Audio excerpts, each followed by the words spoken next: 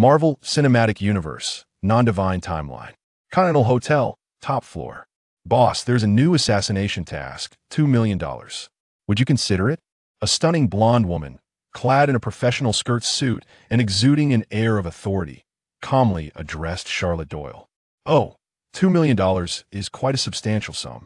Please provide the specifics of the task, and then I will contemplate whether to accept this $2 million assignment. You know me, I tend to be quite selective regarding my targets. By the way, is the target a person of color? Seated by the window, Charlotte held a square glass filled with whiskey, gradually shifting her gaze from the view outside to the speaking Ginny. Not a nigger.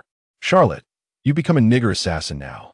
Some African-American assassins at the Continental Hotel have quite a few grievances against you, a killer who is a racist. Charlotte toyed with her glass, her tone serious as she remarked, in my life, I despise two types of people, racists and black individuals. If those ruffians have an issue with me, they can come speak to me. I shall send them where they belong. Seeing her earnest demeanor, Ginny shrugged, indicating that Charlotte was entitled to her opinions. The target of this new bounty is John Wick. The employer wishes to eliminate him swiftly with a bounty of $2 million. Will you consider it? Upon hearing the name John Wick, Charlotte Doyle's thoughts drifted far away. A man who annihilated an entire gang over a dog. Is his saga about to commence? Glancing at the photograph of the target in Ginny's hand, she confirmed that it was indeed the same individual, not a namesake. Charlotte twirled the glass in her hand, observing the amber liquid within. After taking a sip, her expression remained calm as she stated, "The price is too low. I shall not accept." "Why?" Ginny inquired, curiosity evident in her tone. "You entered this field relatively late and may lack comprehensive information. John Wick was once the foremost assassin in the industry, a legend before his retirement." As Charlotte recounted, Ginny gained a clearer understanding of this newly emerged figure on the bounty list and nodded, conceding, "Indeed, the price is insufficient." Her gaze shifted back to Charlotte, curiosity igniting as she asked, "How does he compare to you, Master Ninja?" Charlotte, with a smile, replied, "I am not of the same caliber as him." Though she did not state it outright, her confident tone and nonchalant demeanor clearly indicated that she regarded John Wick's prowess with disdain. Ginny's eyes sparkled, no longer fixating on the task, and she spoke, "I shall seek out other assignments more suited for you. Go ahead." With Charlotte's approval, Ginny turned and exited the room, heading towards the hotel's task hall. Watching Ginny leave, Charlotte's gaze returned to the world outside.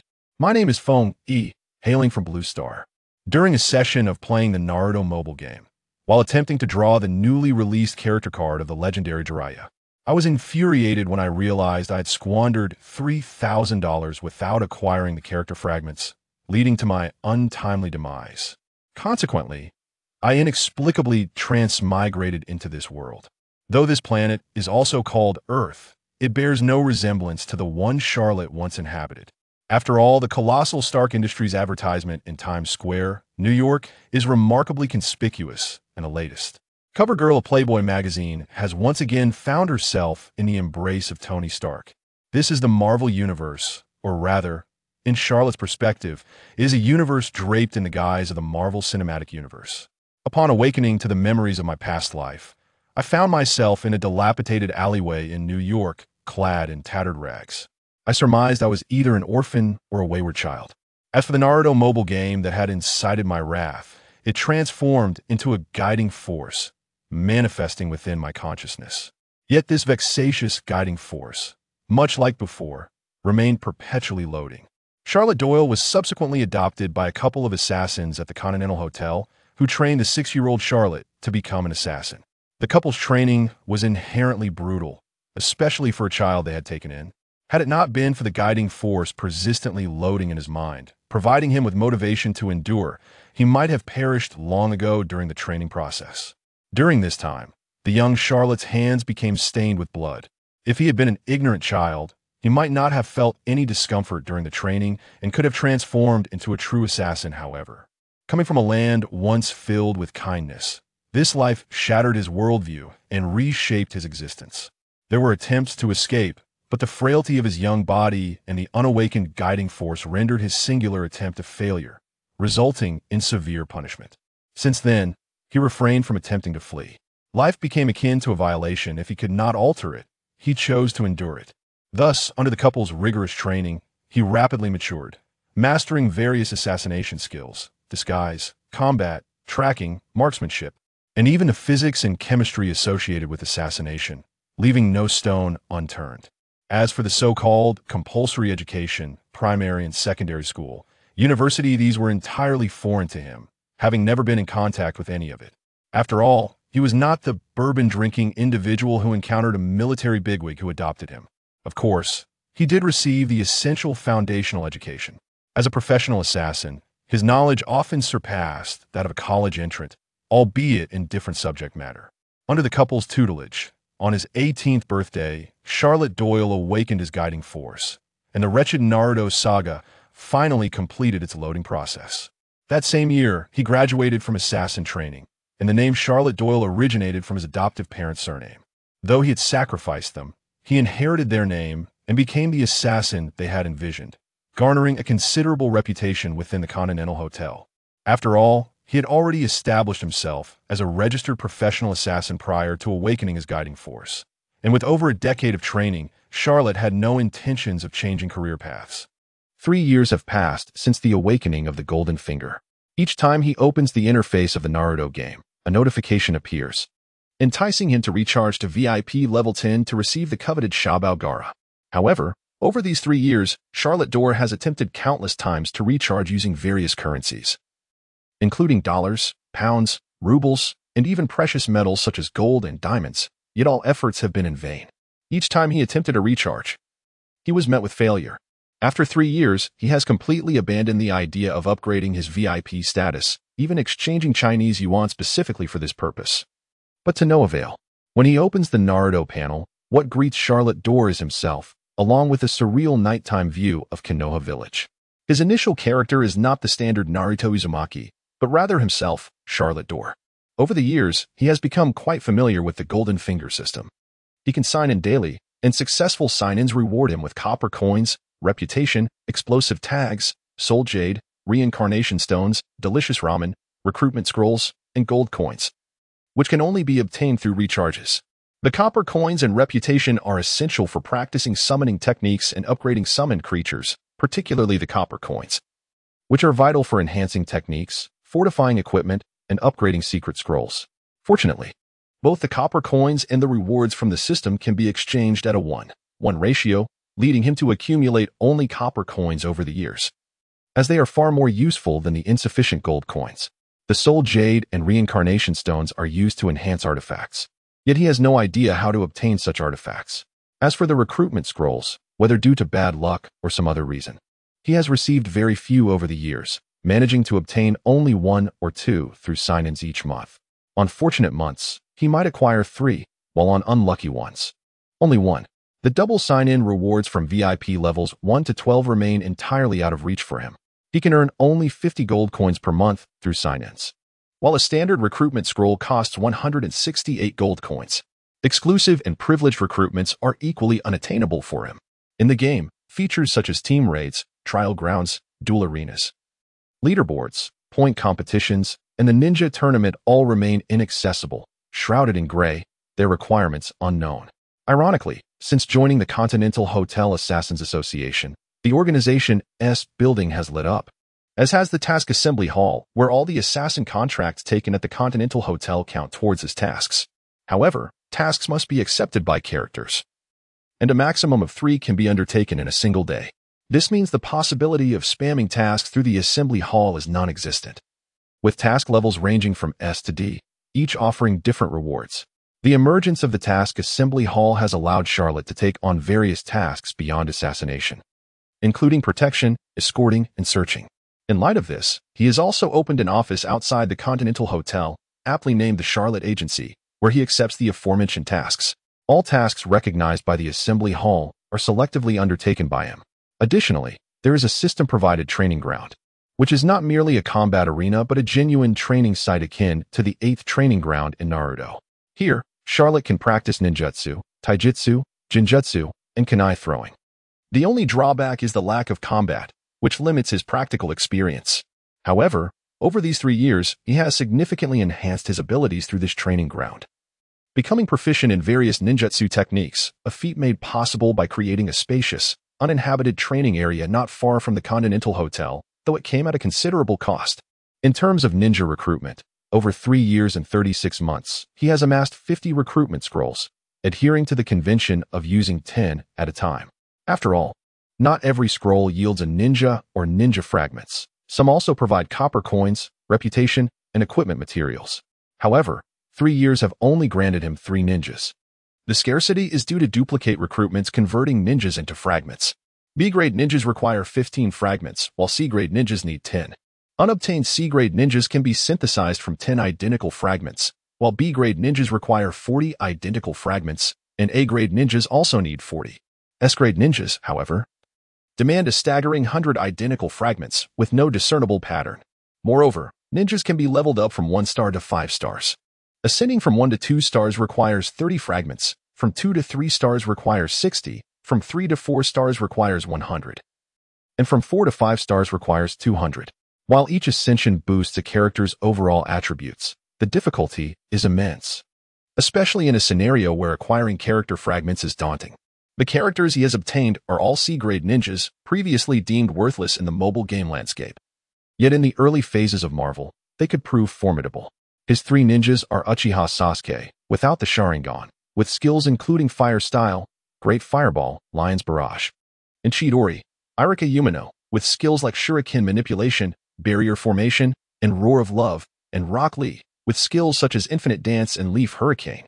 He can utilize all their skills and possesses the standard chakra amount of a C-grade ninja, while he can also cultivate chakra himself. The only frustrating aspect is that the Sasuke he recruited can use Chidori but lacks the Sharingan, a rather unfortunate oversight by the game developers. Only upon successfully recruiting the Sharingan-equipped Sasuke can he obtain this crucial ability, ensuring he can keep pace with the speed of Chidori. Although his team consists of 1 CH Nin and 2 Jinin, their combined might is impressive in this pre-event phase of Marvel. As long as they avoid direct hits from firearms or explosives, their assassination capabilities remain formidable. After all, ordinary ninjas typically possess high attack but low health. Moreover, the recruited ninjas, once their battle slots are activated, can manifest as living beings within the Marvel Universe, embodying the essence of a two-dimensional world brought to life. Aside from the initial battle slot provided, each additional slot requires gold coins to unlock. Over 3 years, all the gold coins earned from sign-ins have been invested in these slots, ultimately allowing him to unlock just 2 additional ones. The 3 manifested ninjas, including himself, form a small team configuration of 3+1. With sufficient battle slots, he could potentially bring all his ninja characters into the Marvel realm. Furthermore, the manifested characters possess their own intelligence, yet exhibit unwavering loyalty to their summoner. If they were not utterly loyal and could inflict harm, he would hesitate to manifest them in the real world, given that some ninjas are notorious for their unpredictable antics. Regarding the art of summoning, he had only unlocked the ninja dog thus far, while the subsequent blue snake, toad, and even the tailed beast stirred a longing within him. Regrettably, he had yet to fully master the ninja dog. However, progress was imminent. With a bit of renown, he would soon elevate the ninja dog to its pinnacle, thereby unlocking the next summoning entity, the blue snake. After reviewing his personal information, Charlotte Doyle downed his whiskey and reclined on the bed, gradually succumbing to slumber. The following day, after breakfast at the hotel, Charlotte found himself lounging in the lobby, while his secretary, Ms. Jenny, had been dispatched to attend to her affairs. As he sat idly, Charlotte observed a man approaching the hotel front desk, wheeling a suitcase. The man moved with purpose, yet his expression was solemn, an air of foreboding enveloping him, as if he had just emerged from a night of violence, resembling a volcano poised to erupt. "Hello, John," Charlotte greeted, extending a hand. He and John had encountered one another on several occasions, primarily due to their shared interest in dogs, often crossing paths during walks. John had even sought Charlotte's advice regarding canine care when he received a puppy from his partner. Their acquaintance had blossomed into a modest camaraderie, particularly as John, upon recognizing Charlotte in the Continental Hotel, appeared momentarily taken aback, not anticipating that Charlotte was now a hired gun of the establishment. Having distanced himself from the world of assassins for 4 years after his partner's retirement, John had severed ties with most individuals in that realm, rendering him largely unaware of Charlotte's current endeavors. After a brief pause, John replied, "Charlotte, I'm here to check in." Charlotte stepped forward. halting a meter away from John Wick, and spoke slowly. It seems you've encountered some trouble. There's a $2 million bounty on your head. Do you require assistance? A mere contract badge will suffice. He understood that while this predicament weighed heavily on John, offering a bit of aid to secure a contract badge would be a profitable venture for him. Upon hearing about the bounty, John remained unfazed. Having dispatched several assassins the previous night, he anticipated that others would follow suit, seeking to claim the reward. He responded calmly, "Not at the moment. Should I need help, I will reach out." "Very well, we shall reconnect," Charlotte replied, unperturbed by John's refusal. He knew John's troubles were far from over. Circumstances would inevitably arise when assistance would be sought. Moreover, he could seize opportunities to intervene during perilous situations, thus cultivating a debt of gratitude. As Charlotte departed, John continued towards the front desk. At that moment, a striking female assassin who had just completed her check-in turned to him and said, "It's a pleasure to see you again, John." "Likewise, Perkins," John responded. After completing his check-in, he exited the hotel lobby, while Charlotte lingered, savoring his coffee. The evening promised excitement. As night fell, in the underground bar of the Continental Hotel, Charlotte and Ginny occupied a booth near the entrance, sipping bourbon whiskey. "Charlotte, the bounty on John Wick has now escalated to $4 million and 4 gold coins. Are you certain you wish to decline?" Ginny whispered, sharing the latest intelligence. Charlotte raised his index finger, shaking his head to indicate his disinterest in the task, explaining, "I have more advantageous plans." He held John Wick in high regard. Despite being merely an ordinary man, his prowess was formidable, earning him the moniker of the Boogeyman, a decisive killer. Securing his allegiance would significantly bolster Charlotte's endeavors in the early stages. Although his 3 ninjas possessed commendable skills, their numbers were insufficient for ambitious undertakings. As the two conversed, the bar door swung open, revealing John Wick. Noticing his presence, Charlotte greeted him once more. "Hello, John." Upon hearing Charlotte's voice, John scanned the bar, spotting Winston at a booth, before approaching Charlotte. "Good evening, Charlotte." "John, your price has doubled, for million plus 4 gold coins. Are you sure you don't need my help?" The newcomers are rather unruly these days. John furrowed his brow at Charlotte's words. As an assassin, he understood that an overture of assistance suggested a need. Yet having retired from that life, he wished to avoid becoming ensnared in its complexities once more. Nonetheless, the double bounty and the gold coins indicated that the situation had grown more complicated, while other assassins might pursue the reward. John felt confident in his ability to handle the matter himself and politely declined Charlotte's offer. Afterward, John Wick made his way towards Winston's booth, eager to discuss certain matters and ascertain the whereabouts of some troublemakers. Ginny observed John's departure, her lips curving into a smile. "Is this the infamous Boogeyman? It seems he has declined the Ninja Lord's offer." "Indeed," Charlotte chuckled. "He has been out of the assassin game for 4 years. Being ambushed and sustaining injuries is hardly surprising. At this juncture, he wishes to distance himself from us. However, his re-emergence into the fray suggests that complete detachment from the assassin world may not be feasible. This situation will inevitably pull him back in. Moreover, no one can refuse Charlotte Doyle's goodwill, not even the Boogeyman." As they spoke, John Wick concluded his conversation with Winston and, having secured the addresses of several troublemakers, exited the bar. Observing John's departure, Ginny asked, "He's gone. Will you follow him?" Charlotte shook his head, responding slowly, "No need. He will return to the hotel. The narrative has only begun, and there will be ample opportunities." After sharing a couple of drinks, Charlotte suggested, "Allow me to escort you home. The night in New York can be perilous." After they left the Continental Hotel, and he saw Ginny safely to her residence, Charlotte turned back toward the hotel. Inside her room, Ginny leaned against the door, waiting for Charlotte to depart before rising. She had been acquainted with Charlotte for some time and had served as his assistant for 6 months. Once a killer from a textile factory, she was not a registered member of the Continental Hotel. A botched assignment had nearly cost her life. During that particular mission, she distanced herself from the textile factory.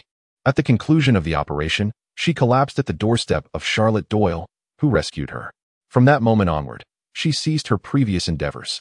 Upon discovering that Charlotte was also an assassin, she chose to become his assistant, aiding him in gathering intelligence on assignments and managing various tasks. Over the past 6 months, she had severed ties with the factory, and Charlotte had not reached out, seemingly indifferent to her departure.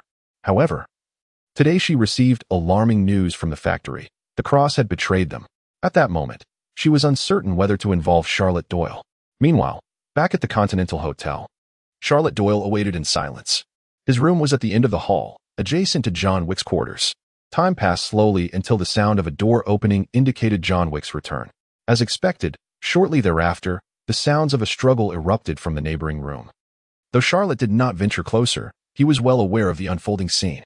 Perkins, the assassin who had violated the Continental's rules, found herself incapacitated by John, who covered her head with a bedsheet and delivered a series of blows.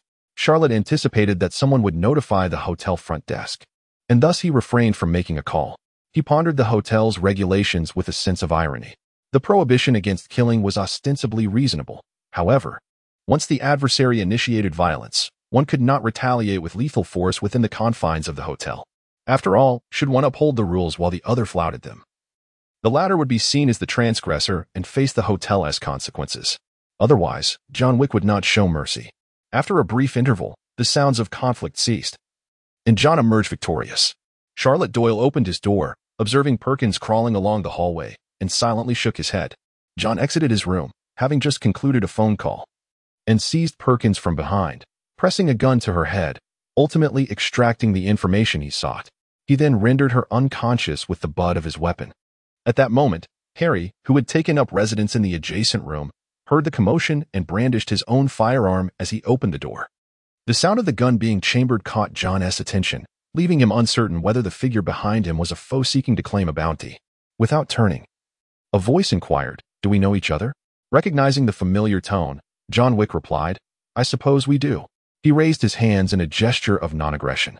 Just as he began to lift his gaze to turn around, he noticed that the door directly in front of him was ajar, revealing a man standing there. It was none other than Charlotte Doyle, whom he had encountered twice within a day. After a brief pause, he turned to greet the black assassin behind him, saying, "Hey, Harry." Harry, glancing at the trio, particularly narrowing his eyes upon seeing Charlotte, addressed John. "Is everything all right?" John Wick replied, "All is well. Handle it yourself." Harry turned to return to his room, but John called after him, "Hey, Harry, would you like to earn a gold coin? Take good care of this sleeping beauty." Harry, maintaining a stoic expression, countered, "Are you going to let her go after?" John Wick humorously responded, "Precisely, a game of cat and mouse." With that, Harry accepted the task, retrieving a pair of handcuffs to secure Perkins' hands behind her back and led her into his room. Standing at the doorway, Charlotte Doyle held a bottle of Chivas and an empty glass, smiling at John Wick, who had momentarily concluded his affairs. "John, care for a sip? You appear to be in quite a predicament." As he spoke, he gestured to John's injured abdomen, where Perkins had recently dealt a few blows, blood seeping through the bandage wound. John Wick stepped forward, accepting the Chivas and glass, pouring himself a drink before downing it in one go. "This is splendid," he remarked, examining the label Chivas 1987, before returning the bottle and glass to Charlotte. Charlotte Doyle took back the items and inquired, "John, you seem a bit worse for wear. Do you require assistance with your subsequent endeavors?" "Charlotte Doyle, I have retired. This is a personal vendetta, one I can handle on my own." John Wick clearly wished to avoid becoming ensnared in the assassin underworld once more, rebuffing his friend's persistent offers of help. Charlotte shrugged, expressing disappointment. "Very well, John. Do take care. Should the boogeyman fall, it would be a loss for the assassin community." He then turned and retreated to his room, closing the door behind him. As for Harry, tasked with guarding Perkins, he felt no compulsion to offer a warning regarding the potential peril he faced. The fate of a mere black man was of no concern to him. Upon returning to his room, Charlotte Doyle did not harbor any anger towards John Wick's latest refusal. If one wished to make another indebted, especially to a significant degree, such methods would be futile. His intention was solely to deepen John Wick's impression of him, ensuring that John would not harbor excessive suspicion regarding his sudden offers of assistance. For shortly, John Wick would find himself in grave danger, ambushed by the Russian mobster Viggo Tarasov's men, rendered unconscious by a vehicle collision, and nearly suffocated with a plastic bag. Charlotte Doyle planned to rescue John before his old friend Marcus, a man resembling the Green Goblin, intervened. After all, one could save a life just once. He could not allow Marcus to monopolize two opportunities. After a brief respite, he departed the Continental Hotel, heading towards the church in Little Russia. For John Wick would soon arrive. Upon reaching the location, Charlotte Doyle surveyed the church's surroundings, ultimately locating the warehouse where John Wick was presumably held captive. He selected a vantage point atop a roof that offered a good view while remaining concealed. As daylight broke, The sounds of gunfire emanating from the church jolted Charlotte awake from his hiding place, signaling the commencement of the boogeyman's rampage. He retrieved a pair of binoculars, focusing on the unfolding spectacle of violence. The crack of gunfire rang out in rapid succession, each shot striking true, executed with an effortless grace that exuded a peculiar allure, devoid of any superfluous dialogue or unnecessary gestures. Unlike some fools who expound on philosophy while taking lives or engage in sentimental exchanges amidst conflict, John Wick's unerring efficiency in killing was precisely what Charlotte admired as he contemplated enlisting him for routine tasks. In all honesty, this assassin did not strike him as inferior to the so-called Hawkeye. In fact, he could prove exceptionally useful in the early stages. Just as Charlotte pondered this, the skirmish reached its conclusion. Two women emerged from the church, and shortly thereafter, smoke began billowing from the church's basement. He knew that the cash, antiques, artwork, and incriminating evidence against government officials stored by Viggo Tarasov had been incinerated by John Wick. Charlotte clicked his tongue in dismay. What a shame to waste such wealth. Even copper coins would suffice, yet it is all reduced to ash. Soon after, he spotted John Wick emerging, and he began to seek a suitable vantage point for observation. The gaze swiftly fixed upon a rooftop, one that afforded a view of the open space before the church. Without delay, John Wick ascended to this vantage point. Throughout, he remained oblivious to the presence of Charlotte Doyle concealed on another rooftop. Thus, both awaited their respective outcomes, John Wick for the arrival of Viggo Tarasov, and Charlotte for the capture of John Wick himself. Soon, Viggo received a call, drove there with his men, and emerged from the basement in a fit of rage, executing the priest who was to unlock the underground vault for John with a single shot to the head. Witnessing this from the rooftop, John hesitated no longer. Armed with a Kahari RMCA 415 assault rifle, he descended towards the chaos below. Damn it, they've been reduced to ashes, Viggo cursed, turning to his subordinate with a question of whether they could salvage the situation. Viggo, you know what lies in the basement, right? That money is inconsequential. John Wick's actions had incensed him greatly. With a series of gunfire, Viggo glanced sideways to find one of his men had been struck down. Realizing John Wick had arrived, he immediately crouched down, seeking refuge behind a vehicle. Damn it, retaliate. His men swiftly drew their weapons, engaging in a shootout with John Wick. Yet Viggo's men failed to inflict any substantial harm on John, suffering significant casualties instead. On the rooftop, Charlotte watched the unfolding gunfight with keen interest, murmuring, "These gangsters are no match for a professional assassin, especially not for a legendary killer like Night Demon. Their marksmanship is woefully inadequate. They might as well be artists in human outlines." She mused on how John was once among Viggo's ranks. Tisk, ultimately a retired killer false to his own men. Truly a victim of his son's folly. In the blink of an eye, John had dispatched 6 men. Charlotte counted with glee, and as John reloaded, he eliminated another 2, bringing the total to 8 slain Russian mobsters. At that moment, one of Viggo's men rushed to a vehicle, intent on ramming John Wick. Observing this, Charlotte had no intention of intervening, for her opportunity was at hand. With a resounding crash, the car collided, sending John flying and rendering him unconscious. As gunfire ceased, Viggo and his men bound John and prepared to transport him to a warehouse for a heart-to-heart. Charlotte found herself at a loss for words. While the outcome aligned with her desires, she reminded herself that against enemies, silence and action were paramount. If Viggo had simply shot John, there would be no further complications. Neither his son nor himself would be in danger. Indeed, the villain perished due to his verbosity. Stealthily, Charlotte followed Viggo and his crew, maneuvering silently into the warehouse. There, Viggo ordered his men to secure John to a chair. As John slowly regained consciousness, Viggo began his lengthy monologue, declaring, "John, let us be frank. My men will surely dismember you." As one of Viggo's henchmen positioned a chair opposite John, Charlotte, concealed in the shadows, smirked at the absurdity of the situation. Once Viggo concluded his tirade and prepared to depart, he noticed John on the verge of suffocation with a plastic bag. In that instant, Charlotte sprang into action, launching 2 shurikens that swiftly eliminated the 2 henchmen poised to strike. The men clutched their necks, unable to utter a sound before collapsing, blood gushing forth as they succumbed to their wounds.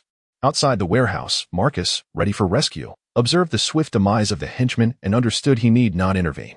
He simply peered through his sniper scope to ascertain the outcome. Charlotte emerged from the shadows, greeting John with, "Hi, John. I told you you'd need my help." John was taken aback by Charlotte's sudden appearance and timely rescue, having believed he was about to join his beloved wife and dog in the afterlife. "Thank you, Charlotte. I owe you one." As he attempted to untie himself, Charlotte interjected, "No need for that." Throwing a dart, she effortlessly severed the bindings on his wrists. "Impressive," John exclaimed before hastily grabbing the Keltec KSG shotgun from the floor, running as he called back, "Charlotte, I'll express my gratitude at the Continental Hotel later. I have business to attend to." He dashed out of the warehouse. Sunlight illuminated Charlotte as she produced a shuriken, flashing it towards a direction. The reflected light caught Marcus's attention. Realizing he had been spotted, he refrained from unnecessary movements. His purpose was to rescue John Wick. And with his old friend averting the crisis, he felt satisfied. Stowing away his sniper rifle, Marcus prepared to exit the tumultuous scene. Meanwhile, John Wick had cornered Vigo, utilizing the shotgun to eliminate Vigo's driver. "Vigo, where is he?" John fired a shot beside Vigo and then aimed directly at him. After extracting information about the whereabouts of Vigo's son and securing the cancellation of the bounty on his head, John agreed not to harm Vigo. Charlotte, having exited the warehouse, did not reveal herself, but instead relied on her ninja-like speed and stealth to depart undetected. She bore no interest in the truce between John and Vigo. John had his motives. He sought the removal of the assassination bounty while perhaps still feeling a connection to Vigo as his former employer. His focus was solely on personal vendettas. Those who killed his dog or stole his car would face his wrath. After all, everyone adheres to their own code of conduct. Simultaneously, within the Continental Hotel, Perkins, having slain Harry in his hotel room, seized the coin John had given Harry. He recalled the moment John had unexpectedly rolled off the bed during his assassination attempt. Upon re-entering John Wick's room, Perkins approached the bedside and noticed a bullet hole. Upon closer inspection, he identified it as the mark of a sniper's bullet, not the result of her handgun, and traced the trajectory to a window where another bullet hole was visible. "How dare you ruin my plans? You shall pay dearly." In an instant, Perkins comprehended the reason behind her failed assassination, committing every detail to memory before exiting the Continental Hotel. On the other side, Charlotte Doyle, having departed from Little Russia, swiftly returned to the entrance of the Continental Hotel. She tossed a gold coin to the doorman as a fee for her entry. Once back in her hotel room, she awaited John's return to express her gratitude. Reflecting on her successful mission, Charlotte felt a profound sense of satisfaction, having only eliminated 2 gang thugs. She had saved John's life in exchange for a promise, a most profitable transaction. However, she found herself somewhat exasperated by the gold coins she had just used. These coins, issued and promoted by the High Table, possessed a purchasing power that was quite perplexing. Specifically, entry into the Continental Hotel cost 1 gold coin. A stay at the hotel also required 1 coin, as did entry to the hotel bar, arranging medical treatment, and even handling a corpse. Even John's request for Harry's assistance demanded the same fee.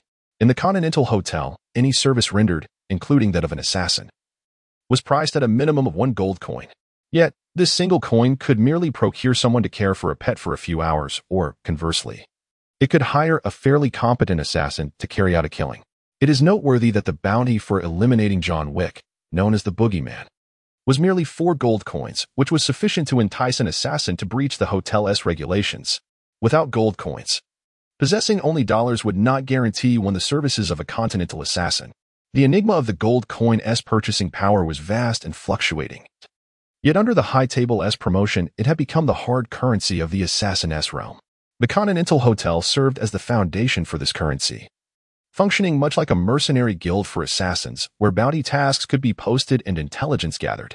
Most importantly, becoming a registered member of the Continental Hotel granted one its protection, such as the prohibition of conflict within its premises. 80% of New York's assassins were members of the Continental. This establishment was a nexus for killers. Although various assassin organizations existed outside, none could rival the Continental. Furthermore, the hotel maintained its own enforcers to punish those who violated its rules, with each Continental Hotel manager commanding their own armed force. Behind the Continental stood the High Table, a coalition of major global gangs forming a union of assassins, consisting of 12 seats headquartered in a desert near Casablanca. Each of these seats was occupied by influential factions such as the Camorra, the Mafia, the Yakuza, and the Triads. Where there are people, there will be conflict. And within this coalition, intrigue and rivalry thrived. Charlotte Doyle harbored an ambition to secure one of these 12 seats, recognizing it as a commendable goal in light of the impending Marvel event. After all, this line of work was her forte, assassins were tasked with killing, gathering intelligence, and even instigating wars. Lying in bed, Charlotte toyed with a gold coin, watching it dance upon her fingers. Meanwhile, Viggo Tarasov, after revealing to John Wick the location he sought, did not leave immediately. Instead, he returned to the warehouse where John had been held captive. Examining the two corpses on the floor, Viggo approached to investigate how the night demon had managed to escape and retaliate. Knowing his men had been armed while John had been securely bound, observing the wounds on his fallen men, and noting the two shurikens and a dart left behind, Viggo's expression darkened as he bellowed, "Ninja Charlotte." Filled with fury, he realized who had disrupted his plans. He roared, "No one can thwart my endeavors and remain unscathed." With that, he departed the warehouse and drove home, his countenance as grim as the depths of the sea. Ever since his unfortunate son had provoked the night demon, his affairs had taken a turn for the worse. Not only had crucial documents been incinerated, but he had also lost numerous men. Ultimately, in a desperate bid for survival, he had revealed his son's hiding place, despite having stationed many guards there. Viggo's confidence was waning, yet he still hoped his men could protect his son and eliminate John, clinging to a flicker of hope as he awaited the outcome. As time passed slowly, Viggo's expression remained grave, smoke billowing from his lips, the ashtray overflowing with cigarette butts as he awaited the torturous news. When the phone rang, he inhaled deeply before answering. Upon hearing the news on the line, Viggo paused, disconnected the call, and took several sharp drags from his cigarette. He then dialed several numbers, arranging for various matters. At this moment, John Wick returned to the Continental Hotel, having just exacted his revenge. As he entered, the front desk attendant, Sharon, called out to him, "Mr. Wick." Hearing Sharon's voice, John halted and approached the desk. "Is there something you need, Sharon?" Sharon produced a set of car keys and replied, "Mr. Wick, the Continental extends its sincerest apologies for the events of last night. This is a gesture of goodwill from the management." After speaking, Sharon pushed the keys toward John. After a glance at the keys, John accepted them without hesitation, greeting Sharon before ascending the stairs. Arriving at Charlotte Doyle's door, John lightly knocked. Recognizing the knock as John S., Charlotte opened the door and greeted him. "John, have you taken care of everything?" "Yes, it's all done." "Then come in and have a seat." With that, Charlotte invited John into converse at leisure. Once inside, John expressed his gratitude, saying, "Charlotte, thank you for your assistance. You saved my life this time." Afterward, John produced a contract medallion and continued, "You mentioned wanting a blood oath medallion from me. I wonder what you require of me?" If the task could be accomplished swiftly, he would forego the medallion and assist her directly, as he had been out of the assassin's world for 4 years now. Charlotte, maintaining a calm demeanor, replied, "Please give me the blood oath medallion. I will contact you when I need your help. For now, I have no other matters to attend to." Hearing her words, John's expression remained unchanged, though he felt a weight of concern. The task Charlotte intended to undertake might not be trivial. Nevertheless, he handed over the blood oath medallion. Upon receiving it, Charlotte smiled, her spirits lifted, and she prepared to inquire about Viggo. "John, did you manage to kill Viggo?" Uncertain of why Charlotte Doyle posed such a question, John Wick interjected, stating, "I merely have some personal grievances with Viggo's son. I have not taken action against Viggo himself." He divulged the whereabouts of his son and rescinded the bounty. Acknowledging that John had ultimately shown restraint, Charlotte remarked, "Viggo Tarasov, the head of the Russian mafia, will not let this matter rest. You must prepare yourself mentally." John replied, "I trust that Viggo Tarasov will honor our agreement, but I appreciate your warning." Noticing that John Wick was unperturbed by her words, Charlotte chose not to elaborate further. As for Marcus's fate, it was left to chance. After bidding farewell to Charlotte Doyle, John Wick checked out of the Continental Hotel, awaiting the registration of the blood oath medallion he had surrendered before his departure. Driving the black Dodge gifted by the Continental, John Wick intended to meet an old friend, for it was not solely Charlotte Doyle who had saved his life but also Marcus, who had previously alerted him at the hotel. Arriving at their usual haunt, Marcus jested, "John, how many more times must I save you?"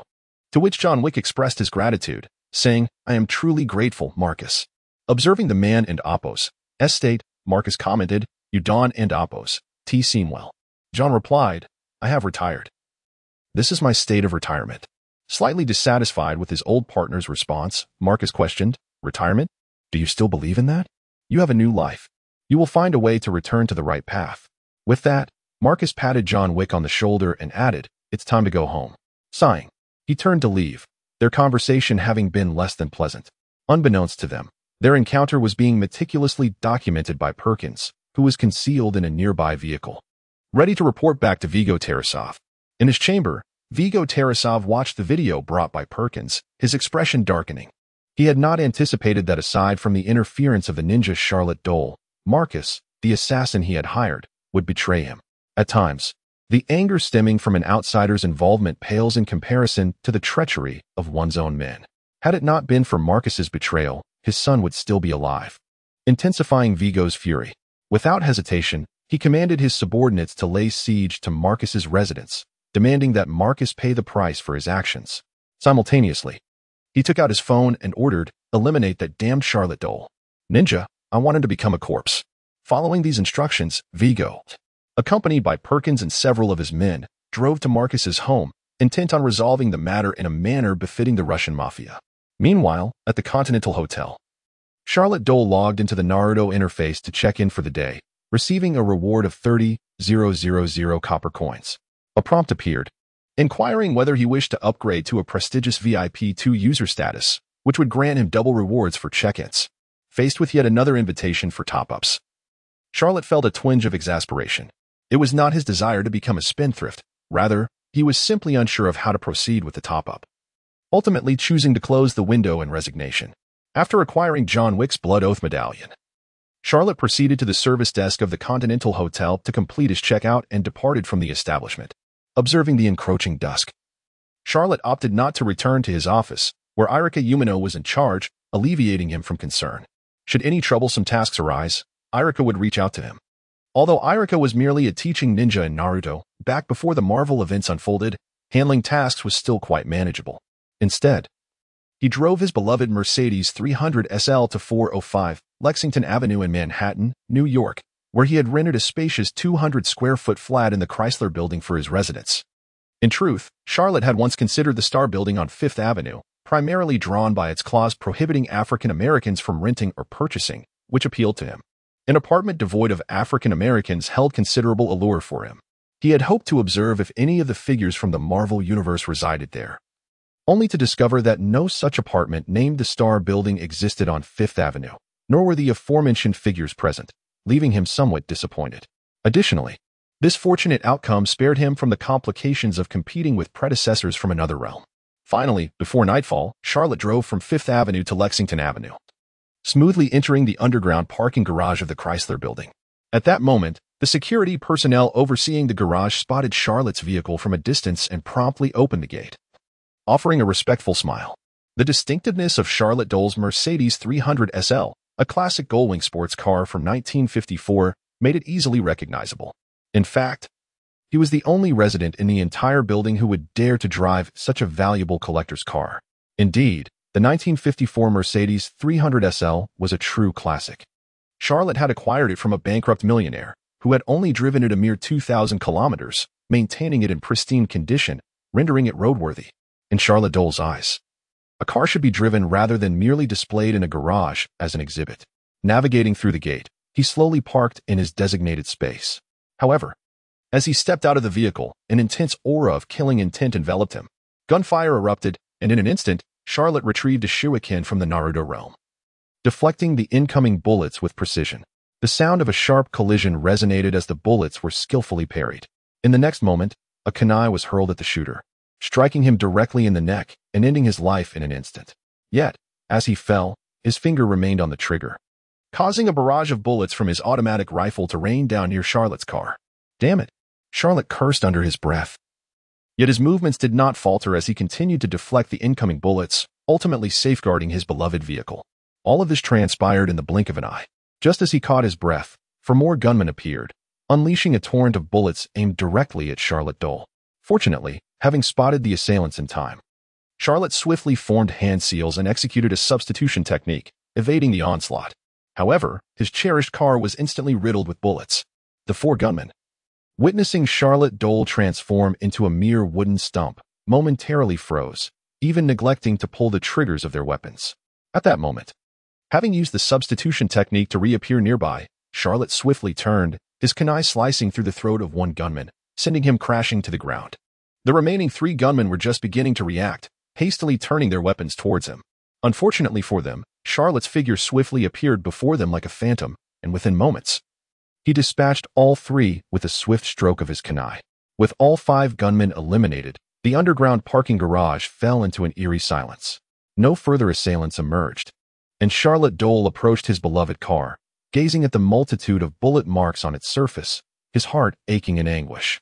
This is an antique car that he holds in great affection. It remains uncertain whether it can be restored. Turning away from the battle-damaged Mercedes 300 SL, Charlotte found herself pondering the audacity of the individual bold enough to attack him. Approaching a group of gunmen, she quickly discerned that they were all Russians, and instantly surmised that this was the handiwork of that scoundrel Vigo. Damn Vigo.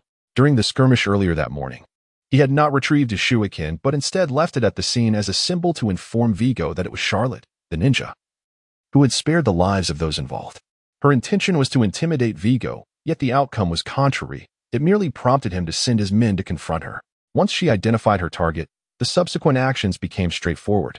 Charlotte Doyle retrieved her phone and dialed a number, which was promptly answered. Charlie, Chrysler Building parking lot. Dinner for 5. Yes, right now. Just as she ended the call, her phone rang again. Upon glancing at the caller ID, she pressed the answer button. Charlotte. Is that you? John, it's me. On the other end, John Wick's tone was somber and tinged with sorrow as he lamented, I should have killed Vigo.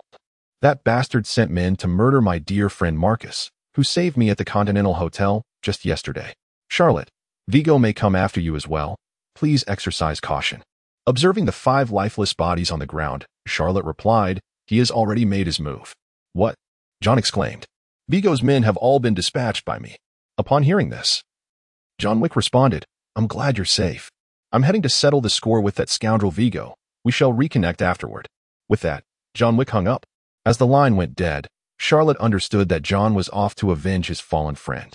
Glancing once more at her beloved car, she murmured, Since there are those who wish to kill you, I shall refrain from claiming this bounty, but this debt shall surely be settled with your Russian counterparts. Charlotte Doyle retrieved Ginny's phone number from her mobile device and dialed. Within 3 seconds, the call connected. Ginny, please look up the location of Vigo Tarasov's gang in New York and send it to me as soon as possible.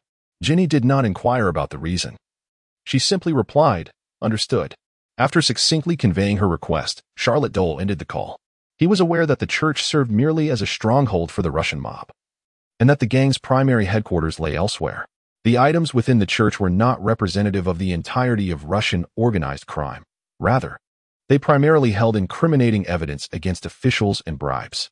Charlotte Doyle awaited in the underground parking lot, and before long, a van drove in. Charlie stepped out and approached Charlotte, removing his hat and placing it over his chest as he greeted, It is an honor to serve you, Mr. Doyle. This is in your hands, Charlie. Charlotte Doyle extracted 5 gold coins from his pocket and placed them in Charlie's palm. Accepting the coins, Charlie swiftly organized his team to clean up the scene. At that moment, Ginny's text arrived. Upon glancing at the address, Charlotte noted it was an abandoned factory in the outskirts of Brooklyn. Looking at his battle-worn Mercedes, Charlotte inhaled sharply, reflecting on the fact that this was an antique car for which even original parts had ceased production. Damn it, not only did they ambush me, but they also wrecked my car. What the hell? After exhaling a frustrated breath, Charlotte finally exited the underground parking structure. Upon leaving, he noticed the security guard at the entrance had vanished, likely frightened off by the sound of gunfire. On the street, he promptly hailed a taxi, and after providing the address, he closed his eyes to rest, lacking the means of teleportation or divine intervention.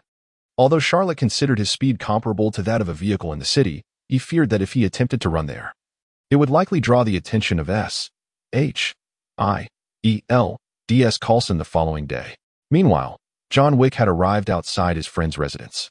Exiting his vehicle, he drew his handgun and cautiously entered the house. By this time, Vigo and his men had already departed, leaving behind only Marcus, who lay in a pool of blood, having been shot multiple times. John Wick, face grim, sat beside his fallen friend in silence.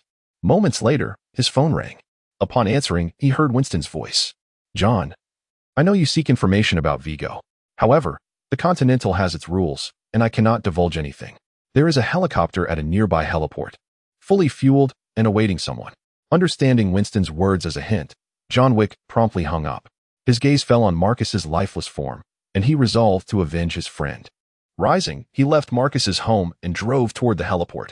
As night enveloped New York City, The sky turned pitch black, and the city sparkled with neon lights. On the other side, Charlotte Doyle had just alighted from the taxi, which hastily departed with greater speed than it had arrived. Clearly, the driver was aware that this area was anything but safe. The arrival of the taxi had raised the alertness of the guards nearby. In a matter of days, Vigo's Russian gang had become jumpy, even though they had heard of a reconciliation between their boss and the boogeyman. Much of the gang's manpower had already been decimated by John Wick. They were apprehensive that rival gangs might seize the opportunity to attack or usurp the Russian mob's territory and business. After all, Vigo was merely a mob boss, not a military general. Their numbers were finite, and with more casualties, their strength inevitably waned. John Wick had indeed killed a significant number of their brethren, 70 to be precise. The diminished guard presence near the abandoned factory now consisted of only 2 individuals. Suddenly, a light illuminated Charlotte Doyle. "Who are you?" A burly man appeared before him, his bulky frame suggesting concealed weaponry. He held a flashlight, directing its beam toward Charlotte's face, as if attempting to discern his identity. Charlotte did not respond. Instead, he swiftly dashed to the man's side, covering his mouth with one hand to stifle any sound, while his other hand effortlessly dispatched the man with a kunai across his throat. In a hushed tone, Charlotte murmured, "These societal scum need to be cleared away. It seems I must play the role of a grim reaper." In the next instant, Charlotte formed a seal and employed a transformation technique. Assuming the appearance of the fallen guard, he deftly removed the guard's walkie-talkie and earpiece, donning them himself. The guard's body was discreetly hidden in a shadowy corner. Due to the enveloping darkness, the other guard failed to notice anything amiss. Thus, Charlotte Doyle swaggered back with confidence. Upon seeing his companion return, the other guard inquired, "Bob, everything normal?" With a smile, Charlotte replied, "No issues here. Just sent a guy who mistakenly got off the taxi on his way." Just as the guard was about to speak, Charlotte struck, plunging the kunai into the guard's neck while simultaneously covering his mouth. "Don't speak. Breathe deeply." Yes, deep breaths. After a few moments, ensuring the guard was lifeless, Charlotte positioned the body against the wall and gently opened the factory's large door, stepping inside. In this manner, Charlotte Doyle brazenly infiltrated the stronghold of the Russian mob. Inside the factory, a Russian brute was pouring vodka down his throat, slurring, "Aiden, a killer, has taken so many of us down, and the boss has reconciled? Damn it, we are the Russian mob. Throw money at him. What do we have to fear? If Vermilion won't buy his life, then make it 8. If that fails, make it 10. How can a mere boogeyman turn the tide?" The person identified as Aiden responded, "Wes, you've had too much to drink." He approached and took the vodka bottle from Wes's grasp. "The boss has his reasons. We need to lay low for a while and not give other gangs a chance to strike." Hearing this, Wes grew even more frustrated. Snatching back his vodka and taking a swig, suddenly he spotted Charlotte Doyle entering and shouted, "Bob, why are you slacking off in here instead of guarding outside? Didn't you hear Aiden say we need to be vigilant?" Unfazed by Wes's outburst, Charlotte Doyle began to survey the factory. The premises were expansive, comprising 3 floors, 2 above ground and 1 below. The first floor housed several vehicles, along with tables and couches. 12 armed individuals were scattered throughout the first floor, 4 of whom guarded the entrance to the basement. Observing the 4 guards at the basement entrance, Charlotte privately speculated whether the vault could be located on the first floor. Noticing Bob's lack of response and his distracted demeanor, Wes's irritation flared. He marched up to Charlotte Doyle, shouting, "Bob, are you deaf? I'm telling you to get out there and guard." As he spoke, he reached out to shove Charlotte out the door. At this moment, Charlotte, who had already gathered intelligence on the factory, swiftly dealt a shuriken to the Russian brute attempting to push him, piercing directly through his heart. Wes, in disbelief, stared at the shuriken lodged in his heart, stammering, "Why you?" After a prolonged silence, he collapsed to the ground, lifeless. Meanwhile, Aiden, who had been observing Wes, was struck dumb and immediately shouted, "Bob has betrayed us. Kill him." Drawing his pistol, he prepared to fire, prompting the other members to react in kind. Having thoroughly assessed the situation, Charlotte swiftly unleashed 8 shurikens, scattering them like petals in the wind. They landed at the feet of several gang members, who, upon realizing the shurikens had not struck them but instead embedded themselves in the ground, were about to mock when the papers tied to the shurikens ignited. Boom, boom, boom. The series of explosions erupted, instantly obliterating everyone except for the guard at the entrance to the basement. Upon hearing the blast from below, the gang members on the second floor quickly reacted, shouting, "Enemy attack." They armed themselves and rushed downstairs for support. The 4 members guarding the basement entrance suffered dire consequences. 3 were blown to pieces by the incoming explosive talismans, while the last, gravely injured, managed to alert the second floor for reinforcements and instructed the basement members to stay vigilant before succumbing to unconsciousness. As the smoke from the explosions lingered, the first 2 gang members who rushed downstairs held their weapons cautiously, searching for the enemy's location. Suddenly, one of them spotted a figure through the haze and shouted, "Over there!" In an instant, both pulled their triggers, unleashing a hail of bullets into the fog. However, the bullets passed through the illusion created by Charlotte, who had employed a technique to divert attention. The next moment, a few shurikens flew toward the gunmen.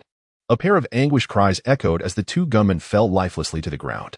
Hearing the gunfire cease and the cries of their comrades, those on the second floor, who were just arming themselves for support, exchanged glances, their expressions shifting from urgency to caution as they slowed their descent, preparing to fire blind shots around the corners.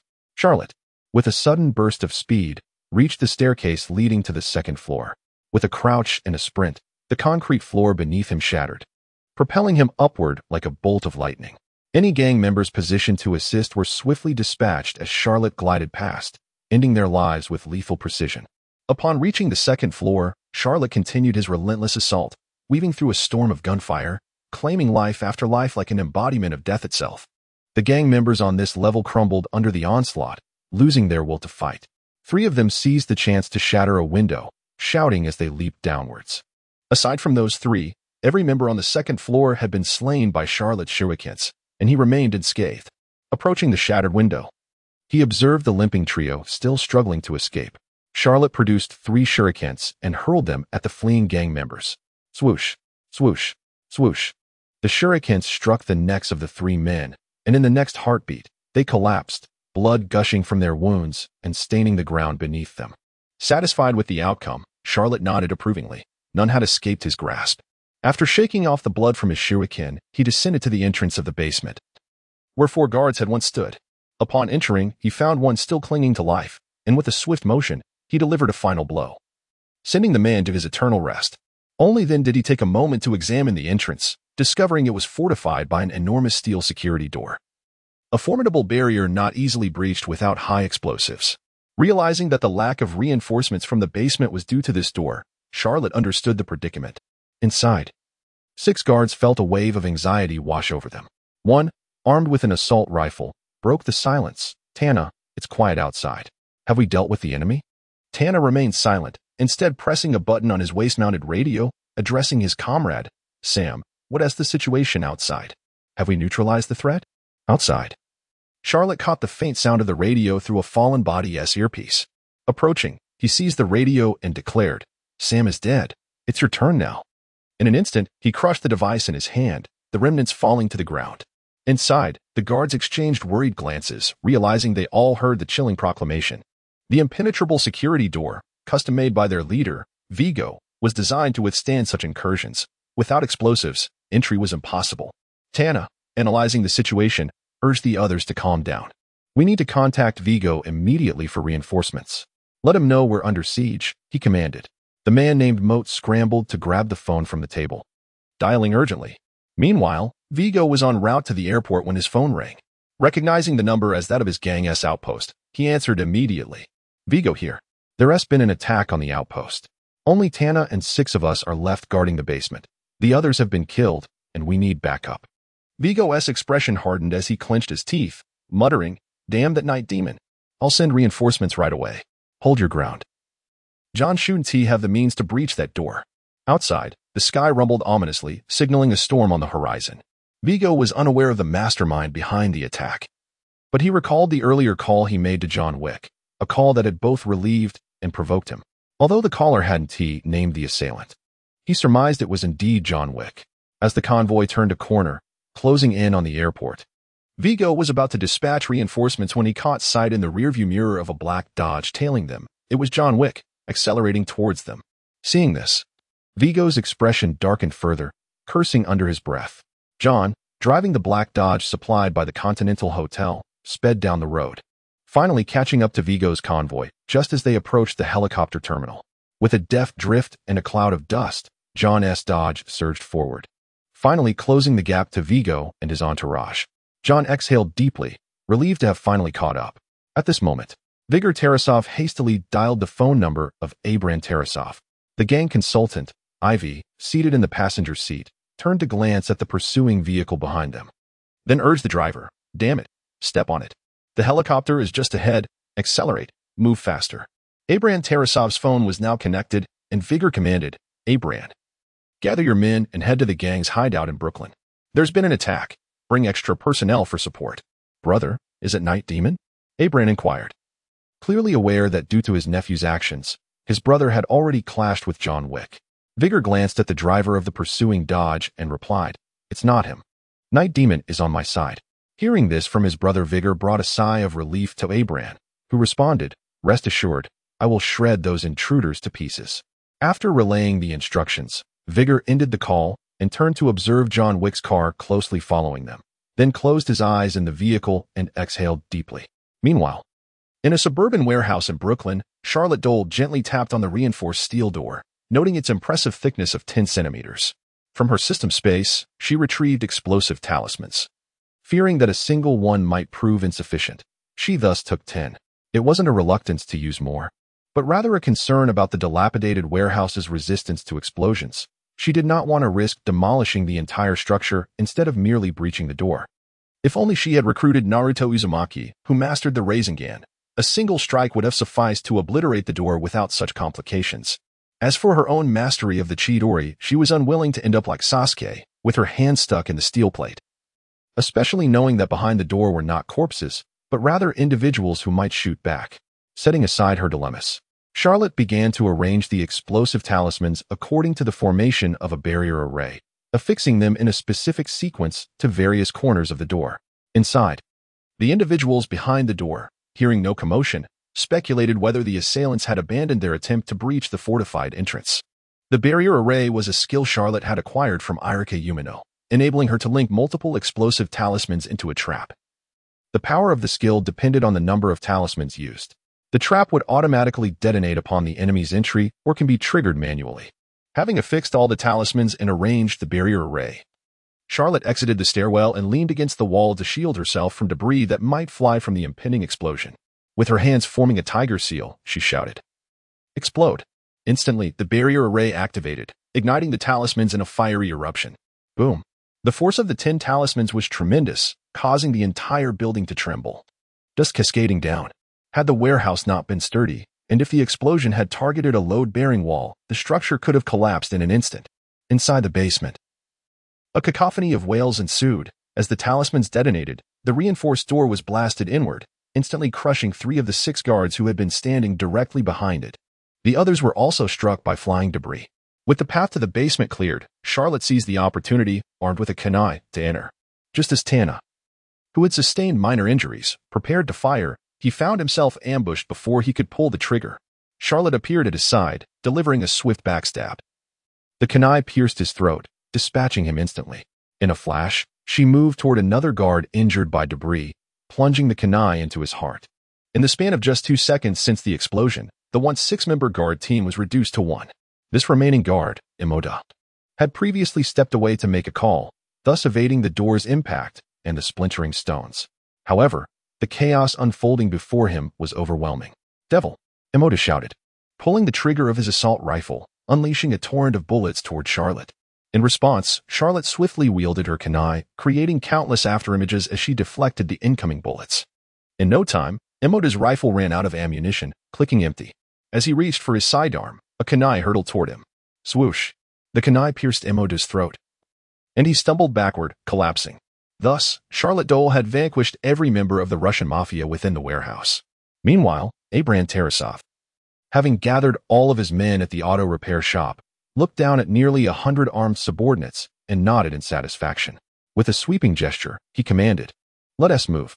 Instantly, everyone turned in unison and boarded their vehicles. The cars roared to life, and a convoy of 20 vehicles surged forth from the repair shop, heading toward the suburban expanse of Brooklyn. Abran was flanked by 3 burly bodyguards in suits who escorted him into a Cadillac SUV. As the vehicle slowly started and joined the convoy, he pondered which faction had the audacity to attack the Russian gang at this moment.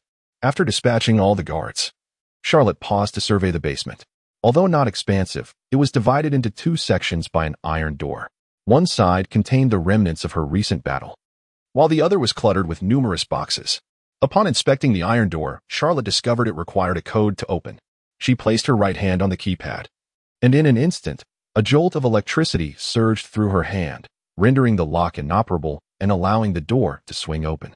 Stepping into the room, she gazed upon the boxes and casually selected one to open.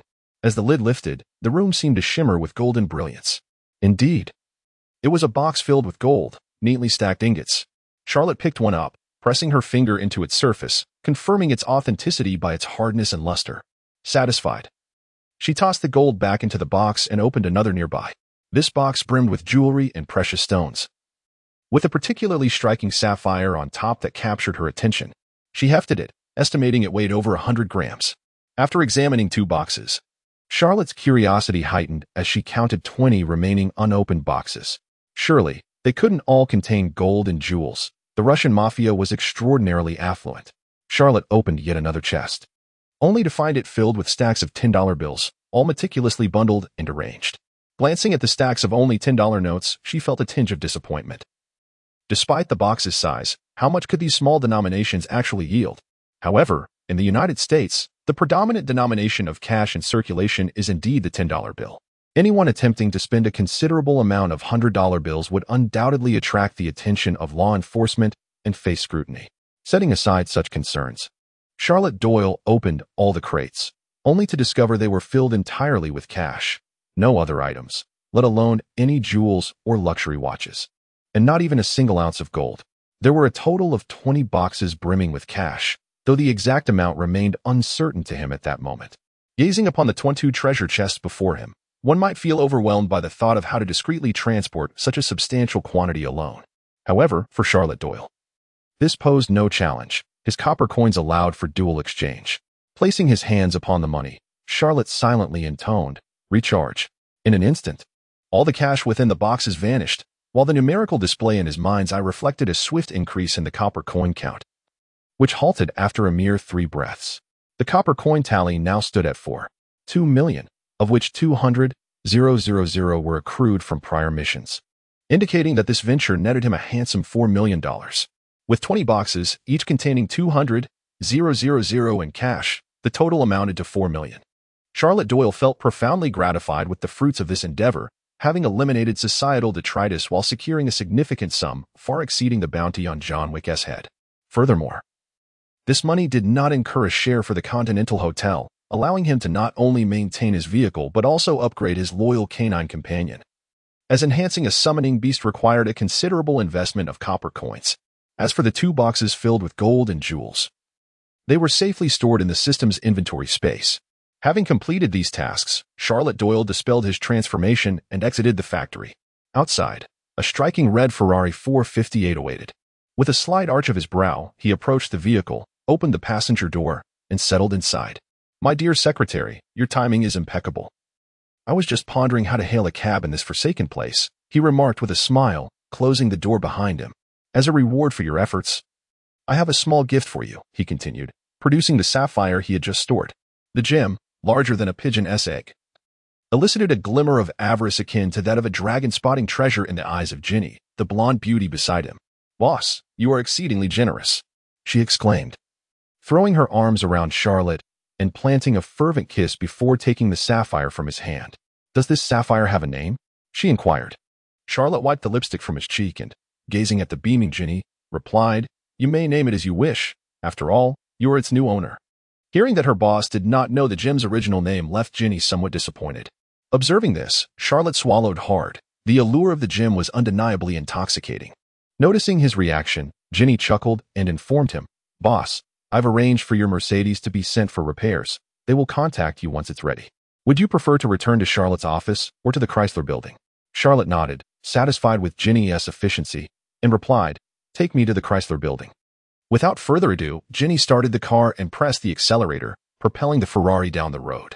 Barely had they departed when the sky darkened, and rain began to fall, first a few drops, then swiftly escalating into a torrential downpour. As Charlotte gazed out at the rain-soaked world beyond the window, his thoughts drifted far away, contemplating that Vigo was finally meeting his end at John's hands. Meanwhile, after half an hour had elapsed since Charlotte and Ginny's departure, Abran Tarasov, accompanied by a cadre of henchmen, arrived at the suburban factory in Brooklyn. A bodyguard held a black umbrella over Abran as he entered the building, where an eerie silence prevailed. Abran's strategist approached, stating grimly, "They are all dead. None of the brothers survived." Abran's face twitched as he responded, "It seems we've arrived too late. Do we know who is responsible? Were there any clues left behind?" After a moment's hesitation, the strategist replied, "Abran, you should come see for yourself." Inside the factory, all the bodies had been collected and arranged neatly in a vacant area. Abran walked over to inspect them. Over 40 corpses lay before him, some mangled beyond recognition, while others had severed limbs piled together, creating a chilling tableau. He tightened his coat against the cold, frowning at the sight. Aside from 3 bodies crushed by a security door, the rest bore no gunshot wounds. Only signs of explosive injuries or slashed throats. The strategist approached Abran, holding a cloth that contained several shurikens and kunai. "Abran, these were found on some of the bodies. They must belong to the killer." Abran's massive frame trembled slightly upon seeing the weapons. He murmured, "Ninjas." Hearing this, the strategist asked curiously, "What?" Observing his strategist's bewilderment, Abran clarified, "The perpetrator is Charlotte Doyle, the second legendary assassin to earn a title after John Wick from the Continental Hotel. Known for wielding shurikens and kunai, he is referred to as a ninja. With these seemingly childlike weapons, he has wiped out an entire armed gang of black men." The strategist was visibly taken aback, his mouth agape in disbelief. He glanced at the 40-odd corpses, nodding in stunned agreement. Indeed, it was staggering to comprehend that someone could accomplish such feats. The harsh reality was undeniable. Abran then inquired, "What is the status of the vault on the first floor? What were the losses?" After a moment's pause, the strategist replied, "Everything is gone. Aside from a few empty boxes, nothing remains." "Damn it," Abran cursed vehemently, cursing both Rufus and Vigo for the trouble they had stirred. After his tirade, he commanded, "Leave some men to clean up, and the rest will accompany me back." With that, Abran, flanked by 3 bodyguards, returned to his vehicle. At that moment, Vigo, the elder brother being cursed, was embroiled in a fierce battle with John Wick amidst the downpour. Despite Vigo Tarasov's status as a crime lord, he was no match for the professional assassin's skill, finding himself on the defensive in their close-quarters combat. Suddenly, Vigo produced a short knife from behind and lunged at the unarmed John Wick. In a fierce exchange between the 2 combatants, neither inflicted harm upon the other after several rounds. At that moment, Vigor Tarasov seized an opportunity, swiftly brandishing a dagger, aiming to plunge it into John Wick's abdomen. However, John Wick, reacting with remarkable agility, grasped the incoming hand with both of his own, and they found themselves locked in a stalemate. Vigor, still holding the dagger, immediately retaliated with fierce strikes to John's neck, even grasping his head with one hand. Yet, despite the brutal blows, John Wick refused to relinquish his grip on Vigor's hand. Instead, he cast a profound glance at the dagger, pushing Vigor's hand onto himself, driving the dagger deep into his own abdomen. Then, seizing Vigor's arm, he exerted tremendous force, breaking it with a sickening crack. The excruciating pain of the fracture elicited a cry from Vigor, who staggered backward. As Vigor observed John advancing, he retaliated with a punch, forcing John to retreat. Glancing at the dagger embedded in his abdomen, John grasped the hilt and yanked it free. Just then, Vigor lunged forward to capitalize on his advantage. But John adeptly blocked the punch with his arm and seized the opportunity to plunge the dagger into Vigor's right shoulder. Vigor was instantly pierced at a vital point, and in a desperate counterattack, he struck John to the ground. Weak and defeated, Vigor sat on the ground, clutching his neck wound, quietly gazing at John Wick. At the same time, John also collapsed, pressing his hands against the wound in his abdomen. Aware of his impending demise, Vigor spoke amid the pouring rain. "John, I shall await you in hell." John, likewise holding his injured abdomen, replied, "Very well, until we meet again." With great effort, he rose and staggered away into the distance, while Vigor closed his eyes. Meanwhile, Ginny had driven Charlotte Doyle to the front of the Chrysler building. Upon stopping the car, she noticed Charlotte about to exit and called out, "Charlotte, won't you invite me up for a drink?" As she spoke, Ginny flirtatiously tossed her golden hair, enhancing her allure. Charlotte, glancing at the inquisitive Ginny, opened the car door and replied, "Ginny, it's getting late, and we have work tomorrow. You should head back." Having said this, Charlotte exited the car and turned to Ginny, saying, "Good night, Ginny. Be safe on your way home, and sweet dreams." With that, Charlotte entered the Chrysler building. In the car, Ginny raised her middle finger at Charlotte's retreating figure, muttering a curse under her breath. She then slammed the accelerator, and the fiery red Ferrari spun around before speeding away. Although Charlotte was unaware of the incident behind her, she could sense Ginny's irritation. Despite this, Charlotte found some satisfaction in the American blonde, though she did not wish to transform her assistant into a romantic partner. While passionate encounters may be commonplace in American relationships, Charlotte was a person of strong possessiveness. Should a relationship develop, he desired to be the sole partner. The prospect of a subordinate becoming a lover troubled him. It raised concerns about their professional relationship and whether he could continue to command her effectively.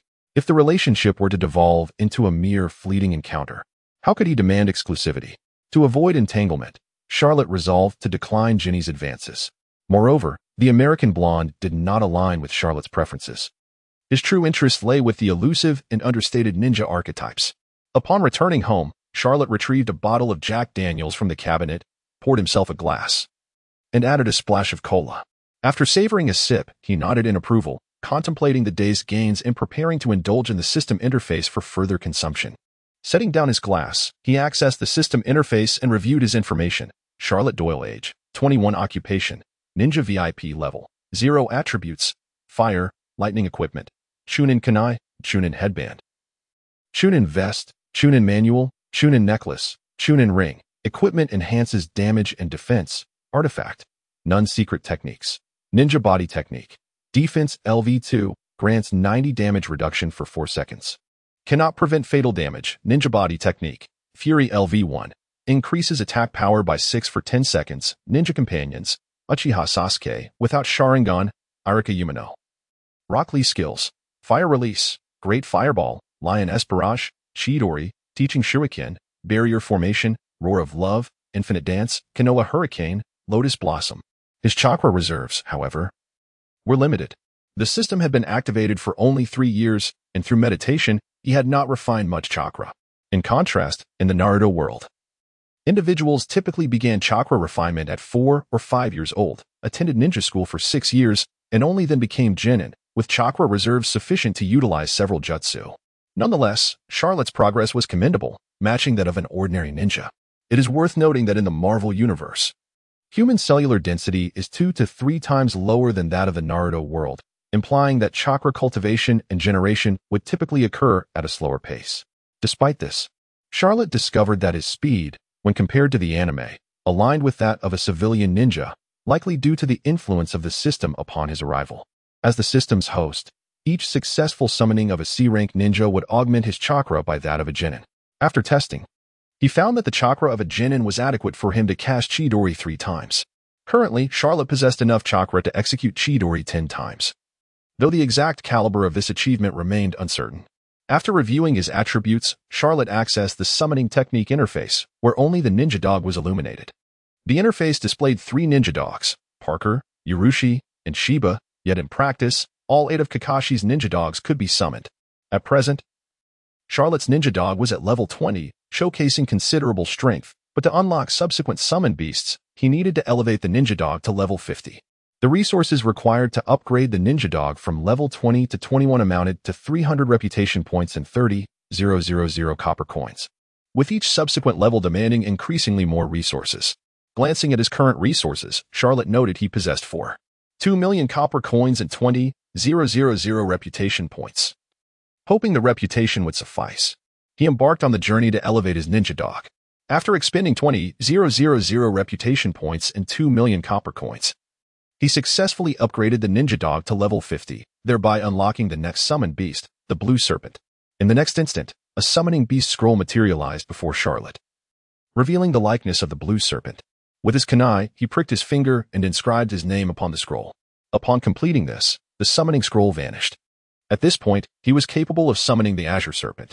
Imagining the scene of conjuring the serpent in the game, he presumed its form would rival that of the myriad snakes. After surveying his modest room, he decided against the summoning. Regarding the Azure Serpent's prowess as a spirit beast, he glanced at his meager remaining reputation points, only 96, and shook his head, resolving to level up gradually in the future. First, he wished to observe the fully leveled Parker. With a resounding thud, he summoned his spirit beast. As the smoke dissipated, Parker's figure materialized before him. Charlotte, Did you summon me for a task? Parker inquired, gratitude evident in his voice. Thank you for restoring our full strength. Sensing the formidable aura emanating from Parker, Charlotte realized that without relying on ninjutsu, his physical capabilities were insufficient to best even a mere dog. No task, Parker. I merely wish to confirm a few matters. Once you have regained your strength, can you continue to enhance it? Parker regarded Charlotte with a contemplative expression and replied, Charlotte, we ninja hounds have matured. Our strength has largely solidified, making further enhancement through training quite challenging. Parker then gazed at Charlotte with a glimmer of hope, saying, Charlotte, could you assist us in augmenting our strength? Charlotte examined the spirit beast interface, where the ninja hound training position was marked as maxed out. I regret to inform you, Parker, that I am unable to assist you in this matter. However, you may attempt training in the spirit realm. Parker sniffed the air and looked at Charlotte. Have you entered into a contract with the beings of the Dragon Cave? Charlotte thought to himself, impressed by Parker's tracking skills. He had merely caught a whiff of the scroll's essence to deduce the truth. With a hint of resignation, Charlotte replied, I have not entered into a contract with the Dragon Cave, but merely signed a summoning contract with the Azure Serpent. Azure Serpent? Parker queried, puzzled by the name. Familiar only with the myriad snakes. A new companion in the spirit realm will certainly stir things up. However, Charlotte, if the opportunity arises, I hope to see Kakashi again. It has been quite some time since I arrived here, and I miss him dearly. Charlotte assured Parker, there will be an opportunity, though I am uncertain of which timelines Kakashi we shall encounter. Then I shall leave the matter in your capable hands, Charlotte. If there are no further issues, I will return to the spirit realm. Charlotte waved his hand dismissively. Until next time, Parker. With a resounding thud, Parker vanished, returning to the spirit realm. As Charlotte beheld Parker's return to the spirit realm, he marveled at the brilliance of the system. Upon first learning that beings like Parker resided in the spirit realm rather than the system's space, he had instructed Parker to use reverse summoning to bring them into the spirit realm. It was a realm unto itself, established by the system as a dwelling for spirit beasts, where his 8 ninja hounds resided. The exact size of this world remained unknown to Charlotte, as he had yet to explore beyond the Dog God Mountain, likely due to his unlit contracts with other spirit beasts. For now, it appeared that aside from himself and his spirit beasts, others could not enter this realm, leaving him to ponder whether they might be discovered by other dimensional lords or deities. Observing his dwindling reputation on the system interface, Charlotte shook his head. In addition to earning dollars, he needed to be mindful of his reputation points. After finishing his whiskey, Charlotte returned to his bed to rest. The following day, upon awakening, the first task on Sherlock Doyle's agenda was to enter the system page for his daily check-in. Ding. Check-in successful. You have received 1 ninja recruitment scroll. Would you like to recharge to VIP 2 for double the scrolls? Upon seeing today's reward was a ninja recruitment scroll, Charlotte felt quite pleased. As for the notion of recharging, he could only resolutely decline, for he genuinely lacked the means to do so. At times, he wished to inquire with the system, what must I provide to successfully recharge? Just say the word, and I shall procure whatever is needed. Yet, to his dismay, there was no customer service for this system, no sprites to assist him, leaving him to navigate the intricacies alone. Fortunately, he was somewhat familiar with the Naruto mobile game. Glancing at the 5 ninja recruitment scrolls he had accumulated, Charlotte mused that in 2 months, he would gather 10 scrolls and could attempt to recruit new ninjas. He did not wish to pursue single draws, as only 10 consecutive draws guaranteed a ninja, given his inability to recharge and the fact that he had exhausted all his luck in his transmigration. He deemed it unwise to hope for miraculous single draws. After closing the system page and tending to his morning routine, Charlotte donned a bulletproof suit customized at the Continental Hotel and took a taxi to his office located at 71st Avenue in Forest Hills, Queens. Upon entering the office, he found Irika Hyane, who was about to greet him. Upon seeing Charlotte, he immediately stood and exclaimed, "Good morning, Lord Charlotte." "Irika, have we received any assignments at the office these past couple of days?" Irika picked up a task sheet from the desk and replied, "We have 2 tasks, find a lost cat and investigate a possible infidelity. Those are the only ones we have. The assignments have been allocated to Sasuke and Lee, so they should be able to complete them without issue." Hearing that there were only these 2 tasks, Charlotte felt somewhat disheartened. Such tasks would undoubtedly be classified as D rank at a task center. Still, he mused, even the smallest mosquito is still a morsel. He then said, "Irika, please hand me the signed task scrolls." "Here are the task scrolls, Lord Charlotte." Irika retrieved the 2 signed scrolls from the cabinet and handed them to Charlotte. After receiving the scrolls, Charlotte accessed the system page and submitted the 2 scrolls at the task center. Upon evaluation, both tasks were confirmed as D rank, each offering a reward of 200 reputation points and 5,000 copper coins. Seeing such meager rewards, Charlotte felt a twinge of frustration. Our office needs to build some reputation. These low-level tasks yield insufficient returns. Irika, do you have any good suggestions? Could we arrange for Rock Lee and Sasuke to take on assignments at the Continental Hotel? The bounties there are quite decent, and given their abilities, they should manage ordinary assassination tasks with ease. Irika proposed, yet Charlotte shook his head. Irika, the tasks at the Continental Hotel cannot be submitted to the task center unless I personally undertake them. The tasks you receive there cannot be submitted. Lord Charlotte, I currently cannot think of any better suggestions. The higher-level tasks at our office are indeed scarce, typically taking a month to secure 1 or 2 decent assignments. Most of them tend to be assassination-related, which have largely been monopolized by the Continental Hotel. Our reputation remains too low. Irika refrained from mentioning that both Lee and Sasuke were quite young and bore Asian features, which rendered them less esteemed in the eyes of clients. Were it not for Charlotte's reputation, they would likely struggle to secure any assignments at all. After all, if clients wished for Charlotte's involvement, they could easily place orders at the Continental Hotel, where the backing ensured credibility. Upon hearing that the Continental Hotel had encroached upon their space, Charlotte furrowed his brow. Contemplating, it seems securing one of the 12 coveted high-table positions is becoming increasingly urgent. Only by ascending to the high ranks of the platform could he integrate the tasks from the Continental Hotel into the firm, allowing the ninjas he recruited to undertake assignments from the Continental Hotel and upload them to the system's task center. John Wick and Winston.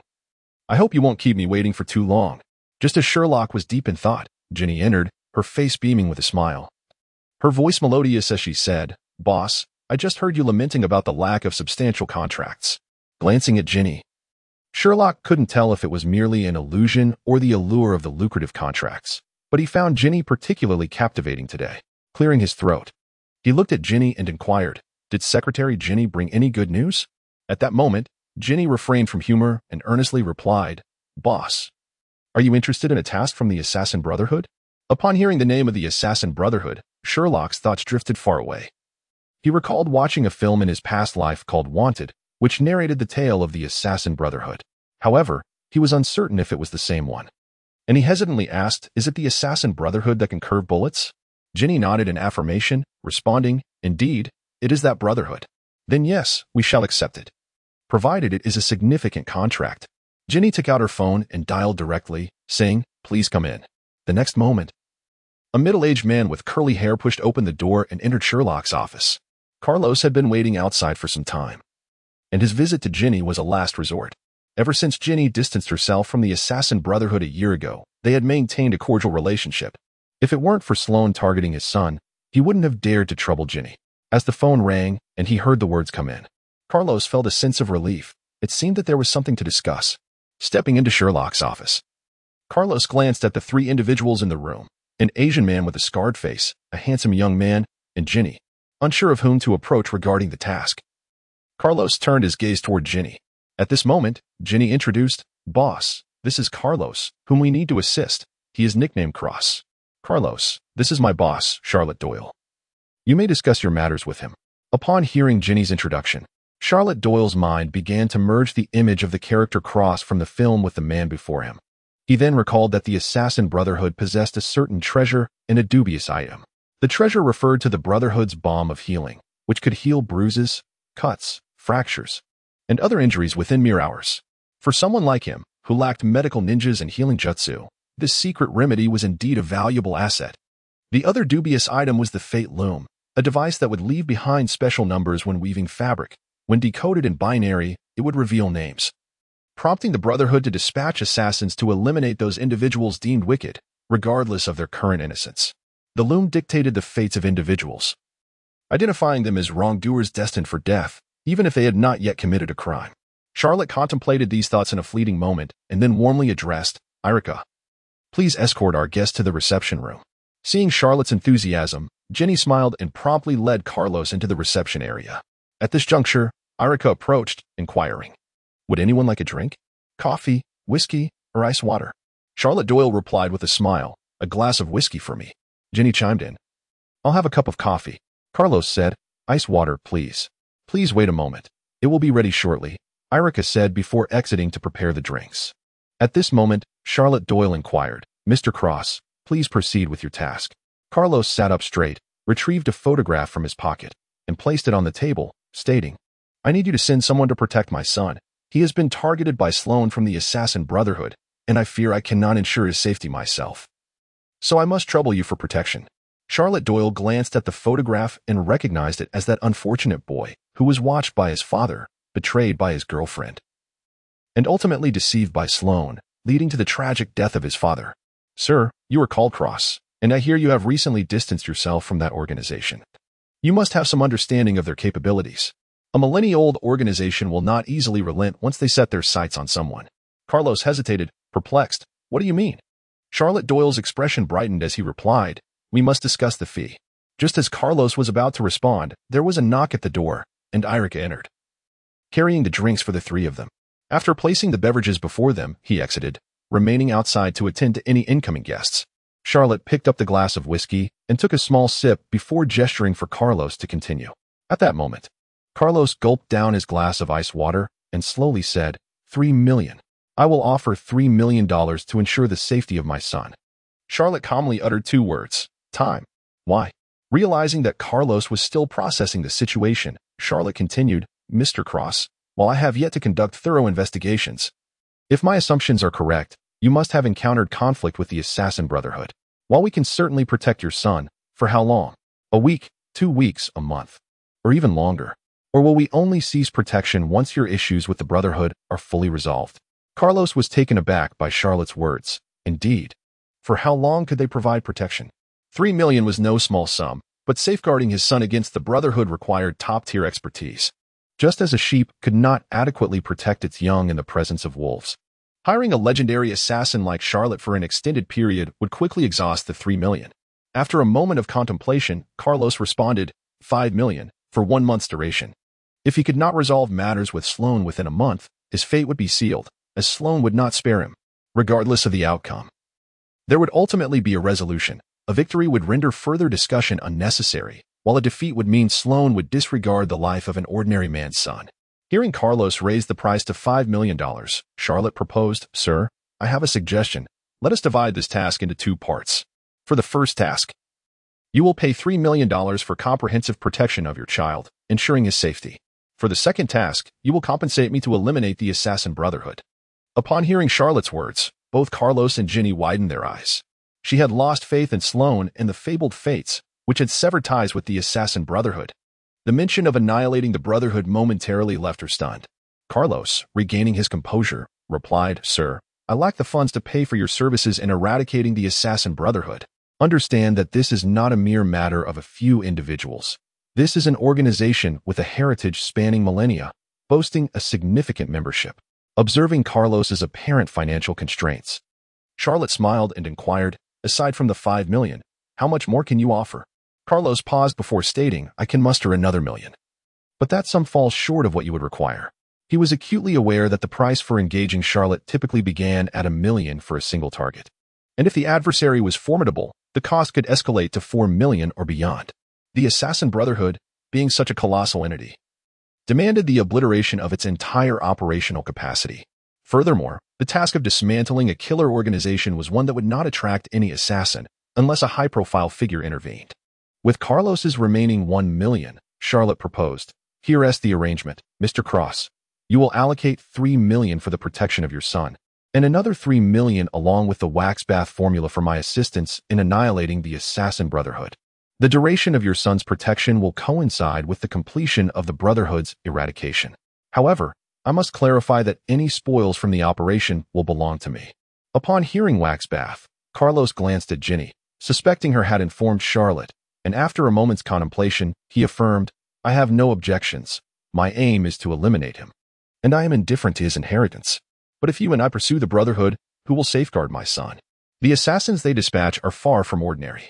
Charlotte, exuding confidence yet seriousness, replied, "Mr. Cross, this is my agency. I am not alone. We have 2 highly skilled ninjas at our disposal, and the individual you met earlier, Erica, will also be present to protect your son. I will deploy a trio led by Irika, comprising Rock Lee and Sasuke Uchiha, to provide comprehensive protection for your son. Their capabilities will exceed your expectations. Carlos was unfamiliar with Rock Lee and Sasuke Uchiha, yet he distinctly remembered the man with the scarred face. While the man exuded an aura of danger, he also bore the demeanor of a mentor. Indeed, Carlos sensed a palpable threat not only from the Asian man but also from Charlotte Doyle herself. Throughout the years, his survival had not merely been due to his mastery of bullet time and the art of gunplay. A significant factor was his uncanny ability to sense danger. Despite acknowledging their formidable prowess, Carlos turned to Ginny, seeking her reassurance. Noting his anxious gaze, Ginny responded, "Carlos, you can place your complete trust in their abilities to safeguard your son. If you remain apprehensive, I shall join Irika's team to protect Wesley." Reassured by Ginny's words, Carlos replied, "Very well, let us proceed with 2 separate commissions." With the agreement reached, Charlotte instructed, "Ginny, please have Irika bring in the 2 commission scrolls." Ginny exited the meeting room to inform Irika to prepare for the task signing. "Mr. Charlotte, how shall I facilitate the payment for the task?" Carlos inquired. Charlotte replied, "We accept credit cards or cash. After all, my agency operates as a legitimate business and pays its taxes promptly. Then, I shall pay by card. I will settle the full amount now, and I expect to receive the wax bath formula prior to the operation." Charlotte shrugged, indicating her acceptance, as no employer would typically pay the entire fee up front. At that moment, Irika entered with the 2 commission scrolls, outlining the task details and compensation.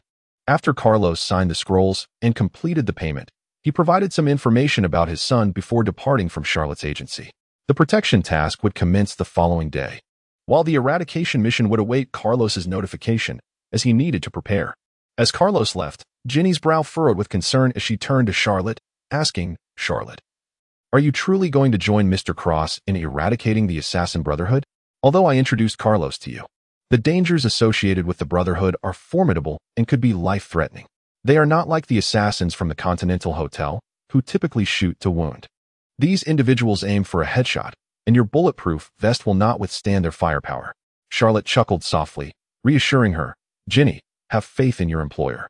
Know that I would not propose this task unless I was confident in my ability to succeed. Do not worry." Observing Ginny's lingering unease, Charlotte chose not to dwell on the matter, stating, "Starting tomorrow, you will join forces with Irika and his team to protect Wesley, and you must remain vigilant. Additionally, I have a task for you. Keep an eye on any news regarding John Wick. Should you hear of any incidents involving his home being bombed, inform me immediately. The boogeyman? I heard he killed Vigo last night. Who would dare bomb his house under such circumstances?" Charlotte laughed. "There will always be reckless individuals, much like Vigo's son." Ginny sighed. "All right, boss, but remember to increase my bonus." "Absolutely." After dismissing Ginny, Charlotte picked up the 2 commission scrolls from her desk and accessed the system panel to open the task submission interface. Noticing she could submit only 1 task at the moment, she prioritized the protection mission for Wesley. Soon, the task submission was approved as a B-level mission, granting a reward of 2,000 prestige, 200,000 copper coins, and a standard treasure chest upon completion. Pleased with the prospect of a treasure chest, which could yield copper coins, prestige, gold, CB ninja fragments, or recruitment scrolls, Charlotte felt satisfied. The second task could only be submitted after Xiaoli and Sasuke completed their current commission. Yet Charlotte sensed the eradication mission would likely be rated A level. Exiting the meeting room, she found Ginny discussing details about the protection target Wesley with Irika, strategizing against potential threats from the Assassin Brotherhood. Charlotte observed their busy activities and chose not to intrude. She approached the front desk, opened the drawer containing the car keys, and gazed at the several keys inside. "Irika, I will take the Porsche from the garage," she announced. "Madam, those cars were purchased by you, so feel free to drive whichever one you desire," responded Irika, with a wave of her hand. Charlotte exited the office and made her way to the garage in the backyard. Upon seeing the imposing Porsche SUV, she shook her head. It simply couldn't compare to her sleek Mercedes, though she wondered how long it would be under repair. Not dwelling on it further, she opened the door, started the engine, and prepared to return to the Chrysler building. With no pressing matters at hand, she decided to refine her chakra and engage in her training. After all, there is no greater joy than the enhancement of one's prowess. As evening descended, Rock Lee and Sasuke Uchiha returned to Charlotte's office after completing their mission. Upon entering, they found Irika and Ginny waiting and inquired with curiosity, Is there a new mission? Irika replied, indeed, a new B-rank mission. At this, Rockley clenched his fists, gazing up at the ceiling as he proclaimed, "Ah, youth. Allow me, Rockley, to take on this high-level task." He struck a signature pose, extending his arm towards Irika and Ginny with a thumbs-up gesture. Over the past year, Ginny had thought she had grown accustomed to Rockley's theatricality. Indeed, in her eyes, it was a form of performance art. However, witnessing his antics once more still left her feeling somewhat embarrassed, wishing she could dig a spacious apartment out of her shoes with her toes. Fool, Sasuke interjected coolly. Irika-sensei mentioned it is a team mission. As a genin, you cannot act alone. Despite the team nature of the mission, Rockley's spirits soared even higher. Come here, Lee and Sasuke. Let me brief you on the mission details. This time it involves protecting someone from impending assassins. Irika gestured to the two. The four quickly conferred about the mission and devised a battle plan. The following day, having trained through the night, Charlotte concluded her chakra refinement. She opened the system interface and selected the sign-in option. Ding! Sign-in successful, earning 200 reputation points. Immediately, she accessed the task assembly and noticed that Sasuke Uchiha and Rock Lee's missions were marked as complete, prompting her to claim her rewards. A total of 400 reputation points and 10,000 copper coins were credited to her account. Subsequently, she submitted the task scroll she had brought back the previous day. The task of eliminating the Assassin Alliance was quickly evaluated and rated as an A-rank mission. The rewards amounted to 5,000 reputation points, 500,000 copper coins, and a splendid treasure chest. The exquisite chest offered one of 5 random rewards: reputation points, gold coins, summoning scrolls, or AB-rank ninja fragments. The contents of exquisite chests were superior to those of ordinary ones, while the mysterious chests from S-rank missions remained an enigma to Charlotte Doyle. Glancing at her account, she noted her reputation stood at 496, copper coins at 2.21 million, with gold coins at a glaring 0, and 5 ninja recruitment scrolls. The glaring 0 mirrored her VIP status, equally conspicuous. Closing the system page, Charlotte Doyle rose to prepare some tools, such as attaching an explosive tag to a kunai. After all, the textile factory, being a factory, boasted ample space and personnel. When the time came, a kunai bearing an explosive tag would serve as an excellent bomb. The system-provided explosive tags were of premium quality, with a blast radius of 3 meters, and under her Uchiha throwing technique, they would be guided with precision. Meanwhile, as Charlotte Doyle assembled her combat tools, Irika's team had already set out. At this moment, outside the Wesley residence, in a concealed location beneath the overpass, Sasuke whispered through his earpiece, "The target has appeared. He is currently at his workplace." Sasuke, follow him closely but remain undetected. Lee, keep a vigilant eye on the surroundings to prevent any unforeseen incidents. Roger. They both affirmed. Goodness, he nearly got hit by a car. This individual is truly careless. Inside a nearby room, Irika was directing the team's actions. He turned to Ginny and inquired, "When should we approach him to inform him that we are here at his father's behest to protect him? Perhaps after he finishes work, we can approach him then." Ginny suggested. Irika lamented, "This man is too foolish and careless. I genuinely worry that he may not perish at the hands of an assassin but rather in a traffic accident. We ought to provide close protection or simply escort him back to the office. That would also suffice." Ginny smiled. "Irika, Captain, let us adhere to the plan." The group soon followed their target, Wesley, to his workplace, observing his every move from outside the towering building. Time flew, and night soon enveloped the city. After work, Wesley exited the company building and approached an ATM, hoping to withdraw some cash, only to discover his card was devoid of even 20. As Wesley contemplated his misfortune, 2 shadowy figures appeared on either side of him.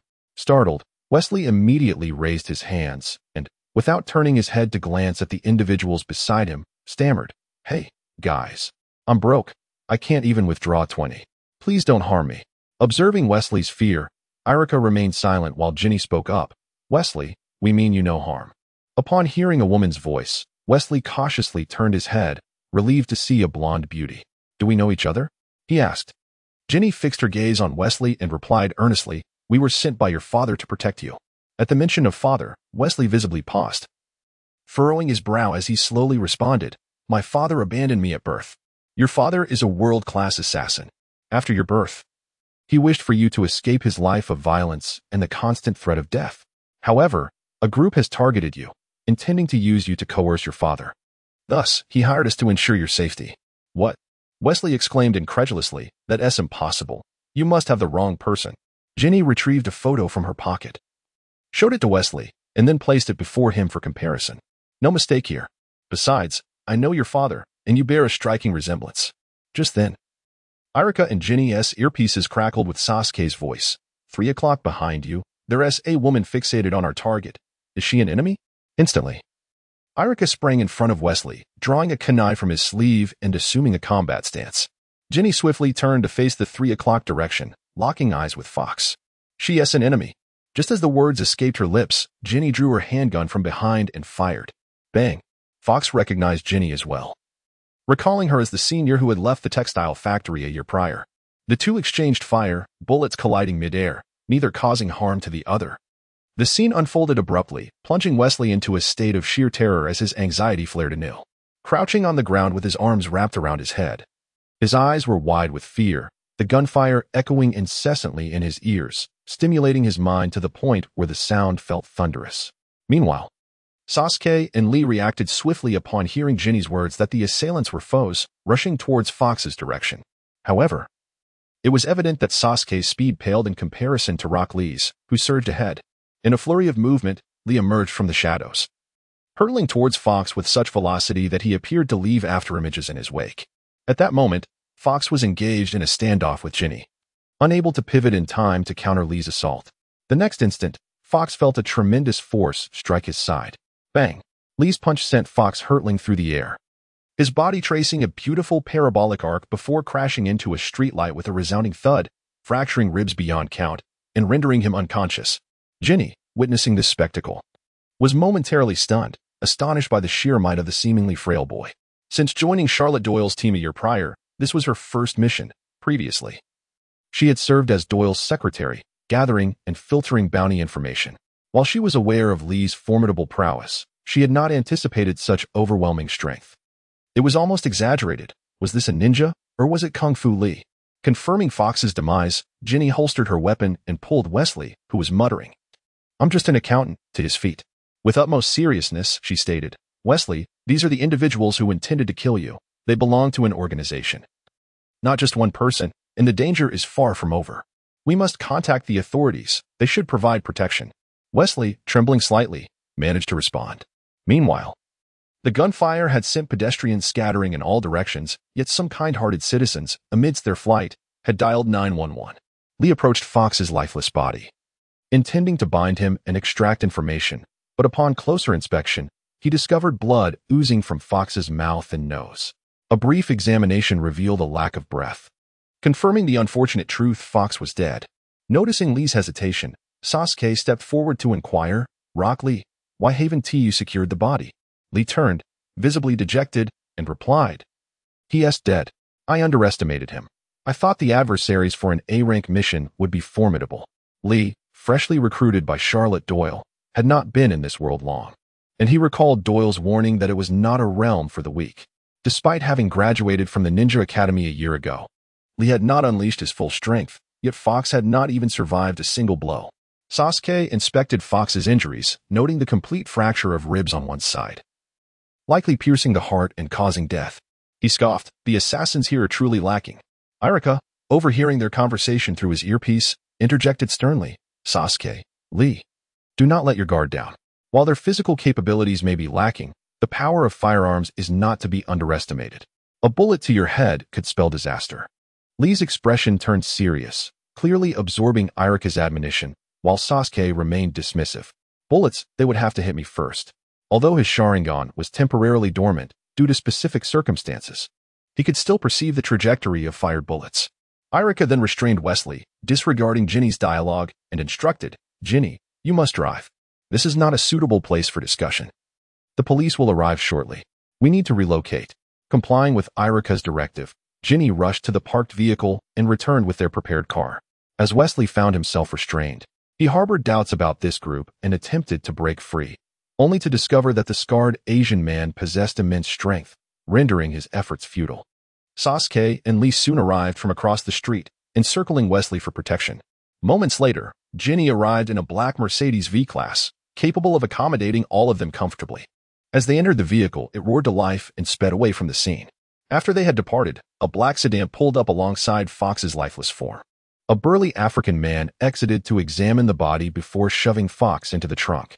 Settling into the passenger seat, he addressed a man seated in the back, saying, "Sloan, the Fox is dead." The speaker was none other than the gunsmith.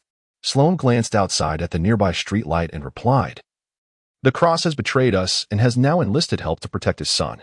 It appears our earlier investigations have drawn attention more swiftly than anticipated.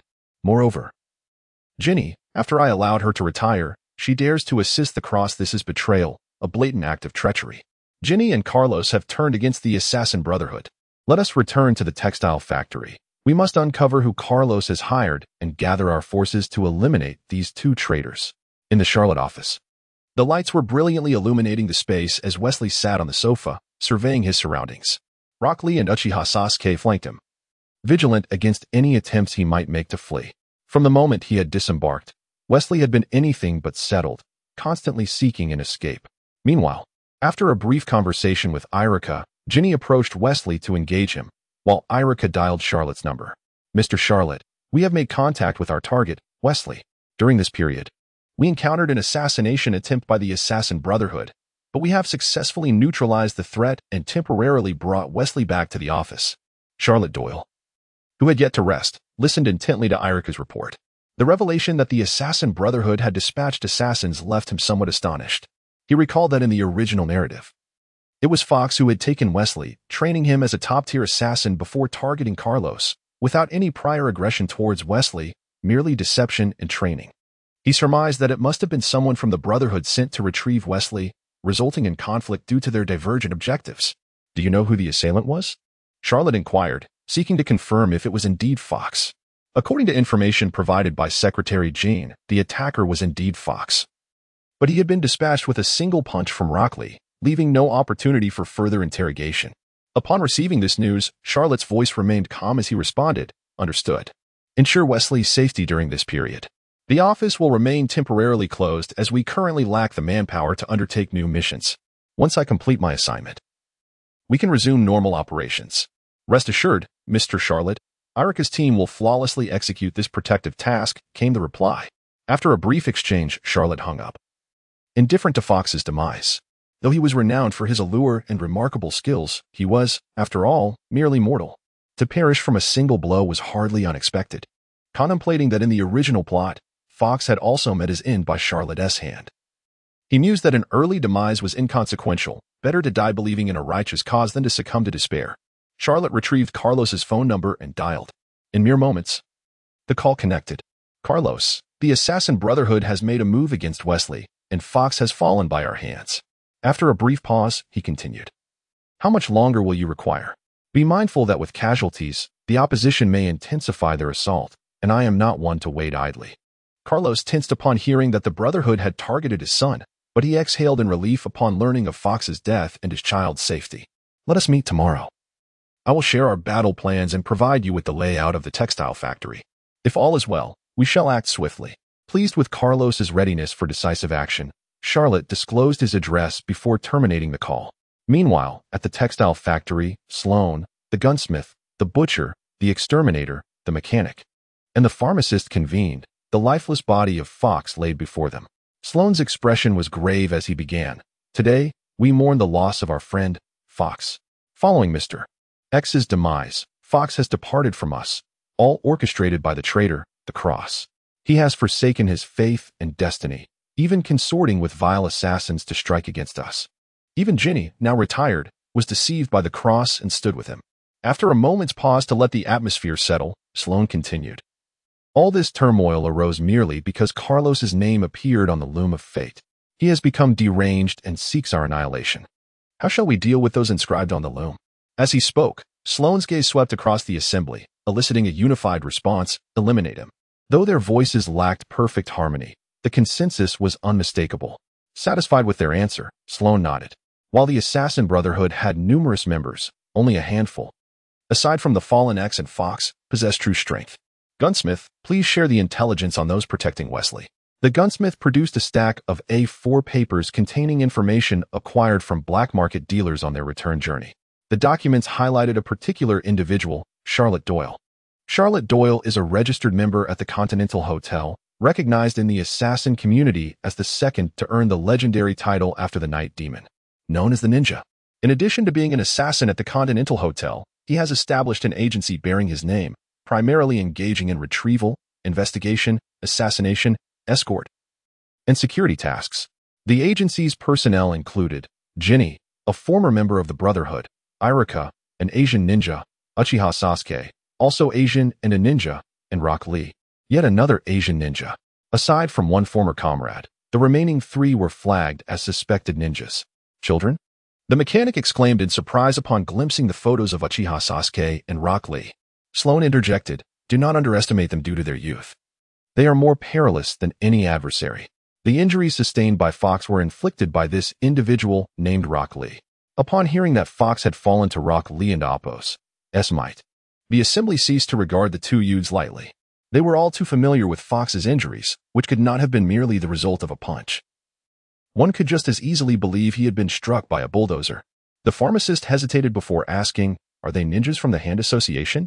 His inquiry stemmed from the Assassin Brotherhood's long history of conflict with the Hand Association, a clan based in an East Asian island nation.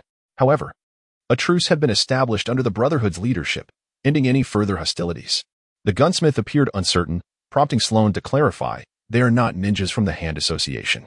With this declaration, a sense of relief washed over the gunsmith and mechanic, but the specter of Rock Lee, the cause of Fox's death, loomed ominously in their minds. The sheer terror of such power, striking death upon contact, was palpable, particularly for the butcher, whose craft involved blades. The implications were dire for the firearms experts present, including the gunsmith. "Sloane, shall we bring in the Cross's son?" the gunsmith inquired. Sloane pondered momentarily before replying, "Carlos's son is our only viable option to deal with the Cross. They share the same bloodline." The gunsmith countered, "But Carlos has already assigned personnel from Charlotte's agency to protect his son. Do we still have a chance? Furthermore, Wesley likely knows his true lineage by now." Upon hearing the gunsmith's assertion, the others expressed their agreement. Sloane gazed at the assembly and slowly articulated, "None of us stand a chance against the Cross, but Wesley is the sole individual whom the Cross would spare. Only by bringing him here and nurturing him can we hope to vanquish the Cross. As long as Carlos has not met with Wesley and has not produced any concrete evidence, I have a way to convince him." At that moment, Sloane spoke with resounding conviction, exuding confidence. Upon hearing his words, the group ceased their objections and inquired, "Should we mobilize to retrieve Wesley?" Sloane shook his head. "No. We must remain vigilant against Carlos's potential counterattacks. Since he can afford to hire protection for his son, we too can invest in eliminating those tasked with his protection.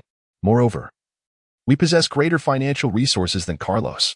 Soon, Sloane and the others deliberated on their forthcoming strategy. Announcing a series of bounties at the Continental Hotel, a reward for the assassination of all employees at the Charlotte Doyle agency, including 5 individuals, each with a bounty of $2 million. Anyone could take up the task, and upon successful execution, the bounty could be collected at the Continental Hotel. For this, Sloane merely expended $10 million, a sum that might seem astronomical to an ordinary individual, yet to the centuries-old Assassin Brotherhood, it was a trivial expense, hardly worth noting. The following day, early in the morning, Carlos arrived at Charlotte Doyle's place, carrying a large, bulging canvas bag. Upon seeing Carlos enter with the sack, Charlotte remarked, "Brother, are you carrying grenades and firearms in there?" Upon stepping into the living room, Carlos placed the bag on the table and opened it, revealing a stack of blueprints. "Charlotte," he began, "the headquarters of the Assassin Brotherhood is a textile factory located at number 17, Brooklyn, New York. Here are the construction blueprints. Take a look. And later we can discuss our battle plan." Charlotte received the blueprints from the Cross and meticulously examined them, page by page, committing the layout, various rooms, storage spaces, and ventilation ducts to memory, ensuring he would be prepared for any potential ambush. He also noted the various attack routes and targets for demolition marked by Carlos, though he opted against using mouse bombs. Not that Charlotte harbored any delusions about animal welfare. Rather, he believed his method of employing canaille with explosive tags was equally effective. After all, the thought of capturing over 1,000 mice and affixing bombs to them was repugnant, especially considering the filthy rodents that lurked in sewers. Once Charlotte had perused the blueprints, Carlos expressed, My idea is to create a horde of mice bound with explosives, allowing them to infiltrate the textile factory and detonate. This will not only inflict substantial casualties but also sow chaos, providing us the opportunity to strike and eradicate the assassin brotherhood. While speaking, Carlos showcased a bomb device resembling a wristwatch, asserting that attaching it to a mouse would not hinder its mobility. Just as Carlos elaborated on his plan, Charlotte's phone rang. Noticing the caller ID displayed Ginny, he answered while gesturing for Carlos to wait. "Ginny, what is the matter?" Charlotte inquired, intrigued by her early call. "Charlotte, I have some unfortunate news to share," Ginny replied, her tone grave. "What has happened? Just tell me," Charlotte urged. Ginny, with an emphatic cadence, informed him, "Charlotte, we have all been placed on the Continental Hotel's bounty list." "All?" Charlotte seized upon the pivotal word. "Yes, all.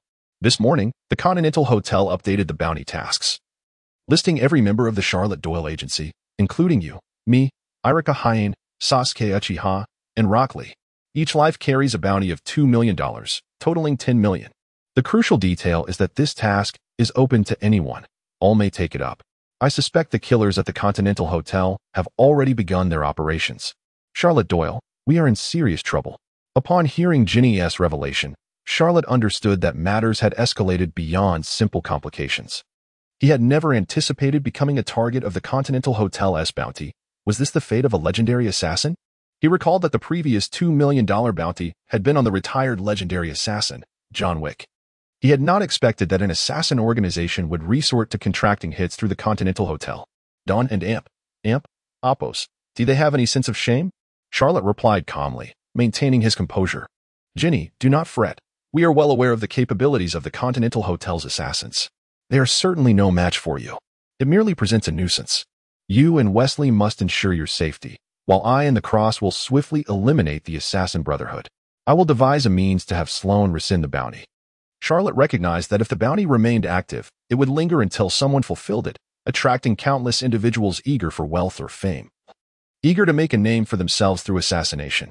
While Charlotte Doyle was unafraid of them, the incessant disturbances were tiresome. Upon hearing the confidence in Charlotte and Oppos' voice, Ginny refrained from further discussion and ended the call. The primary purpose of this call was to inform Charlotte that he too was on the bounty list, ensuring he remained vigilant against any unanticipated attacks. After Charlotte ended the call, Carlos, with a grave expression, remarked, "Sloan has issued a bounty against you?" Charlotte glanced at Carlos and replied, "The Cross, Sloan has placed a $10 million bounty with the Continental Hotel, primarily aimed at eliminating those I dispatched to protect your son. I suspect they intend to seize your son amidst the ensuing chaos caused by the assassins and Oppos' arrival. While my subordinates do not fear those killers, it remains a complication. Thus, for your son and Oppos' safety, I hope to act swiftly." Carlos understood that Charlotte's intentions were for his benefit, but still said, "I need more time. My bombs are not yet complete, and we require mice, many mice." Charlotte Doyle shook his head, stating, "Cross, your plan necessitates excessive preparation and time. I possess something superior to your mouse bombs. We will commence operations tonight. Prepare your weapons." "Delaying will not serve you well." Carlos, his expression serious, asked Charlotte, "The manpower at the textile factory is considerable. Do you truly have confidence?" "Cross, prepare yourself. Tonight, you shall witness the true prowess of a legendary assassin." Seeing Charlotte's resolve, Carlos relented, feeling a twinge of concern for his son's safety. Since Charlotte was confident, he too decided to take the gamble. As for the mouse bombs, he would produce as many as he could, but leaving them behind was out of the question. They were his trump card. Once the decision to act that night was made, Carlos stood to bid farewell to Charlotte, preparing to gather his firearms and explosives.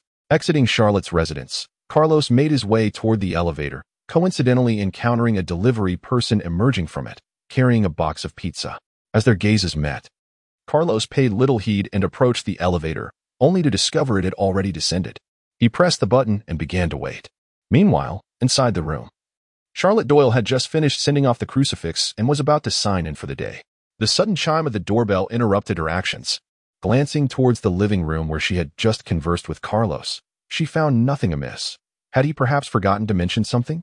Upon reaching the door, Charlotte opened it to reveal a delivery man dressed in black, holding a pizza. A frown creased her brow as she opened her mouth to speak, only to witness the man draw a handgun from beneath the pizza box, preparing to fire. Reacting with remarkable speed, Charlotte delivered a swift kick before he could pull the trigger. In that moment, she summoned her chakra, and the assailant was propelled backward, crashing into the corridor wall, which cracked upon impact, resulting in his immediate demise. The pizza box he held fell in a free fall, its lid popping open to reveal not just pizza, but a concealed bomb. Damn it, Charlotte cursed, realizing the gravity of the situation. With alacrity, she seized the pizza box before it struck the ground and hurled it toward the end of the corridor, swiftly retreating back into her room. Bracing herself against the wall for the impending explosion, the sequence unfolded in a heartbeat. A deafening explosion reverberated through the room, sending tremors that dislodged plaster and dust, while the building's alarm blared to life. Once the chaos subsided, Charlotte emerged from her room to survey the corridor, where the wall at the far end lay in ruins. A cold draft swept through the gaping hole as she murmured, "That was quite powerful." Due to the rapidity of events, Carlos, still awaiting the elevator, was startled by the blast and sprinted toward Charlotte.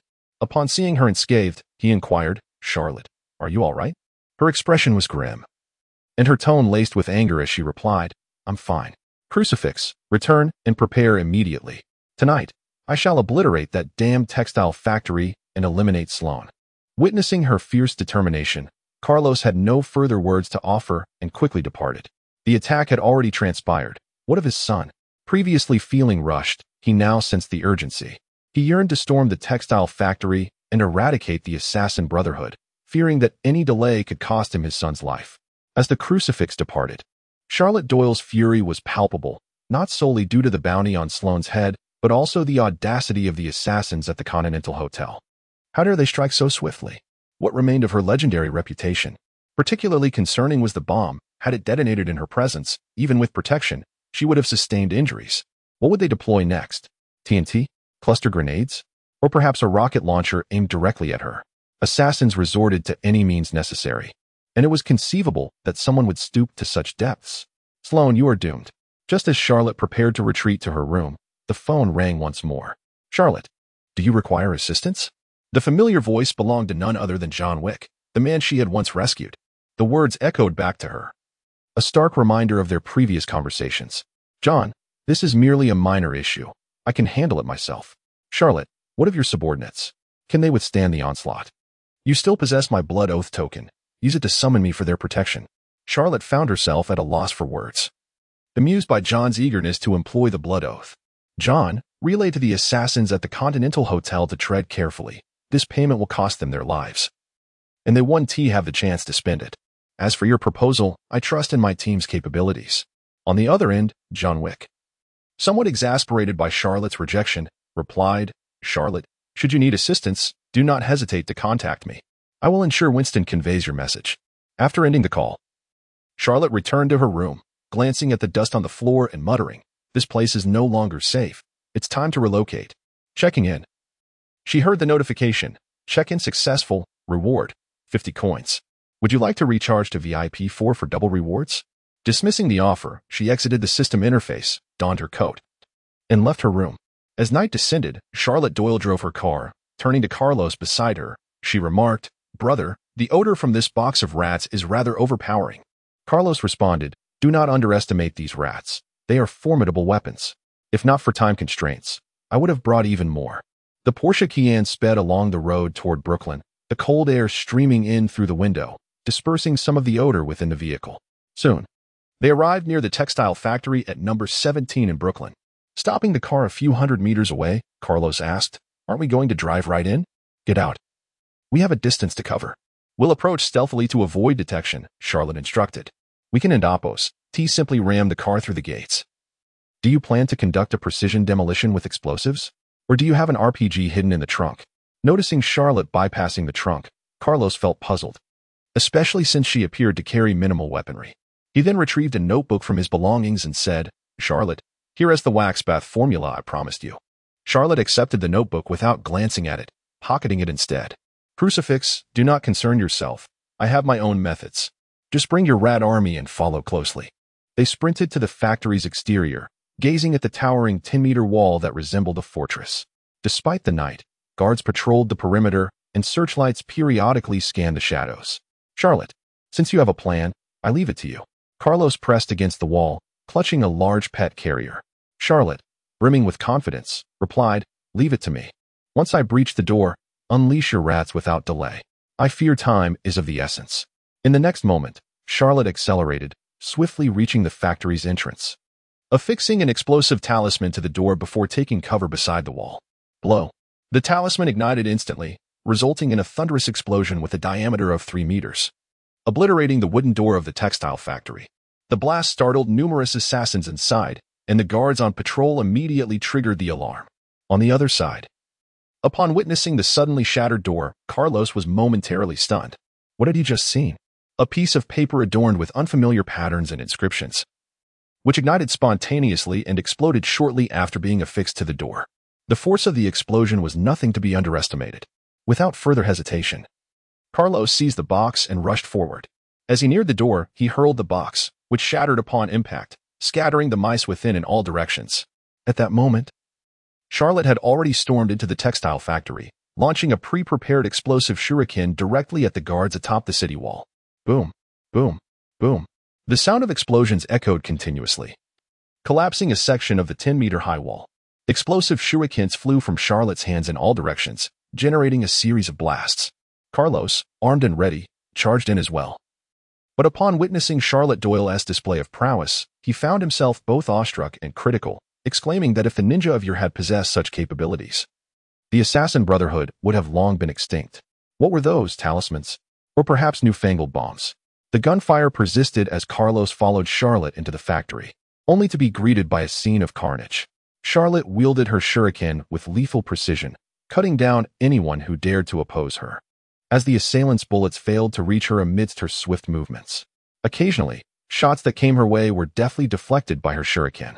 Upon reaching the second floor, another explosion resounded, not from Charlotte's shurikens, but from the numerous explosive mice that Carlos had unleashed. The staircase leading to the second and third floors collapsed under the blast. Entering the second floor, Charlotte was met with a bullet flying towards her. With a swift slice of her shuriken, she split the bullet in two, sending the fragments flying and taking down 2 assailants who were about to fire. The shooter, a handyman, attempted to pull the trigger again after realizing his first shot had missed. In a flurry of movement, Charlotte closed the 10-meter gap in an instant, delivering a powerful punch. The handyman's head burst upon impact, blood and tissue splattering in all directions. The gruesome scene startled not only the enemies but even Charlotte herself. Having never employed such an attack before, she was taken aback by its sheer brutality. Resolutely, she decided that she would refrain from such head strikes in the future, finding the imagery rather repulsive. Turning away, she glanced at the collapsed staircase before leaping to the third floor. The third floor was a slaughterhouse, home to butchers. Upon entering, a flying knife was hurled at Charlotte, which she effortlessly deflected. The room was cloaked in darkness, eerily silent, with countless butchered carcasses hanging from above. Charlotte had no intention of indulging in games. She formed hand seals and unleashed a massive fireball technique. With a significant influx of chakra, a 10-meter diameter fireball of reddish-brown hue materialized and surged forward, engulfing the entire room. Both the suspended pigs and the hidden butchers were instantly incinerated, becoming roasted carcasses. Charlotte smirked, remarking that it was a misconception that the great fireball could not harm anyone. She turned and advanced toward the next room. Meanwhile, Carlos, upon entering, noted that most of the adversaries had already fallen to Charlotte's onslaught, prompting him to take an alternate route directly to Sloane's study. Encountering not Sloane but rather the exterminator, Carlos remarked, "Cross, it seems you have quite an affinity for my research. It appears you've brought a fair number of mice this time." The exterminator clutched a mouse, having disarmed its bomb. "Apologies, exterminator." Carlos spared no mercy, raising his weapon and firing. The exterminator rolled away to evade the shot, tossing the mouse aside and taking cover behind a pillar, cursing, Cross. This is what I taught you, and you use it against me. Bastard." Carlos, unyielding, swung his gun, sending a bullet arcing around the pillar, instantly eliminating the exterminator. Just then, a gunshot rang out from behind as the gunsmith aimed at Carlos and pulled the trigger. Whether by instinct or premonition, Carlos lunged forward, dodging the bullet, and swiftly retaliated. The gunsmith, unwilling to concede, maneuvered while firing at Carlos. Their bullets occasionally collided midair, creating a cacophony of chaos. Meanwhile, Charlotte Doyle entered a grand study, its walls lined with towering bookshelves laden with countless tomes. Suddenly, Sloane and 3 assassins emerged from behind the shelves, brandishing their weapons without hesitation. For bullets fired simultaneously from different angles toward Charlotte, who executed an astonishing aerial somersault, evading all 4 projectiles. Before the assailants could react, she launched 4 shurikens, instantly eliminating 3 of them. Sloan, though spared, suffered a gunshot wound to his hand, causing his weapon to drop. As Charlotte landed and assessed the situation, she confirmed, "Sloan?" Sloan, clutching his bleeding hand, feigned composure. "Charlotte, how much did Carlos offer?" "We'll pay you double, no, triple, to spare me." Charlotte regarded Sloan with a hint of derision, stating, "Sloan, you cannot afford my price. Besides, upon your demise, the textile factory's assets will become mine." This was no jest. Sloan truly lacked anything comparable to the wax bath or the sacred weaving machine. Realizing that Carlos had leveraged the entire factory as a bargaining chip, sweat beaded on Sloan and Appo's forehead. Suddenly, an idea struck him, and he proposed, "Charlotte, if you let me go, I will revoke the bounty on your firm. Moreover, I will turn over this factory deal." Seeing Charlotte remain unmoved, Sloan pressed on, "If you do not release me, the bounty will remain posted at the Continental Hotel, attracting countless assassins like locusts to you. You will find it impossible to trust anyone." In response to Sloan's threats, Charlotte kicked him to the ground and stood over him, declaring, "Sloan, you would do well to cancel the bounty on my firm, for I might grant you a swift death." Instead of cowering, Sloan composed himself, locking eyes with Charlotte. "If you refuse to spare me, this bounty will weigh upon your firm's 5 members until they all perish, and the reward is claimed. Perhaps you are unperturbed by assassination, but what of the others? Can they endure living under such a shadow?" Charlotte, growing weary of Sloan's incessant threats, stomped down hard, crushing him underfoot. "I, Charlotte Doyle, will not be threatened by anyone. You underestimate me if you think those nameless assassins can compel me to spare you." With that, she kicked Sloan's lifeless body toward the doorway. At that moment, Carlos, having dealt with the gunsmith and tending to a wound on his arm, entered to find Sloan dead and cast a glance at the unscathed Charlotte. Carlos's pupils narrowed as he thought to himself, "This man is truly terrifying." "Charlotte, has the bounty issue been resolved?" Charlotte replied nonchalantly, clearly indicating that matters were far from settled. She inquired, "Are there any living souls left in the textile factory?" Noting her lack of response, Carlos moved on, stating, "They have all perished." Glancing at the lifeless body of Sloan on the ground, Charlotte said, "Take me to see your so-called fate loom." Upon hearing Charlotte's request, Carlos regarded her with a deep gaze but did not refuse. He led her to a spacious factory, which was largely empty save for a single operational loom. Observing the machine before her, Carlos spoke with a complex expression, "Charlotte, this is the fate loom of the Assassin Brotherhood." Charlotte approached and circled the loom, particularly scrutinizing its rear, curious if it was indeed connected to a network cable, as some had jokingly suggested. The reality proved otherwise. The fate loom was not linked to any cable. She inspected the loom closely, hoping to uncover something extraordinary, but after a considerable time, she found nothing of note. As her hand lightly brushed against the loom, the long-dormant system suddenly reacted, presenting a notification. "Ding. Special energy detected. Recharge available. Would you like to proceed?" A flicker of a smile crossed Charlotte's face. Indeed. The fate loom was no ordinary object, possessing the ability to recharge her system. Without hesitation, she mentally commanded a recharge. In an instant, the loom appeared to have its essence drained, aging rapidly before her eyes. The machine, which had remained unscathed for over a millennium, crumbled into ashes as if ravaged by time. Staring in disbelief at this transformation, Carlos was momentarily at a loss, unable to comprehend why the immortal loom had decayed to dust at Charlotte's touch. After a moment of contemplation, he murmured, "The fate loom and the Assassin Brotherhood, having forsaken their faith, have both succumbed to decay and destruction." Charlotte merely raised an eyebrow at Carlos's words, choosing to focus on the interface of the Naruto system in her mind. Ding. Recharge successful. The system interface displayed a fluctuating gold coin tally, rapidly changing from 50 to 100, 500, and finally settling at 1730. A total of 1680 coins had been recharged, and her VIP level had escalated from 0 to VIP 1. Observing these changes, Charlotte did not linger on the system interface but exited, intending to examine the details later, especially with Carlos still present. "Charlotte, the Assassin Brotherhood has been vanquished. How do you wish to claim your spoils?" Carlos gestured towards the ashes on the ground and the surrounding factory. As Charlotte contemplated the ashes, she mused inwardly, "My spoils have already been claimed. You simply remain unaware." The factory is yours, Carlos. Since you emerged from here, it is only fitting that you take possession. Taken aback by Charlotte's offer, Carlos initially believed it to be her bounty, as their previous contract had stated that all spoils belonged to her. Grateful, he replied, "Thank you. I will tidy this place up and see if Sloane had any hidden cash. I will let you know." Pleased by Carlos's compliance, Charlotte nodded approvingly. "Very well. Arrange it as you see fit. The task is complete. Now, go fetch your son." The two departed the textile factory and made their way to the parking area. Charlotte tossed him the keys and said, "Wesley is at my office. You can drive on the way back." Carlos took the keys without questioning why Charlotte asked him to drive and opened the car door, starting the engine. Charlotte settled into the passenger seat, catching a whiff of the lingering sewer smell and, after rolling down the window, closed her eyes to relax. As Carlos drove steadily towards Charlotte's office on Forest Hills 71 St. Avenue, her consciousness entered the system interface. She examined the gold coin tally of 1730 and checked the recharge records, discovering that special energy could indeed be recharged. The system confirmed a successful recharge of 840 coins, resulting in a doubled initial recharge of 1680 coins. At that moment, Charlotte understood that the Fate Loom had not directly granted her the substantial amount of gold coins. It was the system's first recharge bonus that had resulted in such a windfall. However, she found it somewhat absurd that a mere 840 coins had only elevated her VIP status by one level.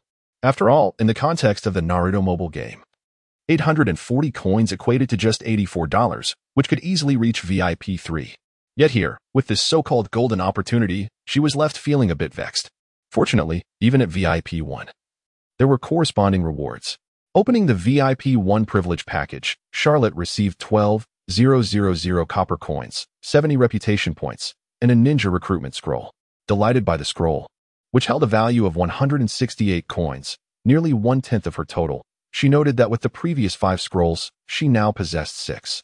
Feeling generous, she purchased 4 additional ninja recruitment scrolls, bringing her total to 10. This expenditure consumed 672 coins, leaving her with 1058 coins. However, Charlotte did not immediately conduct the ninja recruitment, but began to ponder. If the Fate Loom could transform into energy for recharging, what else might be eligible for such a process? Dragon bones, 10 rings, heart-shaped grass, the frost box, eternal flame, or perhaps the infinity stones. Though she did not possess these items, nor was she certain if they could indeed be recharged, she was eager to try. After all, relying solely on her growth felt sluggish. Augmenting her ninja attributes and skills was the true path to power. With this newfound ambition, Charlotte Doyle felt a renewed confidence in her future. Shifting her focus, she opened the task interface to see that the mission to eradicate the Assassin Brotherhood was complete and promptly selected to claim her reward, 5,000 reputation points, 500,000 copper coins, and a splendid treasure chest. Upon opening the chest, a radiant glow revealed a ninja fragment, boldly inscribed with Shippuden, Uchiha Sasuke, the very Sasuke who had completed his training under Orochimaru. Satisfied with this acquisition, Charlotte lamented that with only one fragment of Shippuden, Uchiha Sasuke, she faced the daunting prospect of collecting 40 identical fragments to synthesize an B-rank ninja unless she recruited him directly. In that instant, a wave of anxiety washed over her, and she refrained from contemplating the time and cost required to gather the necessary fragments, opting instead to exit the system space. After a while of driving, Carlos approached the vicinity of Charlotte's office. Even from a distance, she noticed Charlie's body retrieval vehicle parked outside her office. With a quirked eyebrow, Charlotte mused, a killer must have been dispatched and eliminated.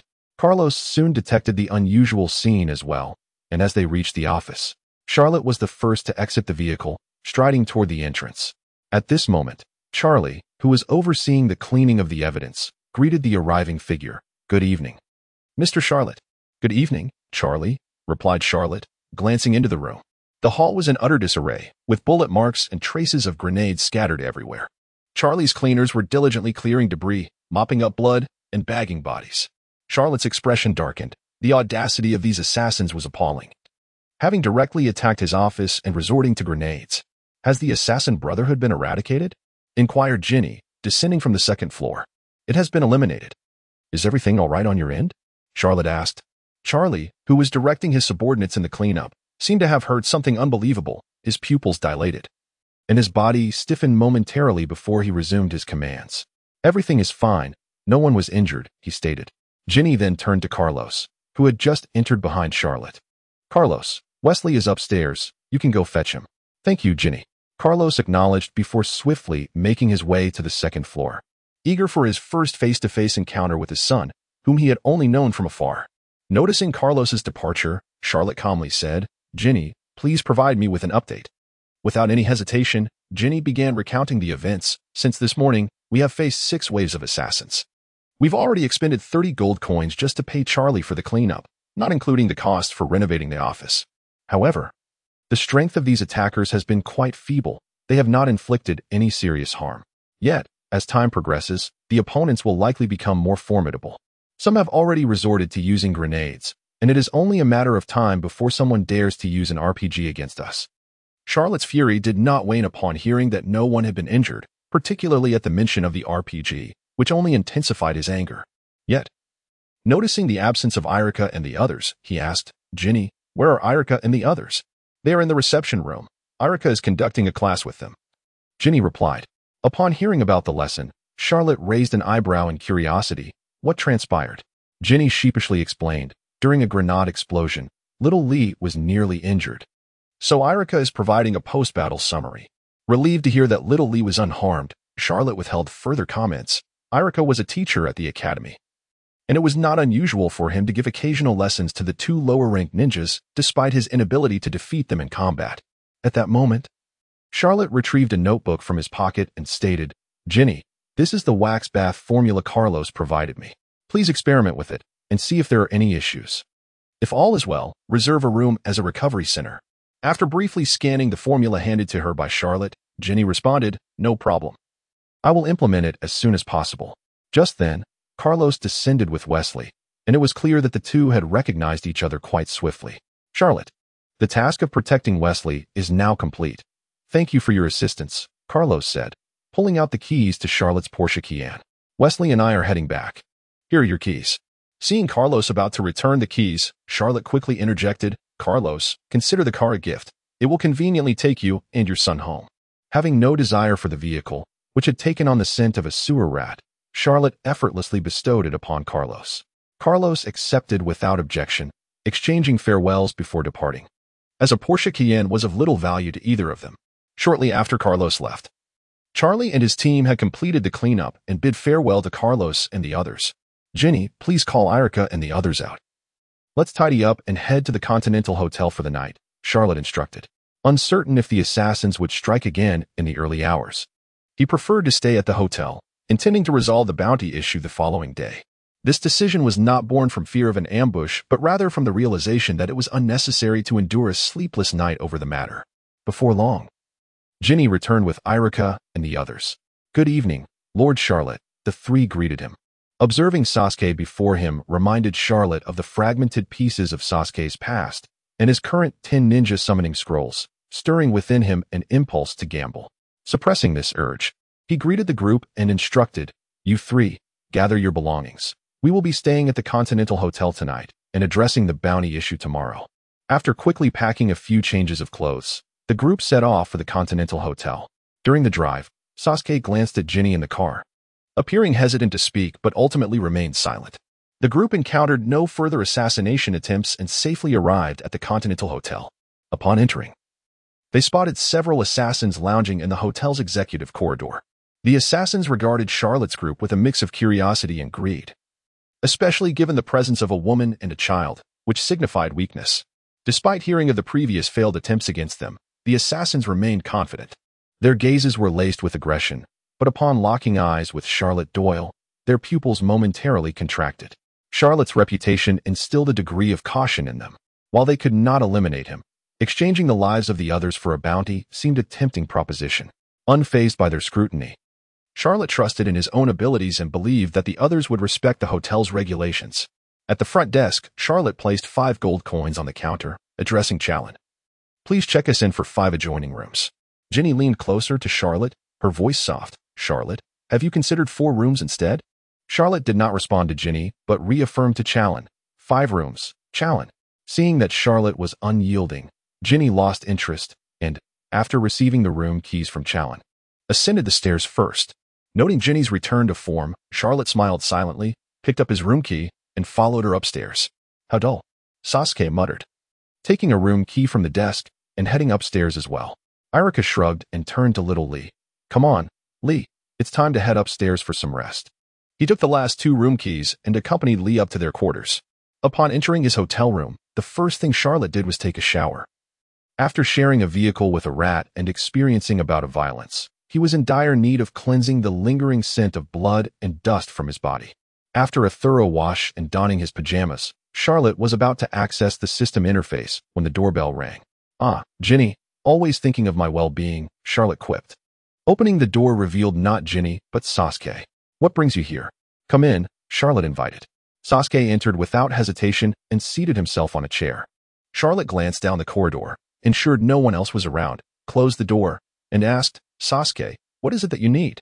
At this moment, Sasuke gazed at the man before him, biting his lip before speaking. Lord Charlotte, can you bring my parents back to life in this world? Upon hearing Sasuke's words, Charlotte paused for a moment, looking at the young boy before him, suddenly realizing that Sasuke was still just a child, merely 12 years old. Even considering his time in this world, he was scarcely 13. Moreover, he was a child who had endured the tragedy of his clan's extermination just a few years prior. In that instant, Charlotte felt a twinge of compassion, reaching out to gently ruffle Sasuke and Appo's hair, before sighing, Sasuke, I cannot make any promises. Perhaps I will be able to bring your kin to this world soon, or it may take a long time. Sasuke was momentarily startled by Charlotte's gesture. Yet he did not flinch, his eyes were brimming with tears of hope. He missed his parents and his clan, but above all, he did not wish to think of his brother, Itachi Uchiha. Hearing Charlotte and Appo's words, he immediately knelt on the ground in a traditional gesture of supplication, pleading, I beg you. Lord Charlotte. After speaking, Sasuke dashed out of Charlotte's room. Watching Sasuke flee, Charlotte silently reflected, I mentioned kin, I never promised anything about your parents. It was not that he had been unclear, but rather that he genuinely did not know if the recruited ninja characters included Fugaku and Mikoto Uchiha. After all, before his arrival in this world, these 2 characters had yet to appear in the mobile game, while there were several character cards for Shursui and Itachi Uchiha. Not dwelling on these thoughts, Charlotte returned to his bed, lying down once more, his consciousness diving back into the system interface. He opened the task assembly and saw that the B-grade task of protecting Wesley had been completed, promptly clicking to claim his reward. Ding! You have received 2,000 reputation points, 200,000 copper coins, and a regular treasure chest. Opening the chest, he was rewarded with another 2,000 reputation points. Although he did not obtain any ninja fragments this time, Charlotte felt satisfied, as reputation points were a valuable currency essential for upgrading summoning beasts. Having completed these tasks, Charlotte was ready to commence his long-awaited ninja recruitment. He rubbed his hands together in anticipation, murmuring, May the Sage of 6 Paths bless me. I hope to summon a powerful ninja, preferably starting at B rank. Ninja recruitment. 10 consecutive draws, commence. A whirlpool emblem from the land of whirlpools appeared before him, radiating a unique glow. After a flash of light, the recruitment results materialized before Charlotte. Ding! You have obtained C-rank ninja, 2 fragments of Naruto Uzumaki. Ding! You have obtained C-rank ninja, 2 fragments of Tenten. Ding! You have obtained C-rank ninja, 2 fragments of Sakura Haruno. Ding! You have obtained C-rank ninja, 1 fragment of Ino Yamanaka. Ding! You have obtained B-rank ninja, 2 fragments of Shippuden, Hinata Hyuga. Ding! You have obtained C-rank ninja, 2 fragments of Temari. Ding! You have obtained B-rank ninja, 2 fragments of Shippuden, Hinata Hyuga. Ding! You have obtained C-rank ninja, Sharingan Sasuke Uchiha. Ding! You have obtained A-rank ninja, 4 fragments of Haiden. Ding! You have obtained C-rank ninja, 1 fragment of Hinata Hyuga. As the screen displayed the message congratulating him for successfully recruiting the ninja Sharingan Sasuke Uchiha, it was accompanied by an image of Sasuke in his Chunin exam attire, clad in a black jumpsuit with bandages wrapped around his hands, though it regrettably bore the large label of C-rank ninja. Upon checking the details of the ninja, Charlotte confirmed the skills. Sharingan Sasuke Uchiha. C-rank ninja skills: Fire Release, Great Fireball, Sharingan, Chidori. Notably, the Sharingan listed in the skills section was not merely a single Tomo Sharingan, but rather a double Tomo Sharingan. As for the other 2 skills, the Sasuke he had previously recruited possessed them as well, and they were identical. Sighing, Charlotte lamented his luck. pondering whether he had exhausted all his fortune upon crossing over, or if even the Sage of Six Paths could not bless him with a powerful recruit. He consoled himself, it surely isn't my fault. It must be that the Sage of Six Paths is ineffective here, unable to aid me in this marvel realm. Perhaps I should seek other deities next time. Maybe they will offer their blessings. Unbeknownst to Charlotte, he had unwittingly become the epitome of bad luck, for even in this new world, his fortune remained unchanged. Ultimately, he reassured himself, one ninja in exchange for a double Tomo Sharingan should not be a loss.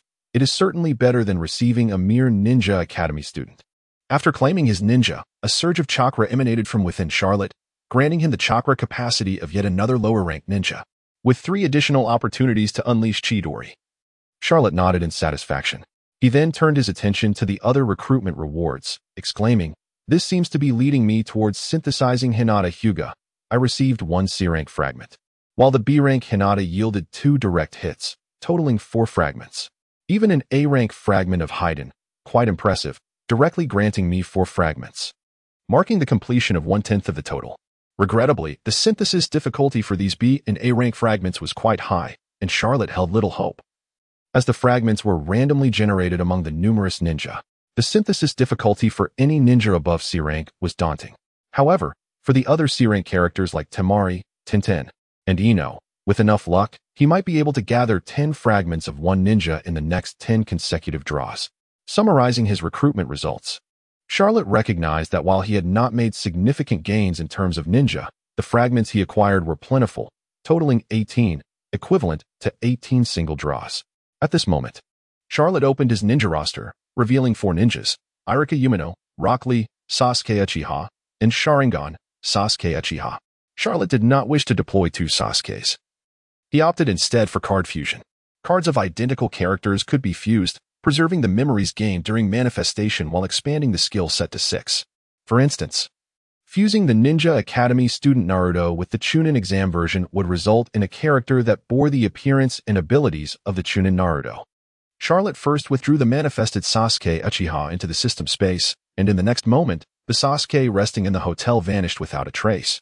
With both character cards now available, Charlotte initiated the fusion process. The system interface displayed a prompt. Do you confirm the fusion? After fusion, the star upgrade requirements will be the sum of the previous character fragments, e.g., 30 fragments of Sasuke Uchiha, 30 fragments of Sharingan Sasuke. Considering he currently had only 3 battle slots and did not require 2 Sasukes simultaneously, Charlotte decisively chose to fuse. A burst of light flashed, and the fusion was complete. Ding! Due to identical skills, Fire Release, Great Fireball, and Chidori have been enhanced. Upon inspecting the newly fused card, Charlotte noted that the ninja's name remained unchanged, still designated as C-rank Sasuke Uchiha. However, the skill set expanded to 4, and while the difficulty of star upgrades had increased, Charlotte did not observe any further changes. Returning to the battle roster, he placed the newly fused Sasuke Uchiha back into position. Ding! Would you like to place Sasuke Uchiha back in his previous position or within 3 meters of Charlotte Doyle? Back to the previous position. Ding! Placement successful. Sasuke Uchiha, having vanished for only a few seconds, reappeared on the bed in his room once more. Awakened from slumber, Uchiha Sasuke abruptly sat up, surveying his surroundings. In the next moment, as he reopened his eyes, a pair of double Tomo Sharingan manifested within them. Sensing the activation of his Sharingan, Sasuke murmured, "Thank you, Lord Charlotte." Initially, Uchiha Sasuke was filled with trepidation when the Sharingan first manifested, for he had discovered that, inexplicably, he was unable to activate his once double Tomo Sharingan. Not only was he unable to unlock the double Tomo, but even the single Tomo remained dormant, as if he had regressed to a time before his eyes had opened. During this period, Charlotte Doyle had offered various explanations, yet Sasuke remained deeply troubled. After all, for a ninja of the Uchiha clan, the anguish of losing the Sharingan after having once awakened it could drive one to madness and despair. It was only when Charlotte Doyle assured him that upon his return from different periods in time, their memories would merge, allowing his Sharingan to be restored, that he found some solace. He had not anticipated that, after imploring Lord Charlotte, his Sharingan would return today. Perhaps Charlotte had attempted to bring back his parents or clan members, but had succeeded only in restoring his eyes. What puzzled Sasuke was that he felt no influx of other memories. He simply felt his body grow stronger and his chakra more abundant. Unable to comprehend this, he chose not to dwell on it, and laid back down to rest. Meanwhile, Charlotte Doyle had no intention of resting. After exiting the system interface, he approached the bathroom mirror. Sharingan. In the next instant, a pair of double Tomo Sharingan appeared in Charlotte's eyes. Gazing at his reflection, he murmured, "Should I also be known as Uchiha Charlotte?" After briefly experimenting with the abilities of his double Tomo Sharingan and striking a pose before the mirror, Charlotte closed his eyes, aware that he had merely acquired this skill, not the Uchiha bloodline itself. Contemplating the significance of bloodlines, Charlotte mused that possessing the skill was preferable, as it would allow him to experience the unique Manjiki Sharingan techniques of Ibido, Shursui, Itachi, and even Madara Uchiha. The thought of embodying such diverse Manjiki abilities brought an involuntary smile to Charlotte's face. After all, for an enthusiast of the Hokage, the opportunity to personally experience such a wealth of ocular techniques would delight anyone. After toying with his new powers for a while, Charlotte Doyle returned to bed for some rest. Fortunately, he was in a hotel room alone. Otherwise, it would be difficult to reconcile the image of this eccentric man with the legendary assassin Charlotte Doyle. The next day, as the morning sun streamed into Charlotte's room, the first thing he did upon waking was to access the system for his daily check-in. Ding. Check-in successful. Reward, 5,000 copper coins. After rising and freshening up, Charlotte joined Ginny and the others in the hotel dining area for breakfast. "Charlotte, how do you plan to address the bounty issue?" Ginny inquired curiously while eating her meal. At that moment, not just Ginny, but also Rock Lee, Uchiha Sasuke, and Irika Yumino paused their meals, turning their gazes towards Charlotte Doyle. Although they were not afraid of assassination, they were eager to hear Charlotte and Appo's plans in case they could lend their assistance. Meeting their expectant stares, Charlotte took a sip of milk and declared, "We will kill until they are terrified, until they dare not accept any more missions." Although Charlotte's tone lacked harshness, a palpable aura of menace emanated from him, causing those assassins who had been eating breakfast to suddenly cease their activities. The dining area fell into an eerie silence. Unfazed by the stillness, Ginny smiled at Charlotte, saying, "I hope the fools who come knocking aren't too numerous. Otherwise, I fear there won't be enough assassins available to handle the demands of the mainland hotel." Irika interjected, "If there are too many jobs, they can come to our Charlotte agency. After all, we are in dire need of tasks for a competent ninja, especially one like Irika, who currently managed the agency." An abundance of missions was always welcome. Having arrived in this intriguing new world, Irika was fascinated by many novel experiences, resulting in significant expenses. Hearing Irika's comment, Charlotte chuckled. "Rest assured, our tasks will only increase from here on out." The conversation among Charlotte and his companions did not go unnoticed by the assassins in the dining area, eliciting a range of expressions. Some were grave, while others were dismissive. Nevertheless, all present acknowledged Charlotte Doyle's formidable prowess. After finishing their breakfast, Charlotte led the group to the task hall of the mainland hotel. Upon arrival, the task hall was sparsely populated, with only a few staff members present and a handful of assassins, as it was uncommon for them to visit the task hall early in the morning. The group settled at a round table, directing their attention to a massive electronic screen displaying real-time updates of available tasks. This was the mainland hotel's free task zone, where registered members could accept tasks listed, and anyone could post a bounty for a mere gold coin.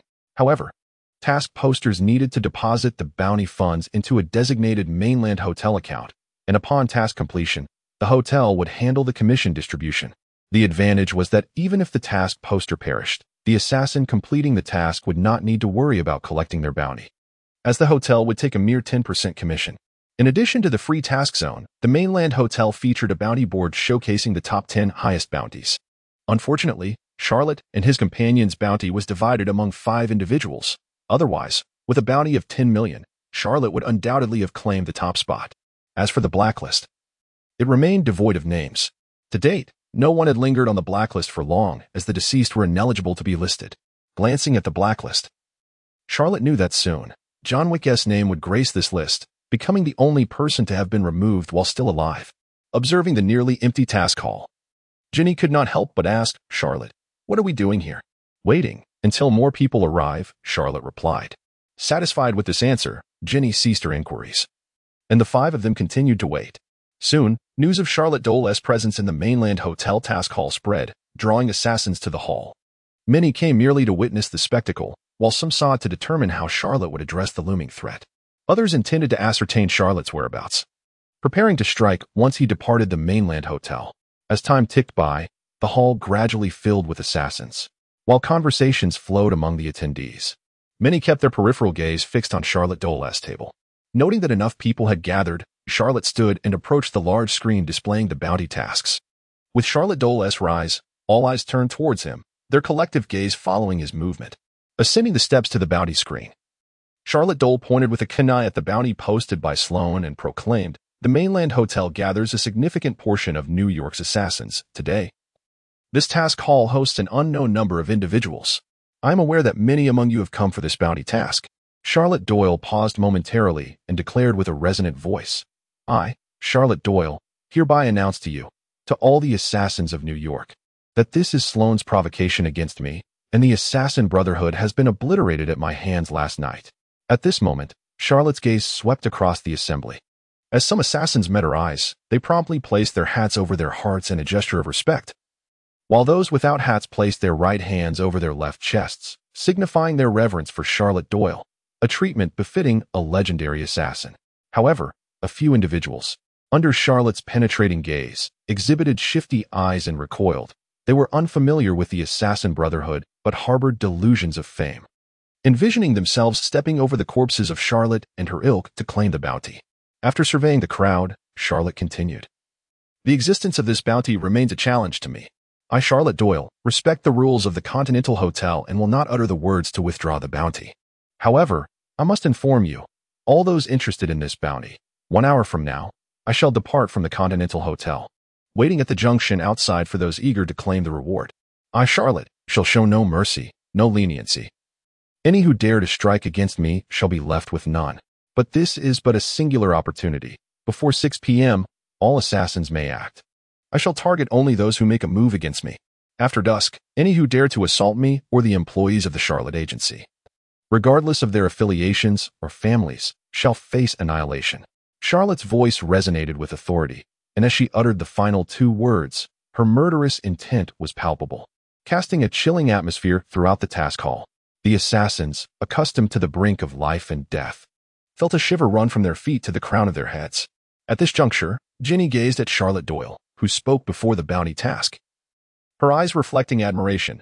This man was undeniably charismatic, and she found herself enamored. Observing that the assassins had grasped her meaning, Charlotte reiterated her message once more before descending back to her seat. As Charlotte Doyle returned, the task hall resumed its usual clamor. Numerous assassins took out their phones to disseminate messages, while others, fearing miscommunication, directly dialed calls to spread Charlotte Doyle's words.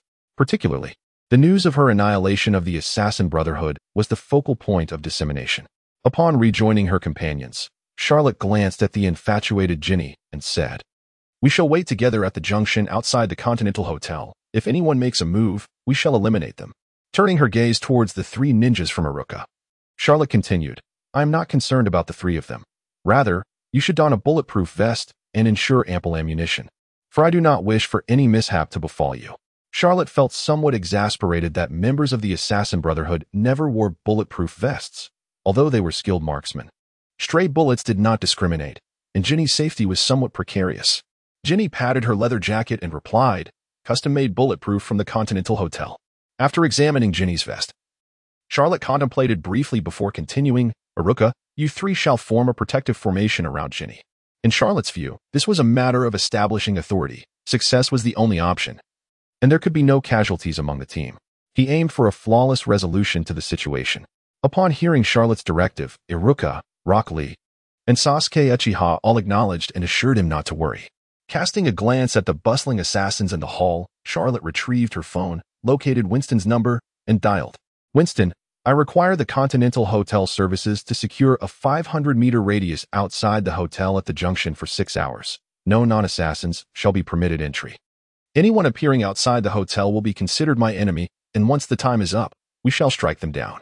At that moment, Winston, situated on the hotel's upper floors, pondered briefly before responding, "Charlotte, from 12 p.m. to 6 p.m., the Continental Hotel can provide the lockdown service, but it will require 10 gold coins." Upon hearing the price of 10 gold coins, Charlotte expressed no dissent and acquiesced to Winston's terms. Just as she concluded the call, a figure approached, none other than John Wick. "Charlotte, Do you truly not require my assistance? 6 hours is not a brief period. It is ample time for assassins from beyond New York to arrive by plane. Clearly, John had also caught wind of the news and rushed over, motivated not only by a desire to repay the life debt, but also to assist the man before him. John, trust me, I can handle this myself. Charlotte declined John's generous offer.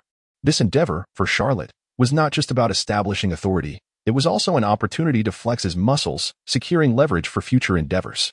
Seeing Charlotte's determination, John refrained from further insistence, but chose to remain within the Continental Hotel, waiting for the outcome, prepared to intervene should Charlotte falter. Time passed, moment by moment, and soon an hour would elapse. Charlotte, accompanied by Ginny and the 3 others, made their way towards the Continental Hotel's exit. The multitude of assassins within the hotel observed this group depart. As Charlotte stepped out of the hotel, surveying the bustling street before her, she muttered, "The number of those unaware of their impending doom is truly astonishing." Crossing to the street opposite the hotel, Charlotte glanced at her watch. Only a minute remained. "Prepare for battle." As the clock struck 12, she commanded, "Activate the Sharingan." Charlotte swiftly dashed towards the closest crowd of individuals. "He has arrived, kill him," shouted a knife-wielding assassin. In an instant, a ninja blade materialized in Charlotte's hand, and he struck down the speaker with a single swing, eliminating the assassin with ease. Meanwhile, several assassins in the distance raised their weapons to fire. Bang, bang, bang. Bullets whistled through the air as Charlotte's Sharingan eye spun rapidly, allowing him to leap aside and evade the incoming projectiles. Upon landing, he delivered a flying kick to a nearby armed assassin. The impact resounded as the African-American gunman was sent flying into a distant trash can, crashing into it, and continuing for several meters before finally coming to a halt, lifeless. Charlotte pivoted again, charging at another individual, and before they could react, he severed their head with a swift stroke. A massive head soared into the air, blood gushing forth. On another front, Ginny was equally active, retrieving a specialized handgun from her backpack, wielding dual pistols as she unleashed a relentless assault. She fired at a distant assassin, claiming a life with a single bullet. Sasuke activated his Sharingan, protecting Ginny's surroundings by deflecting incoming bullets with shuriken. Had Charlotte not previously instructed them to refrain from using ninjutsu, Sasuke would have unleashed his Chidori in a frenzy of headhunting. As for any assassins who dared to approach, none could withstand the might of Rock Lee and Appo's fists and feet. Each strike was lethal. Suddenly, a grenade was hurled in Charlotte and Appo's direction. Yet, before it could reach him, a shuriken shot forth, sending the grenade back to its original position. Boom. The grenade exploded, shrapnel flying in all directions, and the surrounding assassins suffered the consequences. Several were struck down, collapsing to the ground as they screamed in terror. "The devil! He is a devil!" The sight of Charlotte's crimson Sharingan and his ruthless slaughter left them utterly paralyzed with fear. A few shurikens flew out to finish off the wounded, and in an instant, silence enveloped the scene. Within a mere minute, the area outside the Continental Hotel was left in ruins. Nearby shops lay shattered, and dozens of bodies sprawled across the ground, blood pooling and staining the dark asphalt a deep crimson. Inside the hotel, numerous assassins gazed at the scene, momentarily stunned. One young man, munching on an apple, failed to notice when it slipped from his grasp. A tall Russian assassin stood agape, murmuring, "Is this the power of a legendary killer?" John Wick, who had been poised to assist, felt a bitter pang in his heart upon hearing this. "Though I am retired, I was once known as the Boogeyman, a legendary assassin. Yet I lack such strength." It became clear to him why the assassin and Appo's guild had been obliterated and why his assistance was deemed unnecessary. The assassins, initially contemplating stepping out of the Continental Hotel, were immensely grateful that they had not crossed the threshold, for not only was Charlotte formidable, but his companions were equally not to be trifled with. As some of the experienced assassins witnessed Ginny and Appo's remarkable gunplay, they speculated whether Charlotte had annihilated the assassin brotherhood out of rage for her.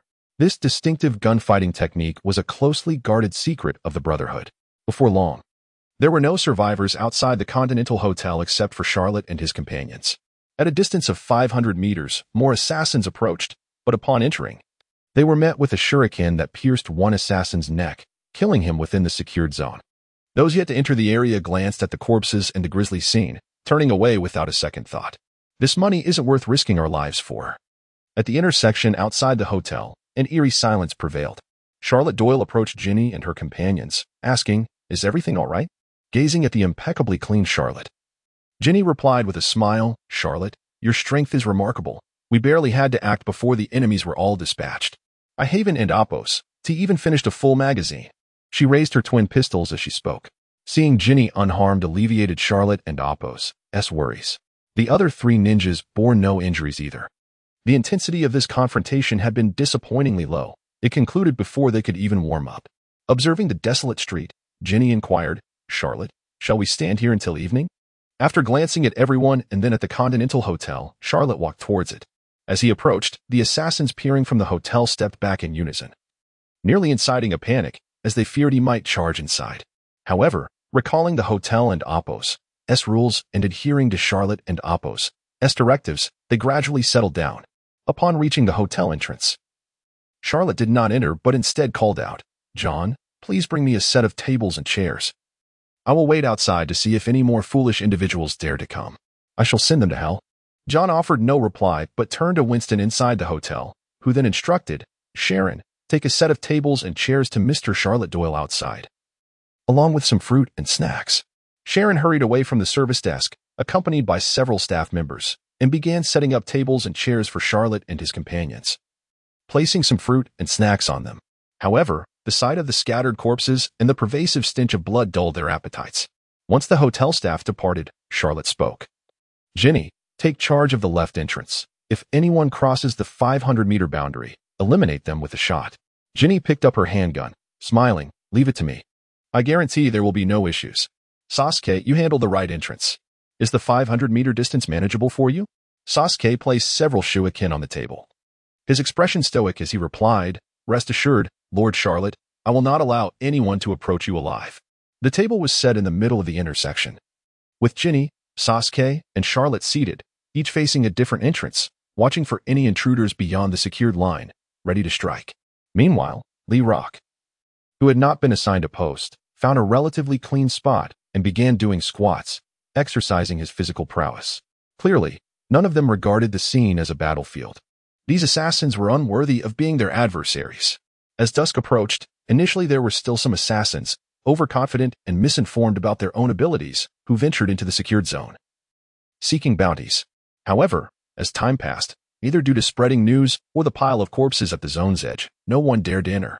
Instead, many assassins lingered outside the secured area, observing the battlefield before retreating, seemingly to verify the truth of the rumors. By 6 p.m., the deadline had arrived, and not a single assassin appeared. As the situation drew to a close, the name of Charlotte Doyle resonated throughout the assassin community once more, not only earning him fame in New York's underworld, but also solidifying his reputation across the entire assassin realm. This incident was marked as the Charlotte event, leading to the expulsion of nearly 100 assassins from the Continental Hotel's membership records. These individuals were not expelled due to the hotel's actions, but rather because they had perished. The legendary assassin Charlotte Doyle, in addition to his ninja title, was crowned as New York's foremost assassin. In the Continental Hotel, Winston gazed at the bounty information regarding Charlotte Doyle and her companions. After jotting down some notes on a piece of paper, he handed it to his subordinate beside him. Soon, the bounty on Charlotte and her group ceased to appear in the scrolling taskbar. However, it was not officially canceled. It was within Winston's power to lower the bounty's visibility, yet to annul it required the original issuer's intervention. No one, not even Winston, the proprietor of the New York Continental Hotel, could contravene the established rules. Within the Continental Hotel, Charlotte Doyle was engaged in conversation with her secretary, Ginny, in her room. "Ginny, we need to expedite the renovations of the office. We cannot afford prolonged inactivity. Also, inquire with our neighboring property about any potential sale." Charlotte continued, "I plan to expand our indoor training facility, while the existing training area can be converted into a recovery room." After contemplating Charlotte's plans, Ginny suggested, "Boss, have you considered constructing the training facility in the suburbs? It would significantly reduce costs." Charlotte, taken aback, asked, "Ginny, do we lack funds?" "Boss," Ginny replied, "we still have $20 million in the company account, which includes $6 million that just arrived 2 days ago. Acquiring the neighboring property would incur substantial costs. But in the suburbs, you could purchase a manor and extensive land for the same amount." As a competent secretary, Ginny naturally offered sound advice. After pondering, Charlotte concluded that it was unnecessary to separate the office and training facility by such a distance and responded, "Let us proceed with purchasing the neighboring property for now. The suburbs can wait. Ginny, I have a collection of gold and jewels obtained from Vigo last time. I will entrust them to you to handle as you see fit." Hearing Charlotte and Oppo's directive, Ginny sighed, "You are the boss. It is your decision. I will manage the sale of the gold and jewels promptly." As Ginny turned to leave the room, Charlotte reminded her, "Do not forget about John Wick's matter." "Understood, boss," Ginny replied without looking back, her high heels clicking as she sashayed away from Charlotte's room. The following day, at the Department of Homeland Strategic Defense and Logistics, 3 Curve Wing Building, Agent Phil Coulson, with his hairline still intact, hurriedly approached the director's office, holding a tablet. "Director, here is the latest reported anomaly. Please take a look." Nick Fury accepted the tablet, which displayed a video. Upon clicking play, the footage revealed an Asian boy sprinting towards a woman with a gun, delivering a punch that sent her crashing into a lamppost. After watching the video, Nick Fury's voice turned grave. "When did this occur?" 3 days ago. Nick Fury replayed the video, focusing on the boy's speed and the force of his punch. It was not merely tossing someone aside, but rather a forceful blow. There was a significant difference. The Asian boy in the video appeared to be a mere child. "Coulson, have we identified this boy?" Coulson immediately responded, "Director. The boy in the video is named Rock Lee, 13 years old, residing at Charlotte Doyle's office on 71st Avenue in Forest Hills, Queens. His identity was processed through the Continental Hotel, and we have no records prior to his 13th year." As Coulson reported, Nick Fury stood up, stroking his chin, contemplating. "Is he a killer?" Coulson nodded and continued, "According to our findings, Rock Lee's identity was facilitated by Charlotte Doyle, a registered member of the Continental Hotel and a legendary assassin within the underworld. This office is one of her enterprises, serving as a conduit for external assignments." Upon hearing that Charlotte was a legendary assassin, Nick Fury scoffed, dismissing the notion, "An assassin is merely a rat in the sewers." Noticing the director's disdain, Coulson emphasized, "We have just received intelligence that Charlotte Doyle dismantled the Assassin Brotherhood 2 days ago." Nick Fury raised an eyebrow at the news, but remained unconcerned. However, he considered the 13-year-old boy a promising prospect, someone who could be molded and trained into a valuable asset. "Coulson, have the information department analyze the boy's speed and strength from the video, and once confirmed, proceed with intelligence gathering and danger assessment. Additionally, I have a task for you. If there are no age-related concerns, attempt to make contact with him. After all, he is just a child, and associating with an assassin is inconsequential. If possible, enroll him in our academy for schooling. A 13-year-old should return to his studies." Nick Fury's words rang hollow, as whether it be a conventional school or a spy academy remained a matter of perspective. After receiving his orders, Coulson bid farewell to Nick Fury and departed the director's office. 3 days had passed since the Charlotte incident. At this moment, Charlotte Doyle stood in the lobby of the newly renovated office, nodding in satisfaction at the swift restoration completed within 3 days, a testament to their efficiency. "Boss, the wax bath formula has been tested and poses no issues," Ginny reported, approaching Charlotte. With a smile, Charlotte remarked, "Excellent. Since the wax bath has proven effective, let us expedite the establishment of the recovery room." "Boss, the owner of the neighboring property is currently out of New York and will not return until next week to negotiate. The recovery room may require some time. However, we can modify one of our rooms for immediate use in case of injuries." Charlotte nodded in agreement. "All right, arrange that. I will head to the storage room." The storage room, located in the basement, was a vault Charlotte had established, housing cash and equipment. Upon entering, Charlotte waved his hand, revealing a box of gold and a box of jewels he had previously stored. Glancing at the firearms and ammunition adorning the vault's walls, he shook his head. These items had seen little use over the past 3 years. After securing the vault, Charlotte approached Irika, who was seated in the lobby, and inquired, "Irika, where are Sasuke and Lee?" Upon being addressed, Irika promptly stood and respectfully replied, "Master Charlotte, Lee and Sasuke are currently sparring in the training room." Charlotte chuckled, "Irika, no need for such formality. You can ease up on the respect.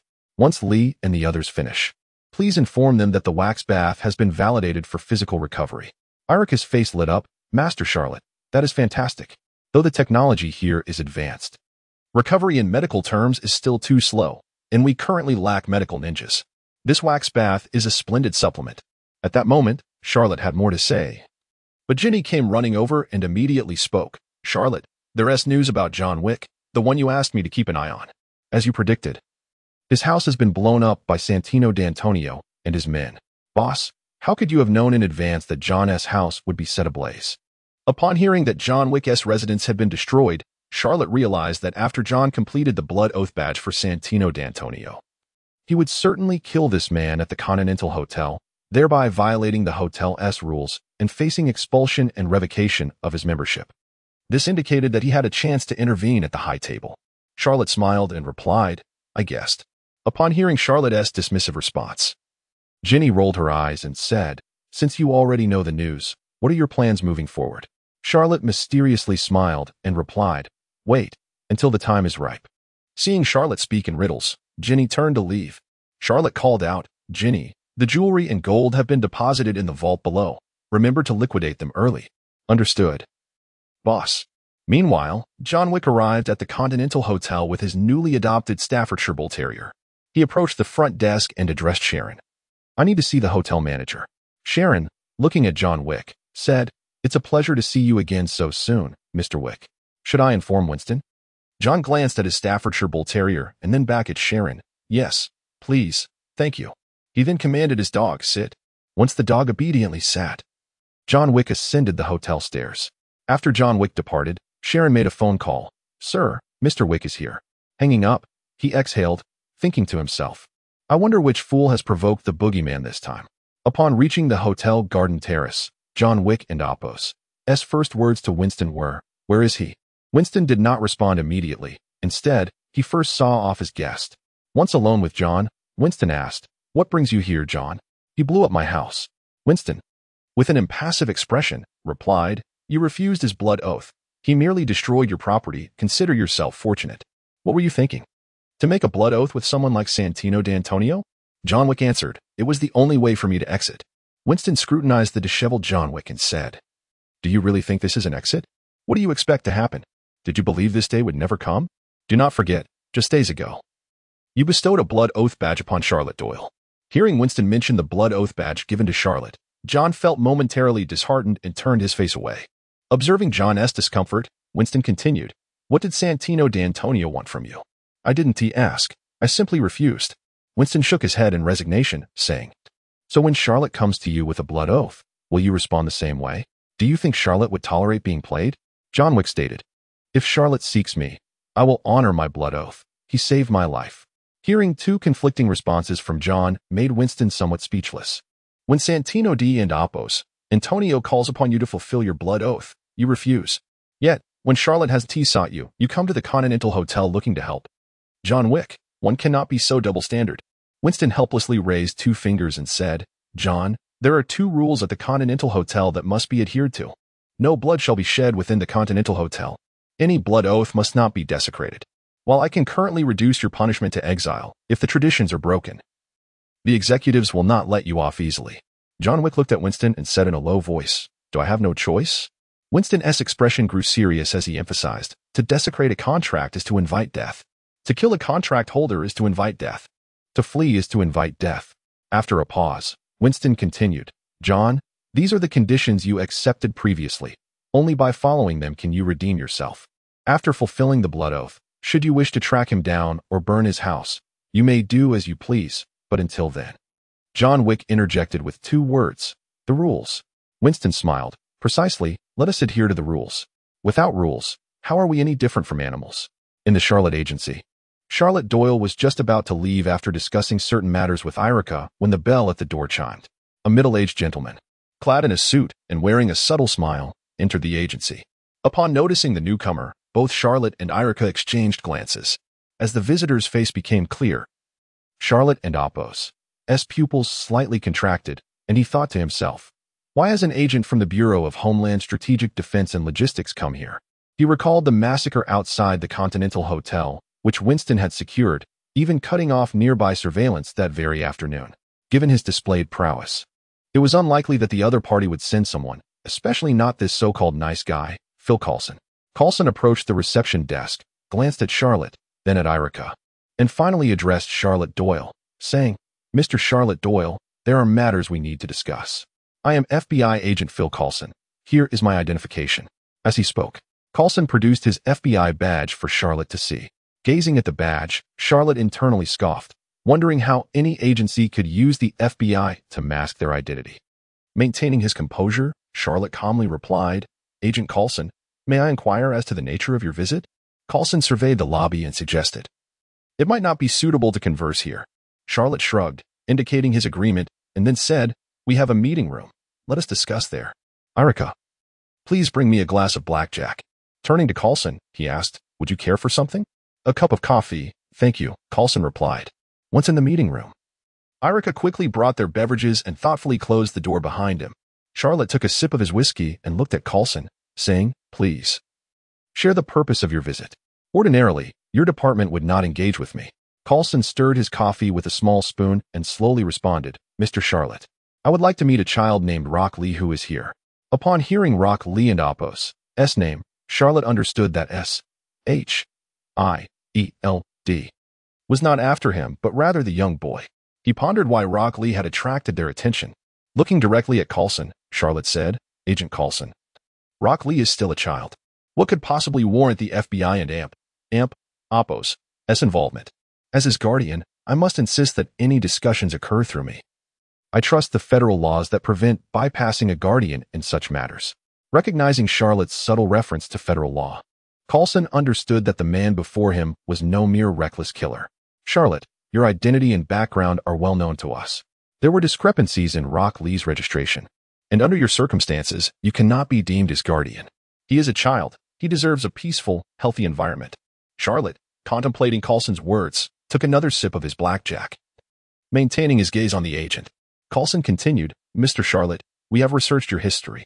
You were once taken in by a couple, which led you to your current path. If, hypothetically, you had encountered a different couple, your life could have taken a different trajectory. Rock Lee is akin to your younger self, and I implore you to entrust him to us, to the government, so that he may grow up in a nurturing, joyful environment." Listening to Coulson, Charlotte couldn't help but find amusement in the meticulousness of S-H-I-E-L-D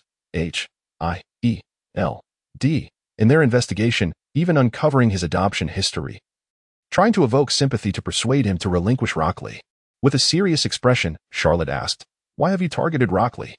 The FBI does not typically handle matters concerning children. What do you intend to do with him? Train him as an agent, or mold him into someone like yourself?" Coulson, taking a sip of his coffee, responded slowly, "Charlotte, we merely wish to inform you of our intentions. However, you must understand that should the FBI desire, your guardianship could be revoked at any moment. We possess the authority and capability to shut down your agency and detain you. The fact that we are discussing this indicates my goodwill. Therefore, Mr. Charlotte Doyle, can you allow me to meet this child named Rock Lee?" Despite Coulson's amiable demeanor, he was cautious with Charlotte, a known assassin, refraining from immediate arrest. Hearing Coulson's words, Charlotte felt a surge of sarcasm, recognizing S-H-I-E-L-D and Apos as tendency to stir up trouble. With a sudden change in demeanor, he slammed his hand on the table and retorted angrily, "Coulson, are you threatening me? Threatening a law-abiding citizen who pays taxes? You should know that your words could easily lead me to seek legal counsel against you." Coulson's smile vanished, replaced by a serious gaze as he said, "Charlotte Doyle, you should realize that I am not jesting." Maintaining his anger, Charlotte replied, "What difference does it make? Rock Lee will not accompany you." Coulson gently tapped his spoon against his coffee cup and replied, "Charlotte, that is a separate matter. I simply wish to meet this child named Rock Lee. Is that a problem? Should I present a subpoena and a search warrant?" Charlotte struggled to reconcile the image of the amiable agent from the films with the reality before him. He wondered if they truly possessed the capability to take Rock Lee. After all, if Rock Lee desired, he could summon himself back to his system space from anywhere, merely by removing his character card from the battle roster.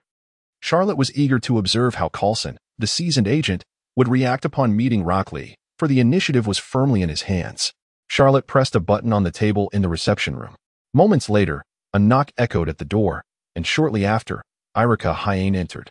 "Erica, please bring Rock Lee here," Charlotte instructed. Erica did not reply, merely turning to leave the room. Satisfied with Erica's promptness, Coulson nodded approvingly. What was a killer? Even a legendary one from New York, in the grand scheme of things? Within moments, there was another knock, and Erica returned, accompanied by Rock Lee. "Sir, you called for me?" Lee entered with a smile, believing he was summoned for a new mission. Charlotte gestured for him to come closer, saying, "Lee, have a seat. This gentleman wishes to speak with you." As Erica departed, Coulson observed the boy's attire and inquired with curiosity, "Rock Lee, do you idolize Bruce Lee?" Lee, slightly puzzled, responded, "Sir, who are you referring to?" Coulson gestured and clarified, "Bruce Lee, the martial artist from China." Lee remained confused but firmly stated, "Sir, I do not know who you are speaking of." Noting Lee's response, Coulson questioned, "Then what about your outfit?" "It closely resembles Bruce Lee's, albeit in different colors." Lee looked at Coulson and explained, "Sir, this outfit was a gift from my master. I admire him greatly, but I am unaware of who you refer to. He is certainly not my master." Upon hearing the term master, Coulson's mind raced with a thought, asking, "Your master? Is it Charlotte?" Charlotte, observing Coulson's reaction, remained silent, allowing Lee to speak of his master without interruption. After all, one could never tell when Kai might emerge. Lee shook his head, clarifying, "It is not Lord Charlotte. He is my own master. Is there something you wish to discuss with me, sir? Do you have a commission for me?" Lee's eyes sparkled with youthful excitement at the mention of a commission. Coulson, hearing Lee's enthusiasm, shot a concerned glance at Charlotte. Realizing the ethical implications of involving a child in missions, Coulson donned a warm smile once more and asked, "Rock Lee, do you wish to return to school? To live the life of an ordinary child, free from worry and study?" Lee replied with a hint of resignation, "Sir, I have already graduated, and it has been over a year. I will not be returning to school." Coulson, who had felt confident until that moment, paused in surprise at Lee's statement. "Graduated?" He looked at the 13-year-old Lee, intending to clarify what he meant by school and the life he envisioned. Before he could speak, Charlotte rose and interjected, "Mr. Coulson, please converse with Lee. I will wait outside until you are finished." With that, Charlotte exited the reception room, uninterested in further discussion. Coulson and Oppo's strategy was sound. But the target was misplaced. Convincing a ninja to return to school was a futile endeavor. Even with the right approach, Coulson could not captivate Lee and Oppo's interest. Earlier, Charlotte had contemplated sending Lee with Coulson to infiltrate SHIELD, hoping to glean information about the cosmic cube, not its location, but the energy cubes associated with it. He sought to determine whether these items could be recharged. However, Lee was still a child, even if he went. What could be achieved? Ultimately, he would need to attend SHIELD's Agent Academy, and by the time he graduated and was eligible to access such matters, it might be too late. Charlotte dismissed the idea, deciding that when the time was right and his power sufficient, he would seize the cosmic cube during Loki's arrival. Upon Charlotte's departure, Erica rose to inquire, "Lord Charlotte, have you concluded your business?" "Not yet. This individual wishes to speak with Lee, and they are still engaged in conversation," Charlotte replied. Erica continued, "Since that man arrived, we have been under scrutiny. I sensed hostile intent. There are likely several weapons aimed at our office. I am uncertain whether these individuals came with the agent or are bounty hunters, which is why I refrained from detaining them." Charlotte, unfazed by Erica's report of external surveillance and gunmen, calmly stated, "They are merely protecting this FBI agent. There is no need for concern." Erica remained silent, and the two lapsed into casual conversation. After approximately half an hour, the door to the reception room opened. Coulson emerged. His face devoid of the welcoming smile he once wore, he appeared resigned. After an extensive dialogue, he felt as though he and Rock Lee operated on entirely different wavelengths. He had gleaned minimal information, only that Lee had a master who guided his training, and that this master was not present but would come in the future. The rest of the details remained elusive. The child was cautious and seemed to possess the demeanor of someone from an academy rather than an ordinary person. Coulson noticed that Lee had been observing the locations of the hidden cameras and recording devices on him, which suggested the boy was aware of their surveillance. Approaching Charlotte Doyle, Coulson stated, "Rock Lee is unwilling to accompany me, and he has his own mentor. However, I will not easily concede. Perhaps one day I will return." Coulson perceived Lee's teacher as akin to a godfather figure. Seeing Coulson's determination, Charlotte remarked, "I previously indicated that Lee would not follow you. I suggest you abandon this pursuit." "Goodbye, Charlotte," Coulson said, refraining from further comment as he turned to depart from Charlotte's office. Once outside, Coulson approached his car, where Melinda May awaited him. "May." The video and audio were transmitted in real time. "What are your thoughts on our conversation?" May removed her headphones and replied, "Charlotte, the legendary assassin, appears indifferent to us, or rather, to the FBI. He exudes confidence, knowing that Lee will not follow you. Additionally, this Charlotte's office is not simple. That Asian fellow, Irika, detected our setup. While you were speaking, he stepped outside and deliberately glanced toward the positions of our snipers. He displayed no signs of panic, as if he were unconcerned about being targeted. Pondering May's observations, Coulson reflected on Charlotte's demeanor during their prior exchanges and the anger he displayed when threatened. Let us return. I will report to the director and see how he wishes to proceed. Meanwhile, keep a team on standby to monitor the target. With Coulson's departure, the Charlotte office returned to its previous calm. He did not take action against the surveillance team outside. They could continue their watch without interference. He had other matters demanding his attention and preferred not to provoke S.H.I.E.L.D. unnecessarily. However, should they overstep their bounds, Charlotte would not hesitate to send them to meet Lady Death. Although the office had only been operational for 3 days, it had yet to receive any commission. However, 6 days had passed since the renovations began, and Charlotte had diligently signed in each day, finally receiving a scroll for ninja recruitment. As for the other 5 check-ins, 3 yielded 5,000 copper coins, and 2 provided 200 reputation points. At present, Charlotte has amassed 7,896 reputation points, 2,937 million copper coins, 1,058 gold coins, and a ninja recruitment scroll. Charlotte mused to himself, once I reach 10,000 reputation points, I shall upgrade the Blue Serpent. Speaking of which, I have yet to summon the Blue Serpent for communication. Upon closing the system interface, Charlotte was preparing to depart from his residence to the office when a message arrived on his phone. The sender's name was unknown, announcing a public bounty on John Wick, set at a staggering $7 million. Upon reading this message, Charlotte realized that John had killed Gina Antonio, the head of the Camorra Mafia and a member of the High Table. At this moment, every assassin registered at the Continental Hotel received this public kill order, leaving many of them speechless at the information displayed. The previous legendary assassin, Charlotte Doyle, had only been placed on a public bounty with a mere $2 million reward, and even that resulted in a bloodbath outside the Continental Hotel. This time, however, it was a far more severe public kill order, targeting the former legendary assassin, Night Demon. Public bounties and kill orders were entirely different. The former was merely one of many tasks on the Continental Hotel's task board, while the latter directly conveyed this information to every assassin. Some newly acquainted assassins, unaware of John's prowess, chose to forego the task, as Charlotte Doyle's reputation had been validated just 3 days prior, suggesting that this former legend would not be lacking in skill. Conversely, seasoned assassins who had encountered John Wick were intrigued by the task. Although John was formidable, they deemed him within their acceptable range. After all, even he could be wounded by bullets, and a headshot would certainly lead to death. Crucially, John Wick did not possess the ability to deflect bullets. $7 million was more than enough incentive for them to take the risk. Just as Charlotte was about to leave his home, his phone rang once more. Boss, John Wick, whom you saved once, has been placed on a bounty again, and this time it is a public kill order with a reward of $7 million. His value has certainly skyrocketed. Boss, your investment may be at risk, said the assistant. Charlotte chuckled. Gold secretary, worry not. My investment will not falter, and he shall not perish. As long as you have confidence, boss. I merely wanted to remind you. Additionally, Carlos has transferred $4 million to us.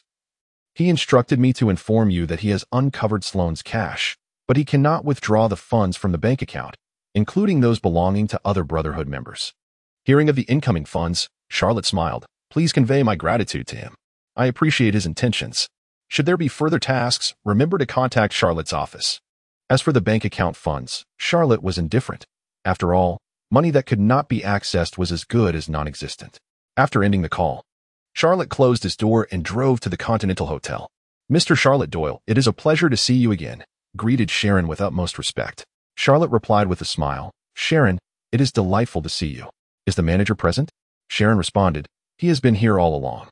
Would you like me to notify him? That would be most appreciated, Charlotte replied with a grin. Sharon picked up the phone and dialed, Sir, Mr. Charlotte Doyle wishes to pay you a visit. Very well, very well. Sharon hung up and said, the manager is in the dining area. You shall find him there. Charlotte nodded and proceeded toward the dining area.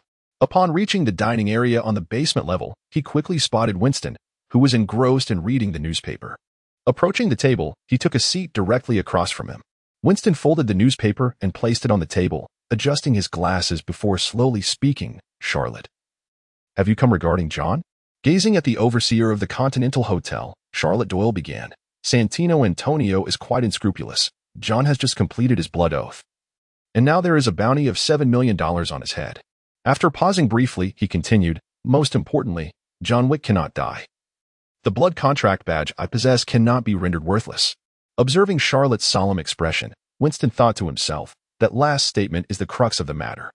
He then spoke deliberately, issuing a bounty is a right afforded to every member of the Continental Hotel.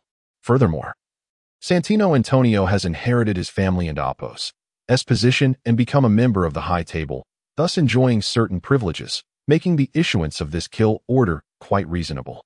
Most critically, Gina Antonio was already a member of the High Table. John and Oppo's act of killing a High Table member will inevitably invoke their wrath. Anyone who kills a member of the High Table shall face consequences, even those who assisted him. Charlotte chuckled. Winston, do not forget that Gina Antonio is merely a member of the High Table, and she has only just inherited her position. Even Santino Antonio, who now leads the Camorra, is simply a member of the High Table. They are not part of the management, nor do they hold one of the 13 seats. Besides, I do not believe that Santino, having offended John Wick, can withstand John's retribution. After all, this man burned down John's home, the very place where he and his beloved once resided. Winston assessed Charlotte with curiosity. You seem to know John well? Charlotte smiled. Winston, care to wager? Santino Antonio will undoubtedly seek refuge at the Continental Hotel by tomorrow night. Observing Charlotte Doyle's confidence, Winston gradually rose. I too have faith in John. Enjoy your time at the Continental, Mr. Charlotte. As Winston departed, Charlotte understood that he intended to retrieve the blood contract badge held by Santino Antonio. At that moment, Charlotte Doyle thought to himself, soon, very soon, the time shall be ripe. This long-standing High Table is due for a change in leadership.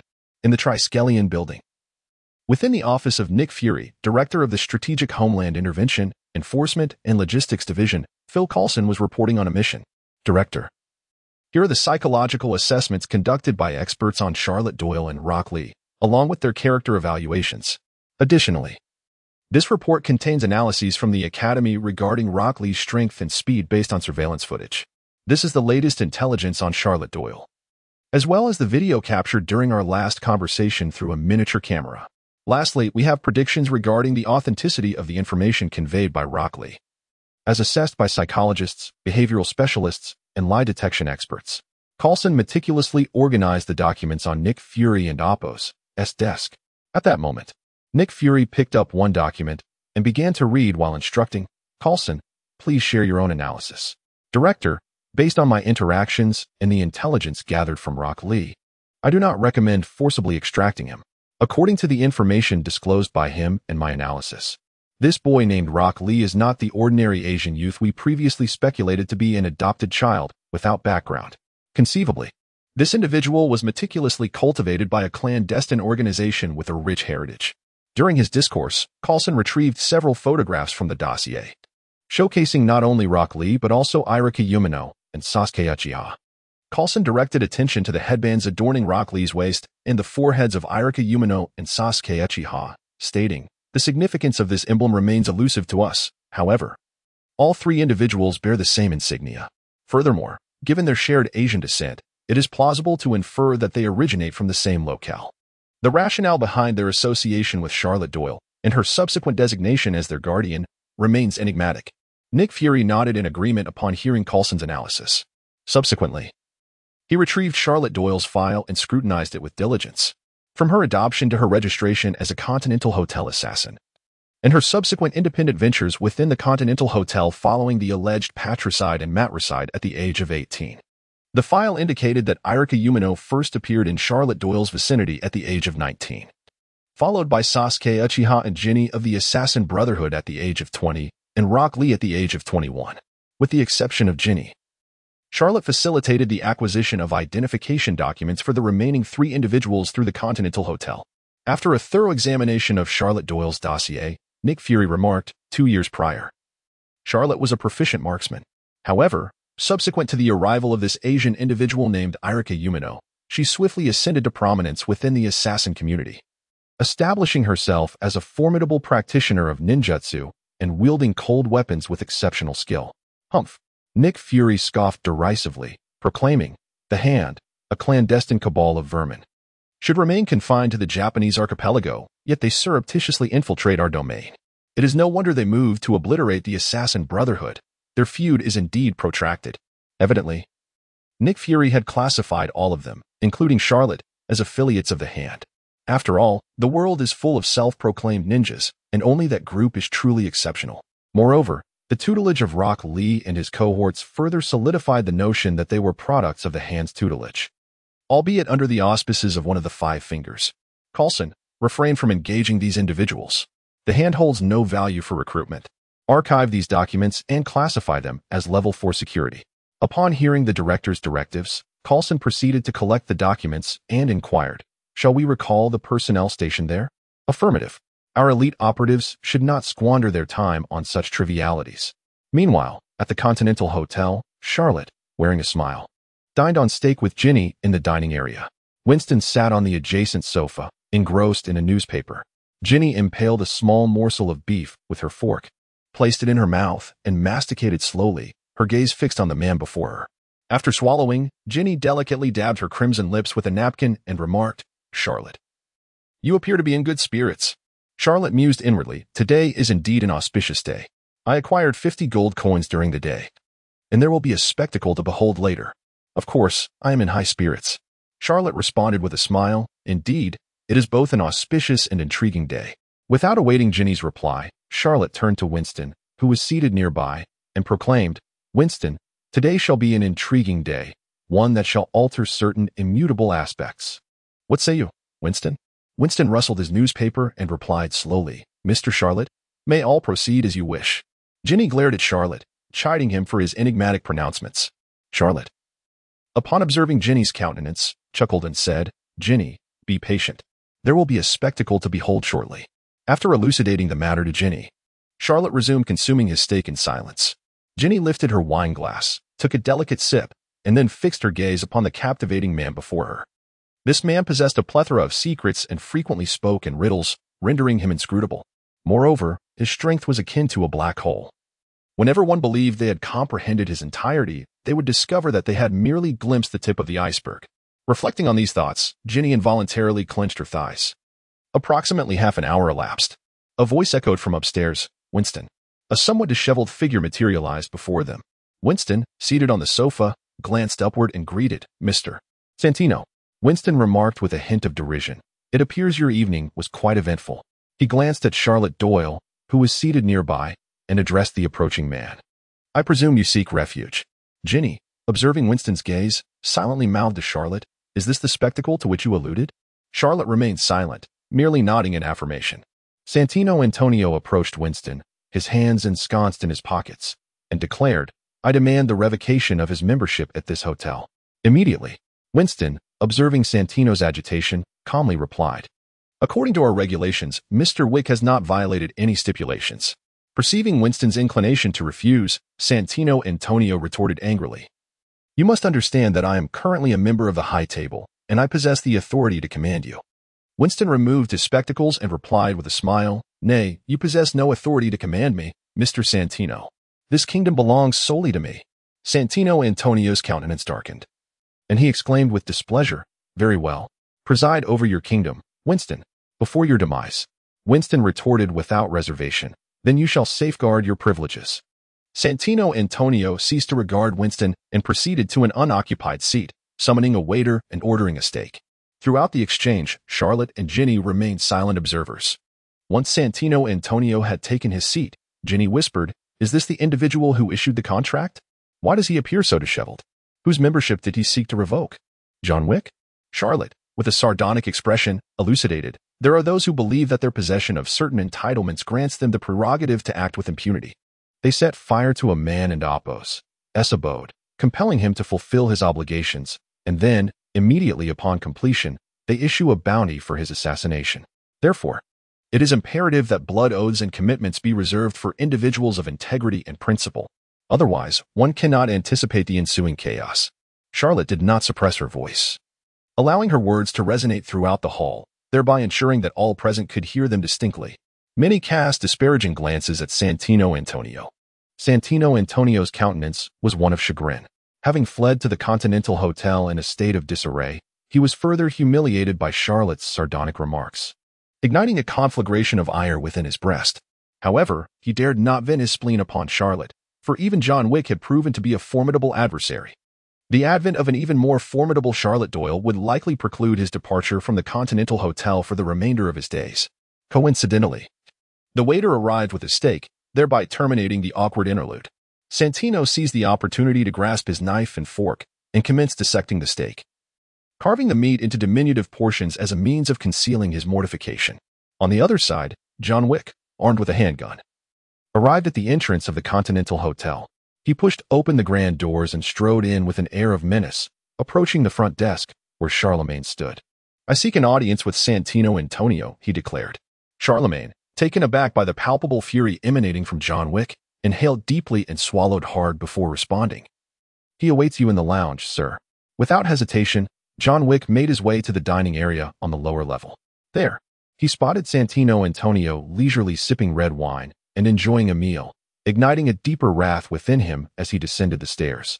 As the sound of his footsteps echoed, Santino, perhaps emboldened by previous jests or the false security of the hotel, straightened his suit and leaned back in his chair, watching Wick approach with a nonchalant demeanor. In the dining area, patrons including Winston and Charlotte noticed John Wick's imposing figure, particularly the firearm he held, which was strikingly conspicuous. Santino, unfazed, casually speared a piece of beef with his fork, dipped it in duck fat, and savored the morsel, all the while maintaining eye contact with John Wick. "Duck fat is an essential seasoning," he remarked dismissively.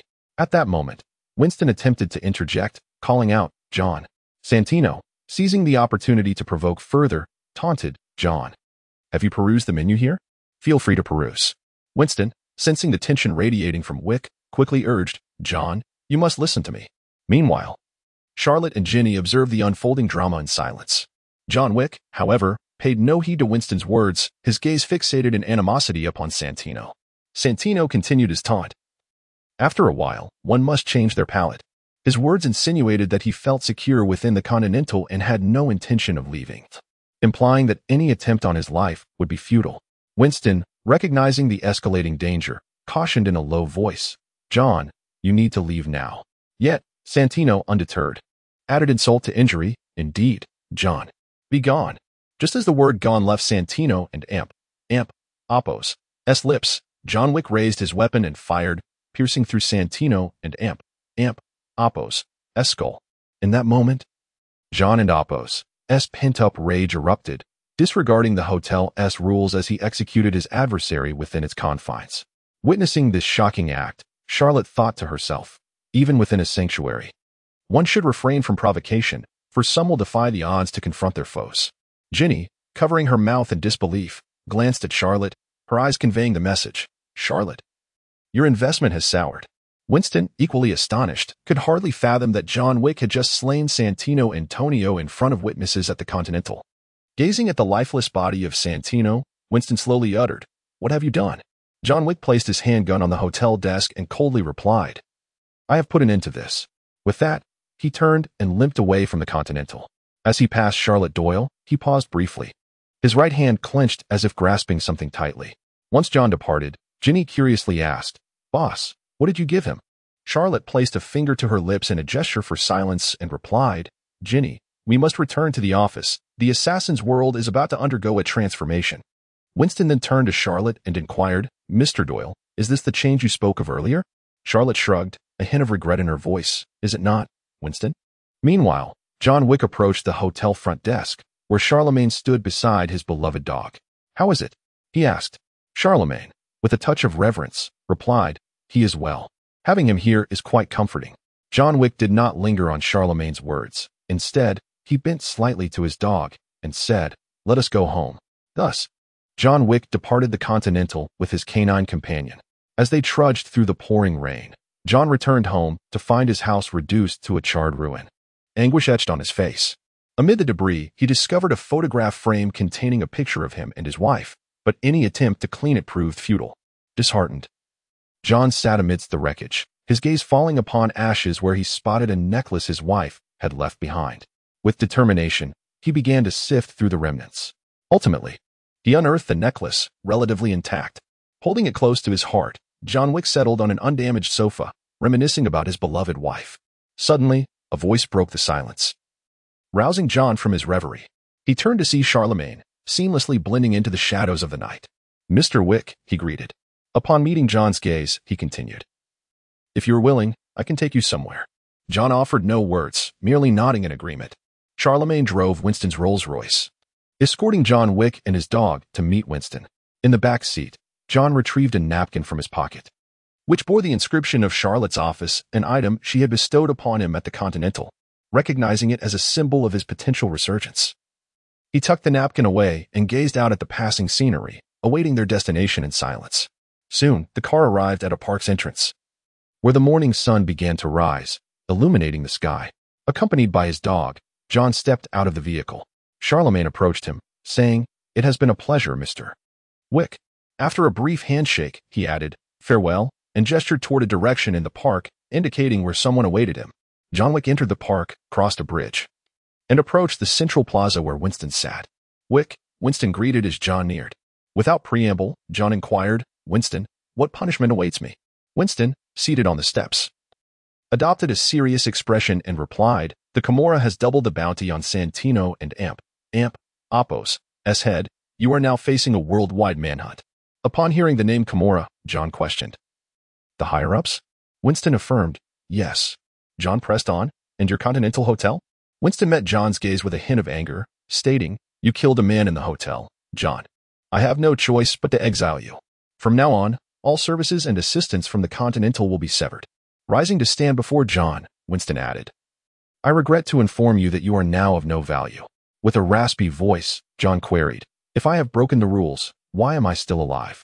Winston's expression turned grave as he replied, "Because that was my request." Subsequently, Winston nodded at a man clad in a black trench coat beside him. In the next instant, the trench-coated figure produced a mobile phone and uttered a single word, "Now." The park, which had been bustling with life, seemed to freeze in an instant, all movement abruptly ceasing. John Wick surveyed his surroundings, realizing Winston was not jesting. Once assured that John comprehended the gravity of the situation, Winston nodded once more. And in an instant, the park's patrons resumed their activities. At that moment, Winston glanced at his wristwatch and addressed John. "You have 1 hour. I cannot delay much longer. Perhaps, in the future, you may find this useful." In his hand appeared a blood oath medallion, the very one John had once possessed, a token earned through his aid to others, which he had relinquished to Winston upon his retirement. Today, Winston returned the blood oath medallion to John Wick. Taking the medallion, John Wick declared, "Winston, convey this message to them, to everyone. Regardless of the future or the means, I shall show no mercy to any assassin who dares approach me." Winston, observing John's serious demeanor, chuckled softly, "Of course you will." As John turned to leave, Winston recalled a conversation with Charlotte at the Continental Hotel and added, "If there is still someone willing to assist you, it is most likely Charlotte Doyle. After all, he still holds your blood oath medallion and would not let you perish easily before utilizing it.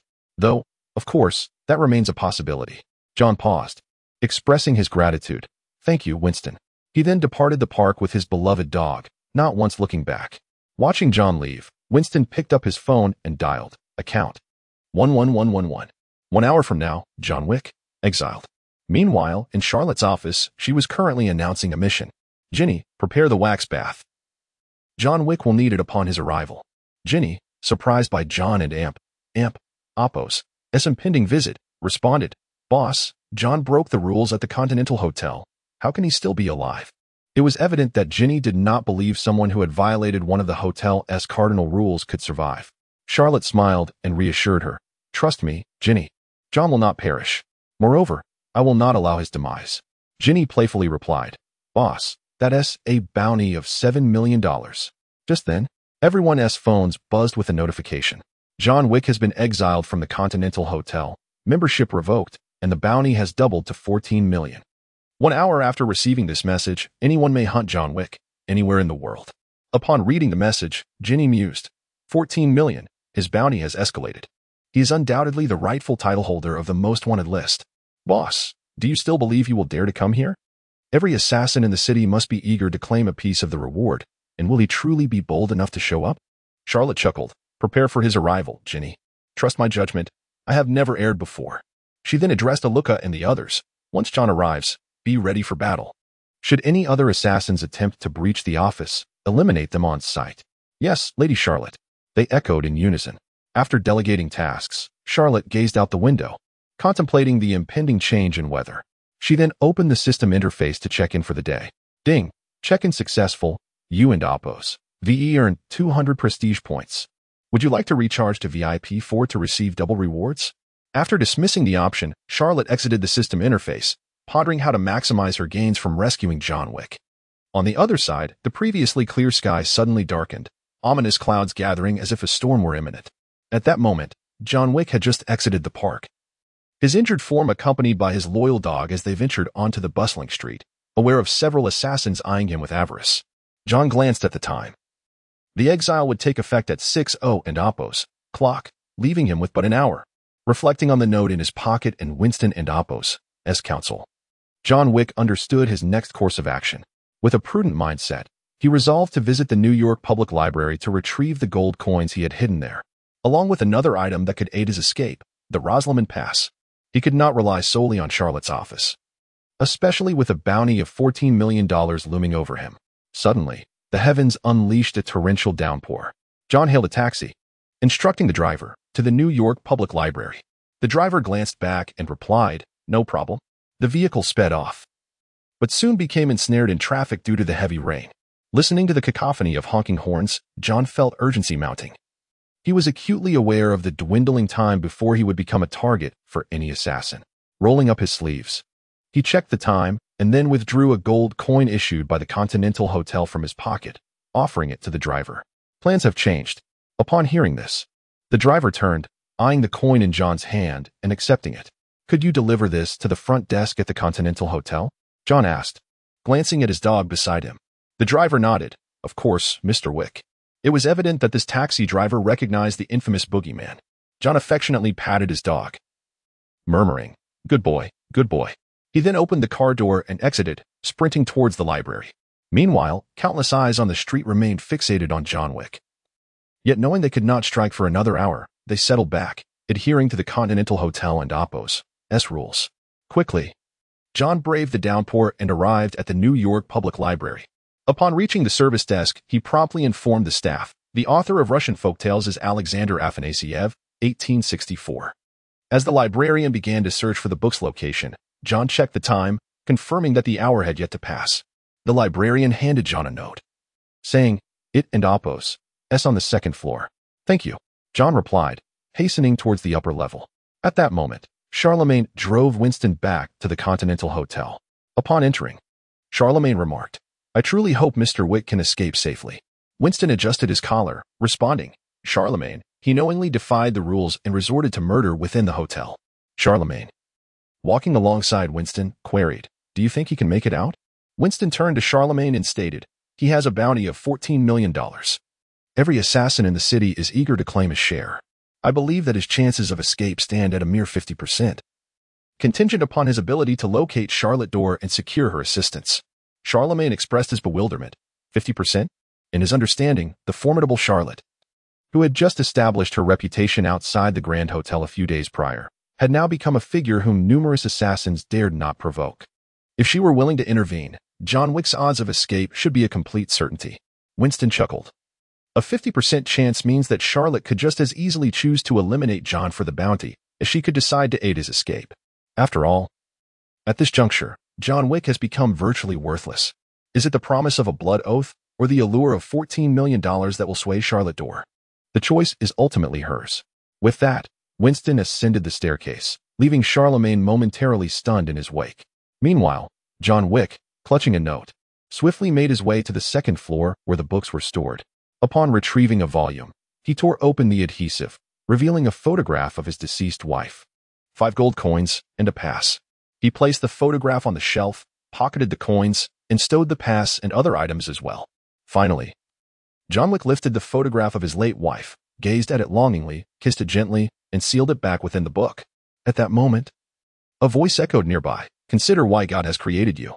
Accompanying the footsteps, the voice continued, "Not to live like a beast, but to pursue virtue and knowledge." A towering figure, exceeding 2 meters in height, emerged, book in hand, addressing John. Dante. He displayed the cover of the book to John Wick, indicating that these were the words contained within, before placing the book back on the shelf. John Wick also returned the book he held to its rightful place. Observing John, the giant remarked, "You appear somewhat weakened, John." John Wick replied, "Ernest, the time has not yet come." Ernest, unabashed, countered, "It is approaching swiftly. Who can say when you shall meet your end?" John Wick's expression turned grave as he asked, "Are you certain you wish to proceed with this?" Ernest tilted his head back, eyes gleaming with greed. 14 million is quite a sum. "No, first you must have a life to spend it," John cautioned. Without hesitation, Ernest drew a dagger from his breast and lunged at John Wick. John swiftly grabbed a book from the shelf to defend himself, and the two soon engaged in a fierce struggle. Gazing out at the torrential rain, Charlotte sat in the lobby of her office, pondering. Having long since severed ties with the Ruslorms, would you, in a bid for survival, return to seek their protection? Or have you come directly here? Casting a glance at the clock on the wall, Charlotte Doyle murmured, "John, your time is running out." In the library, John Wick had just dispatched Ernest and, looking at his fallen adversary, returned the book to the shelf. Suddenly, he felt a sharp pain in his shoulder. Upon inspection, he discovered his hand stained with blood. He had been wounded by Ernest's dagger during their struggle. "Damn it," John muttered under his breath as he hurried toward the library's exit, clutching his shoulder. Considering the distance to Charlotte and Apos' office, John resolved to stitch up his wound before it was too late. Otherwise, he feared he might not survive the journey. At this point, only 10 minutes remained before John Wick's expulsion from the Grand Hotel became official. Meanwhile, Bowery King, the underground monarch of the Bowery, addressed a subordinate, "Ella, spread the word. The Bowery will respect the expulsion's decree and will provide no assistance or services to John Wick." At the same time, John Wick had reached the residence of a black market doctor in Chinatown, knocking urgently on the door. Doctor, it's Wick." The door's peephole slid open, revealing the doctor, who said, "Mr. Wick, no, you shouldn't be here. Time is short." John Wick, desperate, replied, "I know. Doctor, please, there's still time." The doctor, eyeing John through the door, remained resolute. "I cannot do this." Seeing the doctor's refusal, John produced a coin from the Grand Hotel and held it up. "I have 5 minutes left. I beg you." The doctor, peering through the small window of the door, took the coin and opened the door, saying, "Come in quickly." Once John entered, the doctor cautiously glanced down the corridor to ensure no one was following before promptly shutting the door. The doctor led John Wick to his workbench, instructing, "Sit down quickly." Without hesitation, John shrugged off his suit jacket, revealing his injured shoulder. The doctor examined the wound and said, "Let me see." He took a roll of gauze and began to clean the injury, commenting, "This is a deep stab wound. It has severed an artery. It needs suturing." Without delay, he commenced stitching the wound. Time ticked away relentlessly. John sat in the chair, watching the clock in the doctor's office as he spoke. "Doctor." The doctor, focused on his task, replied, "Almost there, just half left to stitch." "Doctor, there are only 5 seconds remaining." John began counting down. 5, 4, 3, 2, 1. As the clock struck 6, the chime resonated. The doctor looked at John, regretfully stating, "I'm sorry, Mr. Wick, I can no longer assist you." John nodded in understanding. "I comprehend, it is the rule." The doctor muttered, "The rules." At that moment, John Wick and Apos' expulsion from the Grand Hotel was officially enacted, and any organization or individual loyal to High Table was forbidden from providing him any service. John Wick took the scissors from the doctor's hands and, facing the mirror, began to complete the suturing himself. In the information processing center of the Grand Hotel, a message was dispatched to all registered assassins. Bounty target, John Wick. Bounty amount, $14 million. Distribution, global assassins. Status, public. Last known location, New York, Chinatown. Update, expulsion bounty officially in effect. Winston, engrossed in a word game at the Grand Hotel, glanced at his phone and murmured, "It has begun." Meanwhile, Charlemagne at the hotel reception observed numerous assassins in the corridor of the administrative hall, all simultaneously checking their phones. In Charlotte's office, she too received the bounty notification from the Grand Hotel. After a brief glance at the message, she tossed her phone onto the table, took a swig of bourbon, and awaited John Wick's arrival with quiet anticipation. At that moment, John, still in the doctor's office, had completed stitching his wound and began searching the doctor's cabinet for pain relief medication. Yet, after rummaging for some time, he found nothing of use.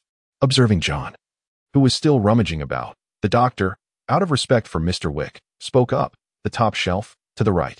Yes, take 4 of them. This will help invigorate you and alleviate pain. John Wick cast a surprised glance at the Asian doctor before promptly retrieving and consuming the medication. Meanwhile, the doctor approached the cabinet, opened a drawer, and produced a handgun, stating, "Mr. Wick, they will not believe that I ceased treatment on time." John looked at the doctor and replied, "But you did stop." The doctor, holding the gun, continued, "They will find out." John turned to tidy his clothes, inquiring, "Find out what?" "That I informed you where the medicine is." Upon hearing the doctor's words, John Wick paused, then turned back.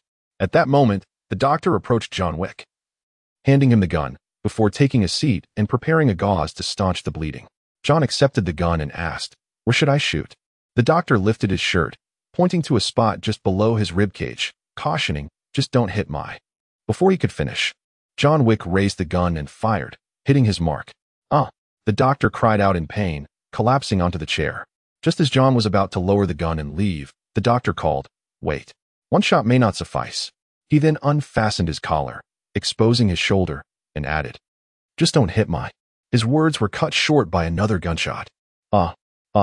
The doctor groaned in agony once more. John stepped forward, retrieved his suit jacket, and turned to exit. As the doctor gazed at John Wick's retreating figure, he said, "Good luck, Mr. Wick." John Wick halted, turned to the doctor clutching his wound, and expressed, "Thank you, doctor." Without lingering, John proceeded towards the exit. Meanwhile, a phone on the table chimed with a new message. Charlotte picked it up and discovered that the bounty on John Wick had surged to an astonishing 15 million. What a significant sum. "Where are you headed, John Wick?" On the other side, John Wick had fought his way from the streets to the stables, eliminating all encroaching assassins, and now rode a horse, charging forth. Just as he burst onto the highway, 2 motorcycle-riding assassins pursued him. Underneath the overpass, John raced ahead, with one motorcyclist closing in, extending an arm to attempt to pull John from his mount, but he failed repeatedly. Seizing the moment, John struck the adversary's helmet, causing him to lean forward, revealing a handgun tucked at his lower back. In a swift motion, John bent down on his horse and extracted the gun, aiming it at the assailant's neck and firing 3 shots. Bang, bang, bang. The motorcyclist fell lifelessly, the bike veering uncontrollably into an adjacent truck. Noticing another motorcyclist behind him, John took advantage of the assailant's approach, sliding to the side of the horse, concealing himself, and then fired several shots at the motorcycle. Instantly, the rider lost control and crashed into a stationary car ahead. After eliminating both motorcycle assassins, John glanced back to confirm he was free of pursuers before galloping towards Charlotte's office on 71st Avenue in Forest Hills. At Charlotte's office, 5 individuals awaited in the lobby. Ginny turned to Charlotte Doyle and asked, "Boss, are you certain you haven't miscalculated? Will John arrive at this hour?" Charlotte, not entirely confident, considered John's circumstances and replied, "As long as he is alive, he will come." Just as Charlotte's words settled, a knock echoed from the office door. Erica stood to answer. "Mr. John Wick, please enter." Upon seeing the door open, John Wick looked at Erica but did not step inside, instead inquiring, "I am here to see Charlotte Doyle." Erica replied, "Miss. Charlotte has been waiting for you in the lobby." Only upon hearing that Charlotte was within did John Wick follow Erica inside. Outside, across the street, an assassin observed John entering Charlotte and Oppo's office, leaving with a look of regret. John Wick walked alongside Erica through the lobby until he stood before Charlotte. Charlotte gazed at John, whose white shirt was stained with blood and drenched from the rain, his appearance disheveled, and asked, "John, what brings you here?" Although Charlotte knew he had to assist John, he could not take the initiative. After all, being proactive is not a transaction. While the outcome may be the same, the debt incurred would differ. John Wick knelt, his voice laced with desperation. "Mr. Charlotte, I seek your protection." Observing John in a semi-kneeling position, Charlotte pondered before responding, "John, you have been disavowed by the Continental and a bounty of 15 million has been placed on your head. To even meet with you would offend the high table, let alone offer you sanctuary. However, my willingness to meet you indicates a potential for assistance. So, John Wick, after aiding you, what might I gain in return?" As he spoke, Charlotte Doyle withdrew John Wick and Oppo's blood oath medallion from his pocket, making his intentions unmistakably clear.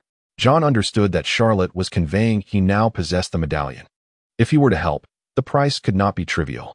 John Wick lifted his gaze, surveying the individuals present in the lobby, Ginny, Erica, Sasuke Uchiha, Rock Lee, and others, before seemingly making a resolution. He slowly addressed Charlotte. I am willing to pledge my loyalty and become one of your subordinates, just like them. Observing John Wick before him, Charlotte recognized that he had reached a dead end and proceeded to ask, John, why do you wish to live? Taken aback by the question, John paused before responding, for my beloved, I must survive to remember her. Charlotte regarded John Wick deeply before speaking again. You have distanced yourself from the world of assassins for 5 years, all for your love. Now, you return to this realm because of her. John, are you prepared for this return? To re-enter a world rife with bloodshed, fueled by your longing for your beloved? John Wick, now kneeling, pledged his loyalty to Charlotte. Mr. Charlotte, I am willing. For Helen, I once laid down my weapons to embrace a tranquil life. Today, for Helen, I am prepared to arm myself and protect her memory. Upon hearing John Wick and Apo's declaration, Charlotte recalled a phrase he had encountered in a previous life. How does one define a person and Apo's death? The first death is the demise of the body. The second death is the death of societal relationships. The third death is the extinction of the last trace. Clearly, John Wick sought to ensure that Helen would forever reside in his memories. John Wick, I accept your loyalty. Upon hearing Charlotte agree to his allegiance, John finally felt a weight lift from his heart. However, Charlotte continued, you must understand, protecting you means waging war against the High Table, for they seek your life. If you truly wish for safety, you must be reinstated by the Continental Hotel, and the High Table must revoke the bounty on your head. Only an elder of the High Table, one who holds one of the 13 seats, can accomplish this. With that, Charlotte fell silent, gazing intently at John. John Wick's mind raced, and he tentatively inquired, shall I go to Casablanca to seek the elder's favor for reinstatement? Charlotte shook her finger, a smile gracing her lips. No. It is not about seeking an elder, it is about becoming one, joining the ranks of the 13 seats of the High Table. At that moment, John Wick was utterly shocked. He had never anticipated that Charlotte Doyle's ambition was to rise above the rules of the High Table, not merely to be a member, but to be a ruler of it. Observing John's astonishment, Charlotte chuckled. Irika, take John Wick to the recovery room. He cannot remain in this state.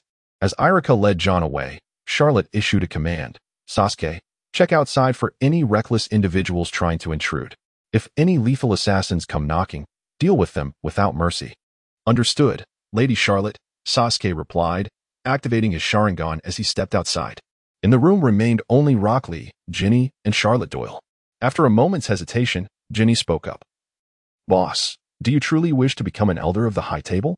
That seems utterly insane. Even I, hailing from the Assassin Brotherhood, find this ambition far too audacious, not due to Charlotte's lack of strength, but because of our insufficient numbers. With John Wick newly added, we total merely 6. Charlotte, observing Ginny's astonishment, smiled. Nothing is immutable. With our strength, we are more than capable of becoming one of the 13 seats of the High Table. Furthermore, we remain unaware of the High Table's headquarters or the identities of its elders. Now, we have the perfect guide. Ginny, looking at Charlotte's unwavering confidence, quickly interjected, Boss, I am not questioning your strength, but rather our lack of manpower. I may not know the intricate structure of the High Table's upper echelons, yet managing 80% of the world's assassins and every major city's Continental Hotel requires a substantial force. We are but a handful. Though Ginny's words trailed off, her meaning was clear. Their team lacked the manpower to sustain their management. Even if they replaced a single seat, they would still be unable to control the territories associated with it. Listening to Ginny's concerns, Charlotte Doyle replied, No, Ginny, you must understand. We are not limited to just these 6. Over the years, I have built a network of connections, should I wish it. A mere command will summon numerous assassins eager to serve me. In fact, this very situation with John Wick grants us the opportunity to seize a faction's loyalty. Moreover, I do not need to manage these places personally. I merely require a few adjudicators to oversee regular inspections. Upon hearing the term adjudicators, Ginny immediately thought of John Wick. Given his prowess, he would undoubtedly excel in such a role. Yet she shook her head and said, Boss, John Wick alone is insufficient. Do you intend to send Irika and the others as well? I actually have some candidates to recommend. Curious about Ginny's recommendations, Charlotte asked, Who are they? Carlos and Wesley. Ginny replied. Hearing these names, Charlotte was momentarily taken aback before exclaiming, The Cross has trained his son? He hasn't been deployed yet, but it's imminent. Carlos claims Wesley possesses exceptional talent, perhaps even surpassing his own. If you need manpower, boss, I believe Carlos would be quite willing to discuss it. Charlotte acknowledged that Wesley indeed possessed greater potential than the cross, but remained intrigued. Did he not desire his son to lead a mundane and ordinary life? Ginny laughed. After such experiences, Wesley can no longer return to a normal life. Besides, Carlos wishes for his child to possess some means of self-defense. Otherwise, should they encounter another unusual situation, he may not have the chance to save his son. Charlotte speculated that the cross must have encountered some significant event that led to his newfound insight, yet remained uncertain. I shall speak with him when time allows. If both father and son are willing, serving as adjudicators would be more than sufficient. Ginny nodded, admiring the ambitious man before her, which only deepened her fascination. However, unbeknownst to Ginny, Charlotte's intention to seize control of the high table was not for power or to rule the global assassins, but rather to seamlessly integrate the task system of the Continental Hotel into his own task assembly. Only then would his ninjas have a continuous stream of assignments to undertake. The assembly could accept a maximum of 9 tasks per day, yet Charlotte's office often went several days without a single task, as its reputation remained modest and its competitiveness paled in comparison to the Continental Hotel. At that moment, the office door swung open, and Sasuke Uchiha entered. Observing the immaculate Sasuke, Ginny inquired, were there assassins attempting to breach our defenses? Sasuke, disregarding Ginny and Appo's question, reported to Charlotte, Lady Charlotte, I have dealt with several lurking assassins outside. As for the FBI agents Irika mentioned, they withdrew 2 days ago and have not returned. Ginny exclaimed in disbelief. What?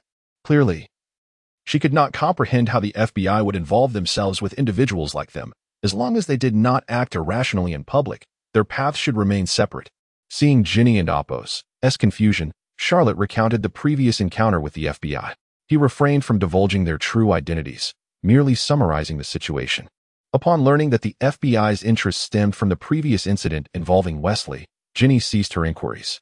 Charlotte paid little mind to Sasuke's elimination of the lurking assassins, instead contemplating the fact that this unnamed SHIELD had withdrawn its personnel. This perplexed Charlotte, given Nick Fury and Appo's nature. It was unlikely he would relinquish control over something without assurance. Could it be that they had lost interest in them? Reflecting on the strength exhibited by himself and his companions, Charlotte considered the possibility that the enigmatic Fury might indeed overlook them. After all, Fury's dealings with the Skrulls and his alliance with Captain Marvel could easily lead him to dismiss a few assassins. However, unbeknownst to Charlotte, Nick Fury had not disregarded them. Rather, he viewed them as potential assets. Regarding those brainwashed, organized ninjas, Nick Fury was well aware that individuals like them, unless faced with a significant upheaval akin to Black Widow, were unlikely to be recruited. Thus, it was unnecessary to squander resources on them. It was precisely this splendid misunderstanding that led Nick Fury to abandon Charlotte and her companions, and by the time he came to comprehend Charlotte and Appo's formidable capabilities, it was already quite some time later. Unfortunately for Nick Fury, what he did not realize was that the longer he delayed, the more allies Charlotte would amass, and her strength would only grow. By the time he reconsidered his intentions, the difficulty of the task would likely increase exponentially. Charlotte's office has successfully navigated through the night. Morning arrives. Check-in. Ding. Check-in successful, earning 200 reputation points. Observing the influx of 200 reputation points, Charlotte Doyle nodded with satisfaction. He now possesses a total of 296 reputation points, drawing ever closer to the coveted 10,000.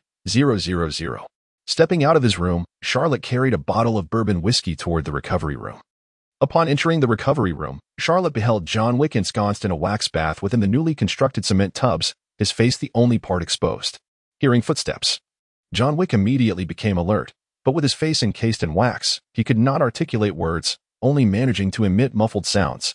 Noticing John had awakened, Charlotte approached and inquired, John, are you all right? Hearing Charlotte's voice, John ceased his facial struggles, feeling considerably better, though a hint of thirst lingered. As he attempted to speak, the wax on his face began to crack, some pieces even falling into his mouth. Charlotte gently cleared the wax from John Wick's face and said, Here, have a sip of water. He then opened the bourbon whiskey he had brought, poured a small glass, and offered it to John. As the liquid slid down his throat, John felt significantly improved and expressed, Thank you. This is my favorite bourbon. And this wax bath? Setting the bourbon aside, Charlotte sat beside John and explained. This wax bath stimulates white blood cells, accelerating the healing process. Here, bruises, cuts, and fractures can heal in mere hours. Hearing this, John Wick was astonished, stammering, "This is too powerful. With this, one need not fear ordinary injuries. Especially cuts and fractures. Healing in just a few hours is an extraordinary feat. Even a severely injured assassin could recover by the next day and return to the fray." John marveled at the remarkable nature of this wax bath. Knowing that even Winston from the Continental Hotel, not to mention the higher-ups at the high table, possessed nothing comparable. Charlotte shook his head, stating, "While this is indeed impressive, it can only treat external injuries. If a vital organ is struck by a bullet, there is little that can be done, despite the limitation regarding critical injuries." John Wick felt no disappointment. To him, the wax bath was an unparalleled marvel. With this tool at his disposal, John felt newfound confidence in Charlotte Doyle and Apos' ambition to become one of the 13 seats at the high table. The wax bath alone could yield immense profits and followers for Charlotte. "Charlotte, this is already perfect. Its capabilities are extraordinary." Charlotte smiled, choosing not to delve further into the topic with John. "All right, I will take my leave for now. Once the wax bath has melted, prepare to emerge. I shall await you in the training room." At the Continental Hotel, a black Mercedes-Benz pulled up at the entrance. A tall woman clad in a black coat and black boots, her nails painted black, stepped out, carrying a black briefcase as she strode purposefully toward the hotel. Exuding an air of competence and coldness, she swiftly approached the front desk. Challen greeted her, "Welcome to the Continental Hotel. How may I assist you?" The woman produced a gold coin, emblematic of her status as the adjudicator, and, without a word, pushed it across the counter, maintaining an unwavering gaze. Challen examined the coin, then placed it back on the counter. He picked up the desk phone and dialed internally, stating directly, "Sir, an adjudicator wishes to see you." "Understood, sir," Challen replied. Placing the phone down, he turned to the adjudicator and respectfully stated, "The manager is in the break room." The adjudicator glanced at Challen, pocketed the coin, and silently made her way to the break room. Meanwhile, Winston entered the break room, observing the female adjudicator standing there. "I assume you're here to discuss John Wick," he began. "If so, let us be brief. I instructed him to leave, and he refused. That encapsulates the entirety of the matter." The adjudicator stepped forward, asserting, "Mr. Wick has violated the rules." Winston nodded in agreement. "Indeed, I am unaware of his whereabouts." Before Winston could finish, the adjudicator interjected, "You misunderstand. I am not here to seek Mr. Wick. I am here because Mr. Wick has breached the rules within this hotel, resulting in a death. Correct?" Winston responded gravely, "Yes. In fact, the body within these walls will grow colder." The adjudicator fixed her gaze on Winston, her expression calm as she stated, "I wish to see it." Winston nodded and led her to the location where the body of Santino Antonio lay. They arrived at the crematorium, where the body of Santino Antonio was positioned on the gurney. The adjudicator looked upon the body and remarked, "Santino Antonio, a newly appointed member of the high table, was slain by Mr. Wick while seeking refuge at the Continental Hotel." She leaned closer, examining the fatal wound on Santino and Apos' forehead. "It appears he succumbed to a .45 ACP caliber automatic bullet." Having established the cause of death, the adjudicator stood and met Winston's gaze. Winston explained, "I cannot control Mr. Wick's actions." The adjudicator countered, "Yet he remains alive due to your decision, correct?" Winston conceded, "Yes." Recognizing Winston's admission, the adjudicator continued, "You have known Mr. Wick for many years. One could even say you were friends. He killed Santino Antonio in your presence, yet you chose to stand by, allowing him to escape rather than intervening or eliminating him." Winston sensed the precariousness of the situation and quickly responded, "I have disassociated him from the Continental Hotel." The adjudicator persisted, "But you still granted him an hour's escape." Winston's confidence waned as he replied, "He violated the rules within my hotel."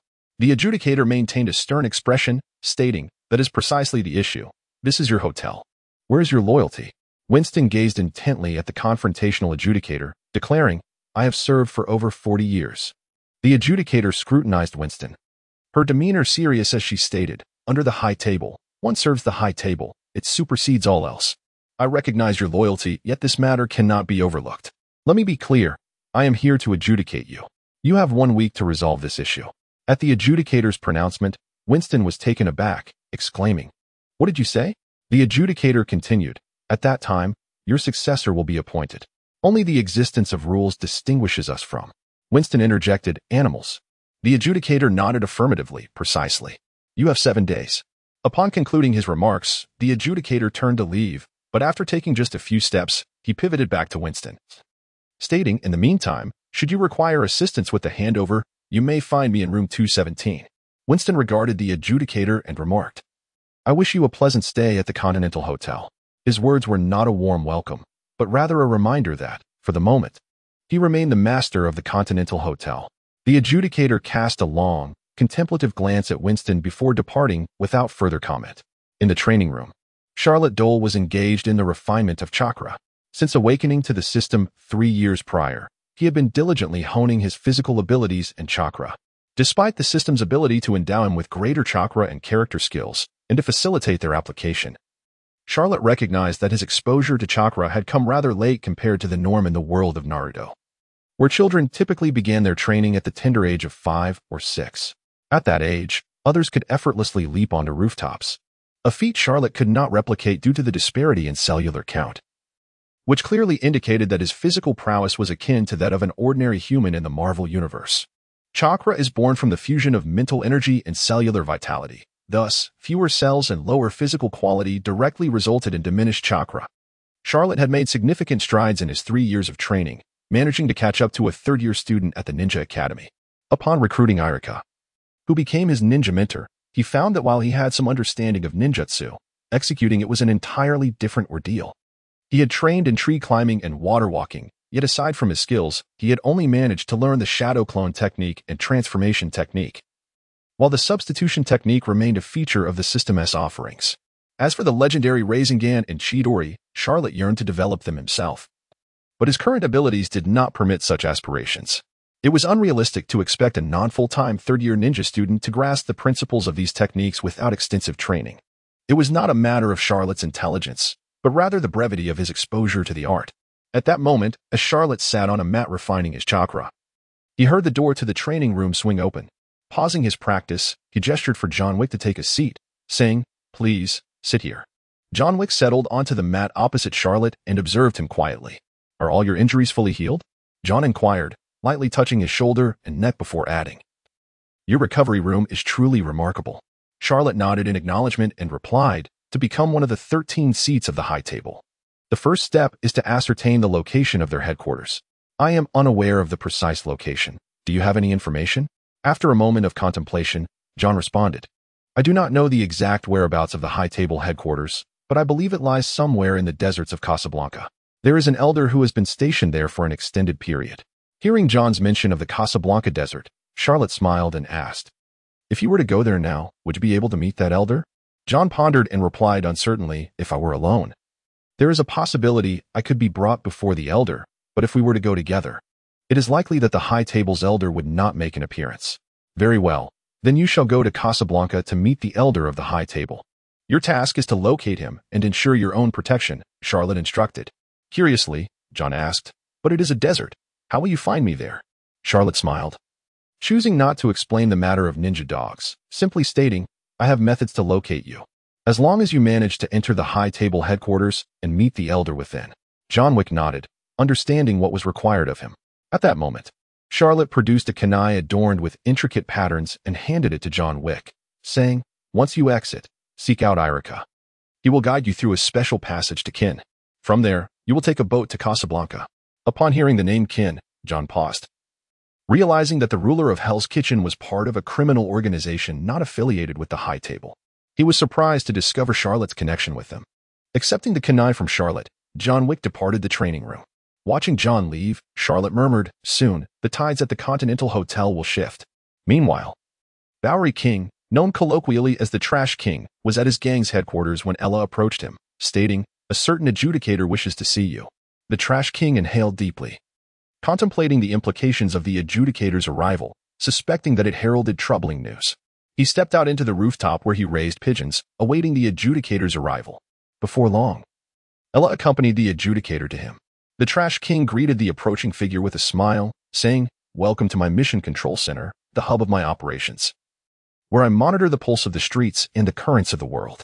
The adjudicator surveyed the surroundings in surprise, asking, "You use pigeons?" The Trash King nodded, explaining, "Indeed, what you perceive as winged rodents, I regard as the internet." Without IP addresses, without digital traces, they are untraceable, unbreachable, and unsearchable. Dear readers, the narrative interjects. The author is currently conducting a trial for recommendations and seeks to gauge the readership data.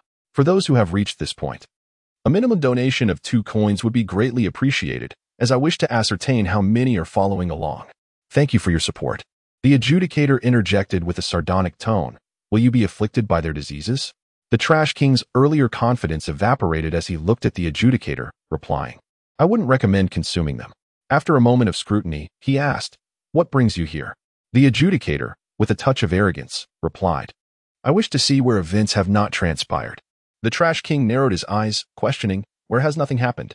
The adjudicator articulated deliberately, The place where you did not kill John Wick. The Trash King lowered his gaze and replied solemnly, I always believed I had the discretion to decide whether to execute a bounty contract. I have no enmity with John Wick.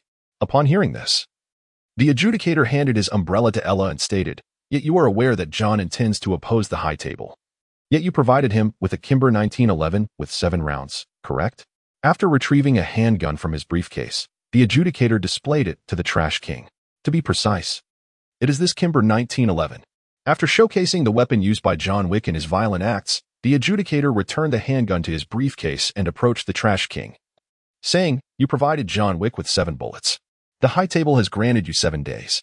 The Trash King questioned, What am I to do with these 7 days? The adjudicator replied, Expressionless, tend to your affairs, find a new home for your birds. After 7 days, you will relinquish your throne. At this proclamation, the Trash King could not suppress a sudden burst of laughter. Ha ha ha. The laughter of the Trash King grew louder, and he cast aside the umbrella he held, proclaiming, My dear, do you know what the Bowery District is? Judgment? Do you comprehend what occurs when I wave my hand? With that, the Trash King gestured dramatically, continuing, No one can usurp my throne. I am the throne, darling. I am the Bowery District. He glared at the judgment and declared, I embody the very things you disdain while walking the streets at night.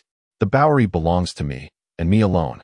The judgment, maintaining a cold demeanor, responded, Do not delude yourself into thinking you are above the rules. No one is exempt. You have 7 days. With that final utterance, the judgment turned and departed from the rooftop, heading to her next destination. Meanwhile, John Wick had followed Erica to the docks of Hell's Kitchen. Erica was conversing with a mobster and subsequently handed over the special kunai that Charlotte Doyle had entrusted to John. After receiving the kunai, the mobster turned and entered a building. In a room on the top floor of the Fisk Tower, Bullseye entered and stated, Kingpin, someone is bringing Charlotte Doyle's token, hoping to use our smuggling route to send a person to Casablanca. Upon hearing of Charlotte Doyle's token, Kingpin's thoughts immediately turned to the man who had single-handedly slaughtered the top 3 gangs in Hell's Kitchen with cold weapons, emerging unscathed. Kingpin had subsequently taken over the remnants and legacy of that gang, yet he lamented the missed opportunity of recruiting Charlotte Doyle. Regaining his focus, Kingpin regarded Bullseye with a hint of regret, reflecting, Without Charlotte Doyle, Bullseye is still a formidable ally. He then inquired, Do you know who the person to be sent away is? Bullseye paused briefly before responding. According to reports from the dock, it should be John Wick. Kingpin murmured, John Wick, yet another legendary assassin. Since someone has arrived with Charlotte Doyle's token, proceed with the arrangements. Remember to collect the token and bring it to me swiftly. This is a favor. Bullseye, hesitating momentarily, replied, $14 million, but it would mean crossing the high table. Is it worth it? Kingpin chuckled. I am the king of Hell's Kitchen, and I owe no allegiance to the high table. Their rules do not apply to me. As for the bounty on John Wick, do not concern yourself. It is not only difficult to obtain but also risks offending Charlotte Doyle, which is unnecessary. Understanding, Bullseye exited the room. Watching him leave, Kingpin turned his gaze out the window towards the Continental Hotel, murmuring, The Continental Hotel, the high table, Charlotte Doyle. Indeed, the underworld of New York is on the brink of upheaval. At that moment, the mobster who had conversed with Erica stepped out of the room and declared, It's done. Let him accompany me. Erica nodded, saying, Thank you. He then turned to John Wick, instructing, Follow him. He will take you to your destination. Once you arrive in Casablanca, act as you see fit. As for the rest of us, we will enter through official channels and should arrive sooner than you. When you meet the high table elders, we will also make our appearance. Take care, John. After patting John Wick's shoulder, Erica returned to the car and headed back to Charlotte's office. Watching Erica depart, John Wick took a deep breath and followed the mobster away from the docks. At Charlotte's office. Charlotte Doyle was perusing the latest news in the newspaper when his phone rang. Upon seeing Kingpin's name on the caller ID, he answered without hesitation. "Good afternoon, Charlotte." Kingpin's voice greeted him. Charlotte smiled, replying, "Good afternoon, Kingpin. In the battle against the High Table, I wonder, Mr. Doyle, might you require assistance from Hell's Kitchen?" Hearing Kingpin's offer, Charlotte promptly replied, "This is merely a minor matter, Kingpin. The confrontation with the High Table will soon conclude." Unfazed by Charlotte's refusal, Kingpin continued, "Should you need anything, do not hesitate to reach out. I am willing to support you." "Thank you," Charlotte Doyle said before hanging up. Gazing at his phone, he murmured, "This old fellow, is he still so persistent?" Ever since Kingpin had witnessed a fraction of his power, he had shown great goodwill towards him, attempting to recruit him. Yet to no avail. Nevertheless, their relationship had remained amicable. Occasionally, when Bullseye faced enemies he could not handle, Kingpin would place orders for him to intervene.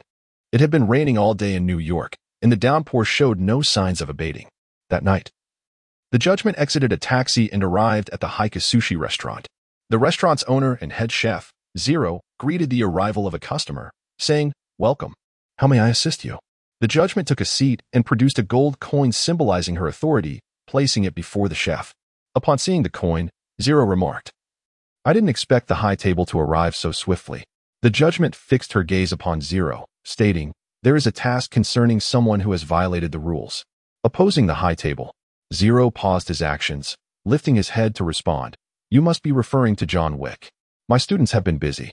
The Judgment continued, "John Wick and all those who have aided him. Of course, you are familiar with his story.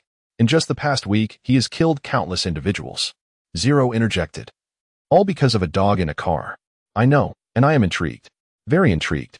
He then picked up a piece of fugu and said, "Fugu, lethally toxic." He placed the fugu before the Judgment, adding, "Without dipping it in soy sauce." Unfazed, the Judgment picked up the fugu and consumed it. Seeing her eat the fugu, Zero solemnly declared, "I have always served the High Table, and I shall remain loyal henceforth." He then bowed deeply with his two students towards the Judgment. With a positive response from Zero, the Judgment pocketed the gold coin and departed the Haika Sushi restaurant alongside Zero and his apprentices. Back at Charlotte and Appo's office, Charlotte Doyle sat in the lobby, sipping White Horse whiskey. He received word that the Judgment of the High Table had appeared in New York and would likely seek him out soon. Eager to showcase his strength before the High Table, Charlotte Doyle planned to assert his influence over the Judgment before heading to Casablanca, as timing was favorable. Just as he pondered this, the office door swung open.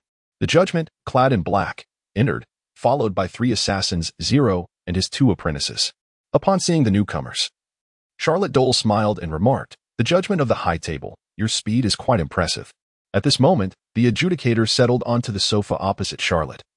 Gazing intently at the man before her, she began, "Charlotte Doyle, in your youth, you pledged your unwavering loyalty to the Continental Hotel and the High Table. Yet, you aided John Wick in his escape from New York. Where is your allegiance?" A scornful expression crossed Charlotte's face as she regarded the woman before her, slowly retorting, "I believe I possess the strength and the right to determine my own actions." The adjudicator studied Charlotte deeply, attempting to penetrate her ambitions, then coldly asserted, "Though you are the foremost assassin in New York, renowned as a legendary killer, that does not place you above the High Table. You shall atone for your betrayal with blood. Now, extend your hand and pledge your loyalty." Seeing the adjudicator's manipulative tactics, Charlotte's expression shifted and her aura surged forth, exuding an overwhelming presence primarily aimed at the adjudicator. In the next moment, three figures suddenly appeared beside Charlotte: Irika, Sasuke, and Rock Lee. The trio encircled the three disciples of Zero the moment they materialized. Under Charlotte's imposing aura, the adjudicator's complexion turned pale. As if she were gazing upon a mountain of corpses, her body freezing under the oppressive atmosphere of murderous intent. Zero, too, felt a chill rising from the soles of his feet, contemplating, is this the power of Charlotte Doyle, surpassing even that of a legendary assassin? The intensity of her malice is truly terrifying. Observing the adjudicator's trembling lips and ashen face, Charlotte disdainfully remarked, "You have not gauged my strength. Not only are you inadequate, but the three companions you brought along are as well. Dispose of these unwelcome intruders." At Charlotte's command, Irika and the others swiftly seized Zero and his companions, unceremoniously casting them onto the street. Without any resistance from the trio, Zero understood that refraining from retaliation was his only means of survival, as striking back would likely lead to his demise. Now, witnessing the adjudicator rendered speechless and immobile, Charlotte Doyle retracted her menacing aura and spoke softly, "Under my murderous intent. You lack even the capacity for action. How can you judge me?" As the malevolence and pressure dissipated, color gradually returned to the adjudicator's face, as if the blood that had momentarily congealed within her veins began to flow once more. She gasped for air, the previous sensation having been overwhelmingly terrifying. In her gaze toward Charlotte Doyle, fear filled her eyes. Just moments prior, she had felt death looming, as if the Grim Reaper had seized her throat, poised to claim her life. After catching her breath, the adjudicator composed herself and stated, "I acknowledge that Mr. Charlotte possesses considerable power. However, the high table reigns above all rules. All must adhere to its decrees. John Wick has been expunged from the Continental, and a public assassination order has been issued against him. No person or organization under the High Table's dominion may assist John Wick, or they will face the wrath of the High Table." Observing the adjudicator's forced composure, Charlotte chuckled, "Expulsion? A mere re-registration will suffice. A bounty? It can be revoked. Once the elders speak, all becomes manageable." Upon hearing Charlotte mention the elders, the adjudicator assumed he intended to pursue a higher path, prompting her to rise and assert, "Mr. Charlotte, you must understand that until a new order is issued, the situation will not change. The will of the High Table must be executed, and I am merely the executor of that will. The power of the High Table extends far beyond this."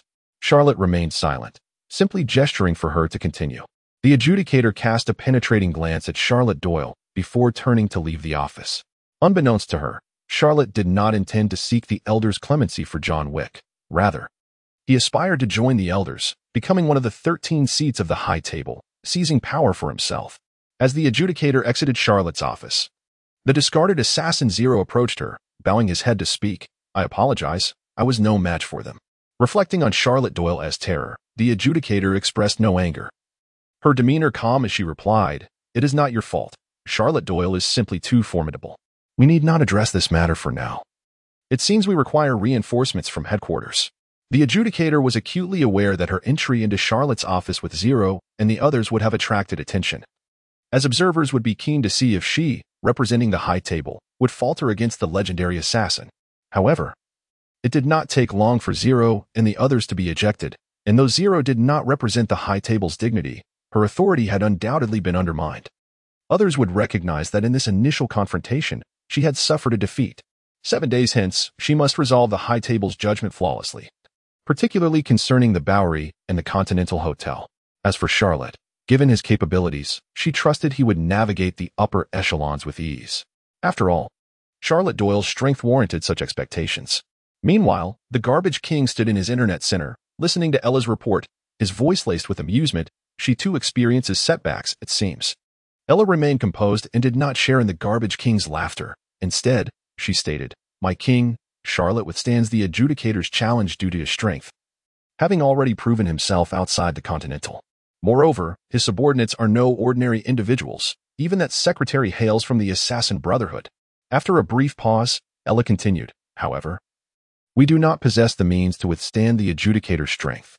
Furthermore, having suffered a setback against Charlotte, the adjudicator may seek to reclaim her honor at our expense, using us to establish her authority." The Garbage King pondered for a moment, understanding he could not resist the High Table's judgment. He need not await a large deployment from the High Table. Even the adjudicator's individual power was beyond his capacity to counter. If she were to assert her dominance over him, it would not merely entail relocating or relinquishing his throne. It could very well lead to his death. Unless the adjudicator adhered strictly to the rules, he would have a slim chance of survival, albeit at the cost of losing everything. Losing the Bowery and his subordinates would be tantamount to death, ultimately resulting in his demise at the hands of former adversaries. Finally, the Garbage King hesitated. "Ella, can we seek Charlotte Doyle's assistance?" Ella contemplated before responding. "It may be worth a try, but what could we offer in return?" What could they offer? The Garbage King pondered for an extended period, unable to conceive what price could secure Charlotte Doyle's aid. He was even uncertain as to why Charlotte would choose to protect John Wick. "Ella, tomorrow, make an attempt to ascertain what price we must pay to gain Charlotte Doyle's protection. If Charlotte can persuade the High Table to cease its pursuit of John Wick, it stands to reason he might extend us the same courtesy." Even in opposition to the high table, with Charlotte Doyle's backing, our odds would improve. Ella nodded in understanding. The garbage king stood atop the roof, the cold wind howling around him as he surveyed the surrounding pigeon coops, silently wishing to weather this crisis unscathed. He had not anticipated that merely providing John Wick with a handgun would lead to such dire consequences. The Continental Hotel. Winston set down the newspaper in his hands. Gazing at the message from his subordinate, murmuring, "Charlotte has sent John Wick away," and maintained the face of the adjudicator. It seems we are on the brink of war with the high table. Then, considering the strength of Charlotte Doyle and her formidable subordinates, Winston realized that the high table was not entirely united. Given Charlotte's prowess, the possibility of negotiating with the adjudicator was not just a mere chance. It was quite substantial. Reflecting on the predicament he was about to face, Winston felt compelled to take action. The following day, sign in. A chime echoed. Sign in successful. You have received 5,000 copper coins. At this moment, Charlotte Doyle emerged from her room and entered the office lobby, where the entire team had gathered. Ginny, holding a platter of bread and milk, said, "Boss, here is your breakfast." Charlotte stepped forward, accepted the meal from Ginny, took a sip of milk, and inquired, "How did everything go?" Ginny replied with a smile, "It's all set. Our flight is at 10 this morning, heading straight to Casablanca. Additionally, Carlos has agreed to work for you and become your adjudicator, but he will pledge his loyalty only after we complete our mission. His son has yet to embark on his journey, as Carlos is currently training him. He sends his apologies for not being able to participate this time." Upon hearing Ginny and Apos' update, Charlotte smiled and said, "Excellent. This expands our team once more. As for this operation, whether Carlos joins or not will yield the same outcome. Let him focus on training his son. Upon our return from Casablanca, the landlord next door should also be back, so Ginny, please expedite the expansion of the office." Observing the confident Charlotte Doyle, Ginny smiled and replied, "I will handle it promptly upon our return. I have also arranged buyers for the gold and jewels. We will take care of it directly once we get back. Boss, after breakfast, we need to prepare for the airport," Ginny reminded. Charlotte Doyle nodded, glanced at the others, and addressed Irica. "Irica, how are you three preparing? This mission is no small feat, rest assured. My lord, we are fully prepared for the task," Irica replied respectfully. "Leave it to me. The lotus of Konoha will bloom once more." Seeing the passionate demeanor of Rock Lee, Charlotte chuckled, took a few bites of bread, and declared, "Let us depart." Meanwhile, Sasuke Uchiha maintained his cool demeanor, remaining silent. Shortly after Charlotte Doyle and her team departed, the adjudicator in the Continental Hotel room received immediate news about their flight to Casablanca. Observing the report from his subordinate, the adjudicator murmured, "Are they going to meet with the elders?" He glanced at his wristwatch and noted, "There are still 6 days left." On the other side, Ella stared at the tightly locked door of Charlotte's office, which displayed a sign indicating it was temporarily closed. His expression was grave. He realized that trouble awaited them. Charlotte Doyle had left, and the entire team had departed, leaving the office inoperative, with their escape route cut off. Ella wasted no time and hurried back to the Berry district to report the situation to the Garbage King. Happy Christmas to all book friends. Casablanca, Morocco. Welcome to the Continental Hotel. How may I assist you? Charlotte Doyle produced 5 gold coins from her pocket and placed them on the front desk, stating, "We need 5 rooms." The hotel staff accepted the coins and began processing the check-in for Charlotte and her companions. After distributing the room keys, just as she was about to ascend to her room, a voice called out, "Charlotte Doyle." Turning around upon hearing her name, Charlotte smiled at the newcomer, Brada. Brada approached Charlotte Doyle, extending a hand. "Hello, it's a pleasure to see you."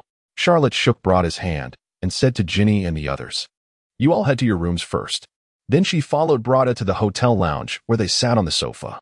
Brada looked at Charlotte Doyle and remarked, "It has been over a year since your last visit to Morocco. I have also heard about your significant moves in New York." Charlotte chuckled, "Just minor matters. Nothing particularly grand." Upon hearing Charlotte's response, Brada continued, "You are quite humorous, but I do have a question. You're not here to kill me, are you?" Looking at the manager of the Continental Hotel, Charlotte replied earnestly, "No." Though internally she thought, after you deal with your underlings, you might find yourself in peril. Brada visibly relaxed upon hearing Charlotte's response, then suddenly remembered something and asked, "Are you going to see the elders?" Charlotte Doyle nodded, acknowledging the inquiry. Brada then pulled out a room key from his pocket and placed it on the table, declaring, "This is the best room in my hotel." "Thank you." Charlotte accepted the gesture graciously. "I wish you a pleasant stay." With that, Brada stood to leave. Charlotte Doyle picked up the room key from the table and exited the lounge. Upon entering the room they had booked, she found everyone gathered in one space and stepped inside. Seeing Charlotte's arrival, Ginny asked, "Boss, what shall we do next?" "We wait. We wait for John Wick to arrive. For him to seek out the elder who surpasses the high table." Then Charlotte turned to Erica and inquired, "Did you bring the bloodstained shirt that John Wick changed out of earlier?" Seeing Charlotte directing her question at him, Erica quickly responded, "My lord, I have brought everything." Charlotte nodded in satisfaction and continued, "The headquarters of the high table is located in the desert of Casablanca. The exact location is known only to them. No one else is aware. Even if we were to meet, it would only be after they are utterly exhausted and unconscious in the desert. So their security measures are quite effective. We cannot afford to waste time and energy exploring ourselves. We should let John find them. And someone will lead him to the elder. That moment will be our opportunity to invade the high table." Ginny, astonished, asked, "Boss, how can you be sure that John Wick will meet the elder? Is this yet another unspoken secret?" Charlotte Doyle smiled. "Clever. Here, take this. It's the best room in the hotel, courtesy of Brada. As the only lady in our group, you deserve to experience the finest accommodations here. If it doesn't meet your standards, have Brada renovate it properly so he won't be handing out favors everywhere." Ginny accepted the key, casting a flirtatious glance at Charlotte Doyle, and softly said, "I will wait for you in my room with that." She turned to leave. Witnessing this exchange, Sasuke Uchiha rolled his eyes, muttering, "The Lord is truly dull." He then followed suit and exited the room. Others were also severely struck by the stones that splashed in. Observing that the path to the lower floor had been cleared, Charlotte Doyle did not linger. She grasped her kunai and entered without hesitation. At that moment, Tana, though not gravely injured, aimed to fire his weapon upon seeing her approach, but he had yet to pull the trigger. In an instant, Charlotte Doyle appeared at his side, delivering a swift backstab as the kunai plunged into his throat, ending his life in an instant. She then flickered away and appeared before a guard wounded by debris, thrusting the kunai directly into his heart. The sickening sound of steel meeting flesh echoed, and in the next moment, Charlotte Doyle withdrew her kunai and advanced toward a third guard. From the moment of the explosion until now, merely 2 seconds had elapsed, and the once 6-member guard team was reduced to just Mode, who remained unharmed, having run off to make a call earlier. He had evaded both the security door and the flying stones, yet the unfolding scene wrought upon him an overwhelming shock. "Devil!" Mode shouted, pulling the trigger of his assault rifle as bullets rained down toward Charlotte Doyle's position. In response, Charlotte Doyle's arm-wielding the kunai moved with astonishing speed, creating countless afterimages that deflected each incoming bullet. Soon, Mode's rifle ran dry, producing a jamming sound. Just as he reached for the handgun at his waist, a kunai flew through the air with a whoosh. It pierced Mode's throat, causing him to stagger before collapsing backward. Thus, the entire Russian mob within the factory was eradicated by Charlotte Doyle and Apos' hand. Therefore, I shall no longer wield a firearm in a spree of violence. John Wick gestured, saying, "I do not request you to kill. I merely need you to escort me to him." Sophia inquired, "To whom?" John replied, "To your former superior, the overseer of the Moroccan Continental Hotel." Sophia stared at John Wick, momentarily taken aback, then articulated deliberately, "You intend to kill Brada." John Wick hastily interjected, "I shall not kill him. I only wish to converse." Sophia, perplexed, questioned, "What can he offer you?"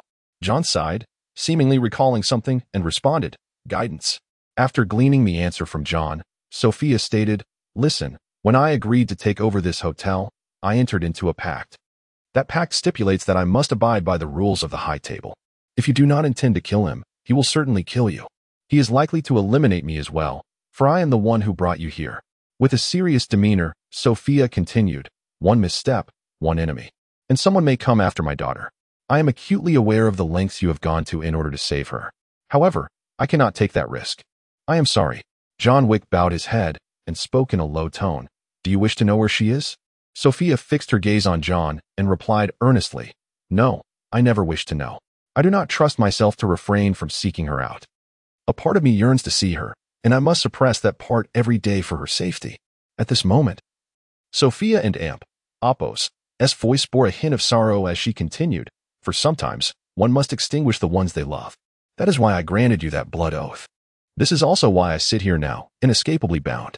John Wick glanced at the blood oath emblem in his hand and remarked, "The consequences." Sophia nodded, affirming, "Indeed, the consequences." Looking at Sophia, John Wick insisted, "I only ask that you try. Regardless of the outcome, we shall consider ourselves even. He then placed the blood oath emblem on the table, pushing it toward Sophia. Sophia's gaze remained fixed on John Wick as she extended her hand, pushing the emblem back to him, and declared, "No, after this, you owe me." She then stood and said, "We depart in 10 minutes. Meanwhile, on the rooftop terrace of the Moroccan Continental Hotel, Charlotte Doyle and her entourage had gathered, overlooking the second-floor terrace below.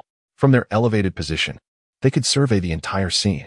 This was the finest room Brada had provided, complete with a terrace uniquely positioned to view the second floor. Irika approached Charlotte respectfully, stating, "My lady Charlotte, John Wick has arrived at the hotel." Charlotte, holding a glass of white horse whiskey, savored a sip before responding, "Understood." She then gazed at the terrace below, murmuring, "Why is it that there are always those who wish to kill dogs? Do they not realize how terrifying dog lovers can be?" Ginny, having overheard Charlotte, stepped forward to peer down but saw nothing. She then asked, "Boss, is someone trying to kill a dog?" Charlotte pointed to the currently empty terrace below, saying, "Soon, a confident fool will arrive, intending to commit a foolish act." Ginny blinked at Charlotte Doyle, her thoughts unknown, but her expression bore a hint of gravity as she continued to observe the scene below. Meanwhile, Sophia had changed into her attire and armed herself. Observing Sophia and Appo's outfit and weaponry, John Wick remarked from the couch, "We need not storm in as before. This time, it is merely a conversation." Sophia approached her dog, crouching down, and addressed John Wick. "Being involved with you has never merely been a conversation." She then tucked a handgun into the bulletproof vest worn by her dog. Turning to John Wick, she declared, "Let us proceed." Sophia guided John Wick to the underground alchemical area, heading toward Brada's location. As they traversed the alchemical zone, they were halted for a security check. Just as they completed the search, Brada approached with arms outstretched, exclaiming, "Sophia, it is always a pleasure to see you." He then drew near and added, "And of course, your dog. How splendid they are. May I pet them?" Sophia nodded in assent, saying, "Certainly, this is DeKilt." The dog, now named DeKilt, stepped forward to meet Brada. He crouched down, stroking the dog and praising, "Wonderful." While petting the dog, he continued, "John Wick, I have heard that you have graced our shores." Brada, having finished with the dog, stood before John and continued, "Come, we have much to discuss." During their walk, Brada stated, "I must admit, I am quite curious. What brings you to my territory? Are you here to kill me?" John Wick replied, "No." Upon hearing that John was not there to kill him, Brada nodded, satisfied to find himself in the company of two legendary assassins, neither of whom had come for his demise, leading them to the second-floor terrace. Meanwhile, Ginny, who had been watching the second-floor terrace, murmured, "Indeed, someone has arrived, and there is a dog."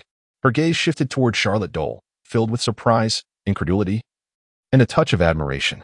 Having come from the assassin brotherhood, Ginny had a high threshold for accepting such prophetic abilities, and Charlotte Doyle's occasional cryptic remarks elevated her stature in Ginny's eyes. Upon hearing Ginny's statement about the arrival on the second-floor terrace, Charlotte called out, "Everyone, come over here. A spectacle is about to unfold." "Irika, can you hear the sounds from below?" The group listened intently, but aside from the howling wind, there was nothing to be heard, and they all shook their heads in response to Charlotte. Seeing that no one could hear, Charlotte shrugged, indicating that they would have to witness a silent drama. On the second-floor terrace, Brada began, "Mr. Wick, do you know the origin of the term assassin?" Before John Wick could respond, Brada continued, "There are many theories regarding assassin. The Assassin Brotherhood, followers of Hassan. However, others believe the word originates from the faithful, meaning one who is devout and steadfast in belief." He then pointed to a coin displayed prominently for viewing, saying, "Do you see that? It is the first coin minted here, and beside it, the first blood oath. Believe me, such items are not easily acquired. Of course, this coin no longer holds any monetary value. Instead, it represents a commercial relationship, a societal contract to which you agree. Order and rules." Brada stepped closer to John Wick. Continuing, "You have disrupted the order, and the High Table has decreed your death. Why should I allow you to leave this place alive? Given that you have already reaped the consequences of your actions and lost your life?" At this moment, John Wick knelt down, bowing his head, and spoke, "I wish to make amends and pay for my misdeeds.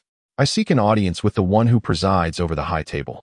John Wick's mindset was far from what Brada had envisioned. He was not genuinely seeking forgiveness from the elders, but rather aimed to become a guide, to locate the headquarters of the High Table. Upon hearing John's words, Brada furrowed his brow slightly. This was the second individual he had encountered today who desired to meet the elders, both being legendary assassins. However, Charlotte Doyle had not asked him for the elder's address, but had peacefully checked into the hotel, gazing at John Wick before him. Brada sensed that the situation might be more complicated than it appeared. Thus, he disregarded John and approached Sophia, stating, "I truly like this dog. Tell me, does it shed excessively?" Not understanding Brada and Appo's inquiry, Sophia replied, "Occasionally." After casting a glance at Sophia, John Wick solemnly remarked, "After I depart, you may inform the elders that I seek him, if he desires my death." Before John could finish, Brada interjected, "Then it is certain you will be left to rot under the sun." "I see. You are suggesting I provide the elders with a choice, to kill you or not."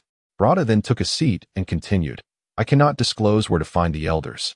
Hearing Brada's refusal, John stood up in resignation. Observing John's rise, Brada remarked, "You do not comprehend. The elders cannot be sought at will. They must choose to find you. If you wish to converse with him, venture to the edge of the desert. Look up. The Canis Minor constellation follows Orion in the night sky. And you must follow the brightest star. Continue until you are on the brink of death, and then proceed further, when you are left with but a single breath. He may come to you, or perhaps he will not." Upon hearing Brada's words, John Wick immediately expressed his gratitude. "I am grateful." Sophia, standing beside him, echoed, "Thank you, sir." The two then turned to leave. As they departed, Brada, seated in his chair, remarked, "Perhaps you were not paying attention before. Societal contracts, social relations. Just now, you received a splendid gift. I entertained your friend." As he spoke, Brada pointed at John Wick and then approached Sophia, asking, "How will you repay me?" Brada crouched down before the dog he had previously petted and affectionately stroked it again, saying, "So gentle, yet so fierce. I adore this dog." Looking at Sophia, Brada continued, "I shall keep him." Sophia, taken aback, exclaimed, "What did you say?" Brada slowly rose, still petting the dog, and declared, "This shall be my gift. You will demonstrate your loyalty to me with it." Sophia resolutely shook her head and replied, "No, you cannot take my dog." Brada, disappointed, raised his hands and turned away, saying, "Very well, very well." He then retrieved a handgun from an open box on the table and aimed it at the dog, declaring, "Then I shall kill it." Bang! Brada pulled the trigger, and the bullet struck the dog, which collapsed in response. Sophia immediately knelt beside the dog, grasping its neck and crying out, "Doctor, doctor!" The gunshot reverberated to the upper floor, where those who had been observing the terrace were quick to notice the situation. Jenny murmured, "Someone truly has killed a dog." Boss, John's previous attack on Vigo and his son seemed to have originated from his love for his dog. Charlotte nodded and continued, "Watch closely. This dog lover's temperament is no less volatile than John's." On the second-floor terrace, Brada, watching the panicked Sophia, insincerely apologized. "I am sorry, Sophia. This is to teach you a lesson." Hearing the dog's whimper, Sophia reached toward it and discovered a bullet lodged in its bulletproof vest. It turned out that Brada and Appo's shot had merely struck the vest. Sophia then turned to John Wick. John Wick, sensing Sophia and Appo's intentions, warned, "Do not." At that moment, Sophia, filled with murderous intent, drew the handgun from the dog's vest and fired a shot at Brada's abdomen, then immediately began shooting at the surrounding guards. Seeing Sophia open fire, John Wick had no choice but to join the fray, seizing a guard's submachine gun and unleashing a barrage of fire. Just as Brada had risen, unprepared for action, the previously injured dog lunged at him, aiming for Brada's groin. Brada yelped in agony. The battle swiftly concluded under the assault of the two individuals and the dog. At this moment, Brada clutched his groin, wailing in pain as blood stained his palm. Sophia, armed with a gun, approached Brada, poised to end him. At this juncture, John Wick urged, "Sophia, do not." Glancing at John Wick, Sophia redirected her aim and shot Brada in the thigh, stating, "He shot my dog." John Wick nodded in understanding. As Brada continued to writhe on the ground, Sophia declared, "We must leave now."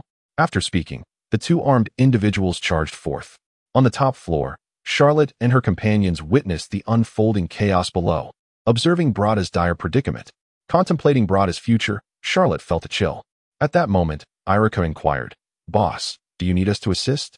Charlotte pondered briefly before responding, "Let us go down and lend a hand." With that, Charlotte Doyle turned and made her way downstairs, followed by the others. Upon arriving at the second floor, they saw Charlotte heading toward the terrace. Jenny cautioned, "Boss, John, and the others have already left."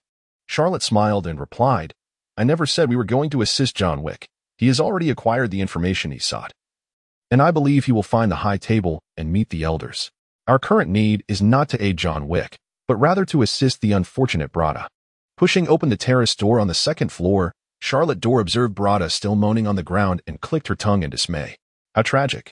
Why would you? Of all people, shoot a dog in front of a dog lover? The last person to do such a thing brought ruin upon himself and his father. Brada, still groaning on the ground, saw Charlotte Doyle and her entourage enter and lamented, Charlotte, is there something you want? Surely you do not intend to. Though Brada did not finish his sentence, he had already prepared for the worst. Charlotte shook her head. No, I am not here to kill you. Relieved that she was not there to end his life, Brada gritted his teeth against the pain and said, the address of the elders. Charlotte shook her head once more. I am not seeking the elders. The time to meet them has not yet arrived. I am here to assist you. Charlotte cast a glance at Brada, observing the gunshot wounds on his legs, one of which was a through-and-through injury. She noted that he had not lost any blood and still retained his strength. This dog had indeed shown restraint. However, the wound was perilously close to becoming fatal. And she wondered if the wax bath would prove effective. At that moment, Charlotte crouched beside Brada and whispered a few words into his ear. Brada responded with an enthusiastic nod, his face lighting up with hopeful delight. Charlotte then stood and instructed Irika, take Mr. Brada with you, but be gentle. Head to the management lounge for some rest. She then turned to Rock Lee and Sasuke, saying, you two, prepare a wax bath. Brada spent the night in the wax bath, and when he emerged, his injuries had nearly healed. As he stepped out of the tub, he marveled at the miraculous treatment that Charlotte Doyle had at her disposal, noting that even his brother had been restored. He realized how close he had come to losing a limb to that wretched dog. The healing power of the wax bath was indeed extraordinary. Such a treasure would be invaluable for those in their line of work. If a recovery room like this existed in a hotel, assassins from around the world would flock to it, generating an explosion of clientele and business. After all, even with a bulletproof vest, no one could guarantee they would and Appos to get hurt. However, recollecting his experiences from the previous day sent a shiver down Brada and Appos' spine. He gritted his teeth and exclaimed, Sophia. After dressing, he emerged to find Charlotte Doyle in the living room, and his face broke into a smile as he opened his arms for an embrace. Thank you, Charlotte. You saved my life. Although Charlotte had not directly saved him, her assistance was akin to a lifeline, perhaps even more significant. As a man who managed the Monaco Continental Hotel, losing that capability would sometimes feel worse than death itself. After a brief embrace, Brada said, I owe you a favor. Charlotte, what can I do for you? Or perhaps I can offer you one of my blood contract badges. A sincere smile graced Brada and Appos' face as he regarded Charlotte earnestly. Charlotte smiled back, not dismissing Brada's gesture. Since you're so sincere, I would appreciate one of your blood contract badges. The efficacy of a blood contract badge held by an ordinary assassin differed greatly from one wielded by the head of a Continental Hotel. Without hesitation, Brada walked to his bedroom, retrieved a blank blood contract badge from a drawer, and returned to Charlotte, pricking his finger to leave his blood imprint on it. After completing the ritual, he handed the badge to Charlotte, who accepted it without hesitation and tucked it into her pocket. Seeing Charlotte accept the badge brought a smile to Brada and Appos' face once more. Charlotte, I wonder if there is potential for collaboration regarding this wax bath? Having experienced its effects firsthand, Brada recognized a significant business opportunity. This treatment was incredibly appealing to those in their field. With such a remedy, conventional black market doctors would likely find themselves out of work. Observing Brada's enthusiastic demeanor, Charlotte understood that he was intrigued, yet she declined, saying, Brada, the timing isn't right for such discussions. It's still too early. Upon hearing Charlotte's non-rejection, Brada felt hopeful and replied, Charlotte, I will await your good news. I will ensure to propose a very suitable price for you. How does a combination of dollars and gold sound? Or perhaps a completely gold-based consumption model? Watching Brada contemplate pricing, Charlotte chuckled. We can discuss that later. Now that you and Appos are all right, I shall take my leave. Brada did not press her to stay but expressed his gratitude once more before she exited. Meanwhile, Sophia drove John Wick to the edge of the desert. She parked the car, opened the trunk, and retrieved a dog bowl along with a large bottle of mineral water. After pouring some water into the bowl, she addressed her two dogs, saying, Drink up. As John Wick stepped out of the car, he pulled out Sophia and Appos' blood contract badge. Before he could speak, he heard, You will die, John. Perhaps here in the desert, or somewhere else later. Sophia paused, then looked at him with certainty, stating, "But you will undoubtedly perish." John Wick remained silent, taking a deep breath before opening the badge and pricking his finger to leave his fingerprint on the other side. After closing the badge, he held it out towards Sophia and said, "The consequences." Sophia accepted the blood contract badge and echoed, "The consequences." She then offered the remaining bit of mineral water to John. Just as he reached for it, she withdrew it away. In front of John Wick, Sophia poured the remaining water into her mouth. Witnessing this, John turned his head away in resignation. However, Sophia did not swallow the water. Instead, she swished it around in her mouth and spat it back into the bottle. She then placed the bottle back in front of John Wick and urged, "Hurry and get going." Considering the desolate desert environment, John Wick ultimately accepted the bottle from the vengeful woman. Noticing it contained only a sip, he called out her name, Sophia. Without further communication, John Wick began his journey into the desert. At the Monaco Continental Hotel, Charlotte Doyle and her companions arrived at the service desk to check out. Exiting the hotel, they set off towards the desert. Driving to the edge of the sands, Ginny remarked, "Boss, it's easy to lose your way in the desert. Where do we head next?" Charlotte did not respond to Ginny, but turned to Erica, instructing, "Erica, retrieve John Wick's shirt." Upon hearing Charlotte's command, Erica produced a blood-stained shirt from the luggage and placed it before her. Charlotte bit her finger and performed a series of hand seals, declaring, "Spirit summoning technique." With a puff of smoke, a pug appeared before them. Erica and his companions remained unfazed. They were familiar with the spirit summoning technique and could even perform it themselves. However, Ginny and Apos' mouth fell agape in disbelief. She witnessed Charlotte summon an animal, a dog, after forming hand seals. Parker surveyed his surroundings and addressed Charlotte, "Madam Charlotte, how may I assist you?" Ginny pointed at Parker, exclaiming, "The dog is talking. The dog is actually talking." Annoyed, Parker retorted, "Madam, I am a ninja dog. It's perfectly normal for a ninja dog to speak." Ginny, still incredulous, replied, "It's not normal for a dog to talk." Ginny observed the lack of surprise among the crowd and realized she was the last to know the news, which made her cast a displeased glance at Charlotte.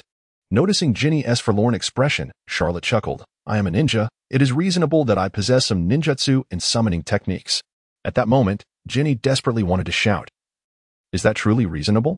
Charlotte was not jesting, however. He replied, "I will explain it to you in detail later. For now, let us attend to the matter at hand." He took John's shirt and addressed the summoned spirit, "Parker, can you locate the owner of this shirt?" Parker approached, sniffed the shirt, then turned towards the desert, stating, "The scent is clear. The target is moving, albeit at a very slow pace." After contemplating Parker's response, Charlotte instructed, "Please keep an eye on John. Notify me once he stops moving and then begins again. This may take a while, possibly 2 or 3 days." Charlotte recalled that John Wick had collapsed in the desert before being taken by the elders, given John's stamina.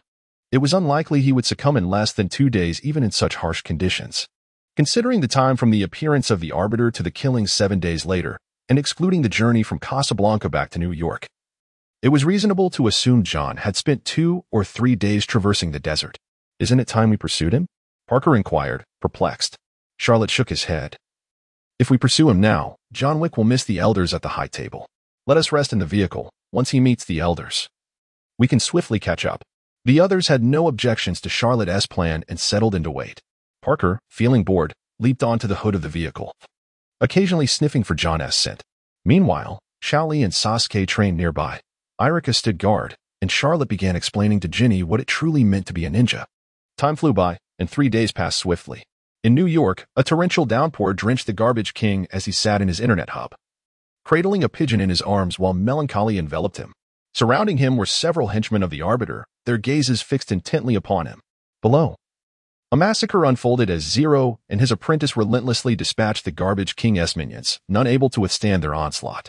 Armed with both melee weapons and firearms, the Garbage King's subordinates posed no threat to Zero and his disciple.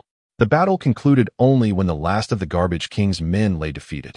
On the rooftop, upon seeing the Arbiter approach with an umbrella, the Garbage King stood to greet him, saying, "Well, you've made your stance clear. You have earned my loyalty." Unable to reach Charlotte Doyle, the Garbage King found himself powerless against the High Table's Arbiter, compounded by the slaughter being carried out.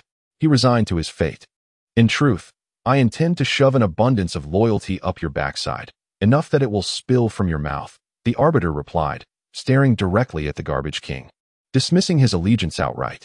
Realizing that surrendering and offering loyalty was futile, the Garbage King retorted, "If that is how you feel, I suppose it's time to tell you to crawl down from your high table and meet your demise."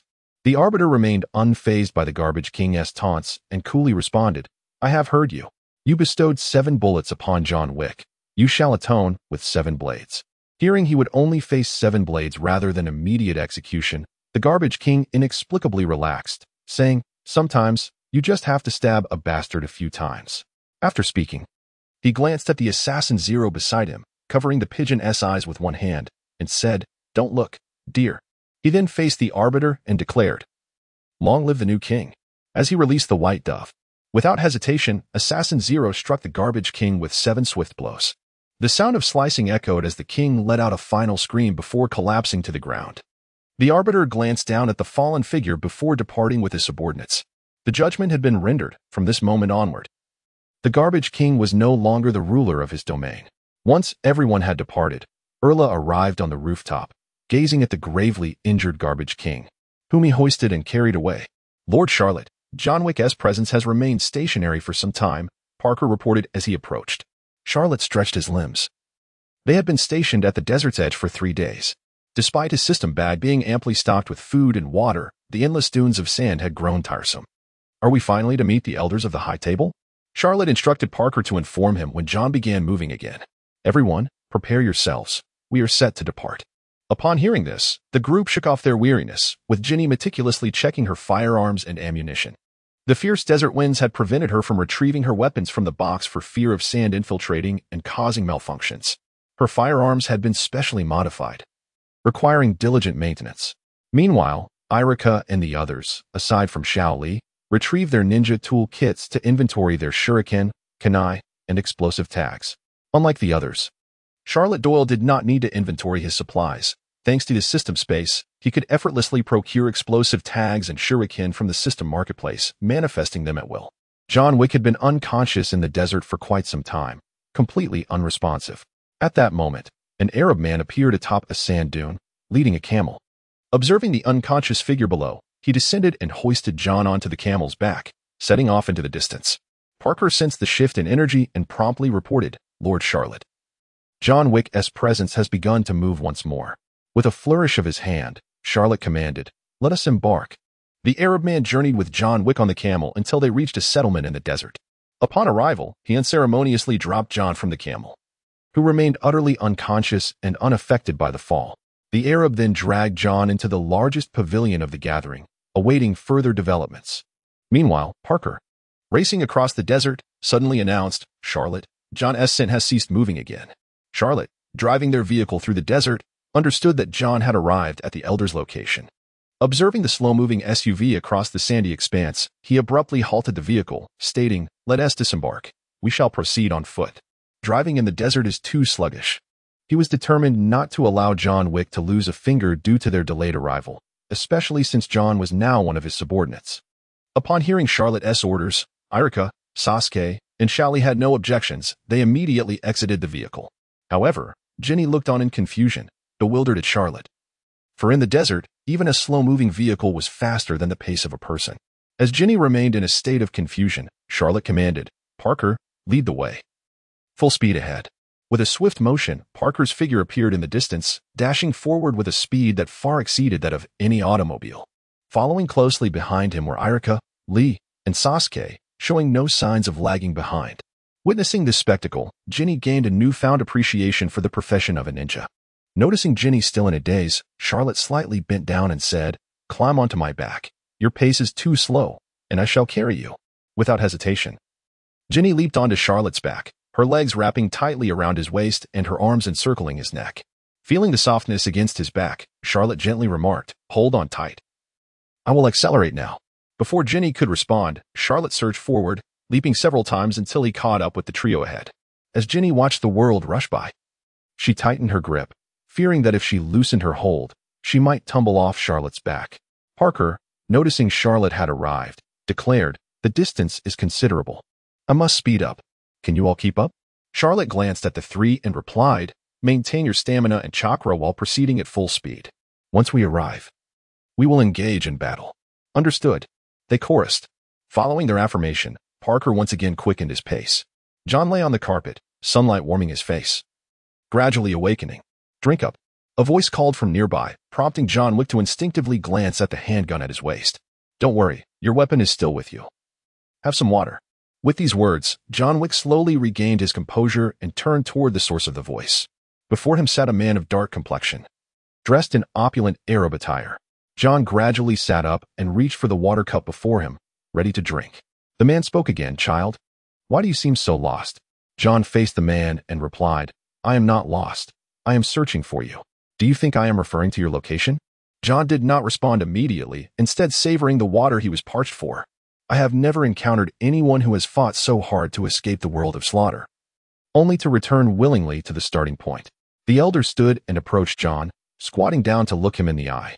Why do you wish to live? Upon hearing this familiar question, John Wick hesitated verbally, yet his thoughts were consumed with, Charlotte, I have found the elder. Where are you? Can you make it here? My wife, Helen. To remember her, to remember us. The elder inquired further, so you wish to live for the memories of love? John replied in a low voice. At least I desire a chance to fight. The elder regarded the man before him, yearning for life, and stated, I can offer you one final opportunity to earn your life.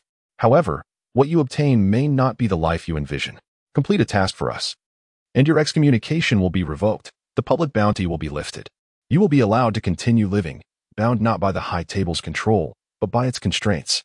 In your remaining days, do what you excel at. Listening to the conditions proposed by the elder, John Wick outwardly remained composed while inwardly scoffing. I have already fulfilled my task. It was to find you. The excommunication will be revoked, and the bounty will be lifted, but not due to you, rather, because of Charlotte. Most importantly, he need not succumb to the high table's constraints. He merely needs to pledge his loyalty to Charlotte. Elder, your terms are not as favorable as Charlotte's. Unaware of John's inner thoughts, the elder returned to his chair and said, Of course, the choice is yours. Here and now, you can die, or live at the cost of death, reminiscing about the past. Hearing the elder question whether he preferred to die now or live, John slowly stood up, casting a furtive glance around, but finding no trace of Charlotte and the others. He faced the elder and asked, What do you require of me? The elder's voice turned stern. Your life must be exchanged for another's death. The first target is named Winston. John exclaimed in surprise. What?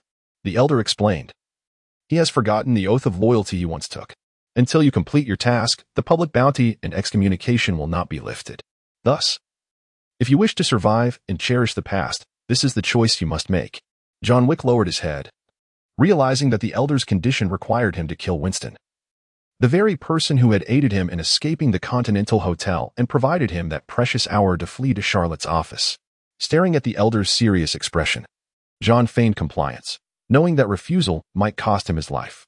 He knelt on one knee and slowly stated, I will serve the high table, swearing loyalty unto death.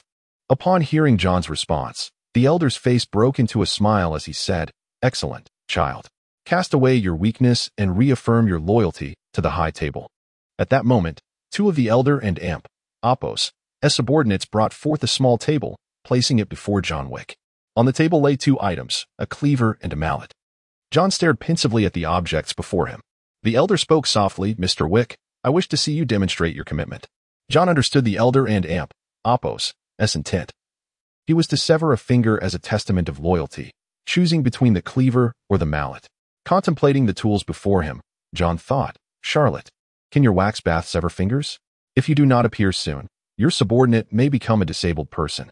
Noticing no change in his surroundings, John Wick deliberated and grasped the cleaver, poised to make the cut when, swish, swish, swish. Suddenly, several shurikens shot forth, striking down the guards surrounding him. Relieved by the turn of events, John Wick seized the cleaver and hurled it with great force toward a guard preparing to draw his gun. Explosions roared as dozens of kunai adorned with detonation tags rained down from above, wreaking havoc among the gathered tents, leaving chaos in their wake. Irika, Lee, Sasuke, and Jinny maneuvered through the chaos, ensuring that not a single adversary escaped. Even Parker struck with a paw, though not primarily an offensive summon.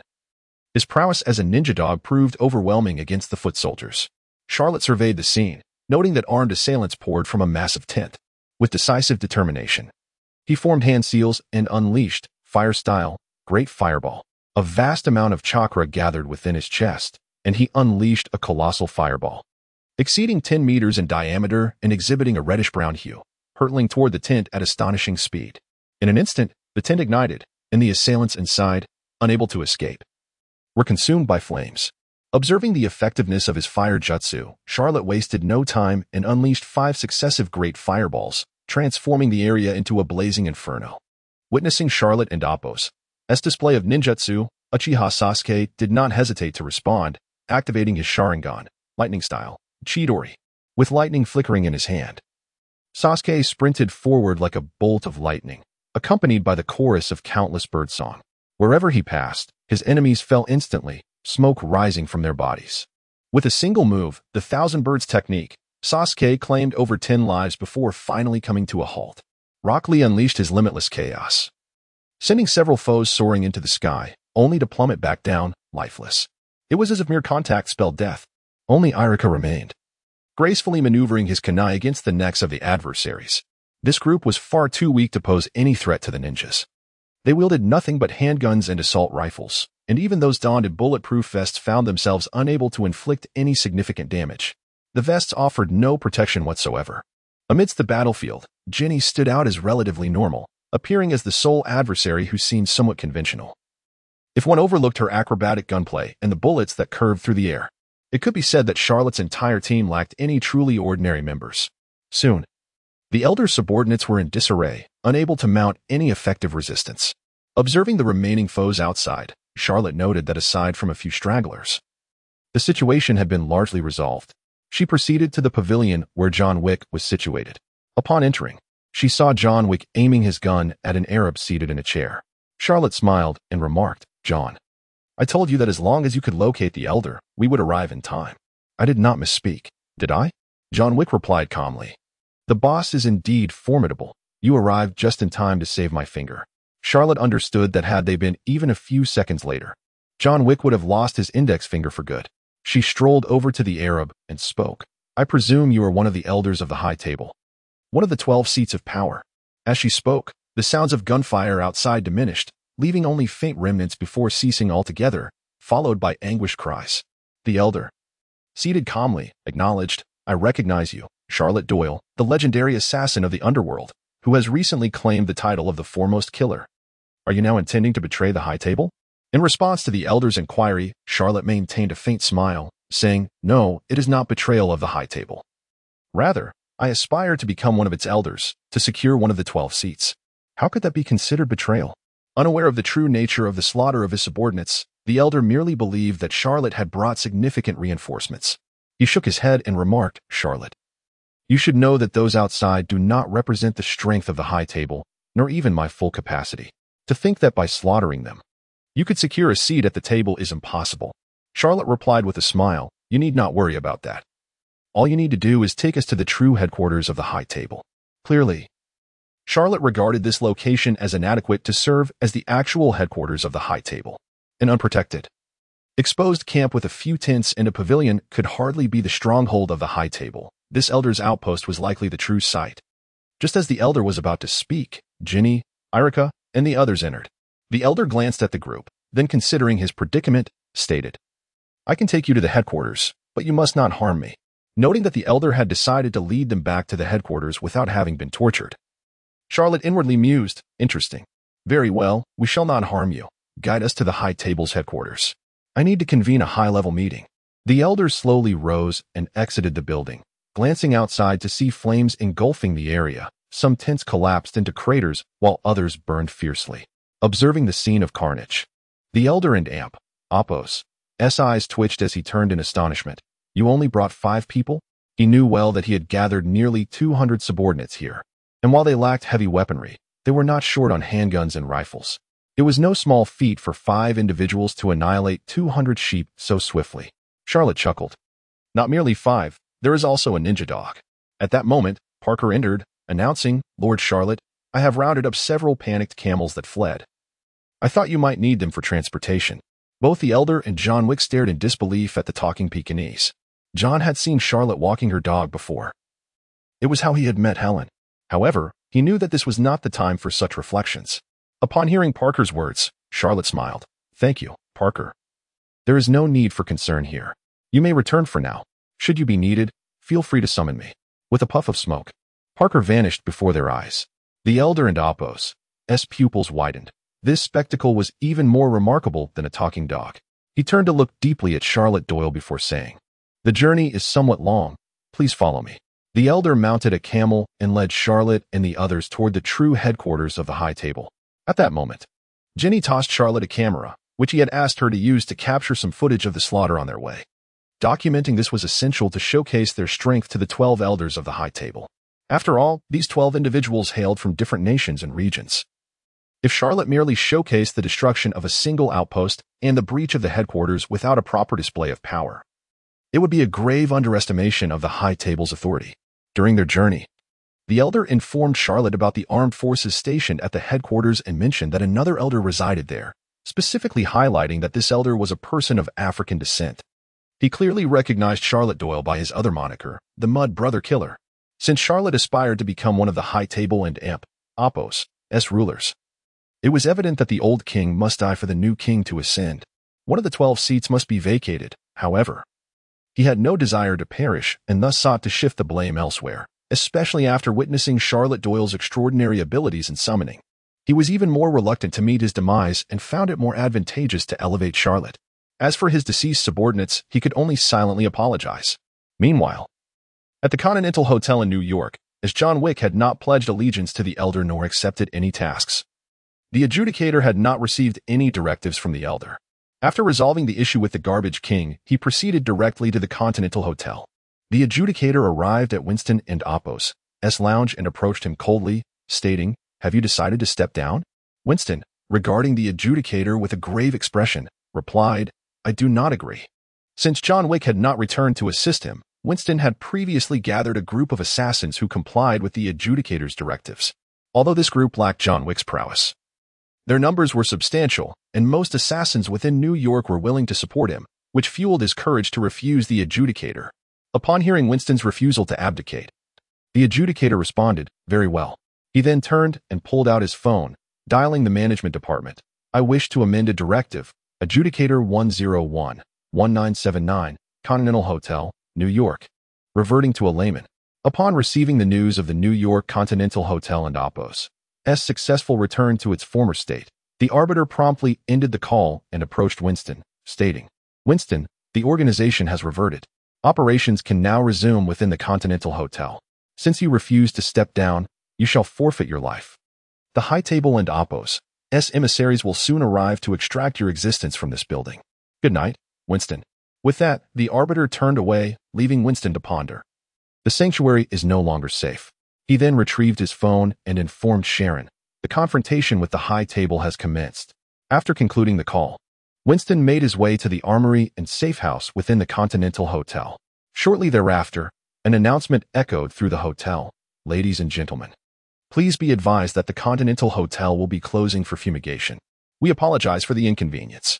Please proceed to the nearest exit." Meanwhile, the arbiter entered the lounge area of the hotel and observed Zero seated on a sofa with his apprentices. He remarked, "Now, you and your apprentices may operate within the Continental Hotel." Before departing, the arbiter addressed the assassin Zero once more. "We will dispatch some of our finest to provide additional support." Zero responded with a grin, "Excellent, very good." The arbiter then retreated to his quarters, awaiting the outcome of his decree. Before long, 2 armored buses arrived at the hotel entrance, and dozens of fully armed assassins, clad in specialized bulletproof helmets and the latest protective gear, disembarked from the vehicles, forming a tactical formation as they proceeded into the Continental Hotel. At that moment, the carnage within the hotel officially commenced. On another front, Charlotte and her companions, riding camels, followed the elder to the headquarters of the High Table. Located deep within the desert, not above ground but rather beneath it, it was unclear how they had discovered this site suitable for underground construction amidst the arid landscape. Upon entering the High Table and Apos' headquarters, Charlotte issued a direct command: "Kill."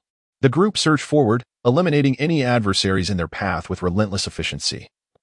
Intent on breaching the command zone, the elder, hiding behind Charlotte and her entourage, guided them without any sense of awareness, having inadvertently led the enemies to their stronghold.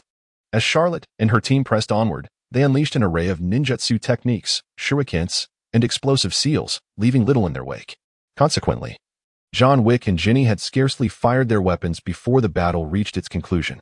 It was at this moment that the elder, trailing behind them, truly grasped the formidable prowess of Charlotte Doyle and her subordinates. With such power, her ascension to the ranks of the High Table elders was assured, and he felt a profound sense of wisdom in his choice of allegiance. After a series of slaughters, the elder led Charlotte and her team to the exterior of a safe house, the last bastion of defense within the High Table's headquarters, where another elder was currently hiding. This elder promptly notified those outside that the headquarters was under siege and required reinforcements. Gazing at the fortified alloy door before them, Charlotte smiled and instructed, "Irika, breach it with the barrier formation." Obeying her command, Irika approached the door, retrieved explosive seals, and began to set them up. After deploying 30 seals, the barrier formation was finally established. Charlotte and her team then positioned themselves outside the explosion radius. Suddenly, Irika bellowed, "Detonate." Instantly, the formation activated, and the 30 explosive seals ignited simultaneously, channeling their force in a singular direction. With a thunderous roar, the alloy door was obliterated, allowing passage. Observing the final line of defense crumbling, the Black Elder within the safe house surrendered entirely. As Charlotte and her team entered, he spoke first. "I know you, Charlotte Doyle. What do you seek, and why have you assaulted the High Table's headquarters? And you, Mactum, why have you betrayed the High Table?" Charlotte showed no interest in responding to the Black Elder's inquiries or engaging in dialogue, instead dispatching him with a shuriken. Turning to her companion, Mactum, she said, "Please prepare for the Elder and Imp, Apos, S council meeting." Witnessing Charlotte and Imp, Apos, S swift execution of the Black Elder, Mactum gained a deeper appreciation for the title of murderer. Realizing that she had little desire for discourse, without hesitation, Mactum declared, "Everyone, follow me." He then led the group from the safe house to a conference room located on the third basement level. The room was spacious, dominated by a large electronic screen. Mactum approached the control panel, initiating a series of commands that illuminated the screen. The display transformed into 12 segments, each representing a seat at the High Table. In quick succession, video feeds connected, revealing the figures of several elders. Ultimately, 11 screens lit up, the sole exception being the one belonging to the Black Elder who had been slain by Charlotte. The figures of Charlotte and her companions also appeared on the screen, allowing the 10 elders outside to witness the situation in the conference room. Seeing that most of the members had gathered, Mactum addressed them. "Today marks the most significant upheaval in the history of the High Table, prompting me to convene this highest council." The elders, now aware of the attack on the headquarters, exchanged various expressions. A Russian elder spoke up, "Mactum, while a meeting is undoubtedly warranted, should you not first explain the circumstances surrounding the attack on the headquarters? I assume you have all received the distress signal from MO." As the elders observed the absence of MO and Apos' image on the screen representing the headquarters, they inferred that he had likely perished. They were uncertain whether this was a result of a conflict between two elders or something else entirely. Despite being co-rulers of the High Table, internal rivalries persisted, as the factions had never fully united but rather comprised multiple competing entities. Mactum refrained from answering immediately, turning his gaze to Charlotte Doyle, seeking her counsel on how to address the inquiry. Noticing Mactum's questioning look, Charlotte calmly instructed, "Ginny, please upload the footage we recorded earlier to the projection." Ginny retrieved the SD card from the camera, uploading the day's footage to the computer and initiating playback. Soon, the video of Charlotte and her team breaching the stronghold was visible to the elders. The footage showcased flames, lightning, remarkable speed, incredible strength, and explosive seals, all unmistakably conveying their extraordinary capabilities. Stepping forward, Charlotte addressed the elders on screen. "I trust you comprehend the significance of what you see before you." At that moment, the expressions of the elders transformed as they regarded Charlotte Doyle with newfound respect. Although MO had informed them that Mactum and Charlotte's group had attacked the headquarters, he had not transmitted the footage of the assault, not out of reluctance, but due to a lack of time. "I, Charlotte Doyle, a registered member of the Continental Hotel in New York and a legendary assassin, now seek to become one of the 12 seats at the High Table." As my declaration echoed, the elders on the screen exchanged glances.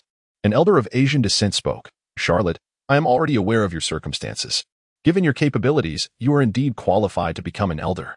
However, I wish to inquire whether your abilities, particularly that explosive talisman akin to a grenade, can be imparted." Upon hearing the elder's words, the others displayed expressions of keen interest. Indeed, although the abilities of Charlotte and Apos, as subordinates varied, They seemed to form a coherent system, not merely the result of genetic mutation. Especially notable was Charlotte and Appo's title as a ninja, alongside the fact that his subordinates wielded shurikens and kunai, prompting speculation that this might be a structured training regimen for ninjas. Those who dwelt in the shadows found it easier to accept and believe in such arcane knowledge. Charlotte smiled at the thought of their curiosity regarding his ninjutsu and explosive talismans. He understood that the elders were drawn to the allure of his formidable techniques, which were both dazzling and powerful. Who would refuse the chance to become a practitioner of ninjutsu? Furthermore, the convenience of the explosive talismans, small pieces of paper capable of immense destruction, easily carried without fear of security checks, made them particularly appealing for nefarious purposes. Unfortunately, regardless of his willingness to share, even the explosive talismans could not be activated without chakra, a power he was not currently able to bestow upon others. For he was not a sage of six paths. With a smile, Charlotte spoke. Neither my ninjutsu nor my explosive talismans can be given to you, for you would not be able to utilize even the talismans.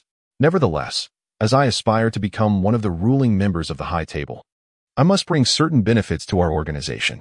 Have any of you heard of the Assassin Brotherhood and Appo's wax bath? At the mention of this notorious group, a solemnity fell over the elders. They had once contemplated inviting the Brotherhood to join the High Table but had been rebuffed. However, recalling the rumors of Charlotte and Appo's annihilation of the Brotherhood, one elder inquired, "The wax bath, is it not the legendary method for rapid injury recovery?" Clearly, this elder was somewhat familiar with the Brotherhood's lore. Seeing that some understood the significance of the wax bath, Charlotte's smile widened as he briefly elucidated its properties. He then continued, "I will establish recovery rooms centered around the wax bath within every Continental Hotel under your control to aid assassins in recuperating from their injuries. As for pricing and profit sharing, we can discuss those details later." With an authoritative tone, Charlotte declared, "Now, regarding my ascension to one of the 12 seats at the High Table, who is in favor and who is opposed?" The stakes were high, and now it was time for the elders to make their choice. Markham, standing beside Charlotte, was the first to speak, with Elder Mo having met his demise. "A seat has become vacant. I endorse Mr. Charlotte as an elder of the High Table." Upon hearing Markham and Appo's endorsement, the other elders began to express their support, ultimately resulting in a unanimous approval. Charlotte Doyle found himself somewhat surprised. In his experience, there were often dissenters or abstentions among antagonists. However, it seemed that the elders recognized a greater value in him. After all, Charlotte was not an outsider, but a member of the Continental Hotel, a part of the High Table. With an available seat, it seemed only prudent to welcome him. Moreover, with the wax bath and Appo's miraculous benefits, the elders saw no loss in this arrangement. Once their camaraderie deepened, they could potentially acquire explosive talismans or learn ninjutsu from Charlotte, an undeniable profit. The crucial consideration was that if there had been opposition or abstention, Charlotte might hold a grudge, capable of breaching their headquarters, thus posing a significant threat. With the consensus reached for Charlotte Doyle to become a new elder of the High Table, Markham beamed and said, "Mr. Charlotte, we will expedite the necessary credentials and proof of your new authority, and we will promptly inform all subordinate factions of your new status. I wonder, regarding your territory, will you take over Elder Mo and Appo's domain, or do you have other plans?" The elders on the screen regarded Charlotte with earnest attention. Delineation of power was paramount, as each had their jurisdiction. Although High Table members enjoyed privileges wherever they went, the established regional divisions were essential. Charlotte turned to Markham and asked, "Whose territory does the beautiful country belong to?" Upon hearing Charlotte's inquiry, the elders maintained their composure, as it was evidently irrelevant to them. However, Markham, having anticipated this question, responded with a smile, "It falls within my domain. If Elder Charlotte requires it, I shall gladly relinquish it to you." Charlotte regarded the perceptive elder and replied, "You may keep Elder Mo's legacy, including the territory he governed, as a trade for the beautiful country." Charlotte was willing to do this for two reasons. He was not particularly invested in other regions, and he knew little about Mo, whom he had killed. Even if he were to plunder, there would be little gain. It was far better to let them manage it themselves. Besides, he had few subordinates and was disinclined to accept those of lesser quality. Markham was overjoyed, having expected a significant sacrifice, only to find himself in profit. He immediately replied, "Thank you, Mr. Charlotte. Once I have organized Elder Mo and Appo's assets, I will present you with a generous reward." With everything settled, the High Table meeting concluded. At this point, John Wick, who had remained silent since entering, spoke. Lord Charlotte, the adjudicator of the high table has arrived in New York. I fear there may be trouble regarding Winston. It was evident that the task Markham had assigned him indicated complications on Winston's end. In response to John Wick and Oppo's plea, Charlotte turned to the elder beside him and said, Please, could you pause the adjudicator and Oppo's actions for the time being? Markham showed no hesitation in acquiescing, recognizing that New York was now Charlotte's domain. He took out his phone and dialed a number. Meanwhile, at the New York Continental Hotel, without John Wick's support, Winston found himself unable to withstand the onslaught of the high table's emissaries and the assassin Zero. The emissaries' advanced equipment overwhelmed Winston's men, leaving them decimated, particularly with Zero and his apprentices lacking the Night Demon as a counter. The high table's emissaries breached Winston's safe house, and the adjudicator stepped inside, prepared to deliver the final judgment. Winston, no one can defy the will of the high table. Confronting the high table and defying its rules, Winston sighed in defeat, realizing he lacked the capacity to challenge the imperious adjudicator before him. Without John Wick as a sharp blade, his subordinates ultimately succumbed to the emissaries of the high table. Just as the adjudicator was about to command her subordinates to deliver the final verdict, her phone rang unexpectedly. Upon retrieving her device, she noticed the caller ID and stepped away with respect to answer, Greetings, Elder. How may I assist you? Winston, recognizing the caller as the elder, felt a glimmer of hope. Perhaps there was still a chance. Elder, the verdict has not been rendered. He remains alive. Yes, understood. After concluding the call, the adjudicator returned to face Winston, remarking, Winston, you are indeed fortunate. The elder has chosen to spare your life. Moreover, a new elder from the high table will arrive in a few days, and you must prepare for the banquet and reception. At that time, the leaders of the American factions under the high table will pledge their fealty to the new elder. Subsequently, the adjudicator dismissed Winston, instructing, Withdraw and await the arrival of the high table and Oppo's elder with me. She departed with the emissaries and her entourage, leaving Winston to gaze blankly at their retreating figures. A sense of relief washed over him. Although he was uncertain why the elder had intervened at the last moment, it was undoubtedly a stroke of good fortune. As for the new elder's impending arrival in New York, along with the responsibility of hosting the banquet, it perplexed him. Could it be that John Wick had forged a connection with the new elder after heading to Casablanca? Observing the disarray of the hotel, Winston murmured, having survived, It is time to get to work. Meanwhile, Markham terminated the call, stating, The adjudicator has halted her actions. Winston is no longer in danger. Mr. Charlotte, he continued, I have arranged for a grand banquet in New York in your honor. The factions under the control of the high table will come to reaffirm their loyalty to you and the high table. As for the removal of Mr. John Wick from the ranks, that will be retracted, along with the bounty on his head. Hearing Markham's words, Charlotte nodded with satisfaction and replied, Thank you for your efforts. I will designate the Moroccan Continental Hotel as the first establishment to feature a wax bath recovery room. The cleanup here will be your responsibility. We shall return to New York. As Charlotte Doyle prepared to leave, Markham stepped forward warmly, stating, I look forward to our next encounter, Mr. Charlotte. A week had elapsed since their rescue of Brad, and 3 days had passed since gaining the high table's acknowledgement. During this week, Charlotte Doyle, through a systematic check-in, acquired 1 secret scroll of ninjutsu, 10 soul gems, 50 servings of delectable ramen, for 100 reputation points, and 50,000 copper coins, along with 1 recruitment scroll for ninjas and another secret scroll of ninjutsu. Charlotte and his entourage of 6 chartered a flight, successfully arriving at New York through Casablanca and Oppo's airport. As he opened the aircraft door, preparing to disembark, he noticed 3 Rolls-Royces parked beside the plane. The adjudicator, holding a black umbrella, awaited him. And upon seeing Charlotte Doyle descend from the aircraft, she approached and said, Please, Elder Charlotte, step into the vehicle. Nodding at the adjudicator, Charlotte boarded the same car with Ginny, while the other 4 members occupied the remaining 2 Rolls-Royces. As the vehicle swiftly exited the airport, the adjudicator produced a briefcase, opening it to reveal its contents before Charlotte Doyle. This is the Elder's identity coin and your verification card, along with the adjudicator's coins sent by the high table. There are 2 Elder identity coins. With these, you may command the highest level of service from any faction under the high table. This verification card contains your exclusive code, which must be used to validate commands issued to the high table and Oppo's information center, whether for removal, reinstatement, bounties, or any other task.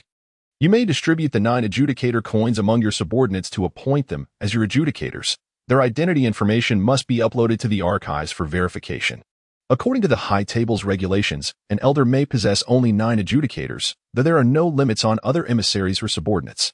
After the adjudicator concluded, Charlotte Doyle examined the elder identity coin in his hand, appreciating its craftsmanship, and pocketed one before instructing, "Ginny, please secure the items." Ginny accepted the briefcase from the adjudicator and placed it beside her.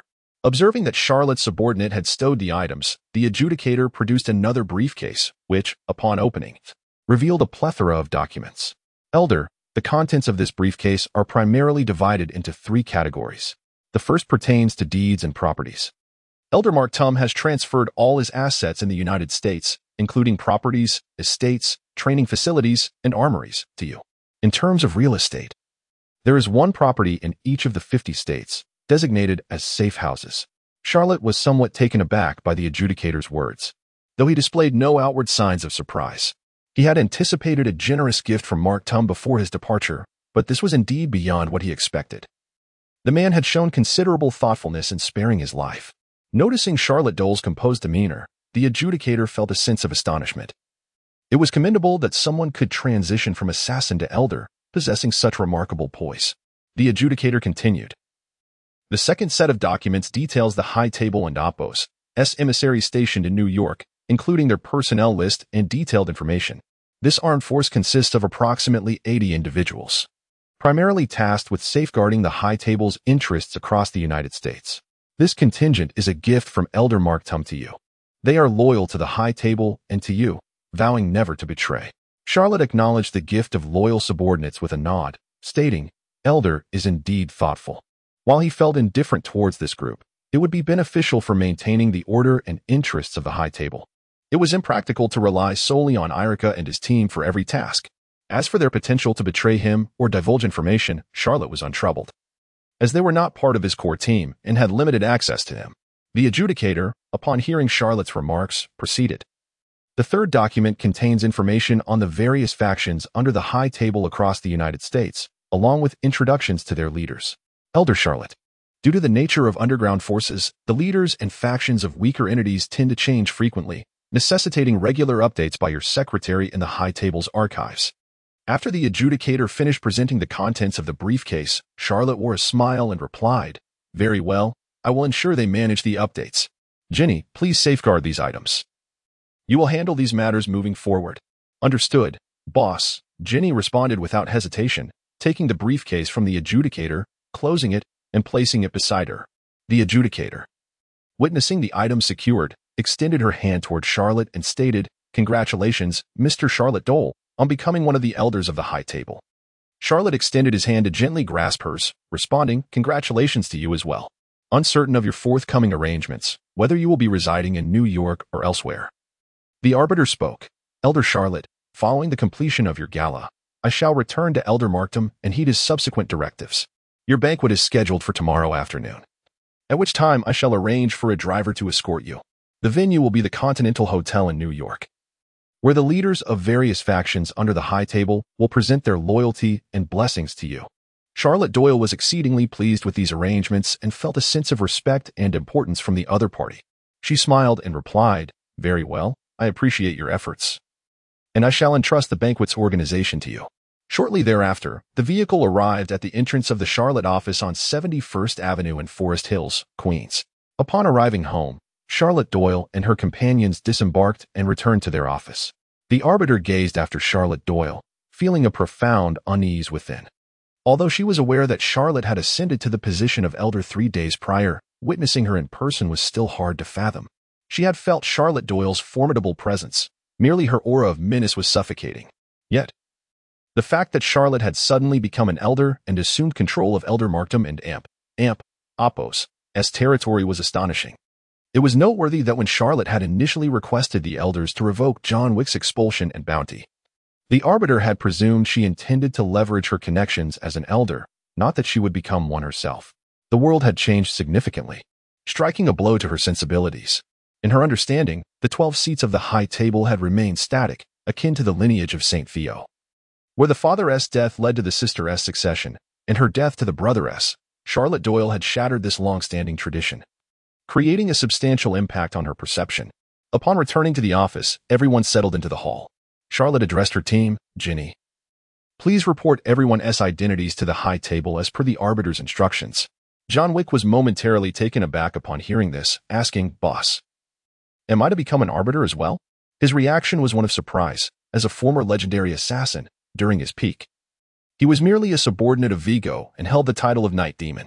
The prospect of becoming an arbiter was beyond his wildest dreams, as he had only managed to secure retirement after an arduous career.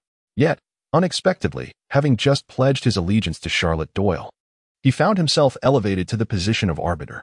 Seeing John Wick and Appo's incredulous expression, Charlotte chuckled. Indeed, you, like everyone else, are now an arbiter. Coincidentally, I promised Brada that I would establish a recovery center under his purview, and you will oversee the operations in Monaco. Sophia is also under Brada's command, so your presence there will help mend any misunderstandings. Additionally, I had already arranged for his injuries to be treated the day prior to your departure. Upon hearing that Brada was healed, John Wick offered an awkward smile, but expressed, Thank you, boss. I will not disappoint you. The others, while not particularly concerned about becoming arbiters, were nonetheless pleased with Charlotte Doyle's elevation. If the high table were likened to a shadowy village, then the elders would represent ministers of significant departments, with Charlotte now akin to a minister of a hidden village. No one could begrudge their leader and Appo's ascent in power and status. Meanwhile, Ginny had been examining the assets that Markham had allocated to Charlotte. Suddenly, she interjected, Boss, you need to expedite your income generation if you wish to avoid liquidating your assets. Taken aback, Charlotte queried, But I just received a substantial gift. How could I be short on funds? Ginny, what is the reason? Ginny perused the documents, responding, Boss, the assets left to you by Elder Markham are subject to taxation. Furthermore, the majority consists of real estate, deeds, and estates, which, while valuable, incur significant annual property taxes. Unless you intend to engage in tax evasion? Charlotte frowned, internally lamenting. Truly, only death and taxes are inevitable in this beautiful land. She continued, Moreover, the armed personnel left to you require regular training and salaries, as well as maintenance costs for these estates. Suddenly realizing the burden of having acquired numerous subordinates to support, Charlotte inquired, Ginny, how much cash do I currently have? Ginny consulted her notebook and reported, Currently, there are $30 million in cash, of which $10 million originated from the task issued by Carlos. Additionally, the gold and jewels you instructed me to liquidate yielded approximately several million dollars, though the precise value will be determined upon transaction completion. However, I have already arranged to acquire the neighboring landlord's property, which will also incur expenses. Listening to Ginny's report, Charlotte Doyle understood the necessity of generating income. She then stated, Once the banquet concludes, I will release 2 additional positions for the recovery center in Casablanca and New York to be auctioned off. The positions themselves will represent a financial opportunity, and the pricing of the recovery center will provide a continuous income stream. I delegate these responsibilities to you, Ginny. As for the armed forces, they will fall under your command, to be managed at your discretion. Ginny accepted the additional responsibilities without hesitation. Meanwhile, Irica and his companions would take charge of the office and the tasks associated with the Continental Hotel, as the latter's assignments were already integrated into the task assembly. After a moment of contemplation, Charlotte inquired, Ginny, have you notified Carlos and his son about the flight? When do they arrive? Ginny replied, Boss, they're already outside. I will let them in at once. Shortly thereafter, Carlos and his son Wesley entered Charlotte Doyle and Appo's office. Carlos knelt before her, stating, Esteemed Mr. Charlotte Doyle, I wish to pledge my loyalty, along with my son Wesley. It was evident that Carlos, through Ginny, had learned of Charlotte Doyle and Appo's ascension to the high table. Recognizing that he was no longer merely assisting, but rather offering his allegiance. Observing the kneeling father and son, Charlotte Doyle proclaimed with authority, I accept your loyalty. Upon receiving her acknowledgement, Carlos and Wesley rose, inquiring, Boss, what tasks do you require us to undertake? Charlotte turned her gaze to Wesley, asking, Have you successfully completed your training? Carlos replied, We have made initial progress, but further tasks are necessary for refinement. Charlotte nodded and continued, I will report your identities to the high table, officially recognizing you as arbiters under my command. You and Wesley will be responsible for 2 regions, where I will collaborate with the local Continental Hotel to establish the recovery center. Upon hearing about the recovery center, both father and son were momentarily taken aback, but quickly regained composure, responding, "We shall follow your directives." Having confirmed everything, Charlotte glanced at the crowd and spoke, "Everyone, please take a rest. Tomorrow, let us all be in good spirits as we attend the banquet together and familiarize ourselves with the leaders of various factions. For we shall certainly require their acquaintance for future missions." Soon, the crowd dispersed. The following day, sign in. Ding. System sign-in successful. You have received 50 servings of delicious ramen. Observing the rewards from today's sign-in, Charlotte Doyle shook his head. While delicious ramen was indeed a good item that could restore stamina, what he truly needed at this moment were system coins. Closing the system page, it was soon 1 p.m. Outside Charlotte's office, the arbiter appeared punctually. 3 Rolls-Royces still parked behind him. "Mr. Charlotte, please join me in the car. The banquet is about to commence." Charlotte nodded, accompanied by his secretary Ginny, and stepped into the Rolls-Royce. However, this time, Charlotte Doyle's entourage had grown from 6 to 8 members. Once everyone was inside, the car started its engines and headed toward the Continental Hotel in New York. Today would mark a significant day for Charlotte Doyle, a name that resonated throughout the global underworld. As the Marvel storyline would commence tomorrow, the swift pursuit would officially conclude. Noticing a reader inquiring about the update rules, I would like to briefly mention that due to editorial requirements, the new book period allows for 2 updates, hence additional updates cannot be arranged for now. Additional updates can only be scheduled for the day of release. Prior to release, the criteria for additional updates are a cumulative reward of 100 yuan, equating to a captain, which grants 1 additional update on the release day, while a leader grants 10 additional updates. Thus, the number of updates on the release day will depend on what the esteemed readers decide. At the entrance of the Continental Hotel, Winston had been waiting for some time. It had been 3 days since the arbiter had received a call from the elders in his presence and spared him. When he received the newly announced list of elders, Winston and Appos' expression was one of astonishment. He could not fathom how a killer, even a legendary one, the finest assassin in America, could ascend to such a position of authority. Nevertheless, despite his confusion, the reality was undeniable, and he could only accept it, reflecting on how age had rendered him out of touch with the times. As for why he had escaped the arbiter and Appos' judgment this time, it was likely due to John Wick seeking Charlotte Doyle and Appos' assistance. Just as Winston pondered, 3 Rolls-Royces arrived. Halting at the entrance of the hotel, the doorman swiftly approached the car, opened the door, and respectfully invited the passengers to alight. Charlotte stepped out, flanked by the arbiter and secretary Ginny, followed closely by Iruka, Rockley, Sasuke Uchiha, and trailing behind were John Wick, Carlos, and Wesley. Seeing Charlotte Doyle approach, Winston hurried forward, bowing respectfully. "It is an honor to welcome you, Elder Charlotte Doyle." Charlotte embraced Winston lightly and smiled. "Manager Winston, we are all old friends here. There is no need for such formality." Noticing Charlotte's customary demeanor, Winston felt a sense of relief, yet maintained a respectful expression as he replied, "You are now an elder of the high table. Such respect is warranted. The rules must be upheld." Upon hearing Winston and Appos' insistence on maintaining decorum, Charlotte chuckled softly without further comment. At that moment, the attentive doorman opened the hotel doors wide. Winston inclined slightly, extending his hand. "After you, Elder Charlotte." Without hesitation, Charlotte proceeded into the Continental Hotel, accompanied by the 2 ladies. Winston stood outside the hotel, watching Charlotte Doyle and Appos' entourage enter. When John Wick approached, he spoke softly, "Thank you." John Wick merely nodded in response, joining Carlos and his son as they entered the hotel.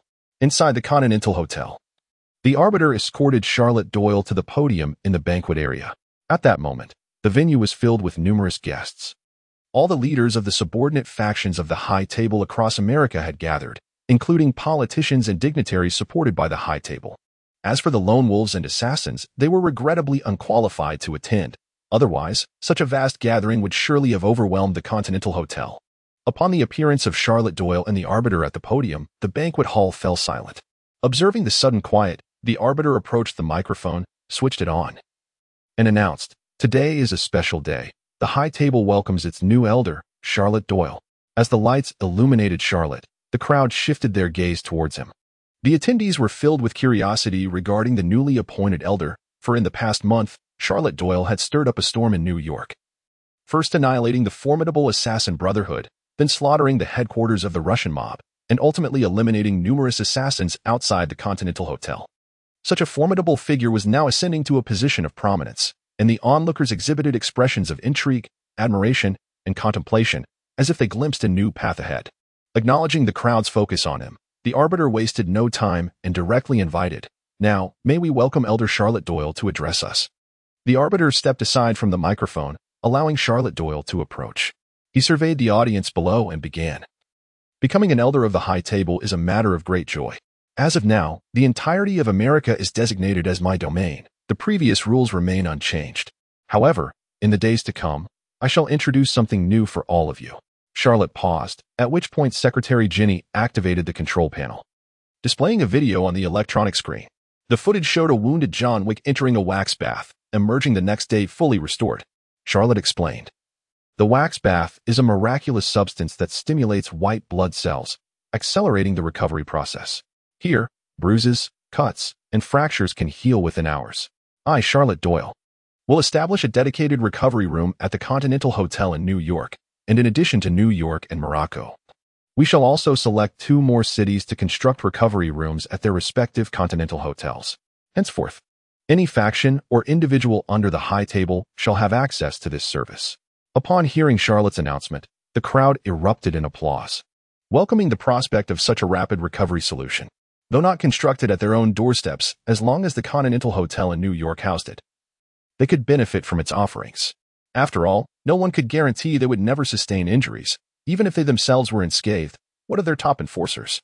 It is well known that serious injuries take time to heal, but with a recovery room, one could restore their abilities in just a few hours, ready to continue the fight.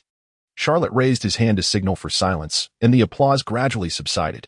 With a smile, Charlotte declared, "Now, I announce that the banquet officially begins." Without excessive speeches or platitudes, having established his identity and the new service to be launched at the Continental Hotel, Charlotte Doyle descended from the podium. In the banquet area, Ginny approached Charlotte Doyle, holding a bottle of Macallan 55-year-old single malt whiskey, and inquired, "This is a fine wine from Winston. Would you like to sample it now?" Charlotte Doyle took the Macallan Lalique 55 from Ginny's hands and inquired, "Ginny, is it the complete set or a single bottle?" Ginny smiled and replied, "Boss, certainly the complete set. This bottle is an additional one. Shall we taste it now?" Upon hearing it was one set along with one bottle, Charlotte chuckled. "Please extend my gratitude to Winston. He has been thoughtful. This exquisite set of Macallan Lalique Series 55 single malt whiskey comes at no modest price, totaling a staggering $800,000, and its rarity is underscored by the mere 420 sets available worldwide." Ginny took the whiskey to open it for Charlotte, at which point a robust, muscular Caucasian man, weighing over 200 pounds, approached. Observing Ginny's elegant attire, Charlotte remarked, "Ah, Jean Bing, you are not affiliated with the High Table. What brings you to today's gathering?" Jean Bing stepped forward, extending his hand, and said, "Congratulations, Charlotte, on becoming one of the power holders of the High Table." Charlotte politely shook hands with the master of Hell's Kitchen, awaiting further discourse. Jean, with a serious demeanor, began, "Charlotte, are you familiar with a ninja organization known as the Hand?"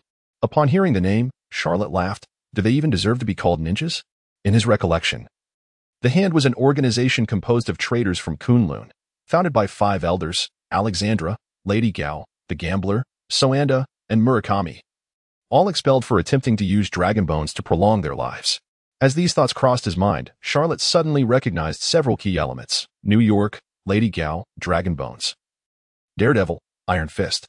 He was uncertain of the other party's progress, but assumed they had yet to commence the excavation of the dragon bones. Dragon bones? I wonder if they could recharge my system? Don't disappoint me. Jean chuckled, not surprised by Charlotte Doyle's dismissive attitude towards the Hand, for he possessed the strength to do so, now serving as an elder of the High Table. The influence of the High Table was indeed stronger than that of the Hand, albeit less enigmatic. "Charlotte, recently, due to a masked oddity, my influence has been significantly affected. Lady Gao has expressed her discontent regarding some shipments, and I may require your assistance." Jean produced a shuriken engraved with a special mark, placing it before Charlotte. Charlotte raised an eyebrow, not expecting the item he had just sent out to be reclaimed so swiftly. Accepting the shuriken, he inquired, "Are you still conducting business with Lady Gao? What do you need my help with?" Understanding Charlotte's veiled disdain for such dealings, Jean replied, "As you know, Helen Dopos, kitchen operates differently than mainland hotels. I cannot refuse it at this moment. I have yet to finalize my course of action. But I might confront the hand or choose to eliminate that peculiar masked individual. At that juncture, your assistance may be required, for while Bullseye and Oppo's abilities are commendable, they fall short in this matter. Just as Charlotte was about to respond, a news bulletin suddenly interrupted the banquet, capturing his attention. A reporter stood outside Stark Industries, reporting, "According to our sources, since the military awarded Tony Stark the annual Pinnacle Award, this genius playboy has been missing for over 2 months. Insiders claim our brilliant scientist has met with foul play. Let us now interview Mr. Stark and Oppo's personal assistant, Virginia and Oppo's, Pepper and Oppo's, Potts, to ascertain the truth." As the reporter approached the entrance of Stark Industries, security halted him. Jean, following the direction of Charlotte's gaze, also caught sight of the news and lamented. This capitalist has indeed been missing for some time. It has been ages since there were any tabloid sightings of him. The cover girl of Maxim has been graced by his presence in 2 months. I hope he is well, after all. The weapons developed by his company are truly remarkable. Upon hearing Jean's words, Charlotte realized that Iron Man was on the verge of reemergence. Heralding a significant event in the Marvel Universe, the world would no longer remain tranquil, and the matter of the dragon bones must be prioritized. A genius like him will be just fine, Charlotte replied with a smile. Jean, I understand your intentions, and while I can assist you in this matter, relying solely on my token will not suffice. Jean pondered briefly before asking, what price do you require? Observing the newly appointed high table elder before him, he feared that Charlotte might seek to expand his dominion over Hell's Kitchen as well. Sensing Jin's heartbeat quicken slightly, Charlotte reassured him, no need to worry, my friend. I do not seek your power or loyalty. Once you have determined your objective, simply place your order at my office. The price will depend on the task at hand. Upon hearing this, Jean felt a wave of calm wash over him. He was about to confront Lady Gao, and defending Charlotte Doyle could spell disaster for him. Fortunately, Charlotte and Oppo's demand was simply monetary, which posed no issue for him. Thank you, Charlotte Doyle. I will place my orders at the office as per our usual collaborations. Charlotte nodded, choosing not to elaborate further. At that moment, Jenny approached with a tray bearing a bottle of Macallan 55-year-old single malt whiskey and 3 glasses. Boss, the whiskey is ready. Charlotte poured a measure into each glass, handing 2 to Jean and Ginny, saying, do try this. It is a prized collection from Winston. Jean accepted the glass with a smile. Thank you. Ginny set the whiskey and tray aside and, with a cheerful demeanor, added, thank you, boss. Jean took a sip and remarked, this whiskey is splendid. I have a bottle of Balvenie 50-year-old single malt in my office that I've yet to open. Next time, I'll have Bullseye deliver it to you. Charlotte graciously accepted the offer. Just then, Ginny interjected, boss, the judge invites you to the hotel conference room. A loyalty ceremony is about to commence. Charlotte set down his glass and turned to Jean. My apologies. I have pressing matters to attend to. I must take my leave. Do not mind me. Attend to your affairs. I will be departing shortly as well, Jean replied with a smile. Charlotte nodded, said nothing further, adjusted his suit, and followed Ginny to the hotel conference room. Upon entering, they found a vast chair at the center, with Charlotte's 6 subordinates standing on either side. Charlotte approached the chair and took a seat, while Ginny joined Carlos's group. Upon Charlotte's arrival, the judge announced, we shall now commence the loyalty ceremony. First to enter was Winston, the manager of the mainland hotel. He approached Charlotte Doyle, knelt on one knee, and declared, I have always served the high table. And from now on, I shall pledge my loyalty to Elder Charlotte Doyle and the high table. Winston removed a necklace he had worn around his neck and offered it to Charlotte. Charlotte understood this gesture symbolized loyalty, a tradition where one relinquishes their most cherished possession to the elder they swear allegiance to. In the past, John Wick had severed his own finger to present his wedding ring to Marcus. Charlotte stepped forward, accepting the necklace from Winston's hand, saying, thank you. I accept your offering and loyalty. He then returned to his seat as Winston rose and exited, followed by a procession of power brokers who entered the conference room one by one, pledging their loyalty to Charlotte. A week had passed since Charlotte Doyle received the allegiance of various factions at the mainland hotel. During this week, he had acquired 30,000 copper coins, a ninja recruitment scroll, 300 reputation points, 50 servings of delicious ramen, a ninjutsu scroll, and 200 reincarnation stones through system sign-ins. Furthermore, Charlotte successfully bound the Task Bounty Center of New York's mainland hotel to his task assembly hall. In just 7 days, the Irika team had completed 10 tasks. Due to the absence of high-difficulty tasks, all 10 missions were rated as sea-level tasks, a quantity unprecedented in the previous month. Each sea-level task awarded 500 reputation points, 50,000 copper coins, and 1 ordinary treasure chest. As a result, Charlotte accrued a total of 5,000 reputation points, 500,000 copper coins, and 10 ordinary treasure chests. Gazing at the fruits of his labor from the past week, Charlotte couldn't and oppose to help but exclaim, becoming a high-table elder brings the greatest rewards not in the form of subordinates, status, or territory, but in the ability to have my ninjas constantly undertake missions. Opening the system, he reviewed his personal information. Charlotte Doyle, age, 21, occupation, ninja VIP level, 1 attributes, fire, lightning, secret techniques, ninja body technique, guardian LV2, grants 90 damage reduction for 4 seconds. Cannot prevent fatal damage. Ninja body technique, fury LV1, increases attack power by 6 for 10 seconds. Ninjas in possession, Uchiha Sasuke, double Tomo Sharingan, Irika Yumino.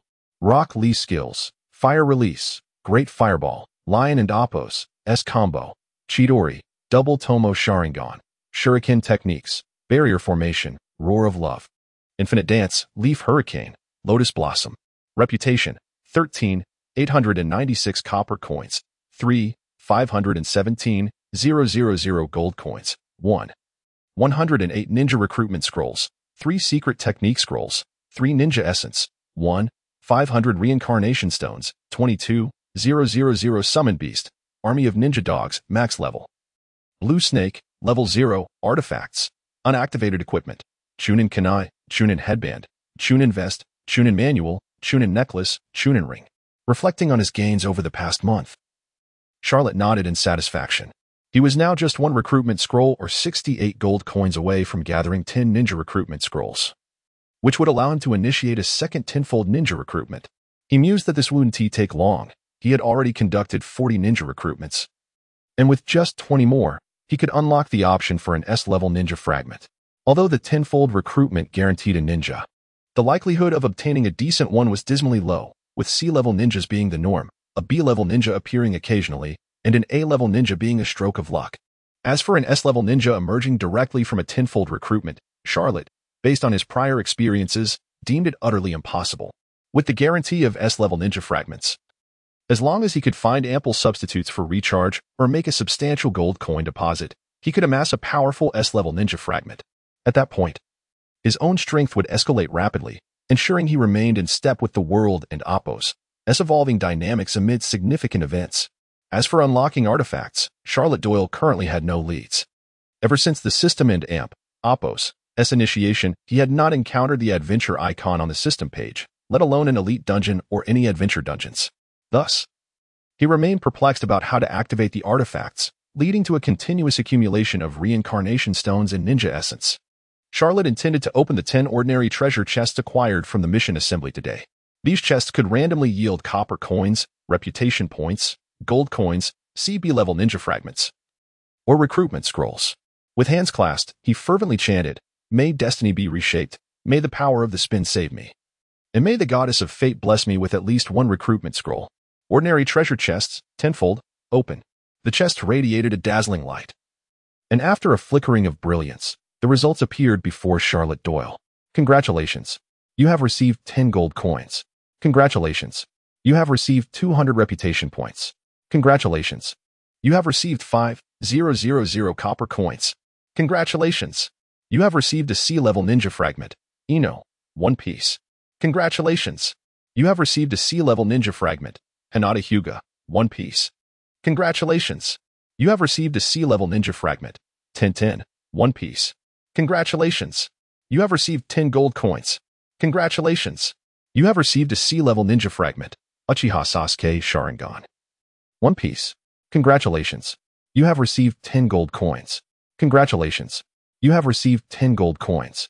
Upon scanning the information displayed on the screen, Charlotte first confirmed the absence of ninja recruitment scrolls among the 10 treasure chests, leaving him utterly disheartened. Bah, what a useless goddess of fate. I no longer believe in her. Next time, I shall seek a more effective deity to pray to.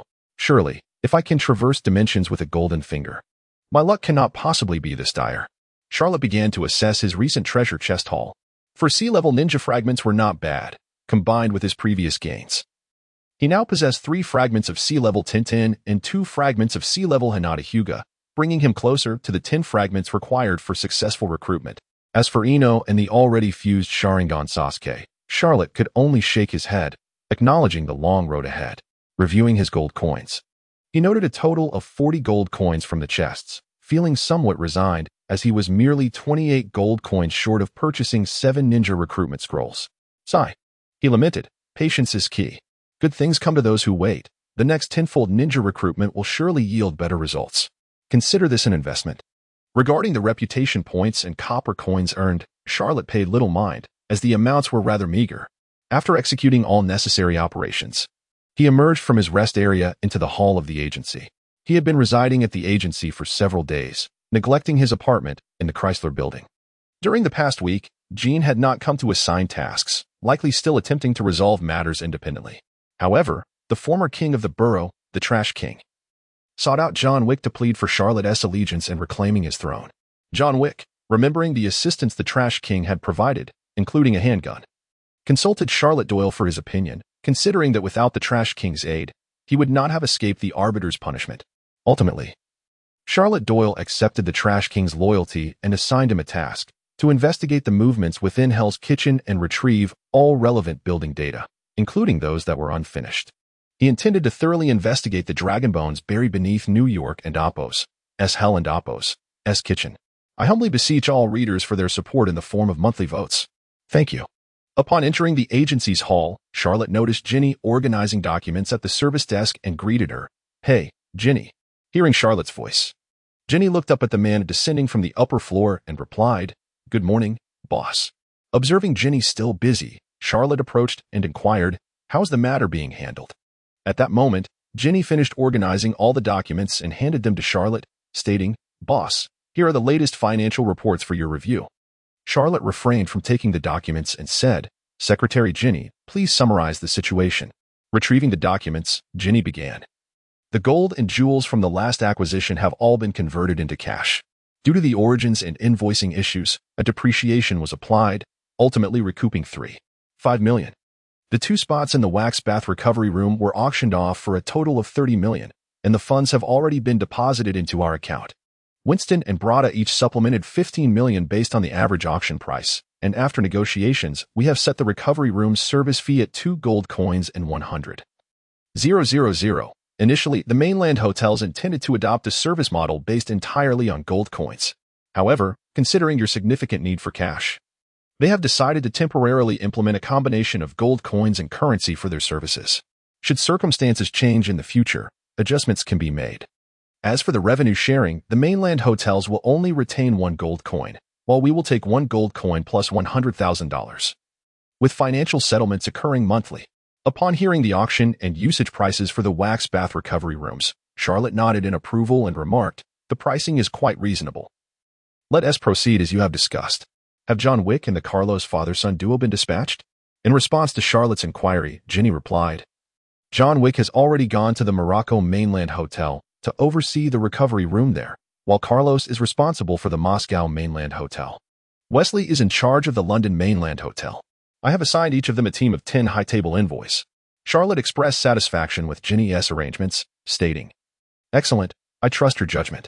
Ginny beamed at Charlotte's praise and continued, Additionally, regarding revenue, the trio of Aluka completed 10 bounty tasks this week, each with a reward of $1 million. The total bounty amounts to $10 million, from which the mainland hotel will take 10%. And you will receive 20%, leaving the firm with $200,000. The remaining funds will be distributed among the 3 of them. The net amount received is $65 million. As for your expenditures, the adjacent property has been purchased to construct the recovery room, with the acquisition and renovation costs totaling $500,000. Furthermore, due to the substantial assets gifted to you by Markdom and the associated gift and estate taxes, you will need to pay a 35% gift tax. Since Elder Markdom did not cover the gift tax for you, this expense will fall upon you. Upon hearing the 35% figure, Charlotte felt a shiver run through her. The tax authorities in this country were nothing short of robbers. After regaining her composure, she inquired, How much will that amount to? After a moment of contemplation, Ginny slowly responded, 100 million. What? Charlotte exclaimed incredulously. That sum was exorbitant. 100 million in 2008. This implied that the lavish gift from Markdom was valued at 300 million. Observing Charlotte's astonishment, Ginny continued. This is with the utilization of your 10 million lifetime tax exemption. Without it, you would owe an additional 350,000 in taxes.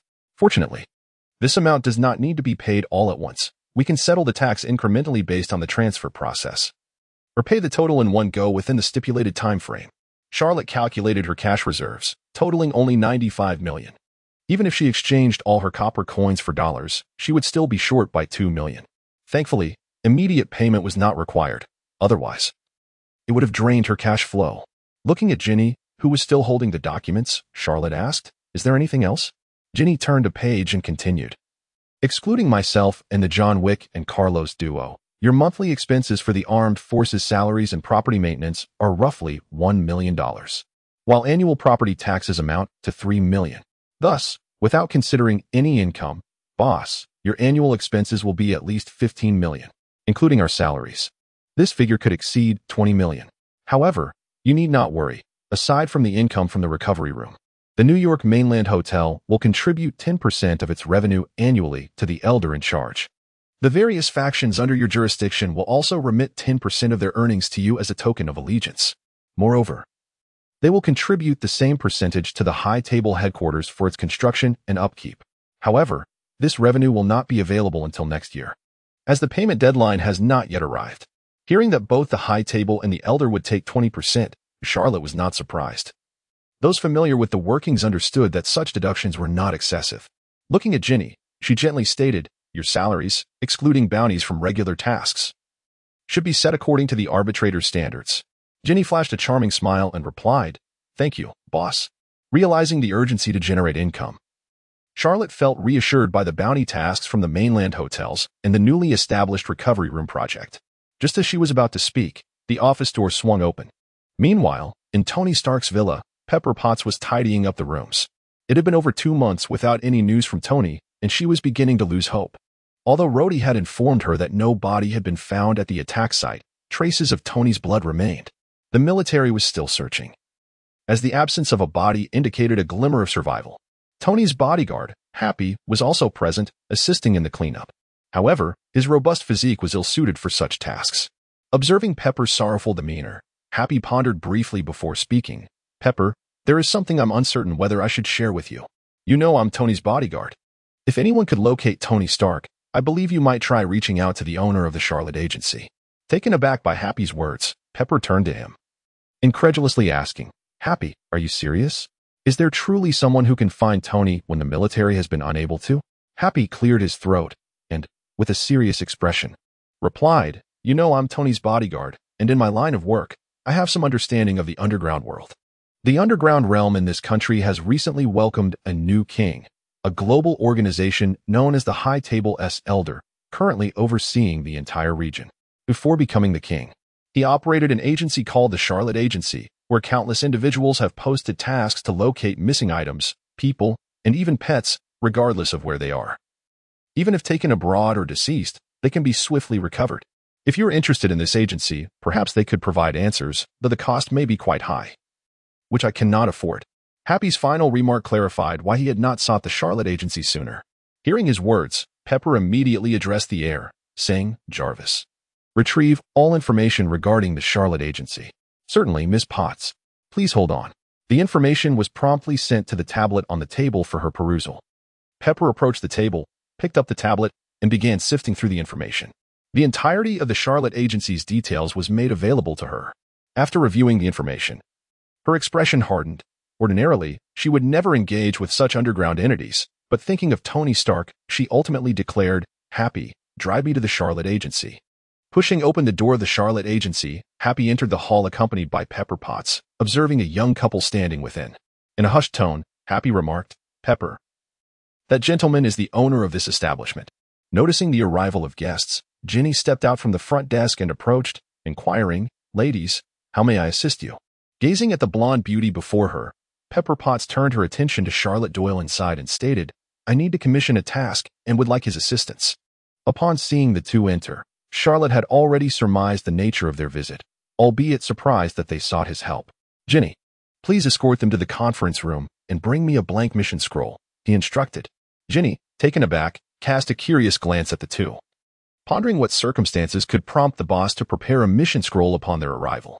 Once settled in the conference room, Pepper began, "Mr. Charlotte, I have a commission I hope you will accept." Charlotte regarded the weary Pepper with a calm demeanor. "I have seen last week's news and can roughly guess the nature of your request, but I still require you to elaborate on the details."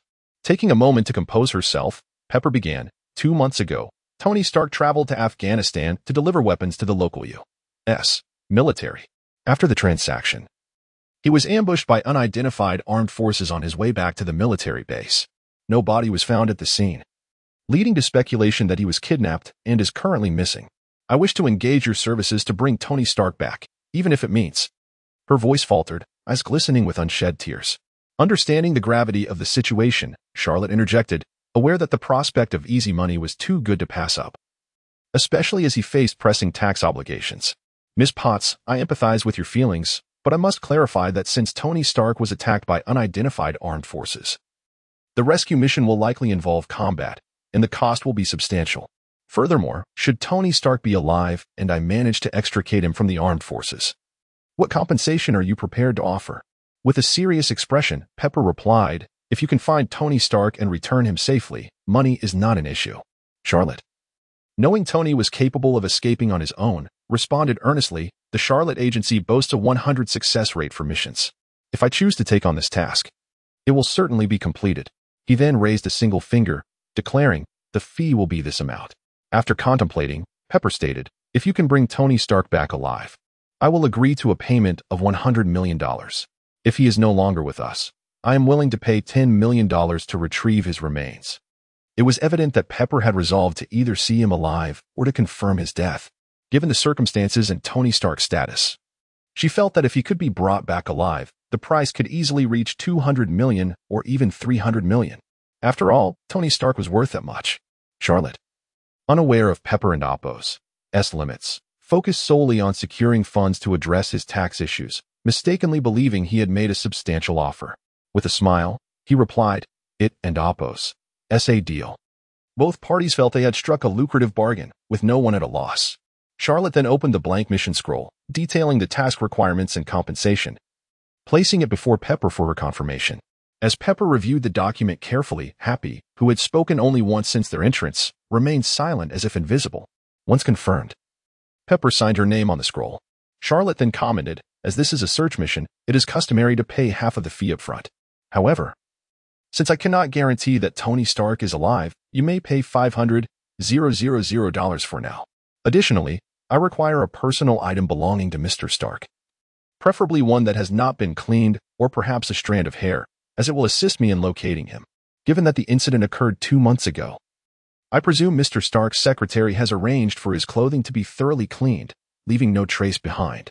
Acknowledging Charlotte's request, Pepper nodded, assuring that the payment could be processed via card, and that she would provide a personal item from Tony once she returned.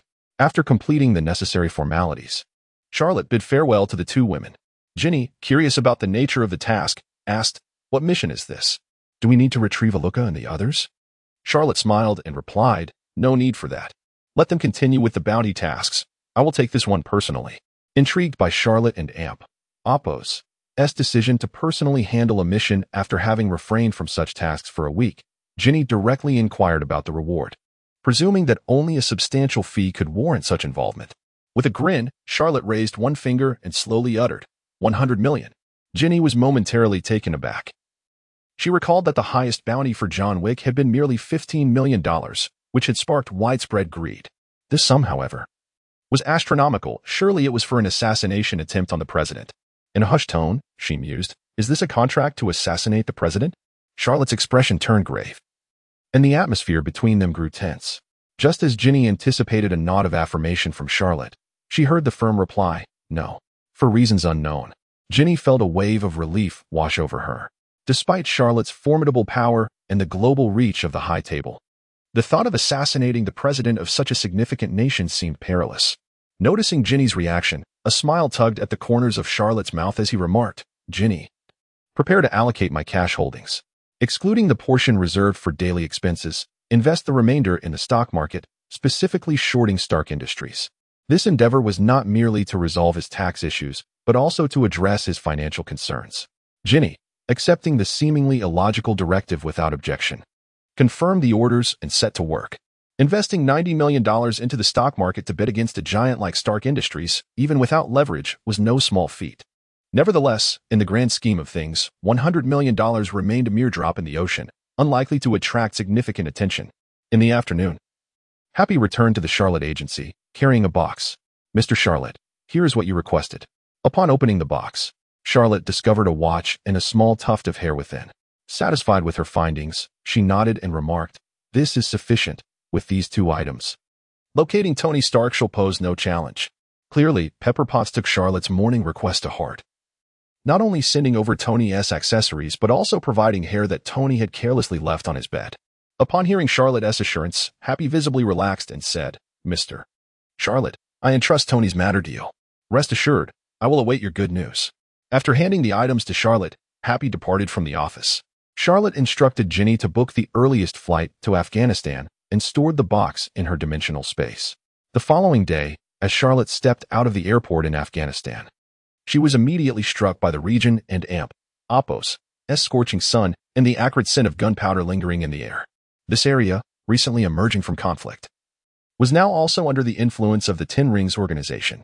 Boarding the vehicle arranged by Ginny through the organization, Charlotte set off towards the site of Tony and Appos' assault. Meanwhile, in a secluded cave within the Afghan desert, Tony Stark gazed at his shrunken arc reactor.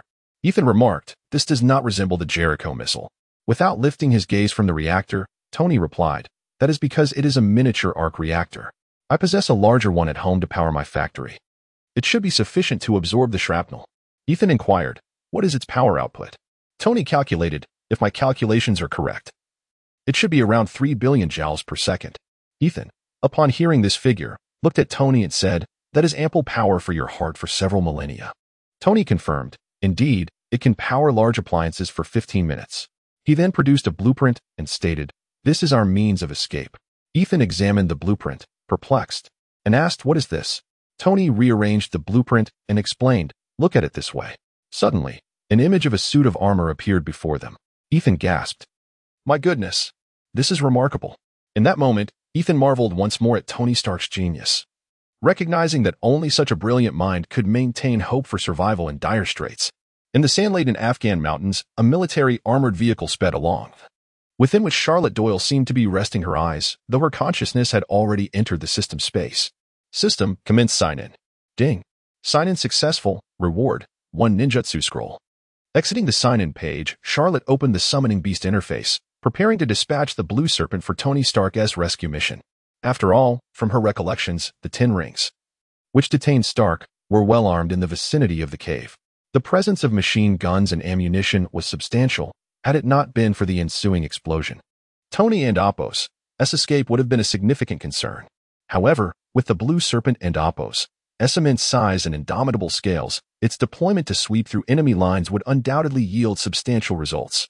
Observing the Blue Serpent and Appos' current level of 0 and the required resources for leveling up, 200 prestige points and 20,000 copper coins. With increasing resource demands for each level, Charlotte noted her available copper coins amounted to 3,522 million, and her prestige stood at 14,096. She hoped her prestige could facilitate further upgrades for the Blue Serpent.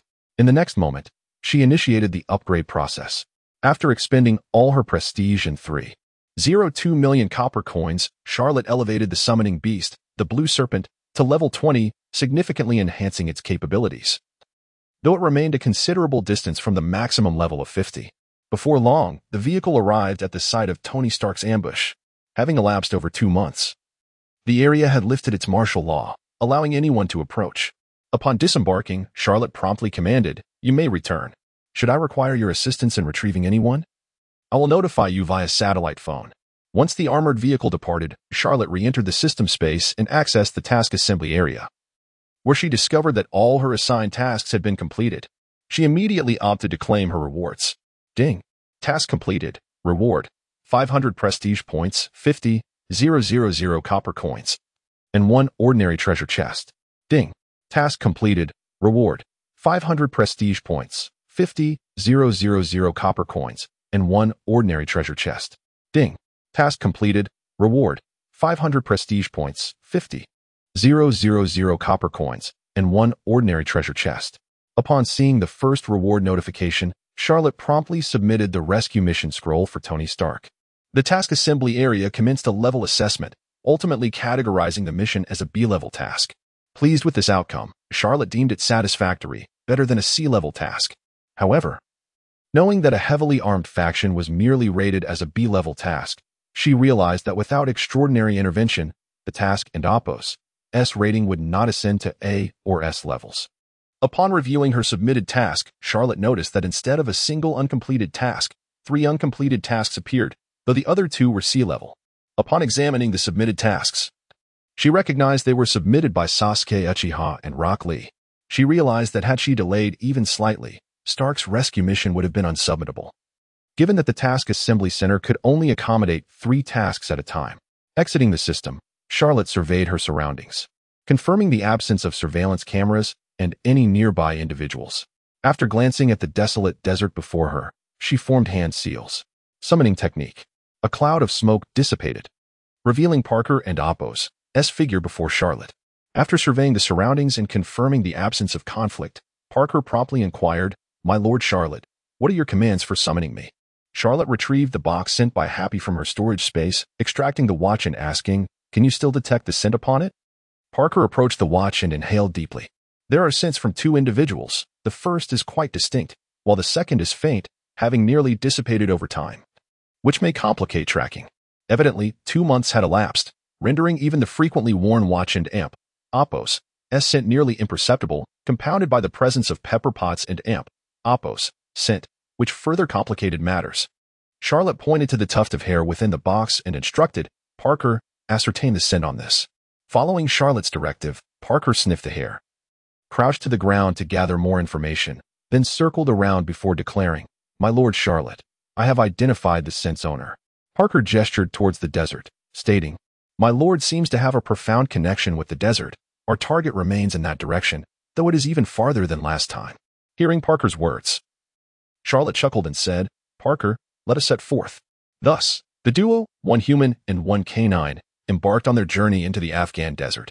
In another part of the cave, Ethan had just replaced Tony Stark's arc reactor, liberating him from the constant burden of holding a battery. As Tony sat up and glanced at the reactor on his chest, a glimmer of hope flickered within him regarding their escape. He approached Ethan and shook his hand, expressing his gratitude. After donning his attire, Tony and Ethan retrieved a board game, engaging in a leisurely pastime. It was evident that even under duress, Tony sought moments of respite and enjoyment. After a couple of rounds, Tony inquired, "You still haven't told me where you're from?" Ethan, shaking the dice in his hand, replied, "I hail from a quaint town called Megala. It is a truly beautiful place." While pouring water, Tony asked, "Do you have family?" Ethan briefly met Tony's gaze, a hint of ease on his face, and responded, "Yes, I intend to visit my family after we escape." He then countered with a question, "What about you? Do you have family?" At this, Tony Stark fell silent, a twitch at the corner of his mouth before he replied, "No." Hearing this, Ethan echoed, "No," then lamented, "You possess everything, yet you have nothing." Clearly, in Ethan's eyes, family was the foundation of all. Tony regarded Ethan with a faint smile, then set down the dice, stating, "All right, my friend, it's time to get to work." He approached a pile of parts and commenced his welding tasks. Outside the holding chamber, a low-ranking member of the Ten Rings gang approached the iron door, peering through a small window to observe the activity within. Satisfied that both were engaged in their work, he nodded and left with his subordinates. Before the surveillance monitors, another member of the Ten Rings held a photograph of the Jericho missile, comparing it to Tony's assembly, remarking, "It doesn't resemble the one in the photo at all."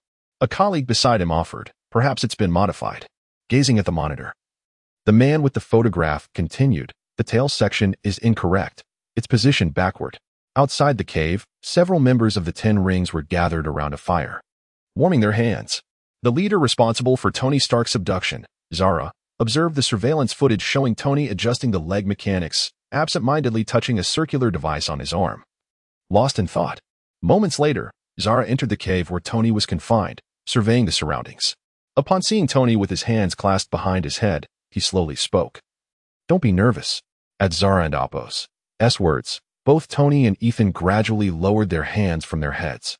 Zara approached Tony, gently parting the fabric of his shirt to touch the small arc reactor on his chest, commenting, "The bow and arrow once belonged to the forefront of weaponry." Finding nothing amiss, Zara turned to the parts Tony had manufactured, continuing, "Genghis Khan wielded it to conquer the Eurasian continent, dominating for a time. His territory was 5 times that of Alexander the Great and 4 times the size of the Roman Empire." As Zara spoke, he walked to the workbench, picking up sketches laid out before him, casually stating, "But today, only those who possess Stark's most advanced weaponry can rule the world." Tony Stark, noticing Zara inspecting the sketches, felt a surge of anxiety, while Ethan discreetly gestured for Tony to remain calm. Zara glanced at the blueprints but failed to comprehend their contents before placing them down and declaring, "That person will be me." He confronted Tony Stark, asking, "Why have you disappointed me?" Ethan promptly interjected, "We are working very hard." Upon hearing Ethan's words, Zara turned to him, sternly stating, "I spared your life. And this is how you repay me?" Ethan, looking earnestly at Zara, extended his hands, saying, "It's complicated. He's been trying very hard." Zara commanded his men, "Make him kneel." Immediately, 2 members stepped forward, forcing Ethan to kneel before Zara. Tony Stark, witnessing this scene, clenched his fists in frustration, yet felt powerless. His gaze drifting to the parts on the table. Zara turned away, picking up a pair of pliers and seizing a piece of glowing charcoal, stating, "Do you think I'm a fool? I will figure this out." Ethan, visibly anxious, quickly explained, "We are all diligently working for you." Holding the red-hot charcoal with the pliers, Zara cruelly demanded, "Open your mouth." Tony Stark, bewildered, exclaimed, "What do they intend to do?" Yet, his question received no response. Zara pressed Ethan's head down, calmly stating, "Do you think I'm an idiot? What is he doing? Speak the truth." As he spoke, he brought the charcoal closer to Ethan's face. Realizing the gravity of the situation, Ethan quickly declared, "He is making the Jericho missile for you." Zara interrupted, his eyes fierce, "Tell me the truth." Ethan reiterated, "He is constructing the Jericho missile that you desire." Zara thrust the charcoal dangerously close to Ethan's eyes, shouting, "Give me the truth." Feeling the scorching heat of the charcoal, Ethan repeated for the 3rd time, "He is making the Jericho missile that you want." Unable to bear the sight any longer, Tony Stark stepped forward, stating, "What delivery date do you require? I can accommodate it." Upon seeing Tony's movement, Zara's subordinates raised their weapons, aiming at him. One of the lower-ranking members urged no. Sensing the tension, Tony immediately halted, raising his hands in a gesture of peace. Fixing his gaze on Zara, he asserted, "I need him." He then looked to Ethan, adding, "He is valuable." Upon hearing Tony Stark's words, Zara placed the charcoal down, his expression serious. "By tomorrow at the latest, complete the missile assembly." He then threw the pliers to the ground, commanding his men, "Keep a close watch on them." With that, he turned and led his men away from the cave where Tony Stark was held. Once the 10 Rings members departed, Tony commenced his illustrious journey of forging iron. As the moon waned and stars twinkled, snowflakes began to fall in the Afghan desert. Outside a mountain ridge, Parker halted, turning to Charlotte, saying, "Lady Charlotte, the source of the scent lies ahead, but there are numerous guards at the cave entrance." Charlotte stealthily ascended the hill, peering down to find a cave guarded by sentinels, with a flickering bonfire and rudimentary defenses, along with firearms. Confirming the location, Charlotte addressed Parker, "Thank you for your efforts. In the impending battle, you must enter the cave and safeguard the target you have just tracked." Charlotte understood that Tony had yet to complete the armor, but it was only a matter of time before it was ready. He did not wish to wait idly for Tony to escape on his own. To rescue him meant intervening before the situation was resolved. If everything was perfectly arranged, Tony's value would diminish significantly, even though he was hired by Pepperpots. Should he successfully bring Tony back safely, who could claim that Tony did not owe him a debt of gratitude? Upon hearing Charlotte's directive, Parker replied, "Very well. My Lady Charlotte, I shall ensure the safety of our target." Charlotte felt a profound sense of reassurance regarding Parker's prowess. He served as a safeguard against any desperate measures the adversaries might resort to, such as attacking Tony without hesitation. Activating her Sharingan, Charlotte observed Parker stealthily entering the cavern.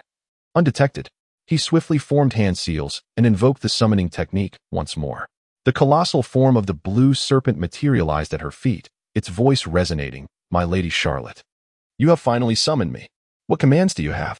I, Blue Serpent, shall endeavor to fulfill them. It was evident that Blue Serpent had awaited this moment since entering Charlotte's realm of summoning, and today, it finally encountered its conjurer. Due to the serpent and Apos, its immense size and the considerable commotion upon its arrival, the guards below took notice.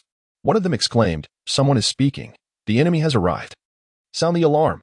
In an instant, the alarm blared. Zara, who had just settled down in her tent, was abruptly roused and sprang into action. Seizing her weapon and rushing out. Realizing that their presence had been detected, Charlotte Doyle ceased her conversation with Blue Serpent and issued a direct command. Blue Serpent, eliminate all those outside the cave except for the individuals guarded by Parker. With a single glance at the foes below, Blue Serpent lunged forward, its 100-meter-long body burrowing into the earth, only to re-emerge amidst the enemy ranks. In a heartbeat, its serpentine tail soared into the air, swiftly ensnaring members of the Ten Rings gang, while a thick cloud of toxic mist enveloped the ground. The result was catastrophic. The Ten Rings soldiers suffered countless casualties.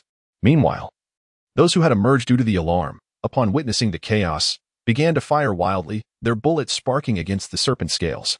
Charlotte Doyle, witnessing Blue Serpent's effectiveness, wasted no time and dashed toward the cave's entrance. Inside the cave, Stark was engaged in a moment of respite when he heard a disturbance at the entrance. Suddenly, a Pekingese dog bit a large hole through the iron door and squeezed inside. Astonished, Tony exclaimed, "Has this dog mutated? Such impressive teeth." In a flash, Parker appeared before Tony Stark, sniffed the air, and confirmed, "You and Apos, re the one I am to protect, sir. I am Parker, the ninja dog." Staring at the talking Pekingese, even the well-traveled Tony Stark was momentarily taken aback. Ethan, standing nearby, pointed at Parker in disbelief, exclaiming, "A dog. A dog. It can talk." Clearly, this revelation struck Ethan even more profoundly. Parker, unfazed by their reaction, addressed Tony Stark, saying, "Sir, I have been sent by Lady Charlotte to safeguard you." Tony, incredulous at the notion that a dog had been dispatched to protect him, pondered the creature's capabilities. Despite its ability to bite through an iron door, could it withstand a barrage of bullets? After all, the armed assailants numbered in the hundreds. Just as Tony Stark attempted to voice his thoughts, the sounds of gunfire and screams from outside the cave penetrated the air, confirming that assistance had indeed arrived. Faced with his unfinished Iron Man suit, Tony found himself in a quandary, unsure whether to await rescue or hastily assemble his armor, yet time was evidently insufficient. He loathed the feeling of being out of control and turned to Parker, asking, "Who is Charlotte? Are you sent by my military allies, Colonel Rhodes?" Tony had mistakenly assumed that this talking dog was a product of a military experiment, although he had not participated in any peculiar trials. He had heard whispers of such endeavors. Parker gazed at the man before him and replied, "I am unfamiliar with Rhodes. I am a contracted summoning beast of Lady Charlotte. We are not affiliated with the military." At this juncture, the commotion from the holding area and beyond had captured the attention of the guards within the cave. 3 warriors from the Ten Rings gang brandished their firearms and rushed toward the interior. Sensing their approach, Parker warned, "Find a place to hide. Enemies are coming." Upon hearing Parker's words, Tony Stark and Ethan exchanged glances and promptly sought cover behind nearby obstacles, attempting to shield themselves from gunfire. Although the holding area lacked adequate hiding spots, they erected a sizable piece of armor as a barrier against stray bullets. As the trio of guards reached the holding door and beheld the large hole, one cursed, "Damn it." One guard opened a small window but saw no one inside, prompting him to shout, "Ethan, Stark, respond quickly. What are you doing?" Tony glanced at Ethan, who shrugged, he is speaking Hungarian. "I don't understand." The guards, receiving no reply, shouted, "Come out. Show yourselves, or you'll regret it." With no response forthcoming, the guards grew impatient and brandished their keys, unlocking the heavy iron door and entering with weapons drawn. Upon entering, they were met with the sight of a Pekingese dog before them. One guard swore, "What beast has wandered in here?" Although Parker did not comprehend their words, he sensed their malice and bared his teeth, aware that he was a ninja dog, complete with a ninja number and headband from the Hidden Leaf Village. In a flash, Parker sprang into action, clawing at one of the guards. The guard was sent flying as if struck by a vehicle, crashing against the wall, unconscious. The other 2, bewildered by the sudden turn of events, raised their weapons in panic. However, Parker's speed was unmatched, and their aim, lacking precision, failed to hit him, leading to their own demise. Despite the chaos, stray bullets flew wildly, narrowly missing Ethan, who was tucked away in a corner. Witnessing the spectacle, Tony Stark exclaimed, "Parker, well done. He had not anticipated the remarkable prowess of the Pekingese before him. If only he could have such a formidable canine companion for protection. Turning to Parker, Tony declared, "From this day forth, consider yourself my guardian, and I shall provide the finest provisions for you." Parker's eyes lit up. Although the nourishment in this world might not grant him energy, it was certainly a welcome offer. He promptly replied, "Sir, and Oppos, S.A. deal." On the hillside, Charlotte Doyle observed Blue Serpent's offensive with great satisfaction. As the serpent unleashed its toxic mist, numerous Tin-Ring soldiers collapsed, writhing in agony, unable to mount an effective counterattack. Charlotte, with a surge of determination, leapt into the battlefield below. The serpent and Oppos' attacks and poison posed no threat to her, ensuring that none of the terrorists remained alive. She struck down those who had merely been incapacitated. Under the cover of night and shrouded by the toxic fog, many Tin-Ring soldiers never even made it out of their tents before succumbing to the serpent's noxious breath. Outside the cave, a thick, green toxic mist enveloped the surroundings. Fortunately, the night was calm, preventing the noxious vapors from seeping into the cave. Otherwise, Charlotte would have hesitated to allow the blue snake to attack with such impunity. After all, if the toxic fog had infiltrated the cave, he would have emerged not with a living Tony Stark, but with a lifeless corpse. The Marvel Universe would undoubtedly lose much of its charm without Nini. Charlotte Doyle methodically dealt with the remnants of the Tin-Rings gang, eliminating all opposing forces. Yet he found no trace of their leader, Zara. Unbeknownst to Charlotte, Zara had fled the scene upon witnessing the writhing snake tails and the billowing toxic mist. Although he was unaware of the creature and Oppos' identity, Zara, having attained a certain status within the Tin-Rings, realized that this was beyond his capacity to confront. He intended to return to his superior, Su Wenwu, while their leader was currently preoccupied with training his son. It was likely he would be intrigued by such an obviously extraordinary entity. No one could stand in the way of the one who possessed the Tin-Rings. As he pondered, Zara instinctively touched a metal ring on his wrist and dashed quickly down a hidden tunnel. After confirming Zara and Oppos' body was not among the fallen, Charlotte resigned himself to the outcome, considering the man fortunate. Whether or not this would pose future complications for Tony Stark was of no concern to him. His sole mission was to bring the target back alive. Having neutralized the external threat, Charlotte approached the Blue Snake and instructed, "Blue Snake, keep watch outside. If anyone else shows up, eliminate them immediately." "Understood, Lord Charlotte," came the reply. With that, Charlotte entered the cave. Thanks to the illumination, the cavern was not overly dark, and he deactivated his Sharingan. He navigated through the winding passages until he reached the chamber where Tony Stark was imprisoned. The iron door stood ajar, with several corpses strewn about. In the center of the room lay Parker, who, upon seeing Charlotte, exclaimed, "Lord Charlotte, I have successfully completed the mission without harming the target." "Thank you for your efforts, Parker," Charlotte said, gently ruffling Parker's head. At that moment, Tony Stark and Ethan emerged from a corner, and Tony, curious, asked, "So you are Charlotte? Who sent you to rescue me?" After a moment, he glanced at Parker and added, "Your ninja dog is impressive." Charlotte regarded the two men, Tony Stark and Ethan. He was not surprised by Ethan's survival, as he had dispatched Parker to ensure Tony's safety. Thus, Ethan was also unharmed. However, Ethan's presence should not affect the emergence of Iron Man, right? Observing the unassembled Mark I and the arc reactor in Tony's chest, Charlotte mused that with these two components, all would be well. Not dwelling further on this, he introduced himself. "I am Charlotte Doyle, the owner of Charlotte's agency. I am here to rescue you at the behest of your secretary, Pepper Potts.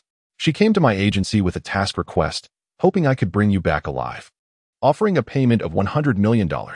Upon hearing that it was Pepper Potts who had sought Charlotte's help, Tony appeared momentarily taken aback. He had not anticipated that she would be the one to find assistance for him. The sum of $100 million was inconsequential to him. Tony looked at Charlotte and said, "Thank you.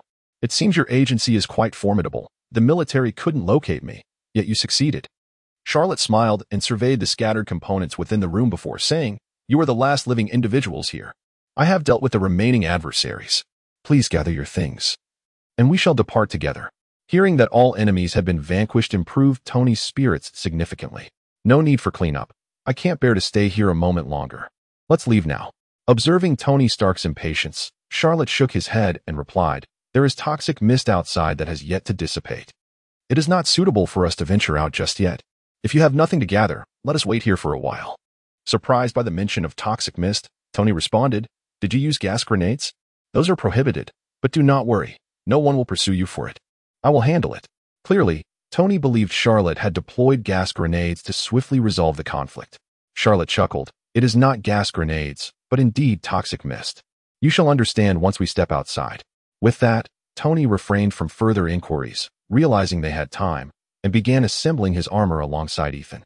Although combat was no longer necessary, abandoning the near completion of his project was not in Tony Stark's nature. Quitting midway was not a commendable habit. As he watched Tony assemble the Mark I, Charlotte found the scene quite fascinating. Though lacking in power, it was the prototype of Tony's Mark series, and its creation held significant importance for the future of Iron Man. For a Marvel enthusiast such as himself, it represented a splendid addition to his collection. While assembling the Mark I, Tony inquired, "Charlotte, do you own a biological research facility?" Charlotte paused at the unexpected question, yet upon seeing Parker nearby, he quickly understood. "Tony, I do not possess a biological research facility. Parker and Amp. Oppos. S ability to speak is not the result of biological experimentation." Tony shrugged indifferently at Charlotte and Amp. Oppos. S response and accelerated his actions, clearly assuming Charlotte was reluctant to elaborate. He then asked, "Charlotte, could I acquire a ninja dog like Parker, one that is both articulate and powerful? I am willing to pay a fair price. Name your figure. Just wondering if there are other breeds available. I have a preference for golden retrievers." Understanding that Tony had been captivated by Parker and desired his own ninja dog, Charlotte regrettably replied, "Tony, you cannot have a ninja dog. It and Oppos. It's not a matter of price. In this world, they are unique and cannot be obtained through monetary means." Faced with another rejection, Tony sighed. "Well, it seems I cannot have my own ninja dog after all. Parker, I promise to provide you with lifetime premium dog food. Where should I send it once we return?" Charlotte looked at Parker in surprise, realizing he had just secured a lifelong benefactor. Parker responded, "Sir, please send it to Charlotte's agency." Hearing the name again, Tony resolved to thoroughly investigate this agency upon his return. Having assembled all the components, Tony donned his armor and instructed, "Ethan, please help me fasten the screws." Ethan complied, diligently securing the fittings and screws. As the screws were nearly complete, Tony commanded, "Ethan, assist me in activating the power supply." Ethan set down the tool in his hand, turned around, and inquired, "Tell me, what operation should I perform?" Function key 11. "Inform me once you see the progress bar," Tony instructed, following Tony and Oppos' directives. Ethan executed the operation and observed the computer and Oppos' response, exclaiming, "All right, it and Oppos' appeared. The guidance should commence." Tony continued, "Press Control key and Oppos' and Oppos', then hit enter." Meanwhile, Charlotte Doyle quietly watched the two men at work. Soon, the progress bar reached completion, and Tony Stark and Oppos' Mark I officially powered up. Outside, the sun had risen. The toxic mist dissipated, and a 100-meter-long giant serpent lay coiled at the cave and Oppos' entrance, observing the surroundings. As the machine successfully powered on, the circuits within the cave shorted, plunging the holding chamber into utter darkness. Tony Stark, now clad in the Mark I, flexed his fingers and stated, "Gentlemen, let us experience the latest innovation of the genius inventor Tony Stark."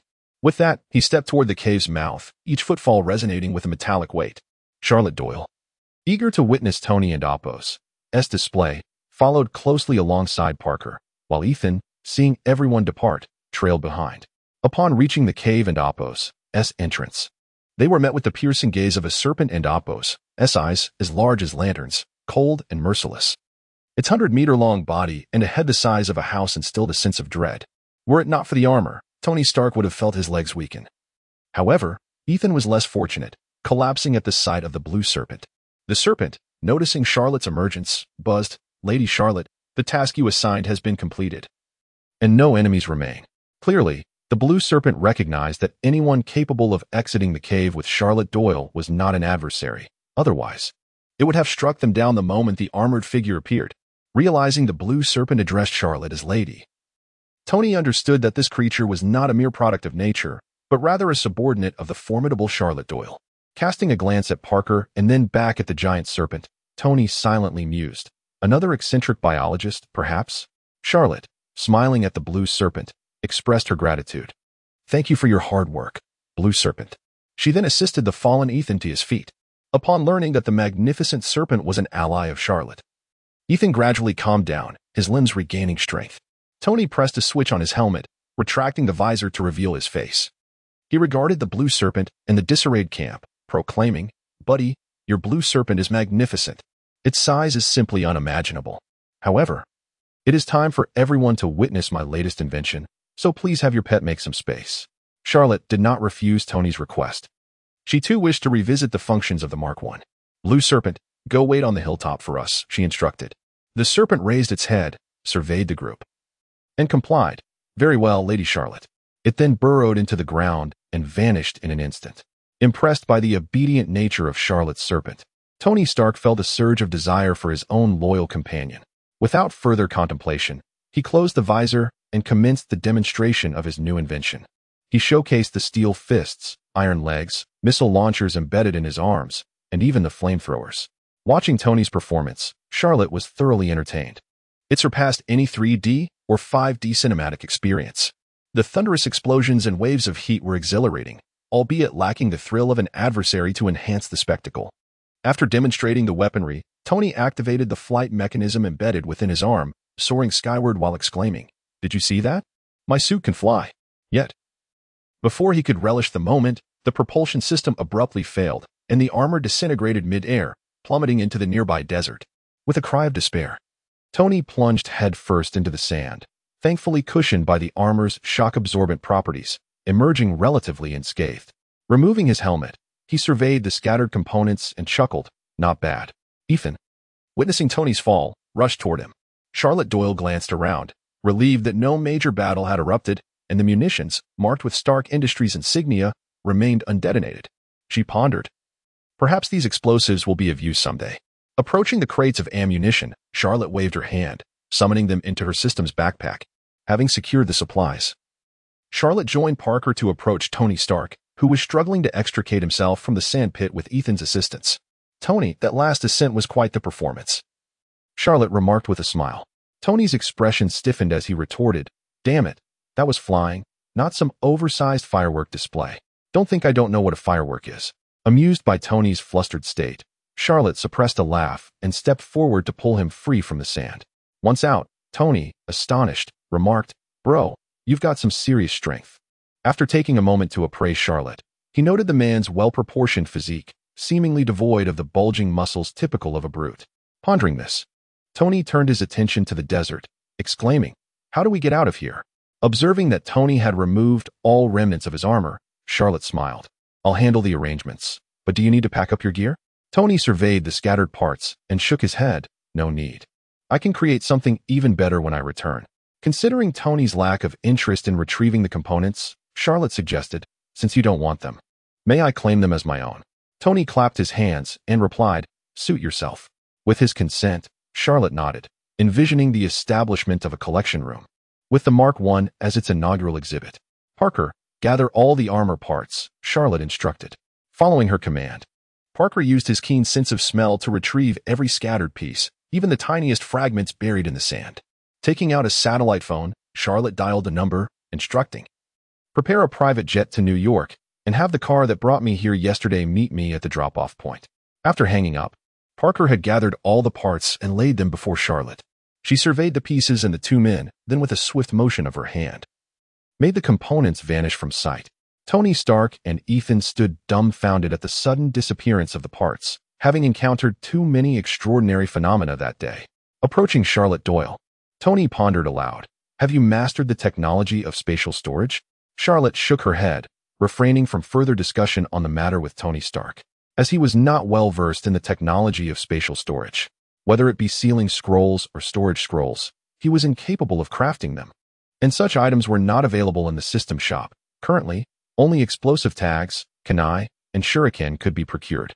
As for ninja fragments or the option to purchase ninjas directly with gold coins, they remained elusive. Perhaps a system update was necessary for their appearance, or they may never be introduced at all. Noticing Charlotte Doyle's reluctance to elaborate, Tony Stark chose not to press the issue, for as a genius scientist, he understood that such technology was not easily broached in conversation. "Charlotte, how shall we depart from here? Shall we traverse the desert?" Charlotte Doyle called out, "Blue serpent." In an instant, a colossal blue serpent emerged from the sands, revealing its immense form, and spoke, "Master Charlotte, what is your command?" Charlotte grasped Tony Stark and Ethan with one hand each and leaped onto the serpent's head. Both Stark and Ethan were startled by this sudden appearance atop the serpent's head. Charlotte then directed, "Parker, lead the way at full speed, and Blue Serpent, carry us along with Parker." "At your command, Master Charlotte," they replied in unison. Parker darted ahead, moving with lightning speed, covering great distances in the blink of an eye. The Blue Serpent also began to move, its massive form gliding through the desert as if it were solid ground, exhibiting remarkable swiftness.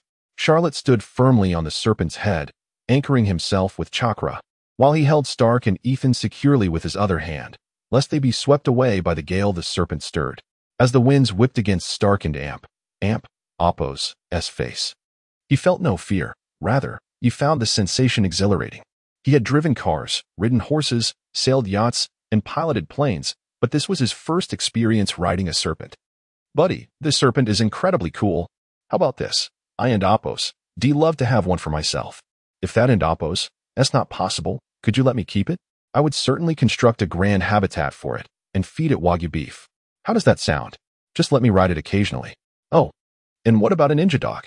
Could you consider letting me adopt one? I'm willing to pay, or perhaps I could hire it as my bodyguard.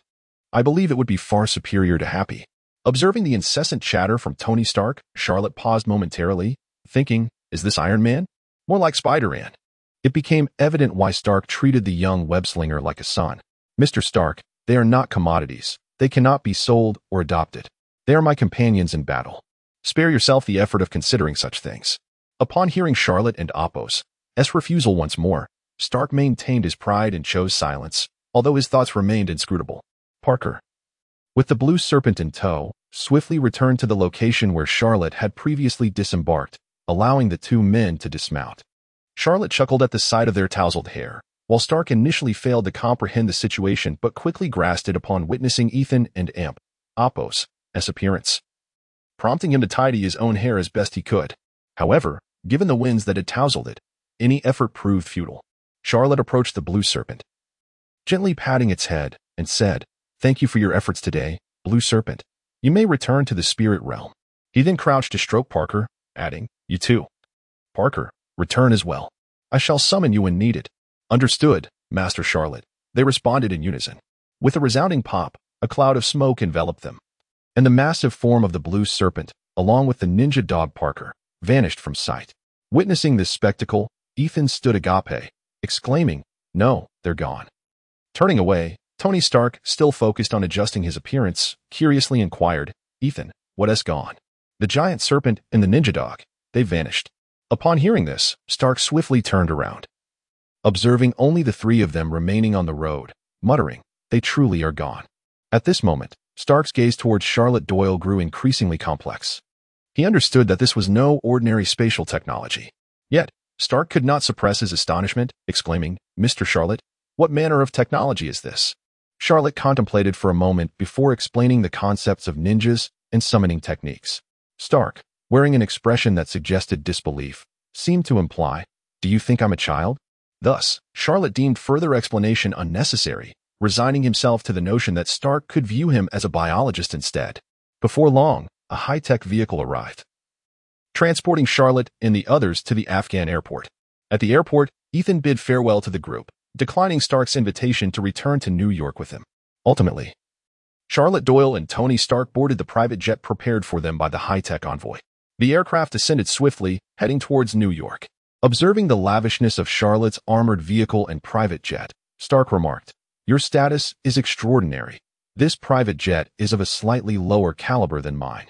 When the opportunity arises, I shall show you my private jet." Charlotte shrugged indifferently and dialed a number on his phone, stating, "Ms. Pepperpotts, I have located Tony Stark and successfully brought him back safely. We are currently en route on a plane and will arrive at New York Airport in approximately 6 hours. You may arrange for someone to pick him up." "Yes, Tony Stark is unharmed." After concluding the call, Charlotte placed the satellite phone on the table before Stark, indicating for him to take the call. Stark picked up the phone, engaged in conversation, and soon after, he set it down, turning to Charlotte with a gentle, "Thank you."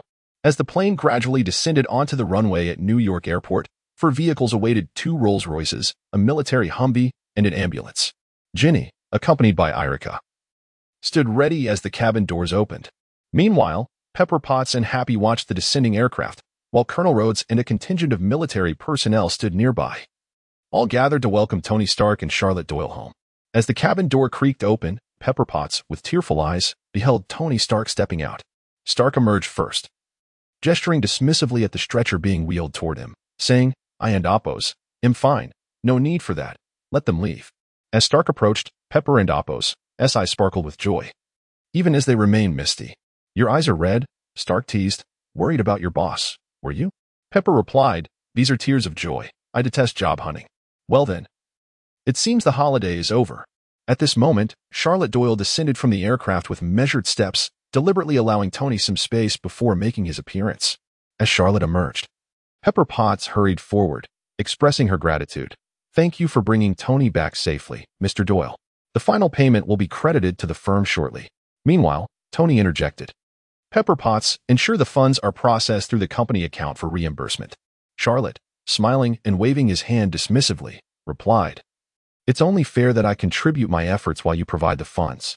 Should you have further commissions, remember to reach out to Charlotte's firm." Clearly, Charlotte Doyle understood that the advent of the Iron Man armor heralded the commencement of monumental events within the Marvel Universe, suggesting that tranquility would soon be a thing of the past. Observing the space that had opened up beside Tony, Rhodey stepped forward for an embrace, saying, "Buddy, don't vanish from my sight again. The happy Jeep is far from joyful." Tony Stark returned the embrace, but chose to remain silent. After expressing her thanks to Charlotte Doyle, Pepper Potts turned to Tony Stark, stating, "Charlotte, I will contact you when I have some free time. I must show you my latest creation."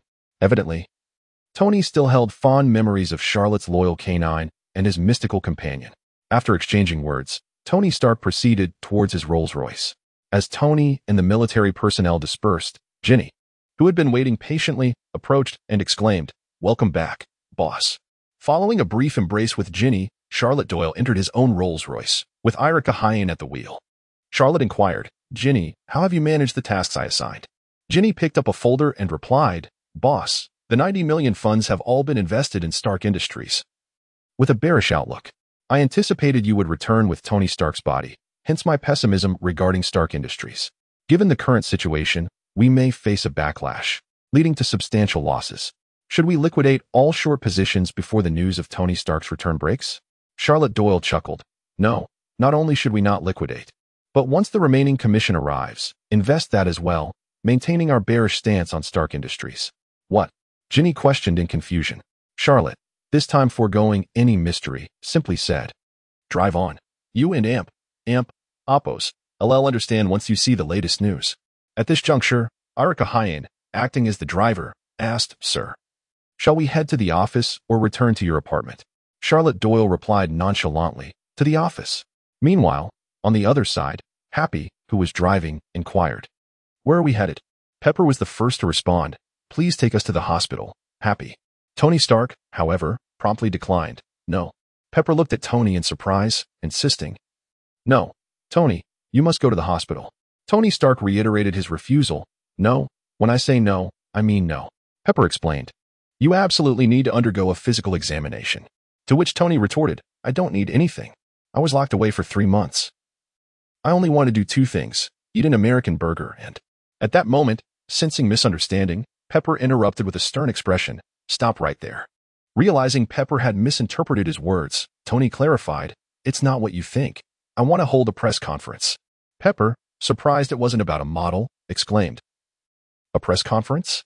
Tony turned to Happy, who was in the driver and Oppos' seat, stating, "Yes, Happy, drive on." Still puzzled, Pepper asked, "Why hold a press conference?" Tony did not respond to her query but insisted, "First, let's get a burger." Without hesitation, Happy started the vehicle and drove towards the airport exit. Meanwhile, Charlotte Doyle had returned to his office. Ginny answered a phone call and then said, "Boss, your beloved car has been repaired. Where would you like it delivered?" Hearing that his Mercedes 300 SL was finally ready, Charlotte thought, "It and Oppos. It's been a long wait. I was beginning to consider other vehicles." He then instructed, "Deliver it to Charlotte and Oppos' office." "Understood, boss," Ginny replied. At this time, Irica Hyen settled at the service desk, beginning to sift through tasks from the Continental Hotel. Ginny, meanwhile, attended to other matters. Managing substantial funds that required reinvestment in the stock market, a task far from trivial. Upon entering his office, Charlotte poured himself a glass of blackjack whiskey, added ice, and a splash of cola. After savoring the taste, he reclined on his bed, his consciousness transitioning into the system space. Upon accessing the mission assembly hall, he noted the completion of the task to rescue Tony Stark and promptly clicked to claim his reward. Ding! Congratulations on completing a B-level task. You have earned 2,000 prestige points, 200,000 copper coins, and a standard treasure chest. As for the missions involving Xiaoli and Sasuke, they remained incomplete and thus unrewarded. System, proceed with check-in. Ding, a check-in successful. Reward, 50 gold coins. Upon hearing the announcement of gold coin rewards, Charlotte Doyle sprang upright from the bed. Meanwhile, Tony Stark arrived at the press conference venue in his Rolls-Royce, greeted by raucous applause. As soon as the vehicle came to a halt, Obadiah Stane rushed forward to open the door, exclaiming, "Look, Tony and Appos, S here." As Tony stepped out, Obadiah embraced him warmly, softly calling his name. After their embrace, Obadiah released Tony, wearing a broad smile, and patted his shoulder, saying, "I thought I and Appos D have to visit you in the hospital." Tony Stark turned to glance at Pepper inside the car, assuring, No, I'm fine." At this point, Happy and Pepper exited from the other side of the vehicle and walked around to the rear, with Happy holding a hamburger. Obadiah, still patting Tony's shoulder, remarked, "Let me have a look at you first." Tony Stark, however, ignored Obadiah, instead taking the hamburger from Happy, saying, "Thanks." Observing this, Obadiah sighed. "A hamburger? Do you really have to eat a hamburger? All right then, save me a piece." With the hamburger in hand, Tony made his way towards the conference hall. Addressing Obadiah, "There's only one left." Upon reaching the press conference venue, Tony and Obadiah waved to the crowd, with Obadiah enthusiastically calling out, "Hi, welcome everyone." Meanwhile, Pepper Potts stood on the periphery of the reporters, her face beaming with a smile as she watched Tony Stark approach. Suddenly, a man standing nearby spoke up, "Miss Potts." Turning to the voice, Pepper responded, "That's me." Phil Coulson looked at Pepper and asked, "May I have a word?" Pepper declined, saying, "No, I'm not here to attend the press conference, and it's about to begin." Phil Coulson clarified, "I'm not a reporter. I'm Agent Coulson from the Strategic Homeland Intervention, Enforcement, and Logistics Division." After introducing himself, Coulson handed his business card to Pepper Potts. She glanced down at the card in his hand and remarked, "This is quite chaotic." Subsequently, she accepted the card from him. Noticing her acceptance, Coulson replied, "Indeed, we are in the process of simplifying matters." Pepper Potts tucked the card away and stated, "The Department of Defense, the FBI, and the CIA have all reached out to us regarding this issue." Coulson responded, "We belong to a different system that specifically handles such affairs. We need to understand the circumstances surrounding Stark's escape and the details concerning the rescue of Charlotte Doyle." Upon hearing this, Pepper's expression shifted. She retracted her smile and coldly said, "I will convey your message to him, if that's all right. As for Charlotte Doyle, I am at a loss." Coulson smiled and said, "Thank you." At that moment, Tony Stark sat beneath the podium at the press conference, pulling another hamburger from his pocket and calling out, "Hey, everyone, can we all sit down? Please. That way you can all see me, and I can speak freely." As numerous reporters and media personnel squatted or sat on the ground, Tony took a bite of his hamburger. Obadiah stepped down from the podium and took a seat beside Tony. Just then, Rhodey arrived at the press conference and, observing the scene, curiously asked Pepper Potts, "What on earth is happening at this press conference?" Pepper turned to him and continued to watch Tony, saying, "Don't ask me. I can't decipher what he's up to." At the podium, Tony held the hamburger in one hand and turned to Obadiah, saying, "I and Appos am quite pleased." Obadiah placed a hand on Tony and Appos' shoulder and smiled, "So am I." Tony gazed at him and slowly said, "I never got to say goodbye to my father." He then faced the reporters, setting the hamburger aside, and solemnly stated, "I never got to say goodbye to my father. There are questions I never had the chance to ask him. I wanted to know his thoughts about the company, whether he ever felt conflicted or doubtful. Perhaps he wasn't the person we often saw in the news footage. I witnessed young lives extinguished, killed by weapons I designed to protect them. Moreover, I realized I had become part of a system that bore no responsibility." As Tony concluded his remarks, a reporter abruptly interjected, "Excuse me, Mr. Stark." Looking at the reporter, Tony replied, "Go ahead, ask your question." A journalist then inquired, "What happened over there?" In response, Tony stood up and, rather than addressing the question, declared, "I feel as though I have awakened from a dream, and I am beginning to realize that I can do more for this world and society. Therefore, I intend to shut down Stark International's weapons manufacturing division as soon as possible." His announcement sent shockwaves through the crowd, Pepper's mouth agape in astonishment. While a startled Obadiah quickly stood up to support Tony.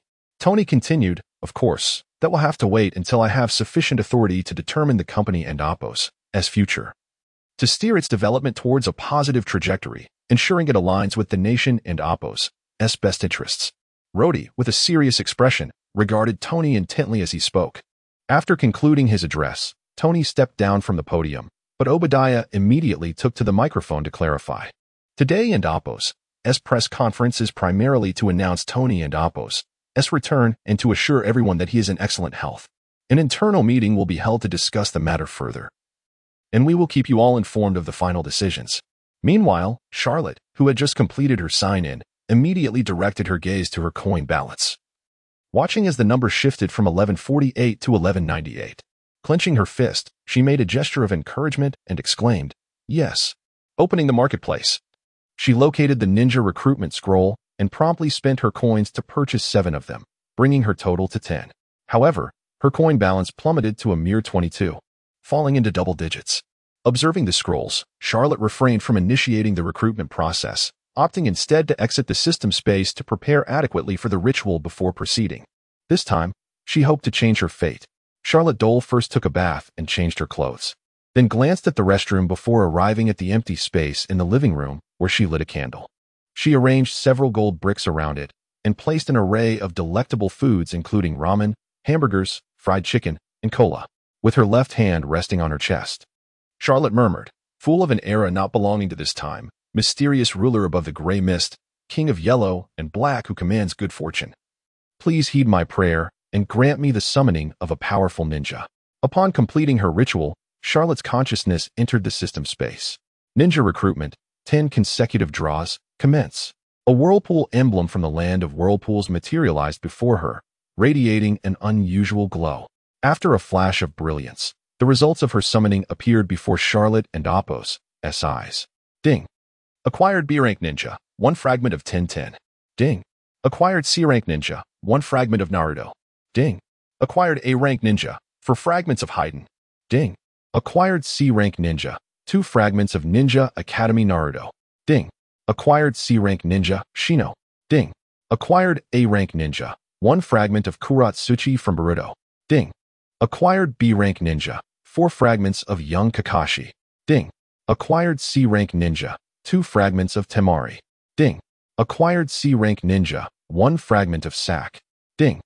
Acquired C-rank ninja, 1 fragment of Dayu. As she observed the notifications on the screen, a message congratulated her on successfully recruiting the C-rank ninja Shino. Following this, an image of Shino in her stylish Japanese ninja attire from the manga appeared. Though rated as a C-rank ninja in the Naruto mobile game, she was indeed a genuine elite ninja at this moment. Most importantly, she was a highly capable medical ninja, an entity not to be exchanged even for a B-rank ninja. Charlotte promptly opened the ninja details, first confirming Shino and Oppo's skills: C-rank ninja, skills, ninja art, poison, hidden needle barrage, and swallow return, dance of the boar. Ninja art, poison, converts chakra and expels it forward, transforming into a vast area of poison upon contact with air, which continuously erodes any enemy it touches. Hidden needle barrage, leaps backward while launching a barrage of poison needles at the ground. Enemies struck will be poisoned, with weaker foes succumbing instantly, while stronger ones will experience persistent poisoning that depletes their health. Swallow return, dance of the boar, summons a boar to charge forward, followed by a rapid horizontal cut using a chakra scalpel, concluding with a backward leap to deliver a decisive strike against the enemy. Upon seeing the chakra scalpel and her ultimate skill, Charlotte realized that his medical ninja had finally arrived after the wax bath. This was a future head of the medical department, having trained alongside Tsunade for many years, possessing formidable medical prowess. While not on par with Tsunade, she was still one of the top medical ninjas in the ninja world. Charlotte felt a sense of satisfaction with this recruitment. Although he hadn't acquired an exceptionally powerful ninja, he had made a significant addition in the medical field. If he could recruit a research-oriented ninja next, it would be perfect. However, among the strong research ninjas in Naruto, there were Orochimaru, the puppet master Sasori, and the explosive expert Deidara, all of whom were A rank or even S rank, making recruitment a daunting task. He harbored little hope, yet based on this recruitment's outcome, the so-called god of poverty still held some merit. Perhaps next time, He could try summoning Fu Shangxian Huang Tianzun for a better result. Contemplating that with just one more 10 consecutive draws, he could access a guaranteed S-rank ninja fragment recruitment, Charlotte felt increasingly confident. Upon clicking to claim the ninja, his chakra surged once more, and the 3 active skills of Shino appeared in his mind, allowing him to wield the chakra scalpel, even though he had yet to master any medical techniques. With 3 more opportunities to unleash Chidori, Charlotte nodded in satisfaction. He then shifted his attention to the fragments acquired from the recruitment, noticing the newly acquired fragments of Haydn, which, combined with the 4 fragments from a previous summon, brought him to a total of 8. He was now 1/5 of the way to successfully recruiting a full set of 40 fragments, evoking a sense that success was just around the corner. Even the young version of Kakashi, whom Parker had longed for, appeared with 4 fragments. And both Ninja Academy Naruto and Temari were closer to successful recruitment. Even Karatsuchi from Boruto had yielded a fragment. This time, the 10 consecutive draws resulted in a total of 17 fragments, 5 A rank for B rank and 8 C rank fragments, along with a medical ninja, marking this summoning as a resounding success. However, Hinata Hyuga yielded not a single fragment, while Temari and Appo's S fragments seemed poised for completion with just a few more attempts. Collecting all the summoned ninja fragments, Charlotte noted that his ninja roster now displayed 4 names: Arika Umino, Rock Lee, Sasuke Uchiha, Merged, and Shino. Excluding Shino, who had yet to enter battle, the other 3 were marked as active combatants. This situation left Charlotte furrowing his brow, as he felt it inappropriate to replace any of the current ninjas with Shino. Nevertheless, as a medical ninja, her contribution was undeniably significant. Clicking on the plus sign in the battle roster, a prompt appeared. Ding. Would you like to use 1,000 gold coins to unlock a battle position? The cost for increasing battle positions had risen. The first edition required 100 coins, the second 500 coins, and now the third demanded 1,000 coins. Charlotte was uncertain how exponentially the gold cost would increase with each additional position, but he was acutely aware of his impoverished state, with only 22 coins remaining. Seeing the bold message of 1,000 coins made him realize the urgency regarding the Dragon Bone matter. If he wished to avoid dismissing one of his ninjas, he had to find a way to acquire the necessary items for recharging and unlocking a new battle position. Furthermore, Charlotte was not entirely certain whether the Dragon Vein could indeed be recharged. It remained a mere speculation yet to be confirmed. Exiting the system space, Charlotte gazed at the scattered food and the still burning candles. He extinguished the candles and stored them away while collecting the delicious ramen into the system space. He then began devouring the hamburgers, fried chicken, and cola, reasoning that since the god of poverty had not taken these items, he might as well enjoy them himself. Just as Charlotte finished consuming the last of the food, a knock echoed from the door. He approached and opened it to find Ginny standing there. Is there something you need? He inquired. Ginny stepped inside, beaming. Boss, your investment is about to yield returns, and it's going to be substantial. Tony Stark had just held a press conference announcing the imminent closure of Stark International's weapons manufacturing division. Following his announcement, Stark Industries stock plummeted, and Ginny exclaimed, Boss, you're going to make a fortune. However, when should we sell our short positions to realize our profits? Recalling the film's events, Charlotte pondered for a moment, remembering the stock had dropped either 41 or 45 points. After a brief contemplation, adhering to the principle of not seizing the last copper coin, he replied, We will sell everything when the stock price falls by 40 points, and then reinvest the proceeds. Upon hearing Charlotte predict that Stark Industries stock would plummet by 40 points, Ginny was not surprised. However, her decision to invest entirely in a bullish position thereafter struck her as somewhat incredulous. Yet, after witnessing Charlotte's numerous extraordinary abilities, she offered no opposition. Instead, she approached Charlotte, resting a hand gently on her shoulder and whispering sweetly in her ear, Boss, is this yet another manifestation of your enigmatic prowess? As Ginny leaned closer, her touch igniting a flurry of sensations, Charlotte experienced a moment of astonishment, akin to being cornered against a wall. The intoxicating fragrance of Ginny's perfume wafted into her senses, stirring a flicker of desire within her. Just as she contemplated her next move, Irika appeared at the doorway, their eyes locking in mutual surprise. It turned out that neither had closed the door upon Ginny and Appo's entrance, and Irika had merely arrived seconds later. As Irika raised his hand to knock, the two exchanged incredulous glances. After a brief moment of contemplation, Irika realized that if he did not intervene, they might remain in awkward silence for hours, prompting him to knock on the door. The sound echoed, Knock, knock, knock. Upon hearing the commotion, Ginny straightened up with a serious demeanor, only to turn and see Erica standing at the door. A wave of frustration washing over her as she realized she had forgotten to close it. She sensed that she had been mere moments away from seizing an opportunity with Charlotte. Noticing Erica and Apos' intention to speak with Charlotte, she decided not to linger. Casting a flirtatious glance back at Charlotte as she departed. Observing Ginny's exit, Erica expressed his regret, saying, "I apologize, Lord Charlotte, for interrupting your moment."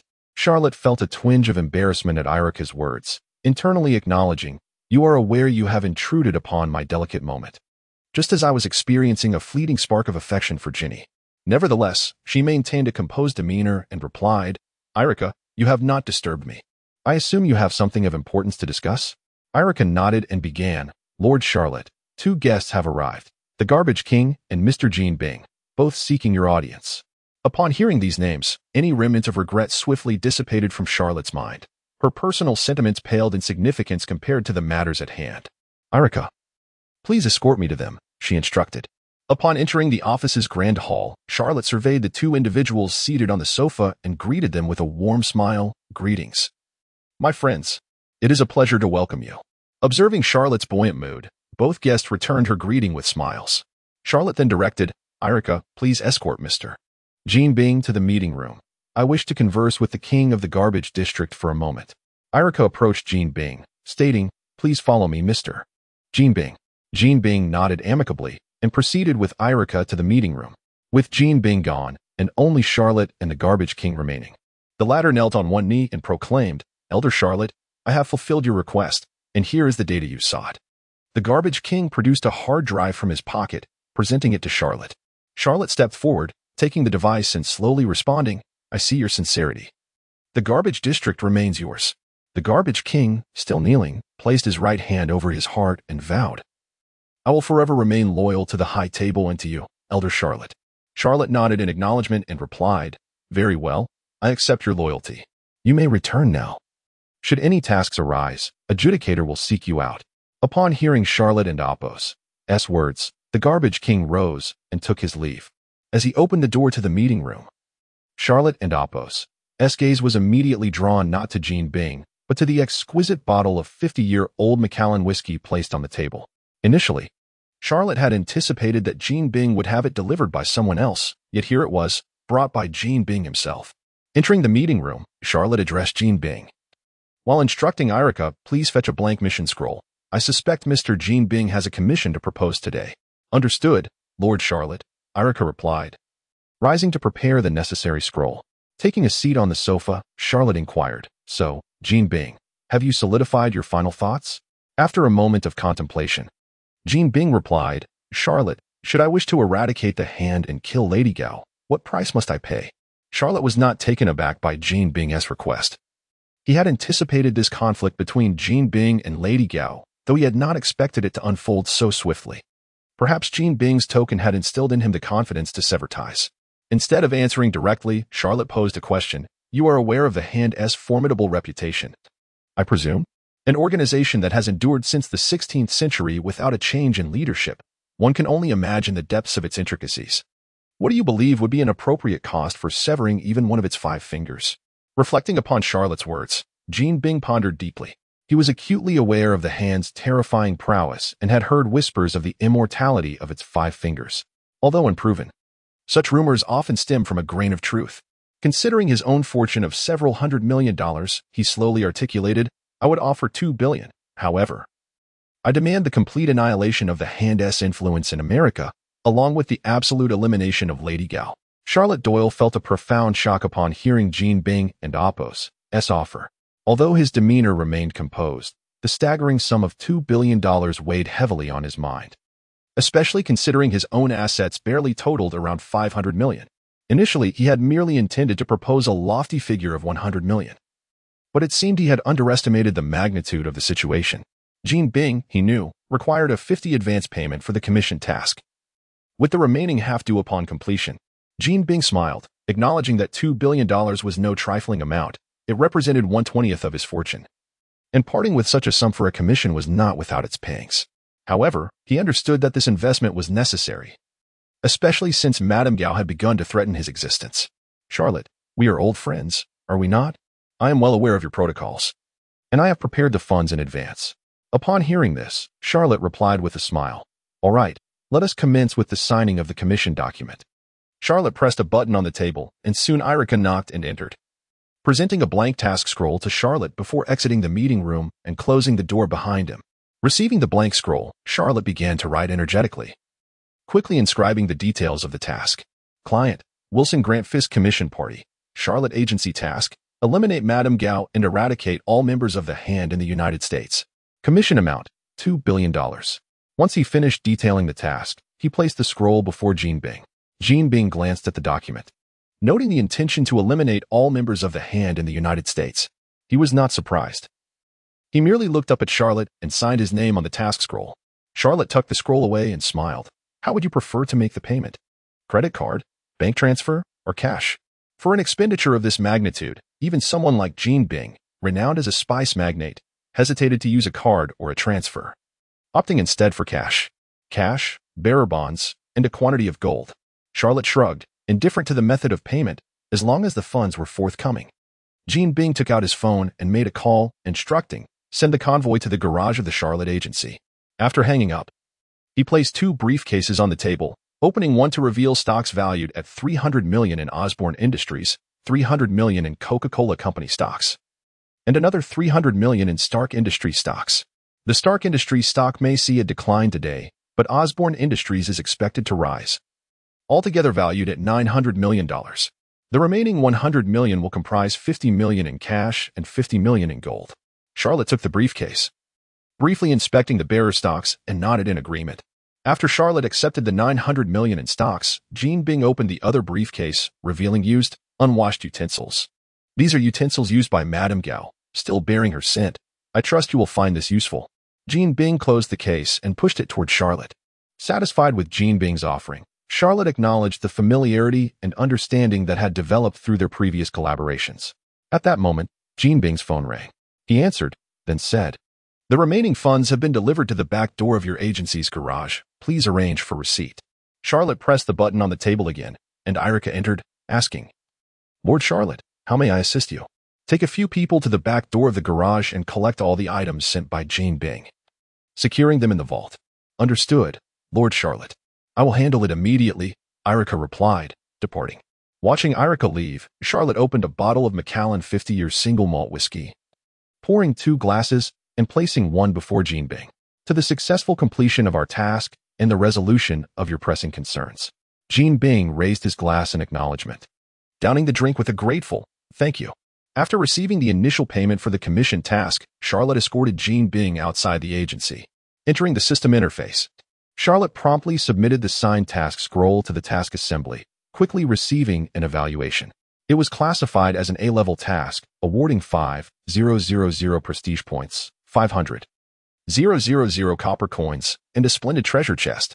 Seeing the task rated only A-level, Charlotte felt a tinge of disappointment.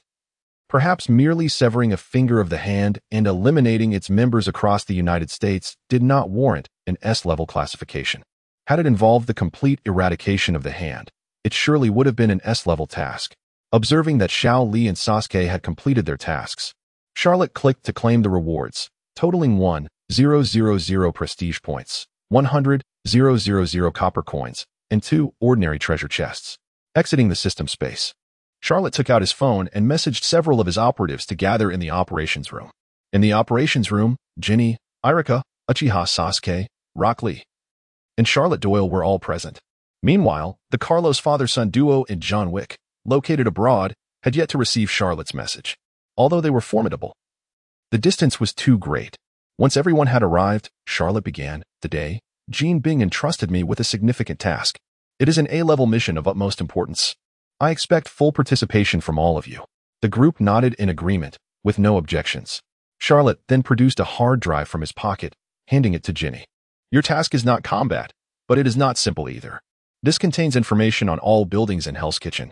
You need to categorize those constructed or under construction by Rand Group and deploy the High Table's influence in New York to inspect these buildings, marking those where members of the Hand are congregated. There is something I need within one of these buildings, and you must locate it. Charlotte then shared all pertinent information regarding the dragon bone, the hand, and Madame Gao with the group. Having explained Ginny and Apos' responsibilities, Charlotte turned to Irika and the others. This A-level task is primarily entrusted to you three. Eradicate the hand's foothold in Hell's Kitchen and bring Madame Gao to me alive. Anyone who obstructs you shall be dealt with ruthlessly. Charlotte then retrieved the box containing the utensils used by Madame Gao, stating, "These items carry her scent. You may enlist Parker's assistance when the time comes." Irika stepped forward, taking the briefcase in hand, affirming, "We will ensure the task is completed." Rockley immediately gave a thumbs up, declaring, "Lord Charlotte, you can trust me with this mission." Sasuke averted his gaze, muttering, "Fool," before looking at Charlotte and saying, "Lord Charlotte, I will bring back Madame Gao." Charlotte nodded in acknowledgement, instructing, "Now, go forth and fulfill your mission." In the next moment, Irika and his companions vanished into thin air before Charlotte's eyes. At this juncture, Charlotte retrieved her mobile phone from her pocket and dialed a number. A second later, a voice came through the line. "This is the management department." Charlotte responded slowly, "I wish to issue a composite bounty notice across the United States." The operator on the other end inquired calmly, "Verification code?" "High Table Elder, 1000012. Please compile a list of all members of the Hand and distribute a bounty for their extermination. 100,000 for ordinary members, 500,000 for lieutenants, and 1,000,000 for hand ninjas. The total bounty amounts to 200 million. As for the High Madam of the Hand, Charlotte did not place a special bounty.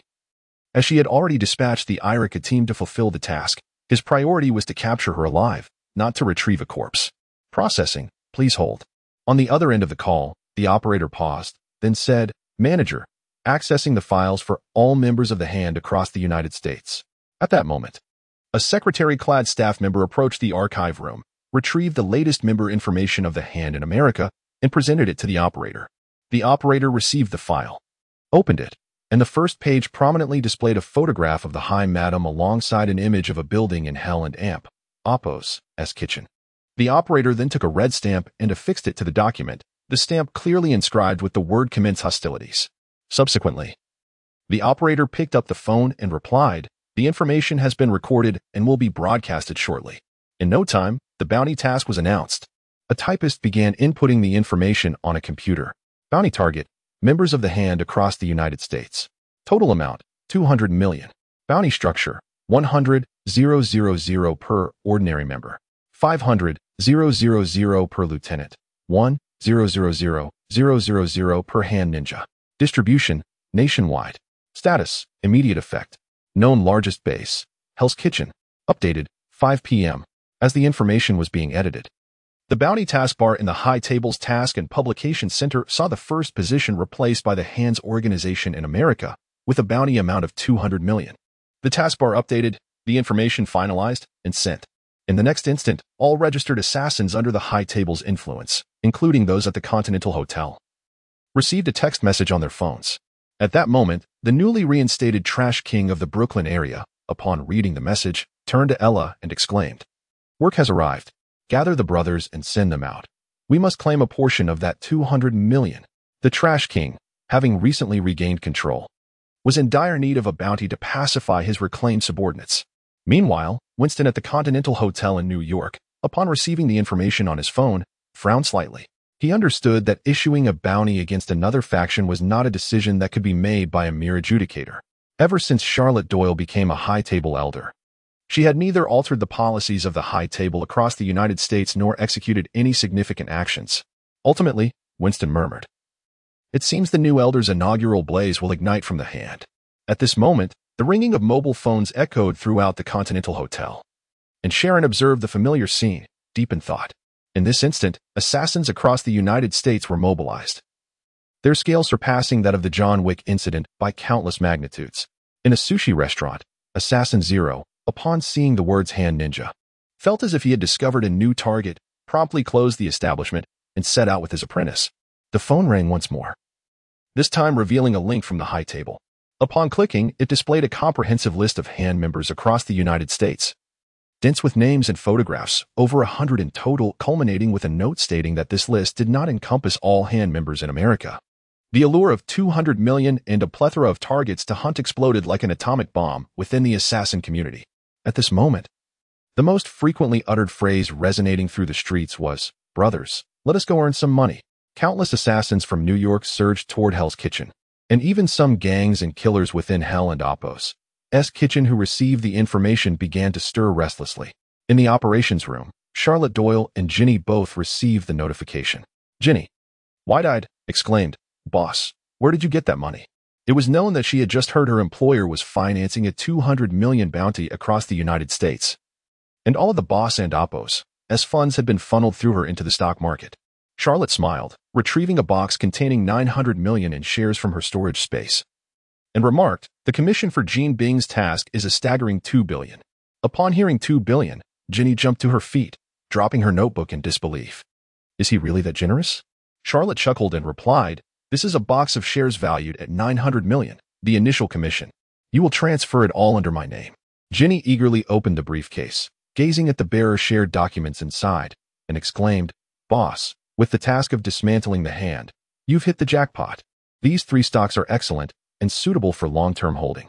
Charlotte nodded and instructed, "I leave this to you. Remember to activate the high table agents as well. Let them earn some extra cash. As for your bonuses, I shall distribute them after the task and Oppo's conclusion."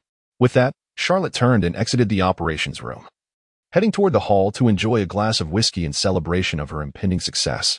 In Hell's Kitchen, Irika's team followed the ninja dog Parker to the front of a building. Parker sniffed the air and turned to Irika, saying, "The target is inside this building." Just as Irika was about to outline the battle plan, Sasuke Uchiha strode directly toward the building. At the entrance, 2 security guards spotted the Asian youth approaching, one of them immediately barking, "Who are you, kid? Scram, this ISNTA playground." In a flash, Sasuke appeared between them, delivering simultaneous punches that sent both guards crashing to the ground. He then turned to Irika and Lee, stating, "No need for tactics against these weaklings." With that, he continued into the building, while Parker leapt forward to guide him. "Wait for me," Lee shouted, then rushed forward. Irika, witnessing this, placed a hand on his forehead and gazed skyward, sighing internally, "This troublesome youth is really hard to manage." He then vanished in a flash, following suit into the building. Inside, the security personnel in the monitoring room quickly detected the anomaly and activated the building and Oppo's alarm system, shouting through the intercom, "Intruder alert! Intruder alert!" As the alarm blared, Sasuke, who had just entered the building, faced an interception by 6 security guards clad in uniforms and wielding stun batons, charging toward him. Just then, Lee arrived, yelling, "Let us go." His form moved like lightning, leaving behind streaks of afterimages as he plunged into the crowd before Sasuke could even make a move. In the next moment, all 6 security guards were sent flying, crashing against the ceiling, walls, and other surfaces. Bang, bang, bang. The sound of a collision resounded as 6 security personnel fell to the ground, lifeless and motionless, each bearing the imprint of a fist deeply embedded in their bodies. It was evident that they could not withstand the formidable might of Rock Lee and Oppo's punch. At that moment, Madame Gao, who was savoring tea on the top floor of the building, was startled by the blaring alarms. Her brow furrowed slightly. A knock at the door interrupted her thoughts. One of her 2 armed guards stepped forward to open it. A figure clad in ninja attire, wielding a short blade, strode in and reported, "3 individuals have infiltrated the building. The security on the first floor has been neutralized." Upon hearing that the guards on the first floor had been swiftly dealt with, Madame Gao remained unfazed. Instead, she instructed one of her guards, "Fetch me the surveillance footage from the control room. I wish to see who possesses the audacity to disturb my organization."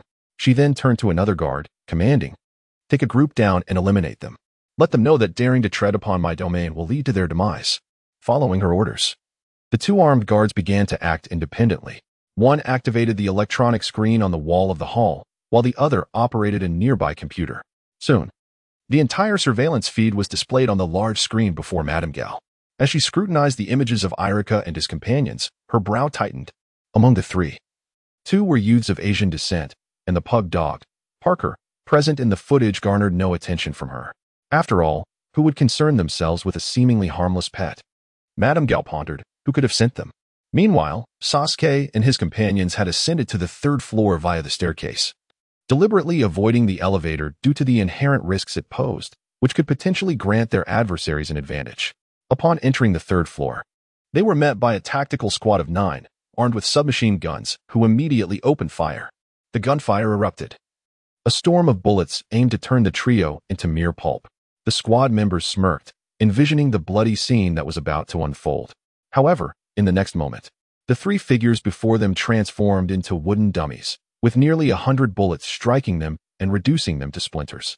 The tactical squad members were momentarily taken aback, unable to comprehend the situation, their fingers instinctively halting on the triggers. Suddenly, a flurry of shurikens whizzed through the air from the staircase, striking at various angles with blinding speed, catching the squad members off guard and inflicting fatal wounds. One shuriken even cleaved through a bulletproof helmet, penetrating a target and Apos' skull. Despite their protective gear, the squad members succumbed to the grim fate of death, their bodies collapsing as they reported to the afterlife. Hearing the collective thud of bodies hitting the ground, Sasuke and his companions finally emerged from the staircase. Observing the shurikens embedded in the fallen, Sasuke flicked his finger. A transparent thread connected the shurikens, and with a swift tug, they soared back into Sasuke's grasp, pristine and untainted by blood, glinting with lethal precision. Irika, standing nearby, praised. Sasuke, your proficiency in the Uchiha throwing technique has indeed grown remarkable. Yet, Sasuke's expression remained devoid of joy as he coldly replied. I still have a long way to go compared to that individual. Irika felt a pang of awkwardness at the mention of that individual, realizing that even in another world, Sasuke's resentment lingered. Meanwhile, Rock Lee remained oblivious to the undercurrents of Sasuke's words, enthusiastically declaring, Sasuke, remember, you are not the only genius. I am a hard-working genius as well. Leave the next wave of enemies to me. Sasuke stored the shurikens and thread in his ninja tool pouch, his face impassive. Feel free. If you wish to take action, the next wave is yours, but Madame Gao is mine. I promised Lord Charlotte I would bring her back. At that moment, Sasuke's tactics were being relayed in real time to Madame Gao. Observing their substitution techniques, Sasuke's shuriken skills, and the trio's appearance and Asian features, a hint of uncertainty crept into her voice. Are they also ninjas? Her tone then hardened as she commanded, XN, take all the ninjas down, excluding the older one. Eliminate the other 2. Capture the one who appears to be leading, and bring him back alive. Ninja XN bowed in acknowledgement, understood. He exited Madame Gao's chamber, rallying the members of her organization as they headed downstairs. Watching the trio's impressive display of prowess on the surveillance video, Madame Gao felt no fear, merely curiosity about their origins. Besides her own organization, the only other group in the country with legitimate ninjas was the Holy Church. Yet, the trio and Apos' techniques and attire bore no resemblance to that of the Church, particularly their substitution skills, which intrigued her. Could they be utilizing newly developed ninjutsu from the IGA or Koga clans? As Madame Gao contemplated, her phone on the table suddenly rang. She picked it up and swiped to answer. Chief, we have a situation. Our factory in Hell's Kitchen is under attack by numerous unidentified individuals. They seem to be assassins from New York. Before the caller could finish, a blood-curdling scream punctuated the line, abruptly silencing them. The call remained connected, and in the factory, Ella, having dispatched the messenger, approached the corpse to take a photograph for evidence. Intending to arrange for Charlie from the mainland hotel to retrieve the body and claim the bounty afterward. Noticing the still-connected call labeled Chief, Ella seized the phone and said, Hey, where are you? I want to meet you. Clearly, Ella had set his sights on the Chief and Apos' stature, envisioning a lucrative bounty. Madame Gao, hearing an unfamiliar voice on the line, disregarded it and swiftly closed her phone, severing the connection. On the other end, Ella, hearing the busy tone, smashed the phone to the ground, cursing, damn it, clearly frustrated that a promising opportunity had slipped away. At that moment, Garbage King approached, stating, Hurry and take photos for evidence. If it doesn't and Apos' work, call our people to take the bodies to the mainland hotel. There and Apos' been too much carnage today. I and Apos' am concerned Charlie and the others may struggle to keep up. Pondering Garbage King and Apos' words, Ella summoned a group of subordinates to begin collecting the bodies before departing with a select few elite members towards their next stronghold. Meanwhile, just after hanging up, Madame Gao had yet to analyze the situation when her phone rang again, inundated with urgent reports of attacks from various strongholds. At this point, Madame Gao realized that the situation had escalated beyond her expectations. On the other side, Ginny, in the operations room, utilized her authority as the adjudicator to access information regarding the activities of the hand in Hell's Kitchen from the archives on the elevated table, beginning to meticulously sift through the data based on the intel provided by the Garbage King. Meanwhile, Charlotte lounged in the office's relaxation area, soothing melodies playing in the background as she savored the exquisite wine sent by Jin. She awaited the arrival of Sasuke and his companions, who were tasked with escorting Lady Gao. At this moment, Hell's Kitchen was in utter chaos, however, under the dual greetings exchanged between the elevated table and Jin. The police turned a blind eye to the upheaval. Yet, one stipulation remained: the turmoil must remain contained within Hell's Kitchen. Should such an incident occur outside this area, the police in other districts would respond immediately upon receiving any emergency calls. In stark contrast to the tumultuous Midtown, Manhattan, the heart of New York City, was alive with celebration. Having concluded a press conference, Tony Stark arrived at his company's premises, gazing at the colossal arc reactor displayed in the lobby, deep in thought. Obadiah soon approached, having learned from Happy that Tony was inside. With a cigar clenched between his teeth, Obadiah admired the imposing reactor and remarked, "Look at this, splendid work." To which Tony retorted, "Should I draw a target on my head?" Obadiah removed the cigar from his mouth and advanced towards Tony, stating, "Your head? I believe it's mine that should be marked. How significant do you estimate tomorrow and Oppo's stock drop will be?" Tony, eyeing the massive arc reactor, responded, optimistically, "Around 40 points. Standing beside him, Obadiah added, "At least 40 points. Remember, we are in the weapons manufacturing business." Before Obadiah could finish his thought, Tony interjected, "Obadiah, I refuse to pay for it with lives lost." "That is our duty," Obadiah countered. "Yes, our duty," Tony replied. Obadiah, looking earnestly at Tony, declared, "We consume steel to forge weapons." Tony retorted, "My name is emblazoned on the company building." Ignoring Tony's rebuttal, Obadiah continued, "All our efforts are directed towards maintaining global peace and stability." Tony reiterated, "What I see is far from honorable. Our actions lack integrity. We can do better. We must find another path." Listening to Tony, Obadiah inquired, "And what do you propose? Shall we manufacture baby bottles?" With a serious countenance, Tony asserted, "We ought to redefine the technological value of the reactor." Obadiah chuckled, "Come now, redefinition is merely a gimmick." "Tony, that is simply a ruse to placate the uninformed." Tony gazed at the reactor and insisted, "It is not a gimmick." Obadiah laughed, "Indeed, it is a research project, but it is fundamentally unprofitable. We both know that progress on reactor technology has stalled for nearly 30 years. Tony raised his chin to face the reactor, contemplating, "Perhaps so." Obadiah added from behind, "We have yet to achieve a breakthrough. It has been nearly 3 decades. At that moment, Tony turned to Obadiah, pride illuminating his face, and declared, "No, I have made a breakthrough." Obadiah, incredulous, exclaimed, "What? You have achieved a breakthrough? Show me." Tony unfastened his shirt's buttons, revealing the arc reactor embedded in his chest. Upon seeing it, Obadiah's eyes sparkled with delight, and a grin spread across his face as he helped Tony fasten his buttons, stating, "Listen to me, Tony. We are in this together. If we unite our efforts, we will be immensely powerful, just as your father and I were." Tony interjected, "I apologize for not greeting you sooner." Obadiah smiled, "Leave the press conference matters to me. This time we shall play an entirely different card. You will undoubtedly bear significant pressure. You must assure me that this time, we shall proceed discreetly, with no leaks from Rhodey." Tony voluntarily disclosed his latest research to the elder he deemed and Amp, Oppos, trustworthy, and Amp, Oppos, at the top of Fisk Tower, Kingpin stood before the expansive floor-to-ceiling windows, surveying Hell's Kitchen bathed in the warm glow of the setting sun. Tonight would be a night of revelry for many, yet for countless others, it would be a sleepless night. A knock resounded at the door, and Kingpin called, "Come in." In the next moment, Bullseye entered and announced, "Kingpin, all the assassins in New York have converged on Hell and Amp, Oppos, Kitchen, and Charlotte and Amp, Oppos, associates have already infiltrated the building where Lady Gao resides. Should we not take action?" Clearly, Bullseye was not one to shy away from the impending bloodbath. He was eager to partake in the carnage. Kingpin turned, leaning on his staff, and replied, "There is no need for us to intervene. Since we have entrusted this to Charlotte and Amp, Oppos, firm, we shall leave it entirely in their hands. Our task is to await the outcome." Hearing Kingpin and Amp, Oppos' directive, Bullseye suppressed his restlessness and said, "Then I shall go downstairs to ensure no opportunistic scoundrels make their way here."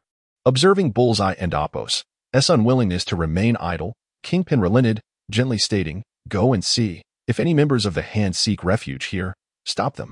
With Kingpin and Apos' consent.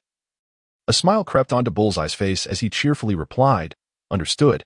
I will ensure no stragglers reach this place." With that, Bullseye took his leave, closing the office door behind him. On the conference table lay a phone, its screen illuminated, displaying a message, "You have missed calls from Lady Gal." Meanwhile, Matt Murdock, freshly off work at the law firm, immediately sensed something amiss in Hell's Kitchen today, his acute hearing and sense of smell picking up on the unusual chaos. Checking the time on his watch, Matt murmured, "It's not yet night. Why has it descended into turmoil?" Hearing the distant screams and the faint scent of blood, he could not hesitate any longer. He needed to uncover the truth behind the disturbance. In an instant, he dashed to a secluded corner, changed into his battle attire, and shot a grappling hook to ascend the wall, soaring into the night. In the building where Lady Gao was located, Sasuke and his companions advanced from the 3rd to the 8th floor, mere 4 floors away from Lady Gao and Apos' penthouse. Their path was littered with the bodies of the fallen. They had eliminated over 100 of the Hand's enforcers across the 8 floors, the stench of blood pervading the air. Just as they dispatched a fully armed squad of adversaries and prepared to ascend to the 9th floor, several shurikens whistled through the air from the staircase above. Swiftly, Irika drew a kunai from his waist, deftly deflecting the incoming shurikens. It was Shin, accompanied by the Hand and Apos' ninjas, who had arrived, witnessing their comrades and Apos' failed assault. He signaled to his subordinates, who then concealed themselves at the entrance to the 9th floor, poised to ambush Irika and his team. Seeing this, Sasuke curiously picked up a shuriken that had been knocked away by Irika. Examining the shuriken, which bore a resemblance to their own, he wondered aloud if there were ninjas here as well. He then applied pressure with his hands, snapping the weapon in two with a sharp crack. Observing this, Irika pondered briefly before cautioning, "Stay vigilant. They may also be ninjas. After all, Lord Charlotte has mentioned that this world is not straightforward." Although Irika had sensed that the strength behind the shuriken they had clashed with was minimal, he resolved to treat the situation with the seriousness it warranted. He retrieved 2 kunai, each affixed with explosive tags, from his ninja tool pouch and hurled them towards the entrance of the 9th floor corridor. Shin, watching the kunai soar from the staircase, was somewhat bewildered. While he was familiar with similar weapons, the paper tags attached to the kunai intrigued him. What sort of effect could such an attack have? Before he could instruct his subordinates to inspect the items, the tags ignited swiftly. Realizing something was amiss, Shin barely managed to dodge as the explosions erupted, sending him hurtling backward and resulting in the immediate demise of several nearby ninjas. Those further away, like Shin, were also thrown to the ground. Witnessing the effectiveness of the explosive tags, Irika charged inside, determined to contribute rather than let Lee and Sasuke do all the fighting. At that moment, Shin struggled to open his eyes, still on the ground when he sensed a figure approaching, followed by a sudden chill at his neck, plunging him into unconsciousness. Irika sprinted into the 9th floor, kunai in hand, showing no mercy as he dispatched the oddly dressed foes scattered about. Seeing the enemies fall so easily, Irika realized his earlier fears were unfounded. Despite their use of shuriken, their abilities paled in comparison to his team. Sasuke and Rock Lee soon joined him. And upon surveying the carnage, Sasuke disdainfully remarked, "Irika-sensei, they are far too weak. There is no need for such a slow approach. I will take the lead."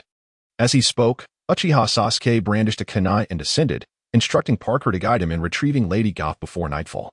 Parker, snapping out of his lethargy, shook himself and set off with Sasuke towards their objective. Lee, noticing Sasuke's haste, called out, "Sasuke, wait for me. Let us go together." With a swift motion, Lee joined the fray, sprinting up the stairs. Observing his students dash upwards, Irika glanced at the fallen and collected a short blade and a shuriken from one of the defeated foes. He intended to discuss the situation regarding ninjas in this world with Charlotte upon his return. Having gathered his items, Irika quickly followed suit. Sasuke, wielding his shuriken and moving with remarkable speed, cut through the building like a bolt of lightning, with not a single member of the Hand Association able to resist him. Soon, under Parker and Apos' guidance, Sasuke arrived at a formidable door on the top floor. Just as he prepared to breach the entrance, the door opened slowly of its own accord. At this moment, Lady Goth, leaning on her cane, regarded the youth before her and inquired, "Young one, from which clan do you hail?" Sasuke, dismissive of her question, considered her an ordinary person unworthy of his attention. In an instant, he lunged forward to apprehend her. Observing his lack of intent for dialogue, Lady Goth waved her hand, unleashing an invisible force that sent Sasuke crashing into the corridor wall. However, Lady Goth was no ordinary individual. Possessing telekinesis, she could manipulate objects from a distance. Having just redirected Sasuke's advance, rising from the ground and brushing off the dust, Sasuke noticed Lee approaching. Mistaking the situation for a formidable opponent, Lee prepared to engage, only to be halted by Sasuke's call. "Rock Lee, Lady Goth is my quarry, do not interfere." Accepting Sasuke's command, Lee positioned himself aside, affirming his non-involvement. Sasuke adjusted his attire, his expression cold as he remarked, "You are certainly unlike those I encountered before, yet such differences are insufficient." Without delay, Sasuke charged at Lady Goth once more, this time with greater speed and force. As she sensed his approach, Lady Goth hastily summoned her telekinetic barrier to shield herself. Sasuke immediately detected the invisible force in the air and shouted, "Break!" A fierce kick shattered the barrier, allowing him to reach for her shoulder. Hesitant to strike directly for fear of failure in his mission, Lady Goth groaned as she staggered backward, her telekinetic defense shattered, causing her considerable harm. Though her powers could lift several tons, the wall she had erected was equivalent to a true barrier, now obliterated by Sasuke and Appo's strike. Seizing the moment, Lady Goth drew a sword from her cane, aiming to slash at Sasuke and Appo's outstretched hand. Despite being a martial arts master with immense strength, her speed was no match for Uchiha Sasuke. In a swift motion, he grasped her wrist, exerting force. A sickening crack echoed as her wrist snapped, the sword clattering to the ground. Following this, Sasuke executed a powerful throw, slamming her down onto the floor. Upon contact, Sasuke noted that while Lady Goth appeared aged, her physique surpassed that of the Hand Association and Appo's fighters he had previously encountered. Thus, he relaxed his grip, no longer fearing he might inadvertently kill her. Lady Goth fell silent. The pain of her broken wrist, and the impact far less significant compared to the torments she had endured in her past. Enduring the throbbing ache from her shattered telekinetic shield, Lady Goth re-engaged her powers, lifting a nearby sofa and hurling it towards Sasuke. Swiftly, he delivered a kick, disintegrating the sofa into a shower of foam and wood. Realizing her attack had failed again, Lady Goth sprang to her feet and demanded, "Who are you? Why do you attack me and the Hand Association?" Sasuke, unimpressed, retorted, "You speak too much." Without allowing her another moment, he vanished from sight, reappearing at her side to unleash a powerful punch. The moment his fist struck her shoulder, Sasuke sensed something amiss. The invisible force re-emerged, absorbing the blow. Although she blocked the attack, Lady Goth was not unscathed. The overexertion of her telekinesis caused blood to trickle from her nose. Yet, Sasuke offered no respite, continuing to strike her repeatedly, culminating in a devastating blow that shattered her telekinetic defenses, sending her crashing against the wall. With a resounding impact, Lady Goth fell from the wall, a spurt of blood escaping her lips as she collapsed, unconscious. At this moment, Sasuke stepped forward and carefully examined Lady Goth's neck, confirming that she was still alive, which brought him instant relief. This battle had left him profoundly frustrated, as Lord Charlotte desired a living captive. Sasuke had been holding back his attacks, refraining from using any ninjutsu, and even moderating his strength for fear of accidentally killing her. However, his opponent was no pushover, possessing an imperceptible force akin to wind release. Otherwise, with Sasuke's prowess, capturing Lady Goth would have taken no more than 3 seconds. Upon seeing that Sasuke had concluded the fight, Rock Lee spoke up, "Sasuke, since the battle is over, let us take her back." Before Sasuke could respond, Irika, who had just arrived, interjected, "Allow me to examine her first." Irika approached, first unhinging Lady Goth's jaw to ensure she had no poison hidden in her mouth. He then procured a piece of cloth to gag her, ensuring she would not awaken and attempt to harm herself or cry out. From his ninja tool pouch, he extracted a bundle of rope and bound Lady Goth's limbs. After completing these tasks, Irika stated, "Now we can proceed without any unexpected occurrences." Sasuke had no objections. Irika's handling of the situation demonstrated his experience. He then hoisted Lady Goth onto his back, intending to personally deliver her to Lord Charlotte. Observing Sasuke's actions, Irika remarked, "Sasuke, since our mission is accomplished, let us return to the office." He then turned to Parker and added, "Parker, thank you for your efforts today. You may return to the summoning realm." Parker nodded and, with a puff of smoke, vanished back to the summoning realm. The trio made their way downstairs without further delay. Meanwhile, Matt Murdock had hastened his way to the building where Lady Gao was located. Sensing the lifelessness within, coupled with a strong odor of blood, he cautiously entered the premises. He detected Irika and the others descending from the top floor, along with the burden of Lady Gao. At this point, Matt, having recently begun his vigilant crusade, was unfamiliar with Lady Gao and her identity, assuming her to be merely a kidnapped individual. As the three encountered him in the lobby, Matt immediately commanded, "Release the bound individual. Hell and Apos. Kitchen is not a place for you to commit murder." The masked figures before him elicited slight frowns, particularly from Sasuke, who perceived Matt as a member of the Hand. After all, Matt's attire bore a resemblance to that of the Hand's ninjas, appearing peculiar to their eyes. Recalling Lord Charlotte's directive to eliminate any roadblocks, Sasuke instructed, "Lee, handle this one swiftly so we can set off." Rock Lee stepped forward, one hand behind his back and the other extended in a standard combat stance, inquiring, "Sir, are you certain you wish to obstruct us?" With heightened awareness, Matt sensed the powerful, distinct heartbeats of the trio and responded seriously, "You have killed many. Now surrender and accept the judgment of the law." As he spoke, he readied his billy club for an imminent attack. Noticing that Rock Lee had yet to act, Sasuke, with an icy demeanor, urged, "Lee, act quickly. The Lord awaits our return with the target." Upon hearing Sasuke and Apos' words, Lee hesitated no longer. He propelled himself forward with incredible speed. Sensing the rush of wind from Lee's movement, Matt barely managed to raise his arm to protect his chest, thinking, "So fast." With a resounding thud, Lee executed a whip kick, sending Matt Murdock hurtling away. In the moment of impact, Matt tried to dissipate the force against the ground but ultimately collided with a pillar in the lobby, coughing up blood. Witnessing Matt wounded from a single kick, Sasuke wore an expression of disdain and contempt. On the ground, Matt seized the opportunity to deploy the hidden chain from his billy club, aiming to rescue Lady Gao. With the odds against him, he sought to save the hostage and escape. This action not only infuriated Sasuke but also provoked Rock Lee. In an instant, as the chain shot forth, Lee deftly grabbed it and yanked Matt, along with the chain, towards him. As Matt flew through the air, Lee unleashed a flurry of punches, delivering 11 strikes in rapid succession, culminating in a powerful blow that sent Matt crashing. Utilizing the enhanced strength of the ninja body technique, Lee and Apos' fists were far beyond what Matt could withstand. In the air, Matt and Apos' ribs shattered, piercing his heart, and with Lee and Apos' final strike, he was propelled forcefully against the glass doors of the building. The glass shattered upon impact, and Matt's lifeless body tumbled onto the street. Onlookers nearby screamed and scattered, unwilling to approach the scene. Observing that Matt had ceased to fight, Rock Lee lowered his guard and calmly declared, "The enemy has been dealt with. Let us depart."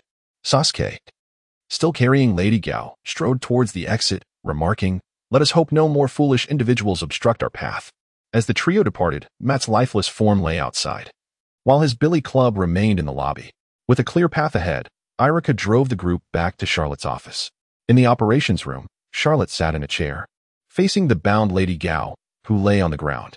Irika approached and removed the cloth gag from her mouth, simultaneously adjusting her jaw. As Irika completed these actions, Lady Gao began to awaken. The moment she opened her eyes, she realized she was bound and immediately struggled, taking in her surroundings in the presence of Charlotte Doyle. Alongside the three who had brought her, including Ginny, who was diligently verifying information on a computer, Lady Gao quickly assessed her situation before inquiring, "Who are you? Why have you captured me? If you are interested in my business in Hell and Apos' kitchen, I can withdraw and hand everything over to you." Clearly, Lady Gao remained unaware of Charlotte Doyle's true intentions and was merely speculating. Observing her regain composure, Charlotte replied calmly, "I have no interest in your business."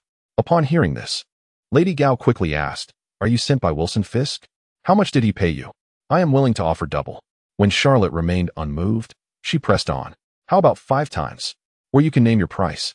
While speaking, Lady Gao attempted to disturb Charlotte's thoughts, attempting to invade his mind. However, her mental manipulation proved ineffective against him. With the power of the Sharingan, Charlotte regarded her tricks with indifference and smiled, slowly stating, "Please refrain from using your feeble mind games. Your abilities are simply too weak. Let us speak plainly. Madame Gao, have you found what you came to New York for?" Upon hearing Charlotte and Apos' words, Madame Gao and Apos' pupils slightly contracted. She was uncertain how her interlocutor had acquired such knowledge, yet she replied, "I don and Apos' Do you know what you are talking about? I came to New York solely to expand the business of the Alliance. Besides, if you capture me, the Alliance will not let this matter rest.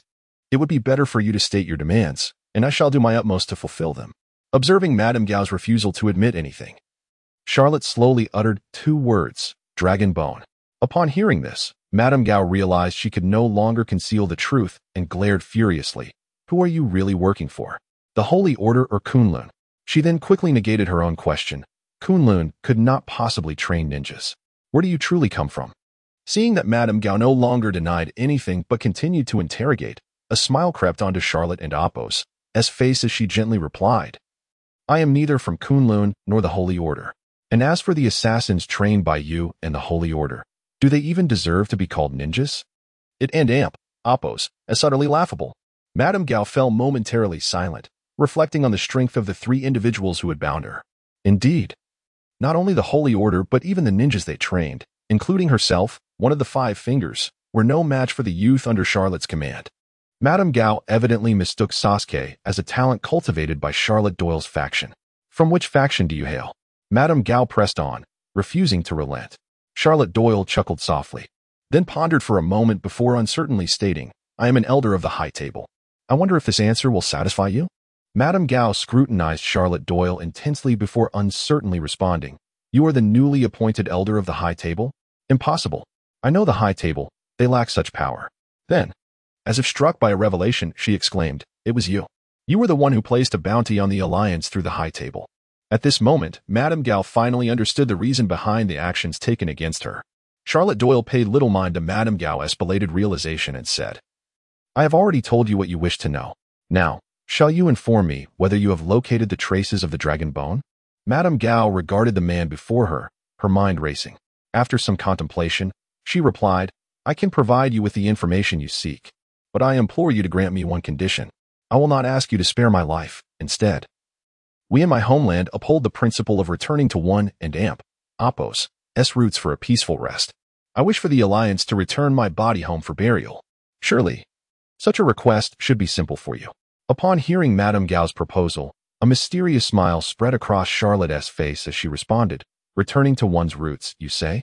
That is a request I could agree to, but only if you divulge the information I desire.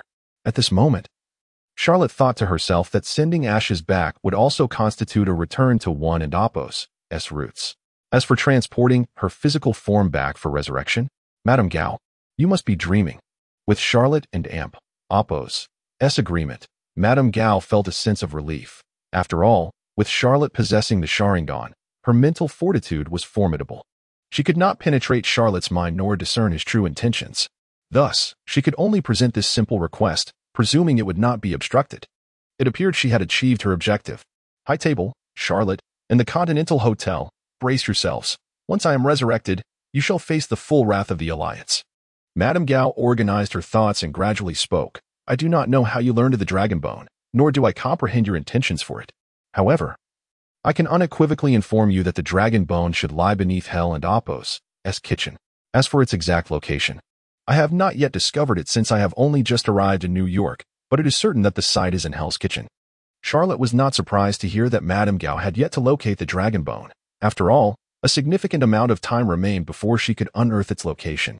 He then inquired, exclude the places you have ruled out and inform me of any locations where the dragon bone cannot possibly exist. Seeing the simplicity of Charlotte and Appo's request, Madame Gao did not hesitate. Certainly. I shall now disclose the locations I have explored to you. Record them. For none of these places yielded any trace of the dragon bone. Charlotte glanced at Ginny, who was still verifying the data, and instructed, Ginny, make sure to document everything Madame Gao has stated. Soon, Madame Gao recounted the locations she had eliminated one by one, even offering some speculations on potential sites for the dragon bone. After finishing, Madame Gao provided a phone number, hoping Charlotte's subordinates would contact someone to retrieve her remains. She then closed her eyes, awaiting her fate. Seeing that Madame Gao had revealed all necessary information, Charlotte signaled to Irika, take care of Madame Gao. Irika stepped behind Madame Gao and swiftly dispatched her with a kunai, ensuring her demise before nodding to Charlotte in confirmation.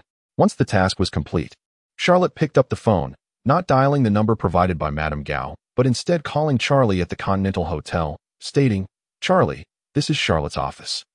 I need a takeout. After hanging up, Charlotte turned to Irika and instructed, Irika, accompany Charlie and transport Madame Gao's body to the Continental Hotel.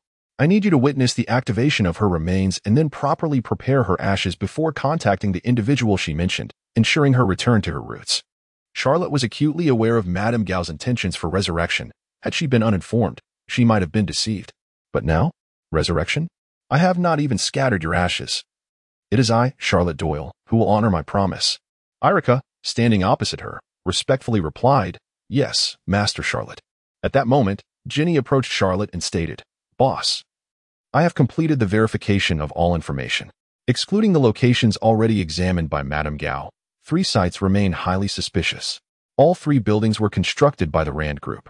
As you mentioned, one has been an unfinished project for over a decade, while the other 2 are the police station building in Hell's Kitchen and an apartment constructed by the Rand Group. Furthermore, all 3 projects were undertaken before the crash of the Rand couple's plane. Upon hearing Ginny's analysis, Charlotte nodded and instructed, Ginny, I am assigning you a task. Please proceed to purchase the 2 buildings, excluding the police station, using our assets. It should be feasible. We will commence excavation at these 2 sites first. If we do not uncover what I seek, we shall have to relocate the Hell's Kitchen police station. Ginny pondered briefly before responding, No problem, boss. If they are merely an unfinished building and an apartment, we can easily secure funding through loans against your stocks. Charlotte shook her head, replying, No need for loans. Await my instructions. She then took out her phone, selecting video call mode, and dialed in. Jean Bing, your commission is nearly complete. As she spoke, Charlotte aimed the camera at the already prostrate Mrs. Gao. Meanwhile, through the mobile video, Jean observed the canaille embedded in Mrs. Gao and Amp, Oppo's, heart, visibly exhaling a sigh of relief. She then remarked, Charlotte, your efficiency is truly commendable. The remaining $1 billion in payment will be arranged for delivery tomorrow. Charlotte responded with a smile, All right, it's settled then. Subsequently, she ended the call and turned to Ginny, stating, The money will be available tomorrow. Seeing that Charlotte had swiftly resolved the funding issue for the acquisition, Ginny said, Boss, once the funds are in place, I will proceed with the purchase of the building. Charlotte nodded, glancing at the 4 subordinates present, and then spoke. The bounty for this task has essentially been fulfilled. The remaining loose ends will surely be tidied up by the assassins for the reward. Now, let us discuss your task bonuses. Irika, please report all the information on the members of the Hehe Association you have eliminated to the Continental Hotel. Where I have posted the bounty, you shall collect your share. Charlotte then looked at the group and added, Additionally, I will reward each of you with $10 million as compensation for this mission, given the recent string of successful endeavors. Charlotte was prepared to bestow a generous reward upon her subordinates. After Charlotte Doyle announced the mission rewards, Irika Umino retrieved a short blade and shuriken obtained from the Hand Association, placing them before Charlotte. He inquired, Esteemed Charlotte, do we also have ninjas here? As Irika's words echoed, everyone turned their gaze towards Charlotte, yet only Ginny seemed to ponder the implications of Irika's statement. Observing the 2 items presented by Irika, Charlotte paid little heed to the short blade, instead accepting the shuriken for inspection. Its design bore a striking resemblance to that of shurikens from the world of Naruto. After twirling it in her hand, she set it down and articulated, Irika, in this world, we alone are the true ninjas, endowed with the power to transform decay into vitality. As for other factions, while they may also refer to their practitioners as ninjas, they are fundamentally unrelated, lacking chakra. You may consider them a variant of samurai. Upon hearing Charlotte and Oppo's explanation, Irika and his companions grasped the distinction, no longer fixating on the ninjas of the Hand Association. Only Ginny retained one term in her memory, chakra. Deeply impressed, she realized that Charlotte and Oppo's ninja abilities were likely linked to the existence of chakra, which set them apart from the ninjas of other factions. Not long after the discussion on ninjas concluded, Charlie from the corpse retrieval team arrived. Upon entering, Charlie removed his hat and placed it over his heart, greeting, Esteemed Elder Charlotte. Charlotte produced a gold coin from her pocket and placed it in Charlie and Amp, Oppo's hand, remarking, The Continental Hotel must be quite busy today. Charlie accepted the coin, a smile gracing his face as he replied, Business is thriving today. The cleanup crew is overwhelmed, with many patrons bringing in targets for unified processing at the hotel. Charlotte nodded, watching as Charlie prepared to load Lady Gao and Oppo's body, signaling Irika to follow. Meanwhile, in Hell and Oppo's kitchen, Jean Bing reflected on the recent events after speaking with Charlotte. Is this the power of the high table in Charlotte? In less than half a day, the hand association in New York has been utterly annihilated, and even one of its 5 fingers, Lady Gao, has met her demise. Contemplating the day's occurrences, Jean Bing gained a clearer understanding of the global criminal organization that controlled 80 of the world's assassins. If possible, he aspired to ascend to its upper echelons. As Jean Bing mused, a knock resonated at the office door. Hearing the sound, he called, "Come in." The door swung open, revealing Bullseye. Noticing Bullseye and Appo's entrance, Jean Bing inquired, "What has happened?" With a smile, Bullseye brandished a set of photographs and joyfully exclaimed, "Jean Bing, take a look at this." Jean Bing accepted the photographs and began to peruse them. The first depicted Daredevil lying on the ground, blood streaming from his mouth and nose. The second revealed his unmasked visage. Upon finishing the photographs, a rare smile spread across Jean Bing's face. The outcome was unexpectedly fortuitous, a double blessing indeed. He remarked, "I cannot believe our Daredevil is none other than the infamous blind lawyer from Hell and Appo's kitchen. What a significant scoop. Do you know who resolved this troublesome matter for us?" Bullseye was straightforward, stating, "Daredevil perished outside Lady Gao's building, reportedly for obstructing Charlotte's associates from taking her away." Hearing this news, Jean Bing erupted into laughter, declaring, "Charlotte truly is my lucky star. Not only has she dealt with Lady Gao, but she has also eliminated that pesky Daredevil." He mused about Daredevil and Appo's enforcer, a figure known as the Punisher, and concluded, "It seems that Matt, this blind lawyer, has crossed a line. I must procure a selection of fine wines to adequately repay Charlotte. I have heard he has a keen interest in whiskey." Bullseye, witnessing Jean Bing and Appo's buoyant spirits, smiled in return. Later that night, Tony Stark, back in his villa, felt the small arc reactor embedded in his chest. He realized that during his fall while piloting the Mark I, a copper wire had been dislodged, causing a slight short circuit upon contact with the casing. He needed to create a new arc reactor, as the conditions and materials available then were incomparable to the present. Reflecting on his kidnapping and Charlotte's miraculous rescue, Tony Stark remarked, "Jarvis, display all available information on Charlotte Doyle." "Certainly, sir." The data has been compiled. As Tony reviewed the projected information, he was astonished to discover that she was an orphan raised by assassins and trained as a professional killer. The Continental Hotel, a fascinating establishment, a safe haven, the #1 assassin in New York, known as the Ninja Master. He realized she was indeed a ninja. Contrary to his initial assumption that she was a brilliant biologist like himself, having established her own agency and accepting various assignments, she ultimately ascended to the rank of elder within the high table.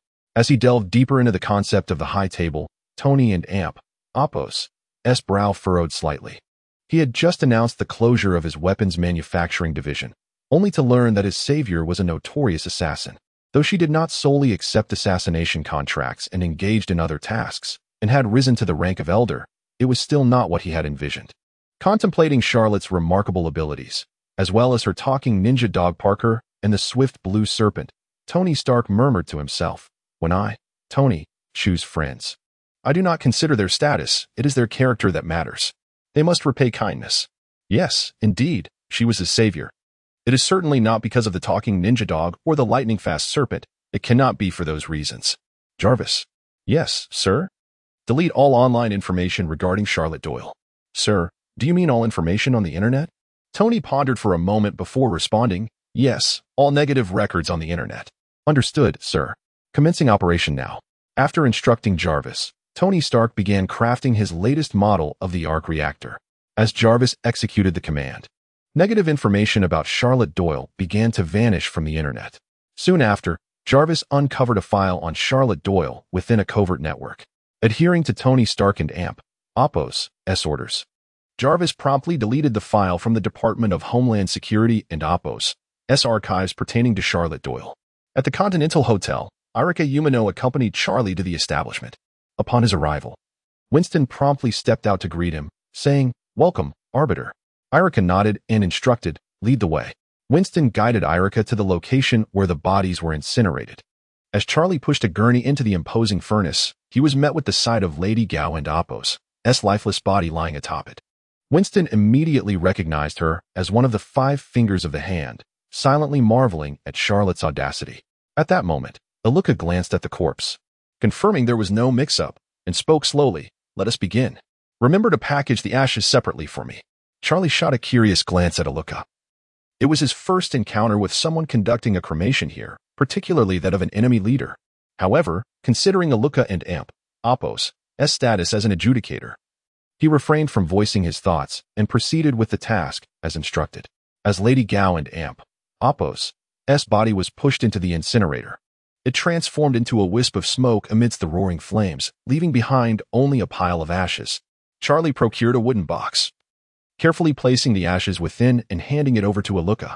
Aluka accepted the box containing Lady Gao's ashes and promptly made a phone call.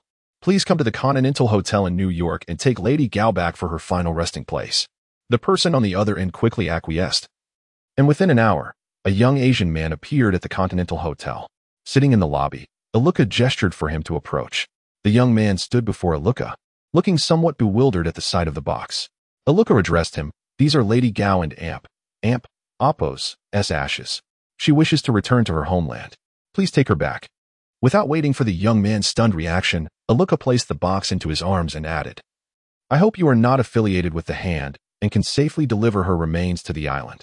Upon hearing the mention of the Hand, the assassins inside the hotel turned their gaze toward the Asian youth as though he were a walking bounty of $100,000. After attending to Charlotte and Amp, Apos' instructions, Aluka departed and returned to Charlotte's office.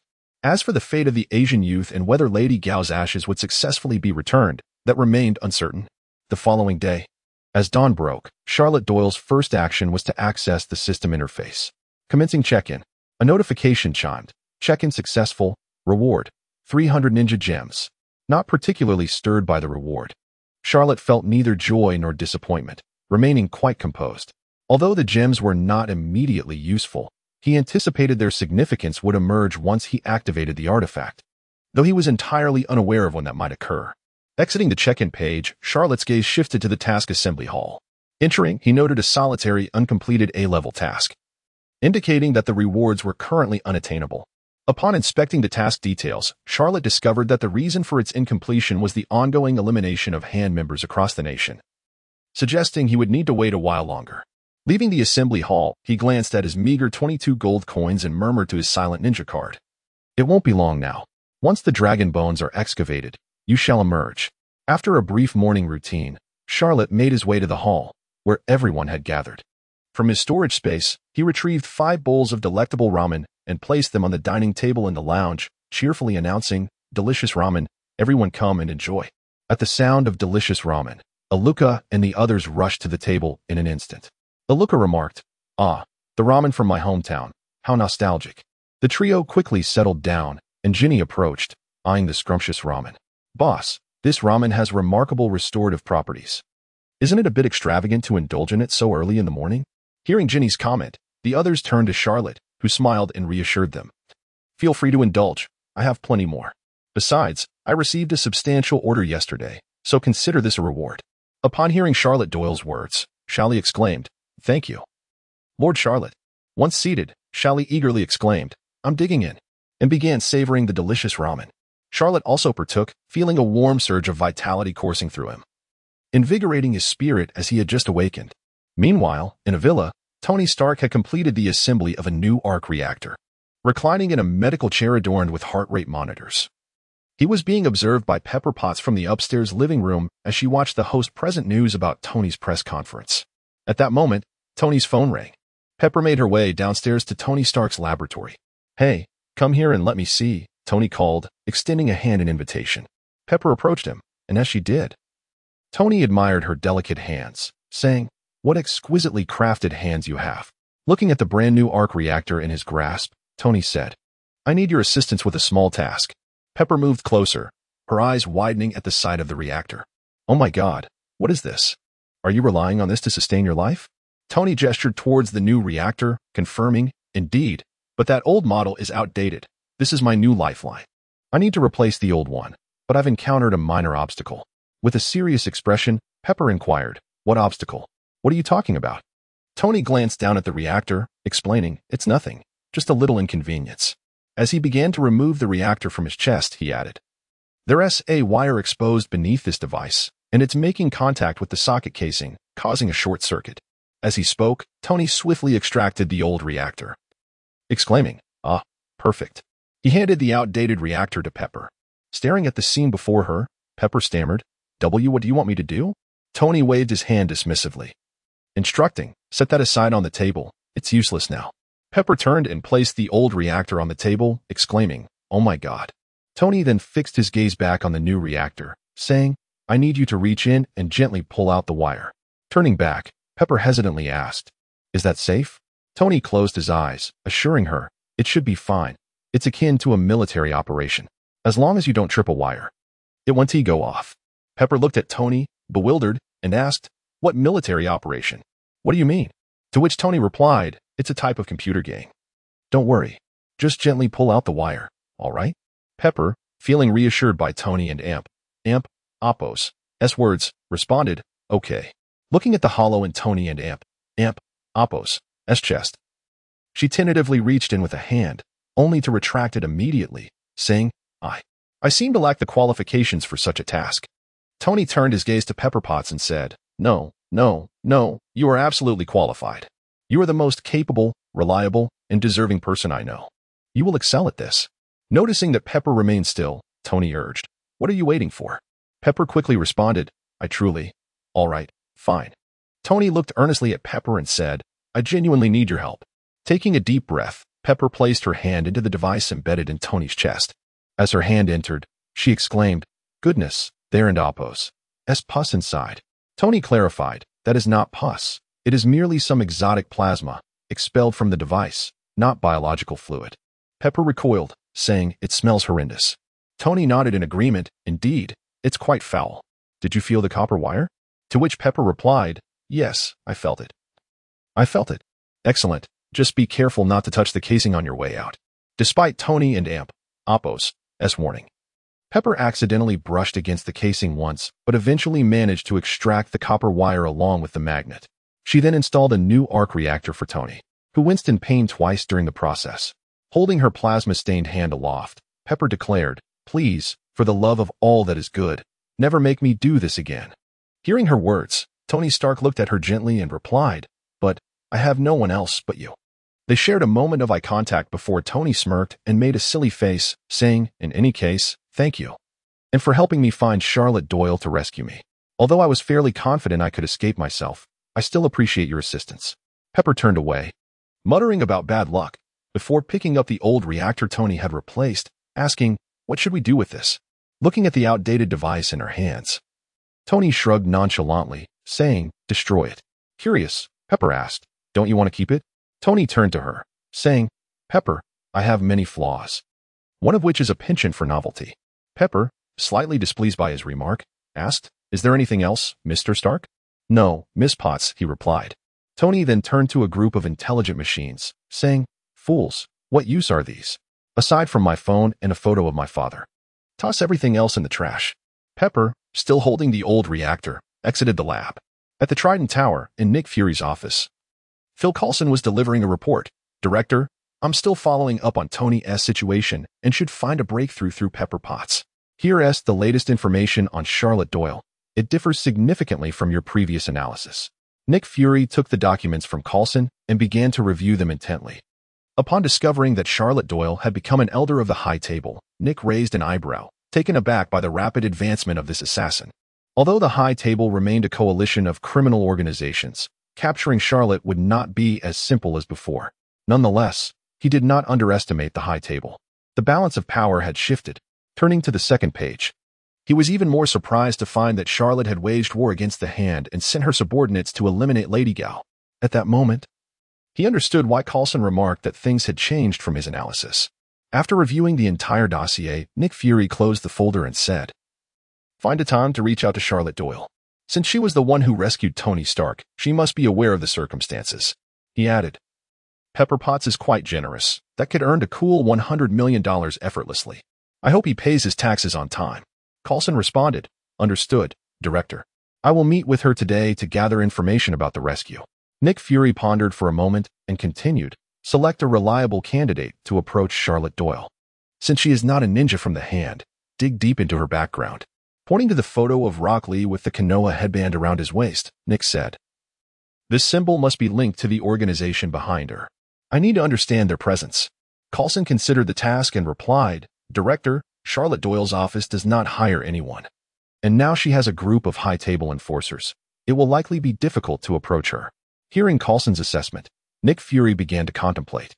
Recalling agents suitable for the task, it seemed the only candidates were Black Widow or Bionic Bird, Barbara.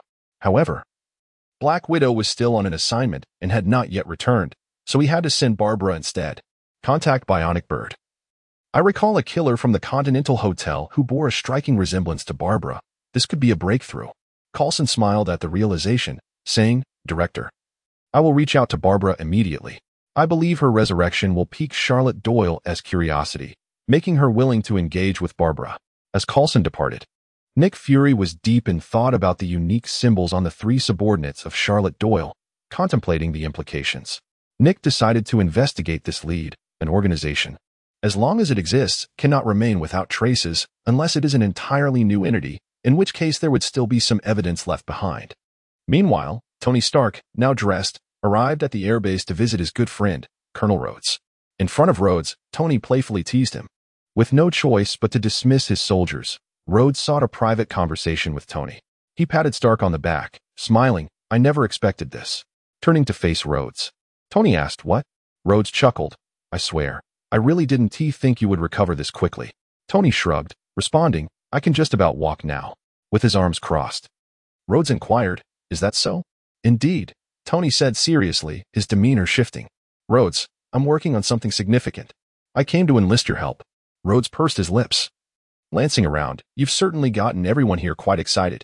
I mean, your astounding performance at the press conference was something else. In response to Rhodes' comment, Tony clarified. This time, it's not about military products. I won't be developing those anymore. This is different. Rhodes frowned. Are you really turning into a humanitarian? Tony explained. Listen closely to what I'm saying. Rhodes interrupted.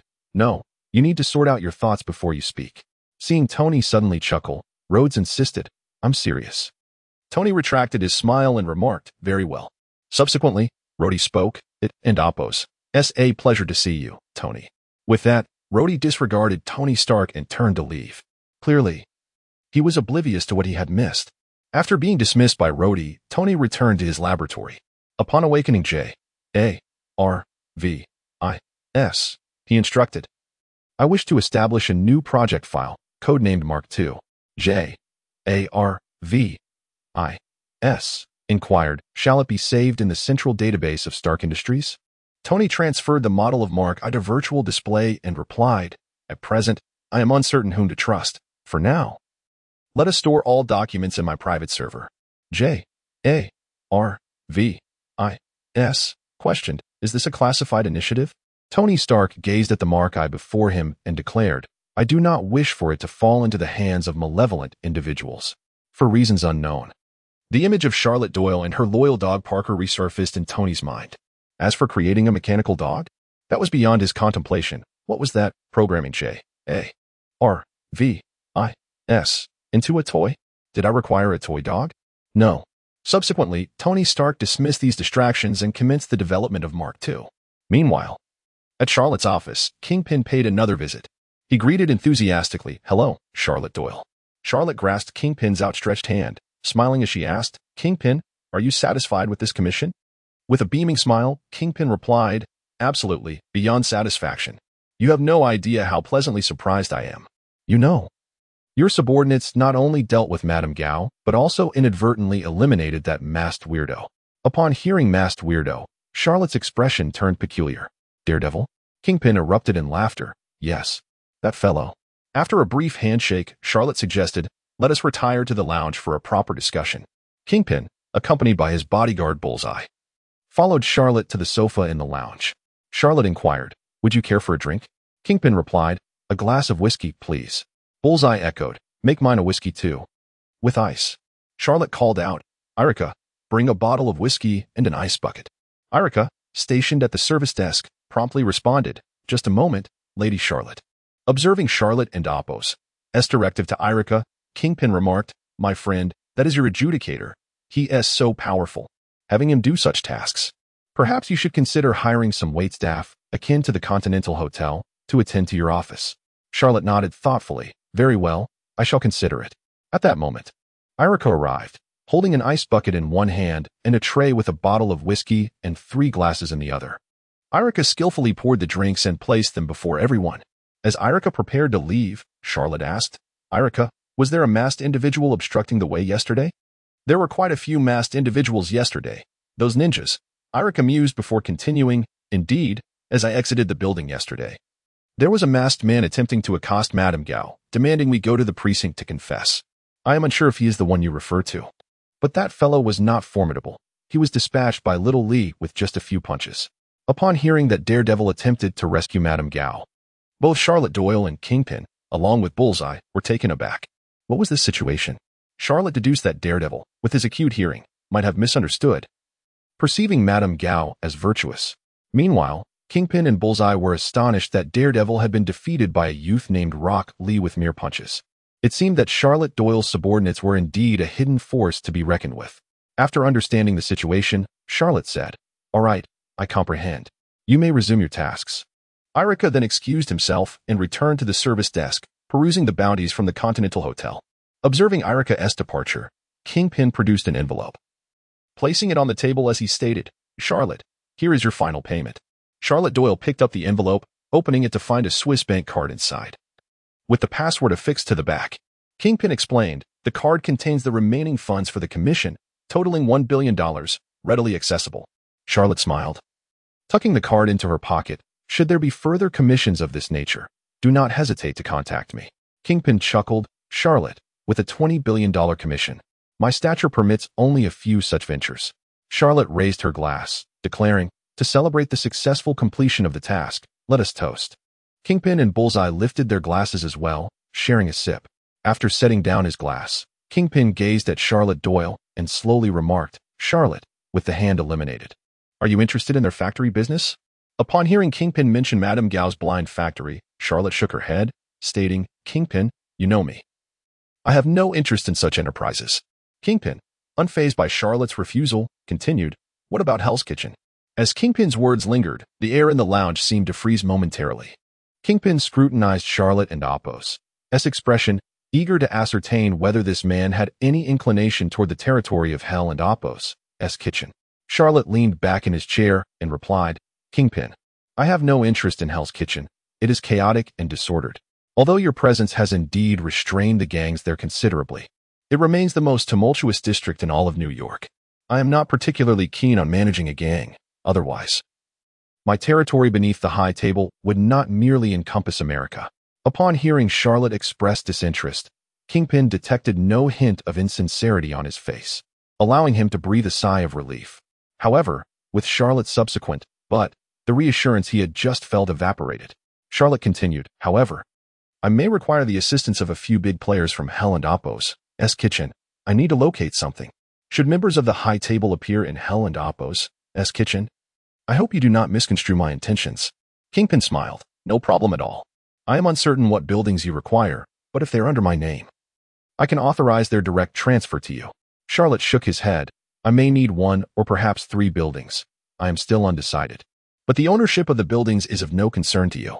Kingpin, realizing they were not his properties, refrained from insisting on gifting them and instead replied, "Then I wish you success in finding your belongings."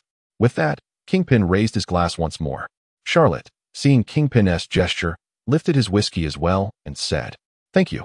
After the 3 finished their whiskey, Kingpin and Bullseye rose to take their leave. As Kingpin departed, Charlotte Doyle remained seated in the lounge, not rising to bid farewell. Charlotte took out her phone and dialed, immediately stating, "Ginny, the funds have been transferred. We are now commencing the acquisition of the first abandoned building. I hope to swiftly finalize the purchase from the Rand Group and commence excavation at once. If the first building does not contain what I seek, we shall immediately initiate the acquisition of the second apartment." After giving her instructions to Secretary Ginny, Charlotte Doyle poured herself a glass of whiskey. Just as she lifted the glass, Irika appeared beside her and remarked, "Lady Charlotte, Agent F has arrived again." "IFB?" Charlotte replied, slightly taken aback, then realized it was Phil Coulson from the Department of Homeland Strategic Defense and Logistics. "Irika, please clear away those 2 empty glasses and bring him over." "Very well, Lady Charlotte." Irika approached, removed the 2 used glasses from the table, and then escorted Phil Coulson over. Coulson took a seat across from Charlotte, in the very chair that Ginny had just occupied. Observing Coulson as he settled in, Charlotte raised her glass and inquired, "Would you care for a drink?" Though she offered the pleasantry, she had not prepared a glass for Coulson. "No, Mr. Charlotte, it and Oppo's working hours, and I do not drink." Charlotte took a sip of her whiskey and replied, "Very well, as you wish. What brings you here this time?" Coulson, wearing his signature smile, responded, "Mr. Charlotte, I need to discuss some details regarding your successful rescue of Tony Stark." Charlotte looked at Coulson and countered, "Shouldn't and amp. Oppos, do you be speaking with Tony Stark about this? As the principal party involved, I believe he would provide you with more accurate information. Besides, ISN and Oppos, this matter outside the jurisdiction of the IFB?" In response to Charlotte and Oppos' remarks, Coulson produced a business card, placed it on the table, and said, "I am Agent Coulson from the Department of Homeland Strategic Defense and Logistics. Our focus is on matters concerning individuals like Tony Stark. Hence, we require some information and hope for your cooperation." Charlotte picked up the card, glanced at it, noting the unique emblem printed on the back. Setting it down, she said, "Your lengthy name really ought to be simplified." Coulson smiled and replied, "It has already been simplified. I trust you will see our latest name upon our next meeting." "No, I have no desire to meet with you agents again." Looking at Coulson, Charlotte teased, "I recall you were an IFB agent last time. How is it you've now become an agent of the Department of Homeland Strategic Defense and Logistics? Did you switch jobs, or is this merely a fabrication?" Though Coulson maintained his composure, there was a hint of awkwardness within. As he laid down his IFB credentials on the table and stated, "Mr. Charlotte, our department handles special cases and often utilizes IFB connections for domestic operations." Seeing Coulson and Oppos' IFB credentials, Charlotte silently lamented the plight of the IFB, as it seemed there were always imposters among them. With a smile, she asked, "What is it you wish to know?" Noticing Charlotte's willingness to cooperate, Coulson retrieved a notebook and began to record, "Mr. Charlotte, could you please describe the armed group that detained Tony and how you managed to rescue him?" Charlotte observed Coulson's serious demeanor and thought to herself, with the camera and recording device activated since his entrance, was it truly necessary to take notes? She then replied, "It's quite simple. Locate Tony and eliminate the armed individuals holding him captive." Charlotte briefly outlined the challenges of rescuing Tony, detailing the extensive manpower and resources expended, which ultimately resulted in minimal profit from the endeavor. Coulson's expression twitched slightly as he pressed, "Can you be more serious? Did your journey from New York to retrieve Tony Stark exceed 3 days?" In conclusion, Charlotte stated, "Moreover, even without my intervention, I am confident that Tony could have escaped on his own." Coulson, undeterred by Charlotte's earlier banter, fixated on her last assertion and asked, "Mr. Charlotte, on what basis do you believe Tony Stark could have escaped unaided?" Charlotte smiled and replied, "I'm afraid I cannot disclose that. It pertains to confidential client business. However, you may inquire directly with Tony Stark. I have said all I can. Irica, please see our guest out." Coulson closed his notebook, refraining from further questioning, and expressed, "Thank you for your cooperation, Mr. Charlotte." Despite feeling somewhat frustrated by the outcome, Coulson did glean a tidbit of unexpected information before taking his leave. After dispatching Coulson, Charlotte returned to her chamber. Meanwhile, in the Afghan desert, Zara, after his escape, did not disturb Su Wonwoo, who was preoccupied training his son. Yet he returned with a cadre of followers. Upon returning to the cave from which he had fled, Zara discovered the surveillance equipment outside remained intact and operational, though the previously stored weapons and ammunition had vanished. Reviewing the surveillance footage, Zara beheld the figure of Charlotte Doyle alongside a colossal serpent. As the video continued to play, Zara noticed something intriguing, not the serpent nor the formidable Pekingese capable of shattering iron doors, but rather a suit of iron armor.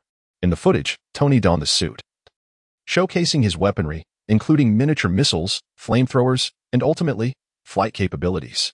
Upon absorbing this revelation, Zara began to contemplate. This suit must be one of the inventions Tony Stark had crafted within that cave. Zara retrieved the tape demonstrating the capabilities of Tony Stark's Mark I and ventured into the cave. In the very spot where Tony had been imprisoned, he rummaged and ultimately uncovered the blueprints he had initially dismissed. As time passed, a week elapsed since Phil Coulson's visit to Charlotte. During this week, Ginny, through a New York City councilman supported by the High Table, successfully negotiated the acquisition of the Rand Group and Oppos' abandoned building in Hell and Oppos' kitchen. Due to its unfavorable location and the building and Oppos' prolonged state of disrepair, Ginny managed to secure the property and land for a mere $80 million. As Charlotte surveyed the dilapidated building before her, Ginny spoke. "Boss, this land now belongs to us. What shall we do next?" Gazing at the precarious structure, Charlotte pondered the risks of immediate excavation, fearing it might lead to an eventual collapse. After a moment's thought, she instructed, "Let us demolish this abandoned building and then arrange for excavation." Upon hearing Charlotte and Appo's orders, Ginny replied, "Understood, boss. I will contact a demolition company to proceed with the building's removal." Charlotte waved her hand dismissively, stating, "There's no need for such complications. I shall handle the demolition myself. For now, send in a team to ascertain if there are any vagrants residing within this building. If so, they must be evicted." Upon hearing Charlotte's words, Ginny hesitated no longer and promptly dispatched a team to search the premises of the building. As Charlotte had anticipated, individuals were swiftly expelled from the structure, amounting to over 30 individuals. At that moment, one of the ejected individuals began to curse but fell silent upon seeing the fully armed envoy team stationed at the high table, quickly fleeing the scene. Approximately an hour later, the team members returned and reported that every corner of the building had been inspected and no one remained inside. Charlotte nodded in acknowledgement, and in the next instant, her figure flickered and vanished. Within less than a minute, Charlotte Doyle reappeared at the same spot and commanded, "Everyone, retreat to a distance of 100 meters and maintain order. No unauthorized personnel are to approach." "Yes, Lady Charlotte." The 40 armed personnel immediately dispersed, ensuring they were 100 meters away, vigilant in their duties. At this juncture, Charlotte turned to Ginny and said, "Let me show you something entertaining. Keep your eyes wide open and do not be afraid." Ginny, with her large, sparkling eyes, gazed curiously at the unfinished building, wondering what delightful spectacle awaited her. Before Ginny could respond, Charlotte formed a hand seal and exclaimed, "Artisan explosion, go." In the next moment, the explosive runes Charlotte had affixed to various locations and load-bearing walls of the dilapidated structure ignited spontaneously. Boom! A violent explosion erupted, startling Ginny, as the building before them began to collapse, sending a cloud of dust into the air. As the dust settled, the towering edifice was completely obliterated, leaving only a heap of debris on the ground. Observing the scene, Ginny curiously inquired, "Boss, did you just use explosive runes?" Charlotte nodded and replied, "What do you think? The effect is quite remarkable, isn't it?" Ginny, surveying the ruins, responded earnestly, "The result is flawless. I will arrange for personnel to commence cleanup and begin excavation immediately. However, as you mentioned, the dragon bones are buried deep underground. It may take some time to uncover them." Charlotte remarked, "A lengthy duration indicates insufficient manpower. Deploy additional personnel for the initial excavation work, while our subordinates can handle the later stages." Reflecting on her 60 high-table envoys, Ginny nodded in agreement, confident that they would suffice for the deeper excavation, and chose not to voice any further concerns. Charlotte Doyle returned to the office, driving his newly repaired Mercedes 300 SL. Over the course of the week, he had acquired quite a few rewards through the system. He had successfully checked in daily to earn 100 servings of delicious ramen, 50 gold coins, 5,000 copper coins, 200 reincarnation stones, 1 ninja recruitment scroll, and 1 ninjutsu secret scroll. As for the task guild, during this week, Sasuke and Rock Lee completed a total of 10 C-level tasks, and the previous commission from Jean Bing was also entirely fulfilled. Across the United States, there were no remaining members of the hand. The completion of these 10 C-level tasks brought Charlotte 5,000 reputation points, 500,000 copper coins, and 10 ordinary treasure chests. The A-level task from Jean Bing yielded 5,000 reputation points, 500,000 copper coins, and a splendid treasure chest. It was evident that the reward for a single A-level task was equivalent to that of 10 C-level tasks. Consequently, Charlotte and Appo's reputation rose to 13,500, with copper coins restored to 7 million and gold coins totaling 72.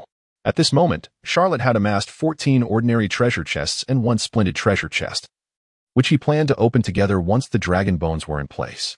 Meanwhile, in a cemetery in New York, a funeral was taking place. Following Matt Murdock's death, his body and weapon were retrieved by Feng Yi from the police station, and the funeral ceremony was underway. Due to Matt's identity being exposed, those he had assisted, whether as a lawyer or as Daredevil, gathered spontaneously at the funeral to pay their respects. Feng Yi observed the multitude attending and felt a bittersweet sense of solace, knowing that Matt's deeds had not gone unrecognized. However, He was also profoundly saddened by Matt's early return to the embrace of the Lord. A good man, a blind lawyer who dedicated his life to helping others and seeking justice, had ultimately lost his life at the hands of another. According to the coroner's report, Matt had died beneath the wheels of a speeding truck, his ribs shattered. Yet, Foggy knew the truth was far more sinister. As Foggy mourned beside the gravestone, an elderly man with a cane approached him and spoke. Foggy. Upon turning, Foggy saw Matt and Apos' mentor, Stick, whose voice was tinged with unmistakable sorrow as he declared, Matt was murdered. Stick's expression was devoid of emotion, a sign of his growing rage as he continued, I can't believe that after just a trip to the island, Matt has returned. At the True Pure Society and Apos' stronghold in New York, Foggy and Stick stood before a coffin containing Matt and Apos' body. After the funeral, Stick had sent his men to retrieve Matt and Apos' remains. Being blind like Matt, Stick could not see the scene before him, but he inquired, Foggy, was Matt's billy club buried with him? Foggy, his face slightly troubled, replied, Yes, I placed it with Matt's body. Sir, can we truly find clues about Matt's killer inside? Stick fell silent for a moment, then spoke slowly, There will be clues. Open the coffin and retrieve the billy club. The members of the True Pure Society approached and opened Matt Murdock's coffin, extracting the billy club that had been buried alongside him. As Stick took it and expertly dismantled the upper half, he discovered a microphone and recording device inside and pressed play. Foggy was astonished to learn that the billy club, which Matt had used as a cane, concealed such secrets. As the recording played, Matt's voice emerged, commanding, Release the hostages you have bound. Hell's Kitchen is not a place for you to commit murder. You have killed so many. Now surrender and accept the judgment of the law.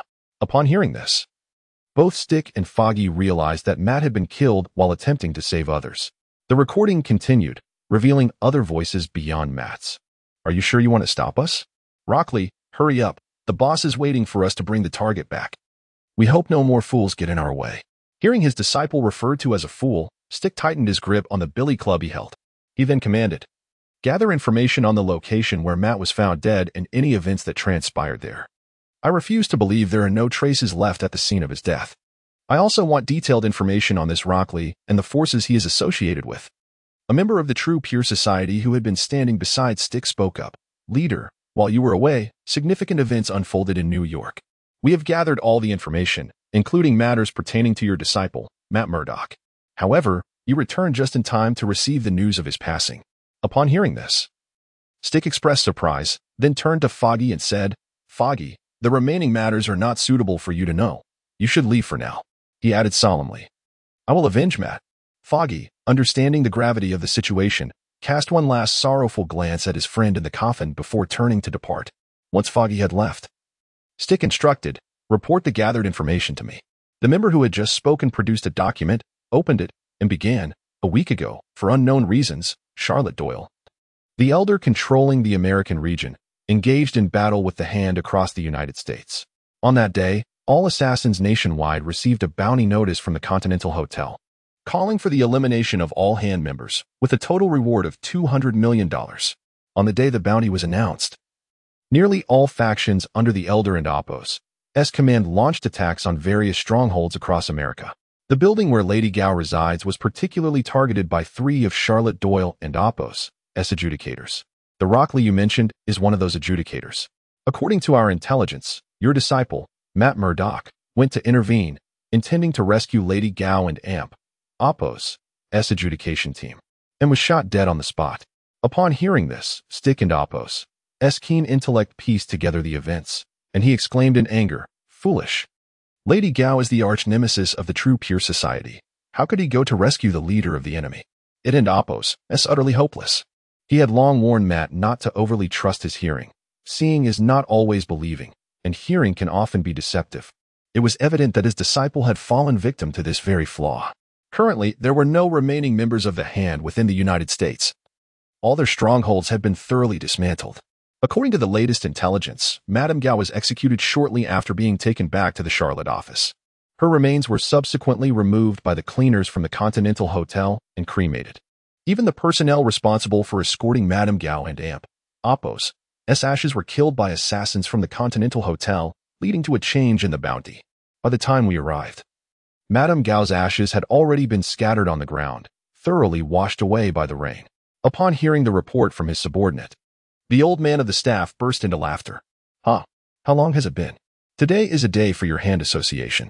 Madame Gao, not only have you died, but your ashes have also been tossed away. Without a body, how can you return? Initially, upon learning of Madame Gao and Apos' capture, the old man was unconcerned, believing that even if she were killed, she would somehow return. However, he did not anticipate that Charlotte would handle the situation so uniquely, opting for her cremation. It was then that he realized one of the 5 fingers of the hand association had been utterly extinguished. Madame Gao could no longer return. As the old man continued to laugh, he suddenly recalled his deceased disciple, abruptly silencing his mirth. Approaching the coffin, he gazed upon the lifeless form of Matt Murdock and solemnly murmured, "Rest assured, Matt, I will avenge you. No one can live after killing my disciple." Simultaneously, a thought emerged in the old man and Apos' mind. If he could find the dragon bone, could he possibly resurrect his disciple? He then commanded, "Gather all intelligence on Rock Lee. I demand blood for blood. Investigate all activities of the Hand Association in Hell and Apos' kitchen. Determine their motives for coming here." I refuse to believe that Madame Gao was dispatched merely to establish a blind factory. His subordinate from the True Purity Society nodded in agreement. Understood. As the subordinate departed, the old man looked at Matt's corpse and spoke softly, "It seems you need to be preserved, or if we find the dragon bone one day, I want to be able to resurrect a mere skeleton." Meanwhile, across the ocean on the island nation, the headquarters of the Hand Association was convening a high-level meeting. Originally a council of 5, only 4 members were present, representatives from the remaining fingers, Alexandra, the gambler, Soanda, and Murakami. The atmosphere was heavy, with none daring to break the silence as time ticked by. Ultimately, it was Alexandra who shattered the stillness, stating, "Madame Gao went to New York seeking new dragon bones. And according to the information received, she is utterly dead. Her body has been obliterated. How shall we proceed?" Murakami, being closer to Madame Gao, was the first to respond. "Madame Gao, like us, was one of the 5 fingers of the Hand Association. Since she has been killed, we must avenge her. Otherwise, how will other organizations perceive us, especially now that Madame Gao cannot possibly return? Our mystique will be severely diminished, revealing that the Hand Association is not invincible." After a moment, the others concurred. "We have no objections. We agree to seek vengeance." Satisfied with their consensus, Alexandra continued, "In addition to revenge, there is another urgent matter. We must reignite the mission to find the dragon bones that Madame Gao is pursuing. Based on the information she relayed before her demise, we have a rough idea of their location, buried beneath Hell's Kitchen in New York. My comrades, our remaining dragon bones are scarce, making the search for new ones imperative. This time, we will mobilize with our subordinates, not only to honor Madame Gao, but also to locate the dragon bones." At this moment, the gambler and Soanda spoke in unison. "It has been too long since we last acted together. We must demonstrate the terror of the Hand Association to the outside world." With everyone in agreement, Alexandra pressed a button on her remote, and a large screen displayed the image and identity of Charlotte Doyle. "Now, we need to familiarize ourselves with our adversary, Charlotte Doyle. The Hand Association has suffered a devastating blow in America, resulting in gaps in our intelligence. This information was acquired through other channels, and we still do not know the cause of the conflict with the High Platform. However, it is confirmed that the bounty targeting the Hand Association across the United States has concluded. Thus, this mission is not merely to eliminate Charlotte Doyle. We also aim to incinerate the Continental Hotel in New York." As Alexandra elaborated, the others gained a clearer understanding of Charlotte Doyle and Apos' identity and strength, thus setting the stage for a conspiracy against him. Back at the office, Charlotte Doyle returned in his vehicle, only to find a medium-sized delivery truck parked outside, adorned with charming images of oversized pets and inscribed with K9 Natural Delivery. K9 Natural, the Hermes of pet food, sold at 100 for 500 grams. Charlotte parked and approached. Noticing Aluka conversing with the delivery staff, he inquired, "Aluka, what is going on?"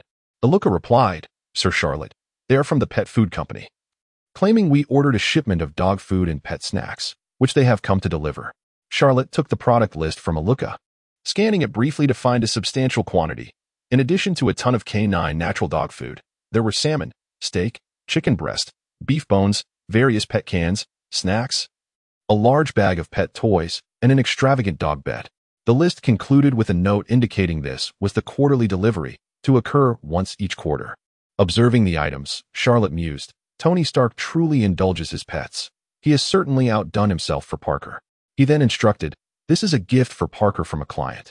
Please move it inside. With that, Charlotte entered the office, while Aluka directed the workers to unload the cargo.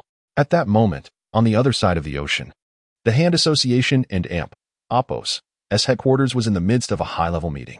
Originally a council of 5, only 4 members were present, representatives from the remaining fingers, Alexandra, the gambler, Soanda, and Murakami. The atmosphere was tense, and none dared to speak as time passed. Eventually, Alexandra broke the silence, stating, Madame Gao was sent to New York to seek new dragon bones, and according to the information received, she is completely deceased. Her body has been obliterated. What shall we do next? Murakami, being closer to Madame Gao, was the first to respond. Madame Gao, like us, was one of the 5 fingers of the Hand Association. Since she has been killed, we must avenge her. Otherwise, how will other organizations perceive us, especially now that Madame Gao cannot possibly return? Our mystique will be severely diminished, revealing that the Hand Association is not invincible. After a moment of silence, the others nodded in agreement, affirming, we have no objections. We agree to seek vengeance. Satisfied with their consensus, Alexandra continued, in addition to revenge, there is another urgent matter. We must reignite the mission to locate the dragon bones that Madame Gao was pursuing. Based on the information she relayed before her demise, we have a rough idea of their location, buried beneath Hell and APOS' kitchen in New York. My comrades, our remaining dragon bones are scarce, making the search for new ones imperative. This time, we will mobilize with our subordinates, not only to honor Madame Gao, but also to locate the dragon bones. At this moment, the gambler and Soanda chimed in. It has been too long since we last acted together. We must demonstrate the terror of the Hand Association to the outside world. With everyone in agreement, Alexandra pressed a button on her remote, and a large screen displayed the image and identity of Charlotte Doyle.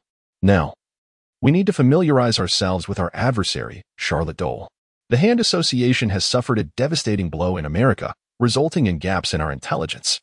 This information was acquired through other channels, and we still do not know the cause of the conflict with the High Platform.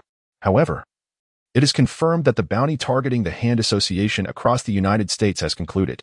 Thus, this mission is not merely to eliminate Charlotte Doyle. We also aim to incinerate the Continental Hotel in New York.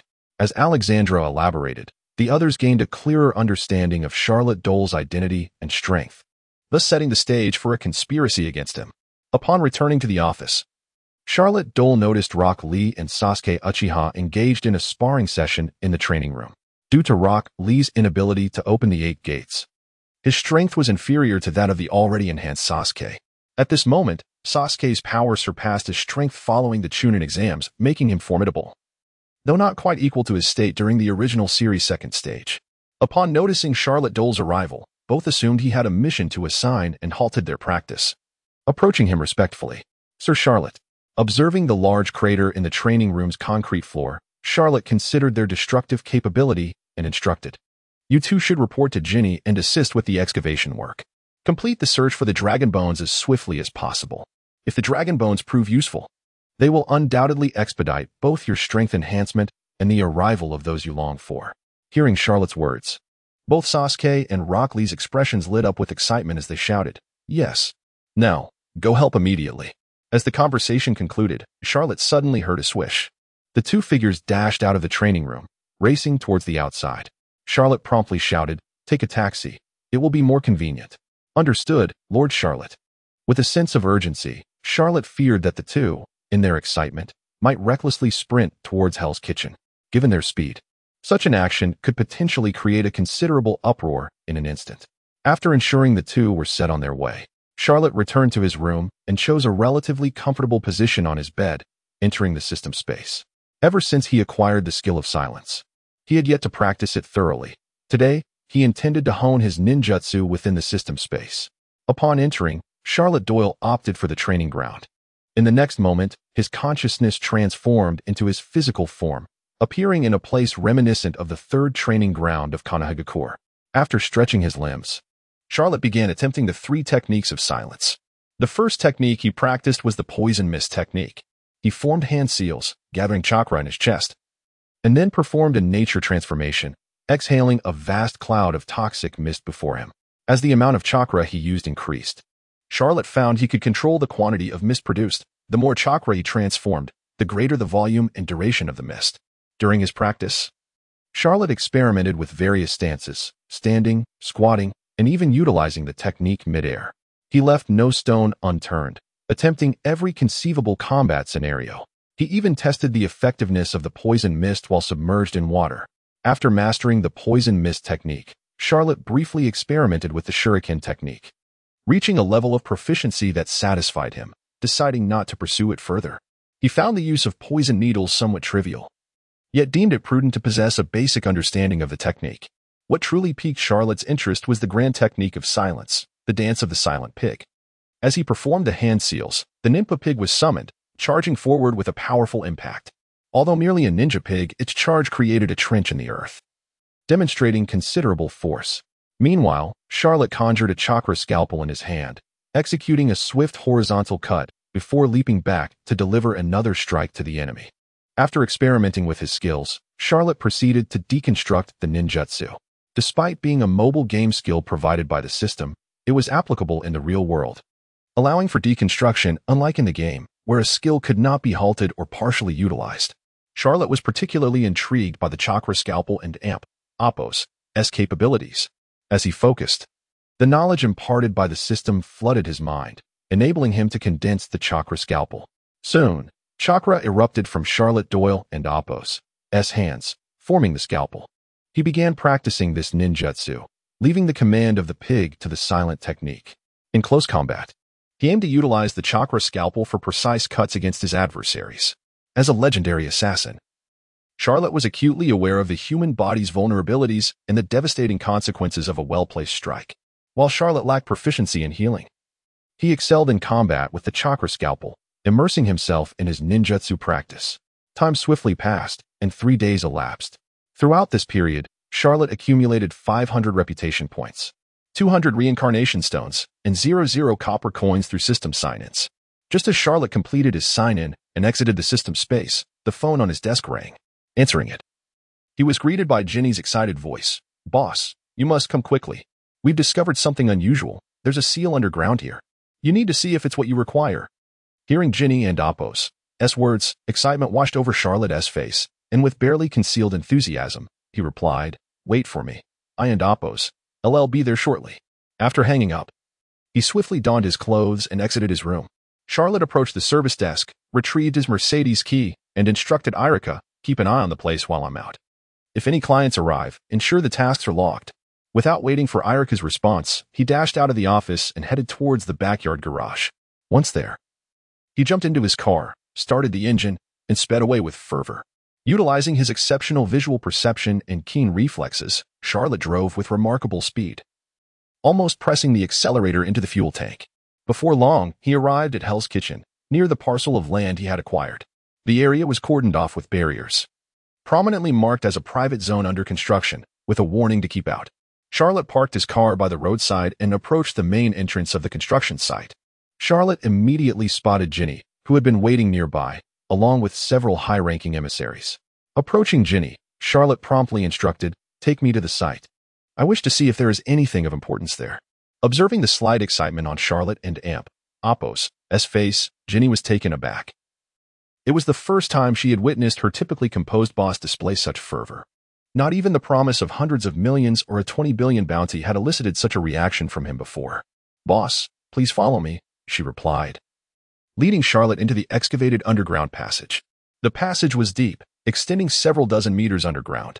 Along the way, Charlotte encountered numerous emissaries transporting soil outside, while from deeper within the tunnel, explosive sounds and the shouts of Shaoli echoed intermittently.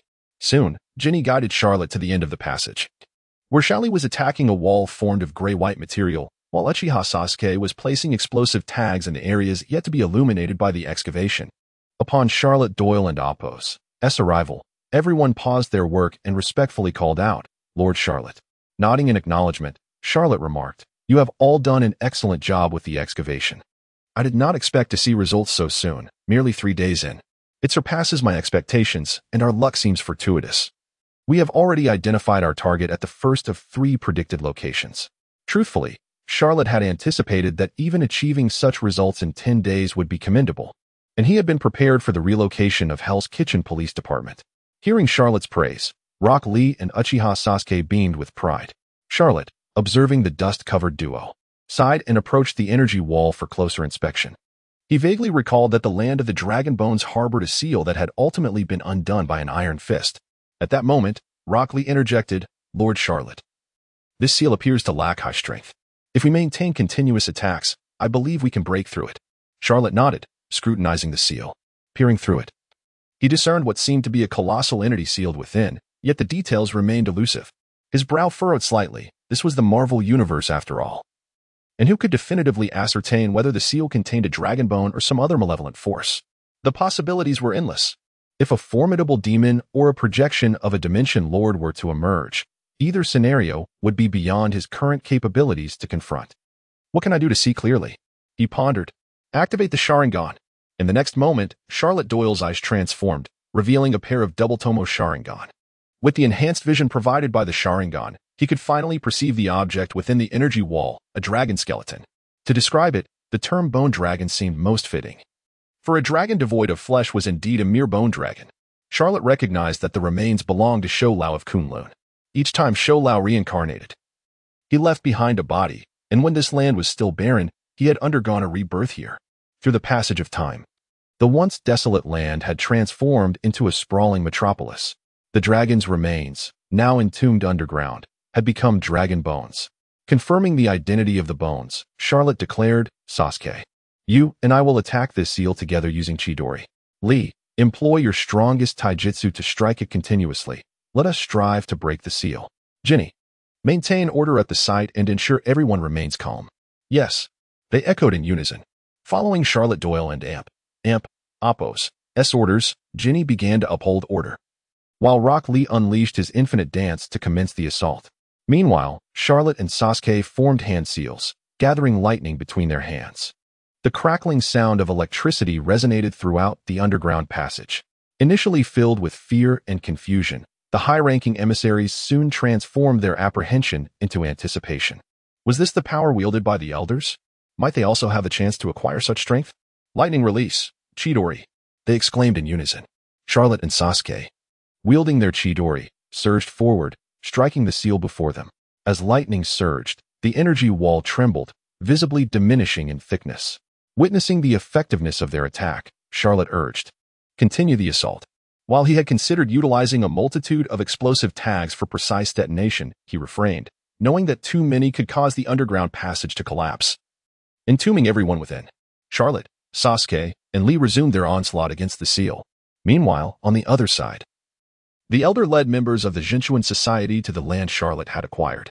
Over time, they had disowned Jinny and her high-ranking emissaries' movements, particularly noting the numerous truckloads of excavated soil being transported from the site. Upon spotting Charlotte Doyle and Appo's arrival at the site, the observing ninja swiftly reported back to the elder. After a brief analysis, the elder concluded that Charlotte Doyle was indeed searching for dragon bones and had likely already discovered his target. Sensing the guards at the main entrance of the site, the elder commanded, "Attack." Instantly, several ninja members of the Jinchuan society stealthily approached the guards, catching them off guard and swiftly slitting their throats with their daggers.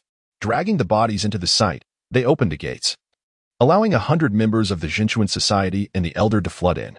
They killed indiscriminately, moving with efficiency. The guards at the site posed no effective resistance and were swiftly dispatched.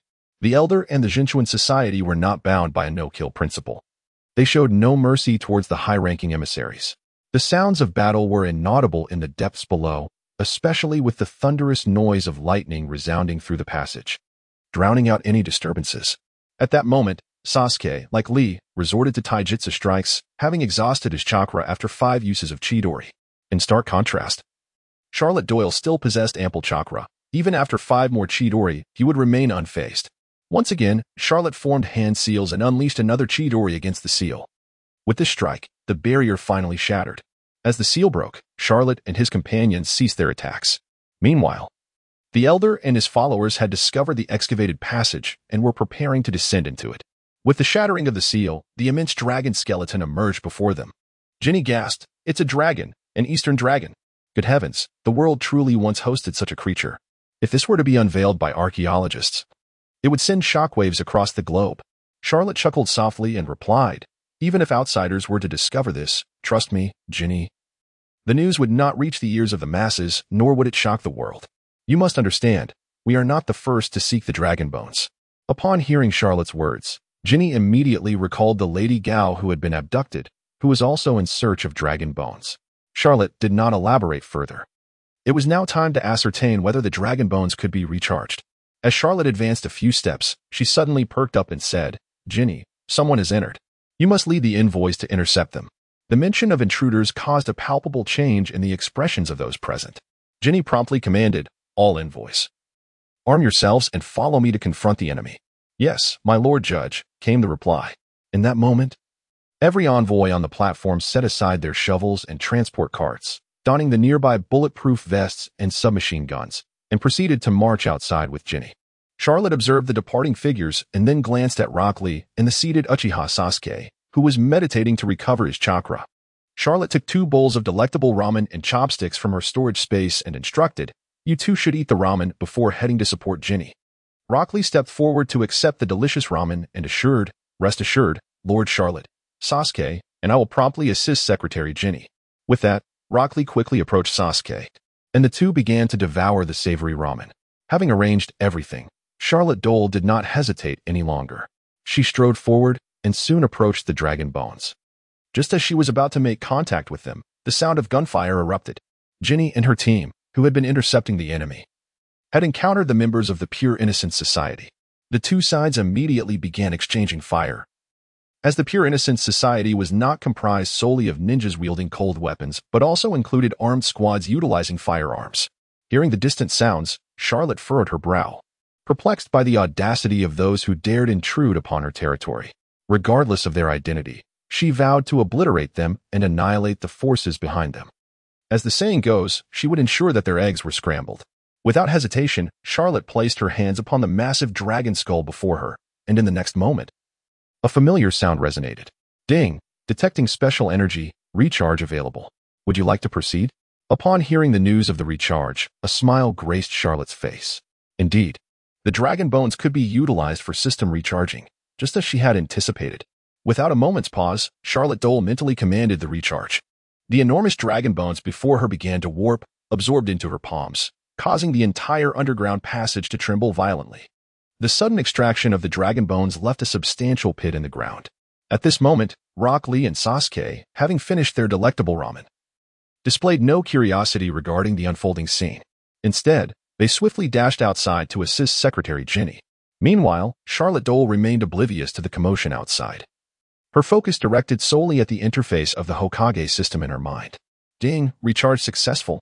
The system interface displayed a rapid turnover of coins, jumping from 72 to 500, 1,000 to 2,000, ultimately stabilizing at 8,472 coins.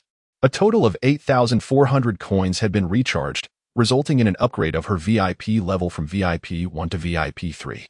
Seeing the substantial increase in her coins, Charlotte felt a wave of joy. This was far superior to her initial acquisition of the Fate Loom, representing a tenfold difference. The dragon bones, left behind by the renowned immortal dragon, were indeed of immense value. She could only wonder about the worth of the bones themselves.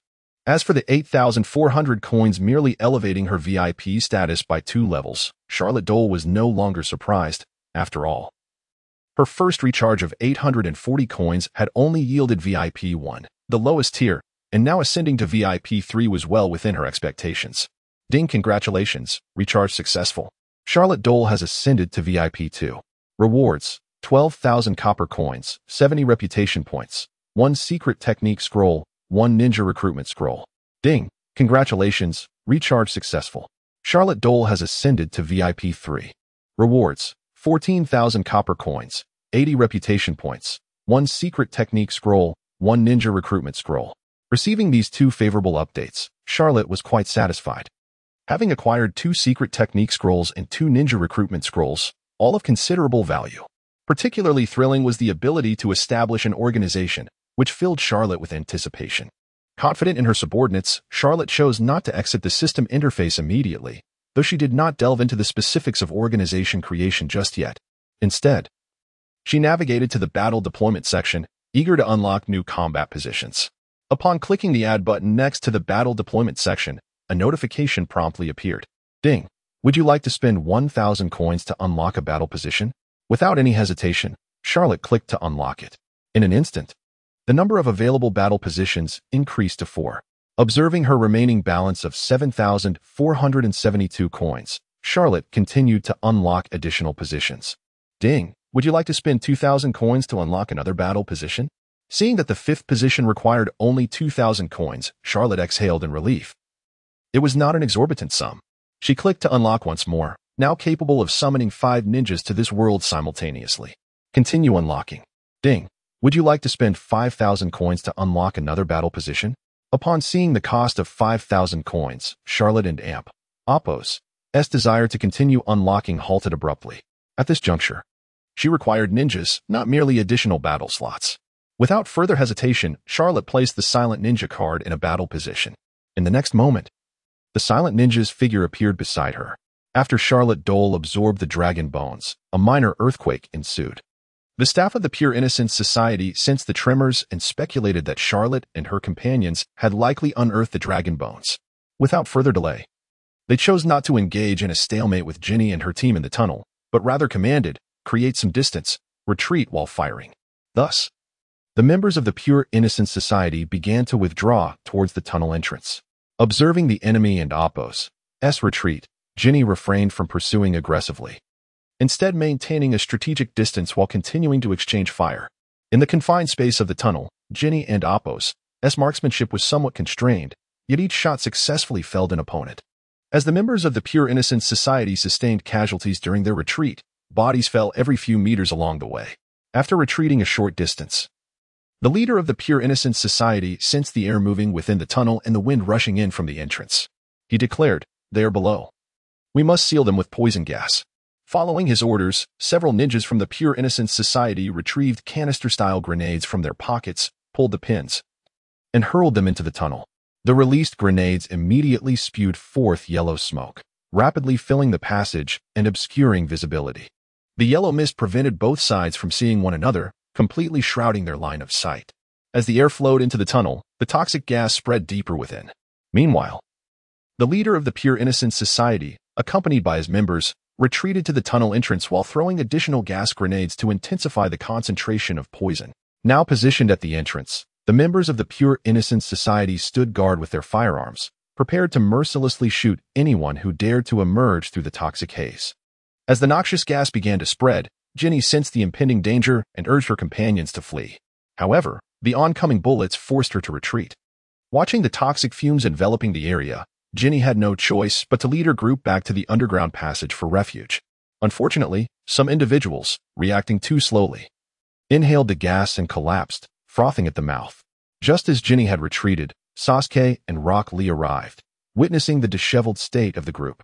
Sasuke, puzzled, inquired, "Secretary Ginny, what transpired?" Ginny, covering her mouth and nose while gasping for breath, urgently replied, "It's bad. We must find Charlotte. The enemy has deployed gas bombs." As soon as she finished speaking, the yellow smoke crept toward them like a shadow. Observing this, Sasuke seized 2 of the elevated table messengers and instructed Rock Lee, "Take Ginny with you. We must retreat further inside." With that, Sasuke grabbed one person and sprinted deep into the tunnel, while Rock Lee had no choice but to carry Ginny along, following Sasuke and Apos' lead. The other elevated table messengers could only run desperately on their own. Those who lagged behind succumbed to the advancing gas, collapsing on the ground in agony, their bodies convulsing. Sasuke and Rock Lee moved with remarkable speed, quickly reaching the end of the tunnel, the location of the Dragonbone seal. However, they found not only Charlotte Doyle waiting for them but also Shizen, who had just been summoned by Charlotte. Before she could elaborate further, she saw Sasuke and Rock Lee racing back with several individuals. Seeing the situation unfold, Charlotte was taken aback. Lee and Sasuke set down the individuals they had rescued. Ginny, astonished at the appearance of Shizen, whom she had never encountered before, felt the urgency of the moment and exclaimed, "Boss, it's terrible. The enemy has used gas bombs and sealed the tunnel. Many have already succumbed to the toxins." Upon hearing Ginny and Apos' words, Charlotte and Apos' earlier joy at the discovery of the dragon bone evaporated.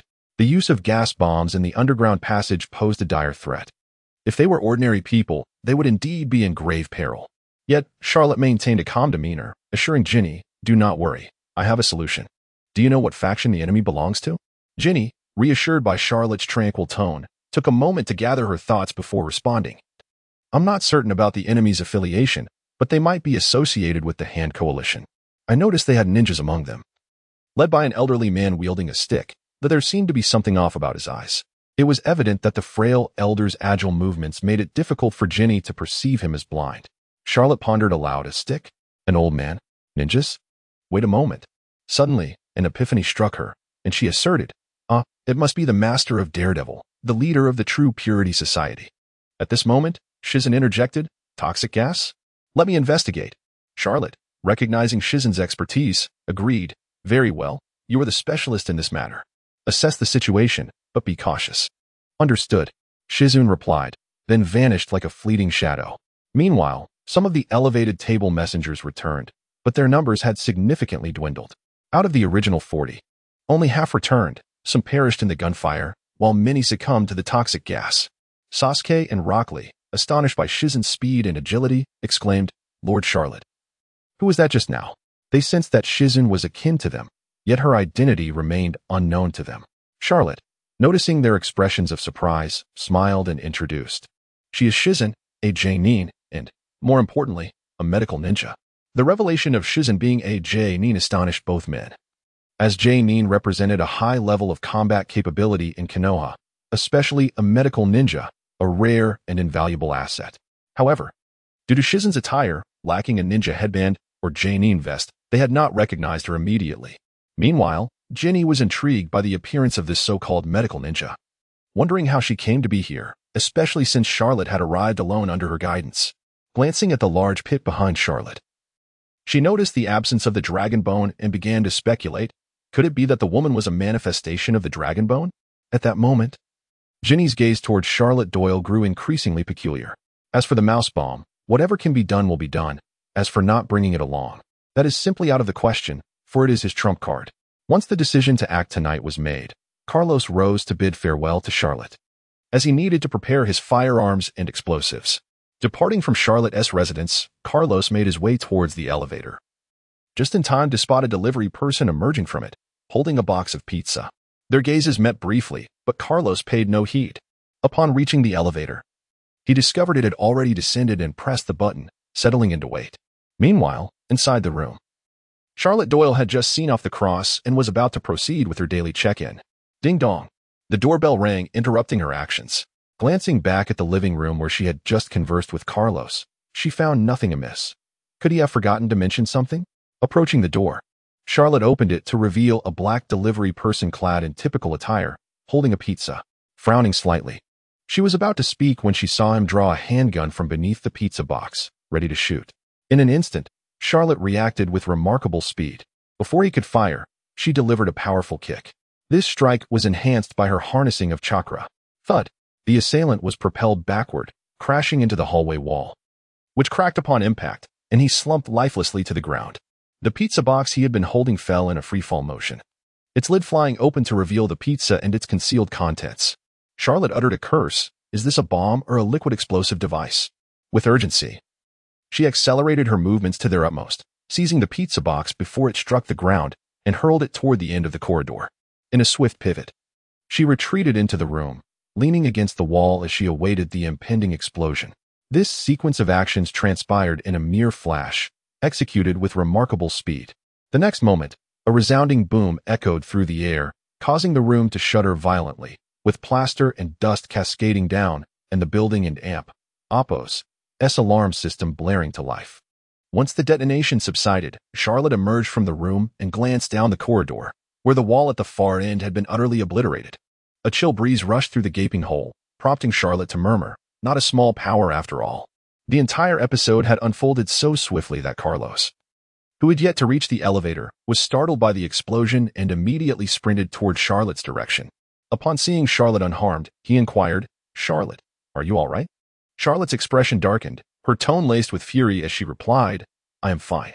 Cross, hurry back and prepare." I intend to annihilate that damn textile factory tonight and eliminate Sloan. Observing Charlotte, who resembled a furious lion, Carlos refrained from further conversation and hastily departed. The assault had already transpired here. What about his son? Initially concerned about the rushed nature of the situation, Carlos now felt that time was of the essence. He yearned to storm the textile factory and dismantle the Assassin's Brotherhood, for he feared that if he delayed, his son might meet a grim fate. Upon witnessing the departure of the Cross, Charlotte Doyle was genuinely enraged, not solely due to Sloan and Apos' bounty, but also because of the assassin from the Continental Hotel. How could someone dare to make a move against him so swiftly? Was there any remnant of his legendary status as a killer? Particularly concerning was the bomb earlier. Had it detonated in his presence, even with protective gear, he would have sustained injuries. This time it was a bomb. What might come next? TNT, cluster grenades. Or perhaps someone would brazenly wield a rocket launcher against him. Assassins are known to employ every means possible, and it is not beyond the realm of possibility that someone would stoop so low. Sloan, your demise is imminent. Just as Charlotte was about to return to his room, the phone rang once more. Charlotte, do you require assistance? Upon hearing that familiar phrase, Charlotte's expression darkened. The voice on the other end belonged to none other than John Wick, the very individual he had rescued previously. This phrase was one he had repeated to John on several occasions, and now it was being returned to him verbatim. John, this is merely a minor issue. I can handle it myself. Charlotte, what about your subordinates? Can they endure this predicament? You still possess my blood oath mark. You could utilize it to allow me to protect your men. Hearing John's intentions left Charlotte somewhat speechless. It was clear he was eager for him to employ the blood oath mark. John, please inform the assassins at the Continental Hotel to exercise caution. This money is not worth their lives, nor will they enjoy spending it. As for your suggestion, John, I regret to inform you that I have faith in their capabilities. On the other end of the line, John Wick felt a tinge of helplessness as Charlotte rejected his proposal. However, he spoke up. Charlotte, if you need assistance, do not hesitate to reach out to me. As for the notification, I shall convey your message to Winston. After the call ended, Charlotte returned to her room. Glancing at the dust on the floor, and thought to herself, this place is not suitable for my stay. I shall find another location. Sign in. Ding. Sign in successful. Reward, 50 gold coins. Would you like to recharge to VIP 4 to receive double rewards? After casually clicking on the exit the system interface, Charlotte donned her coat and promptly left her room. As night fell, Charlotte Doyle drove, complaining to Carlos beside her, my friend. The stench from this box of mice is quite overwhelming. Charlotte, do not underestimate these mice. They are formidable weapons. If only time permitted, I could have brought even more. Carlos responded, patting the box, clearly pleased with his creation. The Porsche Cayenne sped along the road towards Brooklyn, the brisk night air seeping through the windows, dissipating some of the odor within the car. Soon, they arrived near the textile factory at 17 Brooklyn Avenue, stopping the car a few hundred meters away. Charlotte turned to Carlos, who, puzzled, asked, "Aren't we driving directly there? Let us disembark. There remains a distance to cover. We shall approach stealthily, aiming to avoid detection." Charlotte, without crashing the car into the door, we cannot possibly gain entry. Are you intending to use explosives for a precision demolition? Or perhaps you have an RPG concealed in the vehicle? Observing Charlotte exit the car without approaching the trunk, Carlos felt a surge of confusion, especially since she appeared to carry little in the way of weaponry, further deepening his bewilderment. Subsequently, Carlos retrieved a notebook from his person and spoke, "Charlotte, here is the wax bath formula I promised you." Charlotte accepted the notebook without glancing at it, simply tucking it into her pocket, then declared, "Cross, do not fret about these matters. I have my own means of resolution. You should hasten and bring your rodents along." The two hurried towards the textile factory, casting a glance at the nearly 10-meter-high wall. It could easily be mistaken for a fortress. Though it was night, patrols still roamed the factory's perimeter, and searchlights intermittently swept across the shadows. "Charlotte, since you possess a solution, I leave this in your capable hands," Carlos said, pressing himself against the wall. Clutching a large pet carrier, with unwavering confidence, Charlotte replied, "Leave it to me. Once I breach the entrance, unleash your army of rodents without delay. I fear that if we tarry too long, they may lose their opportunity." In the next instant, Charlotte Doyle accelerated, her figure swiftly appearing at the factory and Apos' entrance. With a deft motion, she affixed a detonative rune to the door and took refuge beside the wall, calling out sharply, "Detonate." The detonating talisman ignited instantaneously, followed by a thunderous explosion with a diameter of no less than 3 meters, shattering the wooden entrance of the textile factory into splinters. The deafening sound of the explosion jolted numerous assassins within the factory awake, while the guards patrolling the city walls promptly sounded the alarm. On the other side, Carlos was momentarily stunned upon witnessing the sudden destruction of the door. Just moments ago, he had seen a piece of paper adorned with unfamiliar patterns and inscriptions, which ignited and exploded shortly after being affixed to the door. The power of this explosion was undeniably formidable. Without further hesitation, Carlos seized the box and dashed forward. As he approached the entrance, he hurled the box, which shattered upon impact, scattering the mice within in all directions. Meanwhile, Charlotte had already charged into the textile factory, launching the pre-prepared explosive talismans with her shuriken towards the guards on the wall. Boom, boom, boom. The explosions resounded continuously, demolishing a section of the 10-meter-high wall. The shuriken embedded with explosive talismans flew from Charlotte's hands in all directions, causing a cacophony of detonations. At this moment, Carlos also rushed in with his firearm. But upon witnessing Charlotte Doyle's actions, he fired in astonishment, muttering, "If the ninja of your had possessed such methods, the Brotherhood of Assassins would have long since been obliterated." What is that? A talisman? Or perhaps a new type of bomb?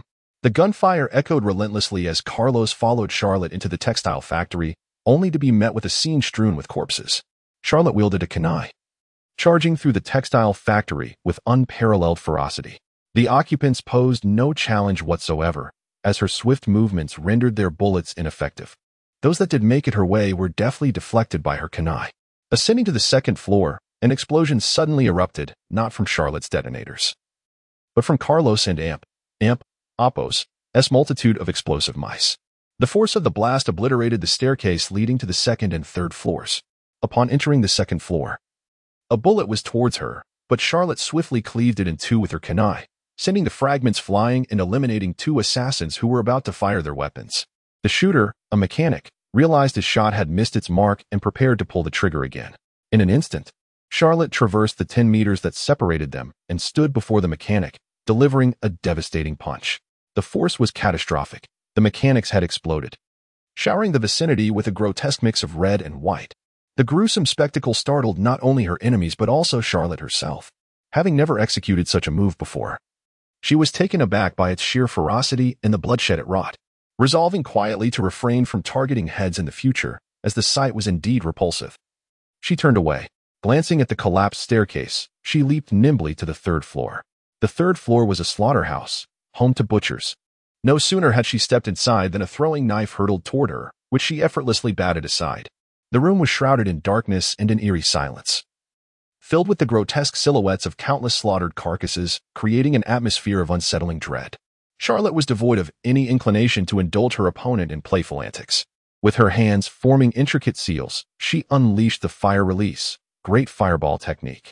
As an immense surge of chakra coursed through her, a colossal fireball, measuring 10 meters in diameter and tinged with a reddish-brown hue, materialized instantaneously, hurtling forward with devastating force. The massive orb engulfed the entire room in that moment. Both the suspended pig and the lurking butcher were instantly incinerated, transforming into a roasted delicacy. Charlotte smirked, remarking, "Who claims that the great fireball cannot claim lives?" She then pivoted, advancing toward the next chamber. Meanwhile, Carlos, upon entering, discerned that most had already fallen victim to Charlotte's wrath. Opting for an alternate route, he made a beeline for Sloane's study. However, he encountered not Sloane, but rather the exterminator. "Cross, it seems you have taken quite a liking to my research. It appears you've brought along a considerable number of rodents this time." At that moment, the exterminator clutched a mouse in his grasp, having disarmed the explosives affixed to it. "Apologies, exterminator." Carlos displayed no mercy, raising his weapon and firing. The bullet whistled through the air. The exterminator executed a roll, evading the onslaught, then hurled the mouse aside and took refuge behind a pillar, cursing, "F.K. Cross, you learned this from me. And now you wield it against me. Bastard." Carlos, unyielding, executed a swift maneuver with his firearm, sending a bullet on a curved trajectory that circumvented the pillar, instantaneously dispatching the exterminator. At that moment, a shot rang out from behind. The gunsmith, brandishing a pistol, immediately pulled the trigger at Carlos. Uncertain whether he sensed the impending danger or had an instinctive awareness, Carlos lunged forward, evading the gunfire, and swiftly turned to retaliate. The gunsmith, equally tenacious, maneuvered while returning fire at Carlos. Their bullets intermittently intersected in the air, colliding with one another. Meanwhile, Charlotte Doyle entered an expansive study. The vast room adorned with towering bookshelves brimming with countless tomes. At that moment, Sloane and 3 assassins emerged from behind the shelves in 4 distinct directions, simultaneously raising their weapons to shoot without a hint of hesitation. Bang! 4 bullets were fired from 4 angles towards Charlotte. In a breathtaking display, she performed an aerial somersault, evading the incoming projectiles at an astonishing angle. Before the adversaries could react, she unleashed 4 shurikens, swiftly dispatching the 3 assailants, leaving only Sloane standing. Though he survived, his hand was grievously pierced, causing his firearm to clatter to the ground. As Charlotte landed and the threat dissipated, she inquired, "Sloane?" He pressed his bleeding palm and feigned composure, responding, "Charlotte, whatever Carlos has offered, I will pay double, no, triple the amount for your assistance." Charlotte regarded Sloane with a hint of derision, stating, "Sloane, you cannot afford such a price. Moreover, upon your demise, the assets of the textile factory will belong to me." This was no jest on Charlotte's part. Indeed, Sloane possessed nothing comparable to the wax bath or the sacred looms. Upon hearing that Carlos had recklessly wagered the entire textile factory to Charlotte, Sloane felt beads of sweat form on his forehead. Suddenly struck by a thought, he spoke, "Charlotte, if you release me, I shall revoke the bounty placed upon your firm. Moreover, I shall bestow this textile factory upon you as your spoils." Noticing Charlotte's indifference, Sloane persisted, "Should you choose not to release me, the bounty will remain posted at the Continental Hotel, attracting countless assassins like locusts to your door. You will find it impossible to trust anyone." In response to Sloane's threats, Charlotte kicked him to the ground and, placing her foot upon him, declared, "Sloane, you would do well to rescind the bounty on my firm. Doing so might afford you a swifter demise." Surprisingly, instead of succumbing to fear beneath her foot, Sloane regained his composure and addressed her, "Charlotte, should you refuse to spare me, the burden of this bounty will fall upon the 5 members of your firm, remaining until they all lie dead and the reward is claimed. Perhaps you are unafraid of assassination, but what of the others? Can they truly endure the constant shadow of death?" As Sloane continued to wield the bounty as a threat, Charlotte pressed down with her foot, crushing him beneath her heel. "I, Charlotte Doyle, have never tolerated threats lightly. You underestimate me, Sloane, if you believe that those misguided assassins can compel me to spare you." Subsequently, a swift kick sent Sloane and Apos' lifeless body sprawling at the entrance. At that moment, Carlos, who had just dealt with the gunsmith, entered, clutching the wound on his arm. He cast a glance at the deceased Sloane and then at Charlotte, who bore no visible injuries. Carlos and Apos' pupils constricted as he mused internally, "This man is truly terrifying." "Charlotte, has the bounty issue been resolved?" Charlotte, seemingly unperturbed, replied, indicating that the matter remained unresolved. "Are there any living souls left in the textile factory?" Noticing the absence of a response, Carlos chose not to dwell on the question and stated, "They have all perished." After glancing at Sloane and Apos' body on the ground, Charlotte spoke, "Take me to see your so-called fate loom." Upon hearing Charlotte's request, Carlos regarded her intently but did not decline. Instead, he led her to a spacious factory. The interior was vast, yet starkly empty, save for a single loom that was operational. Eyeing the loom, Carlos spoke with a complex expression, "Charlotte, this is the fate loom of the Assassin Brotherhood." Charlotte stepped closer, circling the loom, particularly inspecting its rear in an attempt to verify whether it was indeed connected to a network cable, as some had jested online. The reality proved otherwise. The fate loom was not linked by any cable. Charlotte scrutinized the loom in detail, hoping to uncover something extraordinary, yet after an extensive examination, she found nothing of note. Gently, her palm brushed against the loom and Apos' surface, and in the next moment, the system that had never successfully recharged suddenly reacted, and a message was transmitted. "Ding. Special energy detected. Recharge available. Would you like to proceed?" Upon hearing the news of the recharge, a faint smile graced Charlotte and Apos' face. Indeed, the loom of fate was no ordinary entity, capable of facilitating a recharge for the system. Without a moment and Apos' hesitation, Charlotte Doyle silently invoked the recharge. In the next instant, the loom before her appeared to be stripped of its very essence, aging instantaneously. The loom, which had remained unscathed for over a millennium, suddenly crumbled as if ravaged by time, transforming into ashes that scattered across the ground. Carlos, witnessing the scene, stood dumbfounded, at a loss for words. He could not comprehend why the immortal loom had decayed into dust at Charlotte and Appo's touch. After a moment of bewilderment, he murmured, "The loom of fate, much like the assassin brotherhood, has withered and perished after forsaking its beliefs."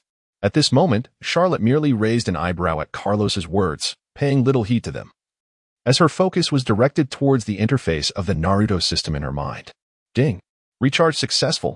The system interface displayed a frenzy of numbers, with the gold column spinning wildly from 50 to 100, then 500, and finally 1,000, before settling at 1730. A total of 1,680 gold coins had been recharged, and her VIP level had increased from 0 to VIP 1. Observing these changes, Charlotte did not linger on the system interface, but promptly exited, intending to delve deeper into the details later, especially with Carlos standing beside her. "Charlotte, the assassin brotherhood has been vanquished. How do you intend to claim your spoils?" Carlos gestured towards the ashes on the ground and the surrounding factory buildings. Observing the cross pointing at the remnants, Charlotte mused inwardly, "My spoils have already been secured. It is merely unbeknownst to you. The textile factory shall be entrusted to you, as it is only fitting that you, having emerged from this place, take possession of it." Upon hearing that Charlotte intended to bestow the textile factory upon him, Carlos momentarily faltered, for he had assumed it was Charlotte's spoils, given that it had been stated in their prior agreement that all spoils belonged to her. Now, hearing her words, Carlos expressed his gratitude. "Thank you. I will tidy this place up and see if Sloan has any hidden cash or the like. I will contact you when I do." Seeing Carlos so cooperative, Charlotte nodded in satisfaction. "Very well, make your arrangements. The task is complete now. Go and fetch your son." The two departed the textile factory and returned to the location where they had parked. Charlotte tossed him the keys and spoke. "Wesley is at my office. You shall drive on the way back." Carlos accepted the keys without questioning why Charlotte had asked him to drive, promptly opening the car door and starting the engine. Charlotte entered the passenger seat, catching a whiff of the unpleasant odor reminiscent of sewers, and after rolling down the window, she closed her eyes to rest. As Charlotte settled into the car, Carlos drove steadily towards Charlotte's office located at 71st Avenue in Forest Hills, Queens. At this moment, Charlotte's consciousness had entered the system interface. Gazing at the coin interface displaying 1730 coins, she began to review her recharge history and discovered the availability of special energy for recharge, successfully recharging 840 coins. She received a double reward for her initial recharge, amounting to 1680 coins. It was then that Charlotte Doyle realized that it was not the fate loom that had directly bestowed upon her such a significant sum of coins, but rather the system's reward for her first recharge that had doubled her amount. However, the fact that a mere 840 coins had only elevated her VIP status by one level seemed rather excessive. It was not that 840 coins were particularly abundant. In the context of the Naruto mobile game, it merely equated to 84 yuan, which could easily achieve VIP 3 status. The issue lay in the fact that this current cheat, while not demanding payment, yielded such meager rewards for advancement, merely one level, which left her somewhat disheartened. Fortunately, even at VIP 1, there existed corresponding gift packages. Upon opening the VIP 1 privilege gift package, Charlotte received 12,000 copper coins, 70 reputation points, and a ninja recruitment scroll. Delighted to find yet another recruitment scroll, Charlotte felt quite satisfied, for this scroll was valued at 168 coins, nearly 1/10 of her total coin count. With the previous 5 scrolls, Charlotte now possessed 6 ninja recruitment scrolls. Casting a glance at her coin total, she generously purchased 4 additional scrolls, bringing her collection to 10. In total, she spent 672 coins, leaving her with 1,058 coins. Rather than immediately proceeding with the ninja recruitment, Charlotte began to ponder. Since the Fate Loom could transform into energy for recharging, what other items might also be eligible for recharge? Dragon Bones, 10 Rings, Heart-Shaped Grass, Frostbox, Eternal Flame, or perhaps the Infinity Stones? Although Charlotte lacks these items and is uncertain of their actual effectiveness, he is eager to give it a try. After all, relying solely on his own growth feels rather sluggish. Accumulating various attributes and corresponding skills from multiple ninjas is the true path to mastery. With newfound objectives, Charlotte Doyle feels a surge of confidence about the future.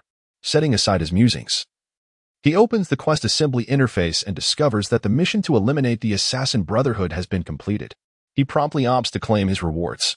5,000 reputation points, 500,000 copper coins, and a splendid treasure chest. Upon opening the chest, a flash of brilliance reveals a ninja fragment inscribed with Shippuden Sasuke Uchiha, the very Sasuke who has just completed his training under Orochimaru. Charlotte is somewhat pleased to have received a ninja fragment, although he is disheartened to find that he possesses only one fragment of Shippuden Sasuke. It is worth noting that to synthesize a B-class ninja, one typically requires 40 identical fragments unless they are directly recruited. In an instant, Charlotte is overtaken by a sense of dread associated with collecting cards, and he quickly dismisses the time and cost required to gather the remaining fragments of Sasuke, exiting the system space instead. After driving for a while, Carlos arrives near Charlotte's office. Even from a distance, Charlotte notices Charlie's corpse retrieval vehicle parked outside his office. A mischievous arch raises Charlotte's eyebrows. Realizing that a killer has met their demise at his doorstep, Carlos, too, senses something amiss and soon pulls the car up to the entrance. As soon as the vehicle comes to a halt, Sherlock disembarks and strides towards the office. At that moment, Charlie, who was supervising his subordinates as they cleaned up the remnants, greeted the newcomer. "Good evening, Mr. Charlotte." "Good evening, Charlie," Charlotte replied, glancing into the room. The hall was in disarray, with bullet marks and the aftermath of grenade explosions visible everywhere. Charlie and Oppo's cleaners were diligently clearing debris, mopping up blood, and preparing the bodies for removal. Charlotte and Oppo's expression darkened further. The audacity of these assassins was outrageous, daring to assault his office and employing grenades in their assault. "Has the assassin brotherhood been eradicated?" inquired Ginny, who had just descended from the second floor. "It has been eliminated. There are no issues on your end, I trust?" Charlotte asked. At this moment, Charlie, who was directing his men in the cleanup, appeared to have heard something astonishing. His pupils dilated, his body stiffened momentarily, before he resumed his commands with an air of nonchalance. "There are no problems. Everyone is uninjured," he assured. After speaking, Ginny turned to Carlos, who had just entered behind Charlotte, saying, "Carlos, Wesley is upstairs. You may go up and bring him down yourself." "Thank you, Ginny." Carlos replied gratefully before promptly ascending to the second floor, eager for his first face-to-face encounter with the son he had lived alongside yet never met. Observing Carlos's departure, Charlotte spoke calmly. "Ginny, please provide an update on the situation." Upon hearing Charlotte's words, Ginny candidly recounted the events. "Since this morning, we have faced 6 waves of assassins, which has cost us 30 gold coins merely to settle Charlie's cleanup fees, not including the expenses for the office's renovation. However, these assailants were rather feeble and did not inflict any significant harm upon us. Yet, as time progresses, the adversaries are bound to become more formidable. There have already been instances of grenades being employed, and it is not inconceivable that someone might resort to using an RPG against us." Although Ginny reassured Charlotte that no one was injured, Charlotte's ire remained unabated, particularly upon hearing the mention of the RPG, which only heightened her fury. Noticing the absence of Irika and his companions, she inquired, "Ginny, where are Irika and the others?" "They are in the reception room. Irika is conducting a lesson," Ginny replied.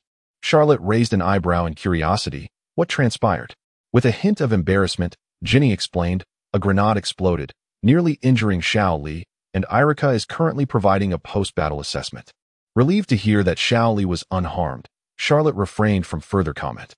It was not unusual for Irika, as a chunin and instructor, to occasionally teach the two genin, even if he could not best them in combat.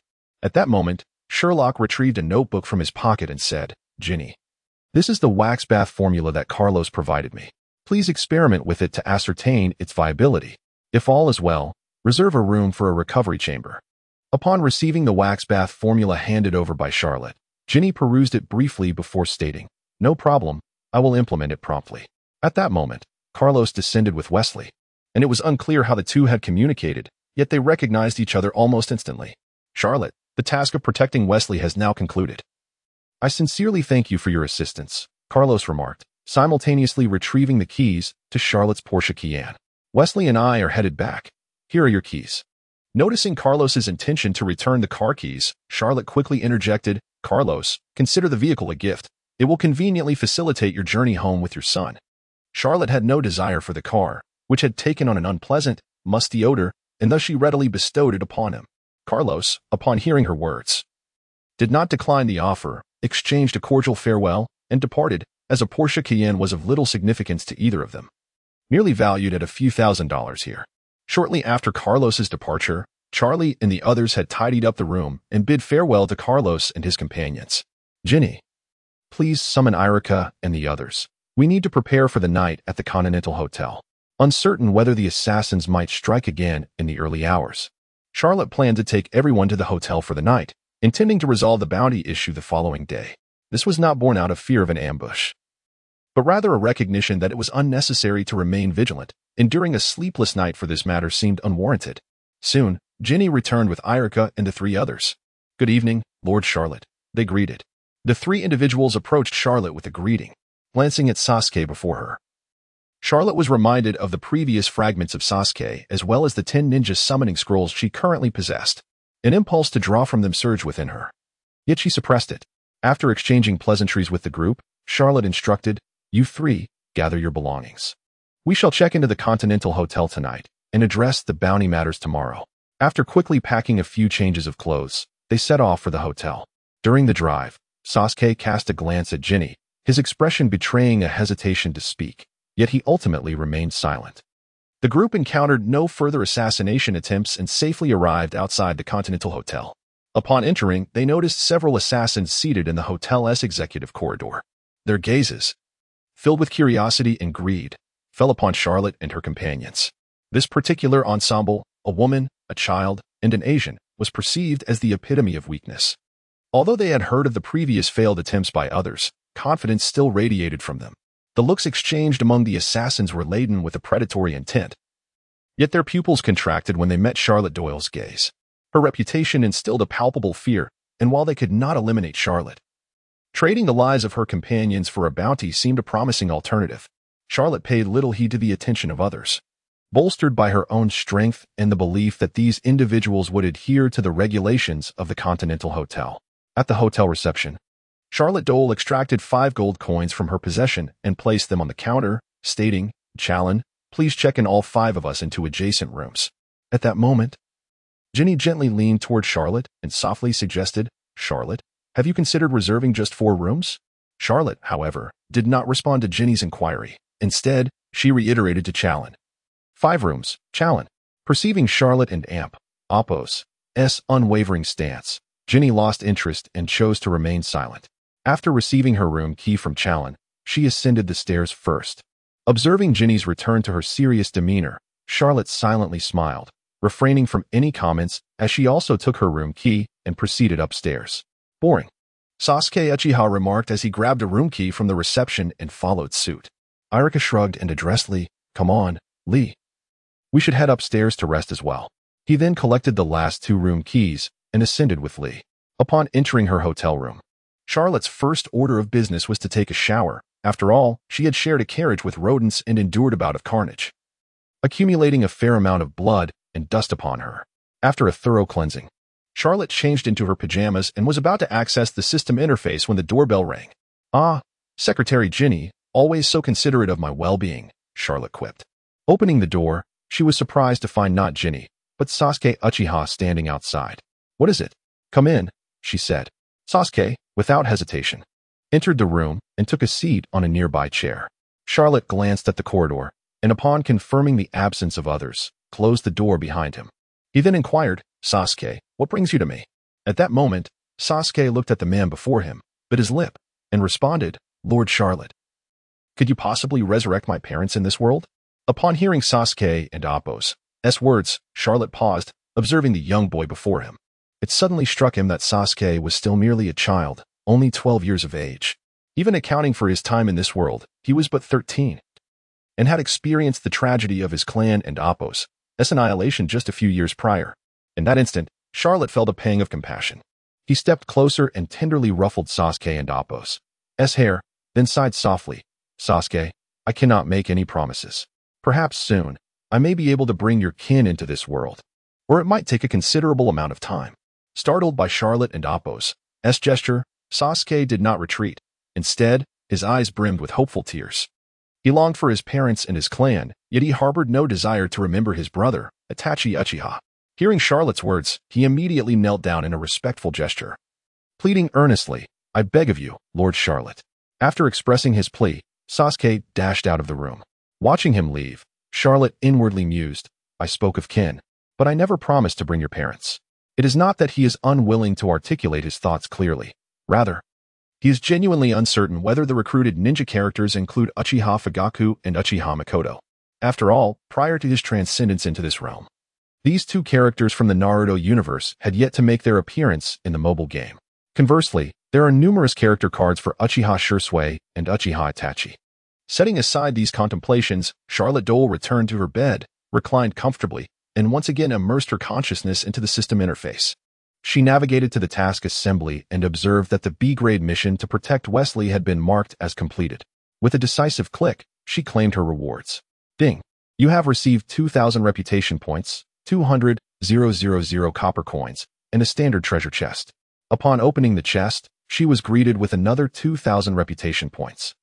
Although she did not acquire any ninja fragments this time, the 2,000 reputation points still left Charlotte feeling quite content. For reputation serves as a valuable currency essential for upgrading summoning beasts. Having accomplished these tasks, Charlotte Doyle was ready to embark on her long-anticipated ninja recruitment. With a silent rubbing of her hands, she fervently whispered, May the Sage of Six Paths bless me. I hope to summon a powerful ninja, preferably starting at rank B. With a flourish, she initiated the ninja recruitment, engaging in a tenfold draw. A swirling emblem of the land of whirlpools materialized before her, radiating a peculiar light. After a dazzling display, the results of her recruitment appeared before her. Ding! You have obtained a C-rank ninja, Naruto Fragment X2. Ding! You have acquired a C-rank ninja, Tintin Fragment X2. Ding! You have received a C-rank ninja, Sakura Haruno Fragment X2. Ding! You have obtained a C-rank ninja, Ino Fragment X1. Ding! You have acquired a B-rank ninja, Shippuden, Hinata Hyuga Fragment X2. Ding! You have obtained a C-rank ninja, Karui Fragment X2. Ding! Acquired 2 fragments of B-ranked ninja, Hinata Hyuga from Shippuden. Ding! Acquired C-rank ninja, Sharingan, Sasuke Uchiha. Ding! Acquired 4 fragments of A-rank ninja, Haiden. Ding! Acquired 1 fragment of C-rank ninja, Hinata Hyuga. As Charlotte gazed at the subtitles that popped up on the screen, she rejoiced at successfully recruiting the ninja Sharingan, Sasuke Uchiha. Following this, an image of Sasuke's appearance during the CH9 exams, clad in a sleek black outfit with his hands wrapped in bandages, appeared, albeit with the glaring label of C-rank ninja beside it. Upon clicking into the ninja details, Charlotte's first focus was on the ninja S skills. Sharingan, Sasuke Uchiha. C-rank ninja skills. Fire release, great fireball technique, Sharingan, Chidori. Particularly, the Sharingan in the skill section caught Charlotte's attention. It was not merely a single Tomo Sharingan, but rather a double Tomo Sharingan. As for the other 2 skills, the previously recruited Sasuke possessed them as well. Identical in every respect. Sighing deeply, Charlotte lamented her fortune, pondering if her luck had been exhausted upon her arrival in this new realm, or whether even the Sage of Six Paths was unable to bestow upon her the strength she sought. She consoled herself, asserting it was certainly not her fault. Rather, it was the Sage of Six Paths who was ineffective in aiding her within the Marvel Universe. Perhaps she would seek out other deities next time, hoping for their favor. Unbeknownst to Charlotte, the traveler who had crossed universes, she was indeed the embodiment of misfortune, her luck remaining unchanged despite her new surroundings. Charlotte consoled himself, musing that trading a ninja for a Sharingan with 2 Tomo couldn't be considered a loss, especially when compared to potentially drawing a mere academy student. Upon claiming the ninja, an influx of chakra spontaneously surged within Charlotte, equivalent to that of a genin. With 3 additional opportunities to unleash Chidori, Charlotte nodded in contentment. Turning his attention to the remaining recruitment rewards, Charlotte remarked on the game's inclination to guide him toward assembling Hinata Hyuga. He had received 1 C-rank Hinata fragment and an unexpectedly generous 4 B-rank Hinata fragments from 2 draws. Furthermore, he was fortunate enough to acquire 4 fragments of the A-rank Haiden, the Immortal, completing nearly a tenth of the required amount. However, Charlotte remained skeptical about completing the B and A-rank ninjas, as the fragment acquisition was highly random, and the pool of available ninjas was extensive. The difficulty of synthesizing ninjas above C-rank was simply too high. On a more optimistic note, he considered the possibility of acquiring enough fragments for C-rank ninjas like Temari, Tenten, or Shizen in the next 10-pull recruitment, given sufficient luck. After evaluating the outcome of the recruitment, Charlotte observed that while he hadn't obtained any significant ninjas, he had amassed a considerable number of fragments, totaling 18, equivalent to 18 single draws.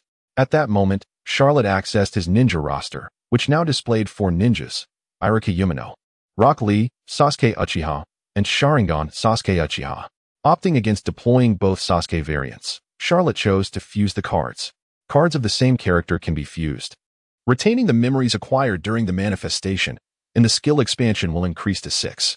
For instance, when the Ninja Academy student Naruto merges with the Genin Naruto from the Chunin exams, the character's appearance transforms into that of the Genin Naruto, signifying growth in both form and essence. Charlotte first retrieved the manifested Uchiha Sasuke into the system and Appos space, and in an instant, the Sasuke resting in the hotel vanished without a trace. Both character cards were now in an idle state, prompting Charlotte to initiate the fusion. At that moment, a dialog box appeared on the system interface, inquiring if she was certain about the fusion.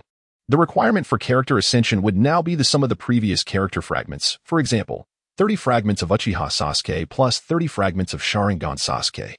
Given that she currently possessed only 3 battle slots and did not require 2 Sasukes simultaneously, Charlotte Doyle unhesitatingly chose to proceed with the fusion. A brilliant flash of light ensued, signifying the completion of the character fusion.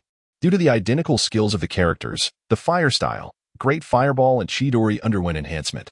Upon reviewing the newly fused card, the Ninja and Amp, Appos designation remained unchanged, still identified as C-rank Uchiha Sasuke, yet the skill slots had expanded to 4. Apart from an increase in the difficulty of ascension, Charlotte observed no further alterations. Returning to the battle slots, she positioned the newly fused Uchiha Sasuke once more. A notification chimed, asking whether to place Uchiha Sasuke back in the previous position or within 3 meters of Charlotte Doyle. She opted for the former. With another chime, the placement was successful. After merely a few seconds, Uchiha Sasuke reappeared on the bed in her room. Having previously succumbed to slumber, Uchiha Sasuke suddenly awoke, casting a glance around his surroundings. In the next moment, as he reopened his eyes, a pair of double Tomo Sharingan manifested within them. Sensing the activation of his Sharingan, Sasuke murmured, "Thank you, Lord Charlotte." Initially, when the Sharingan first emerged, Uchiha Sasuke was engulfed in panic, for he found himself unable to unlock the double Tomo Sharingan for reasons unknown. Not only the double Tomo, but even the single Tomo remained inaccessible, as if he had reverted to a state devoid of the Sharingan and Appos' power. During this time, Charlotte Doyle had offered some explanations, yet Sasuke remained troubled. After all, for a ninja of the Uchiha clan, the torment of regaining the Sharingan only to lose it again could drive one to madness and despair. It was not until Charlotte Doyle informed him that upon bringing back different versions of Sasuke from various periods, the fusion of memories would restore his Sharingan. Unexpectedly, after beseeching Lord Charlotte today, his Sharingan had returned. Perhaps Lord Charlotte had attempted to retrieve his parents or clan members, but had instead succeeded in restoring his Sharingan. However, what puzzled him was that Sasuke did not feel as though he had acquired any additional memories. He merely sensed a newfound strength coursing through his body and a surge in his chakra. Unable to fathom this, Sasuke opted not to dwell on it and resumed his rest. Meanwhile, Charlotte Doyle had no intention of resting further. After exiting the system interface, he rose and approached the mirror in the bathroom. The Sharingan. In the next moment, a pair of double Tomo Sharingan appeared in Charlotte's eyes as he gazed at his reflection in the mirror. He murmured to himself, "Could I also be called Uchiha Charlotte?" After experiencing the abilities of the double Tomo Sharingan and striking a few poses before the mirror, Charlotte closed his eyes, aware that he merely possessed this skill, rather than the Uchiha bloodline itself. Contemplating the matter, he concluded that skills were preferable. This way, he could experience the unique Manjiki Sharingan of Obito, Shursui, Itachi, and even Madara Uchiha. The thought of embodying such diverse Manjiki abilities caused a smile to unconsciously form on his lips. After all, as a fervent admirer of Hokage, the opportunity to personally experience such a plethora of ocular techniques would surely bring joy to anyone.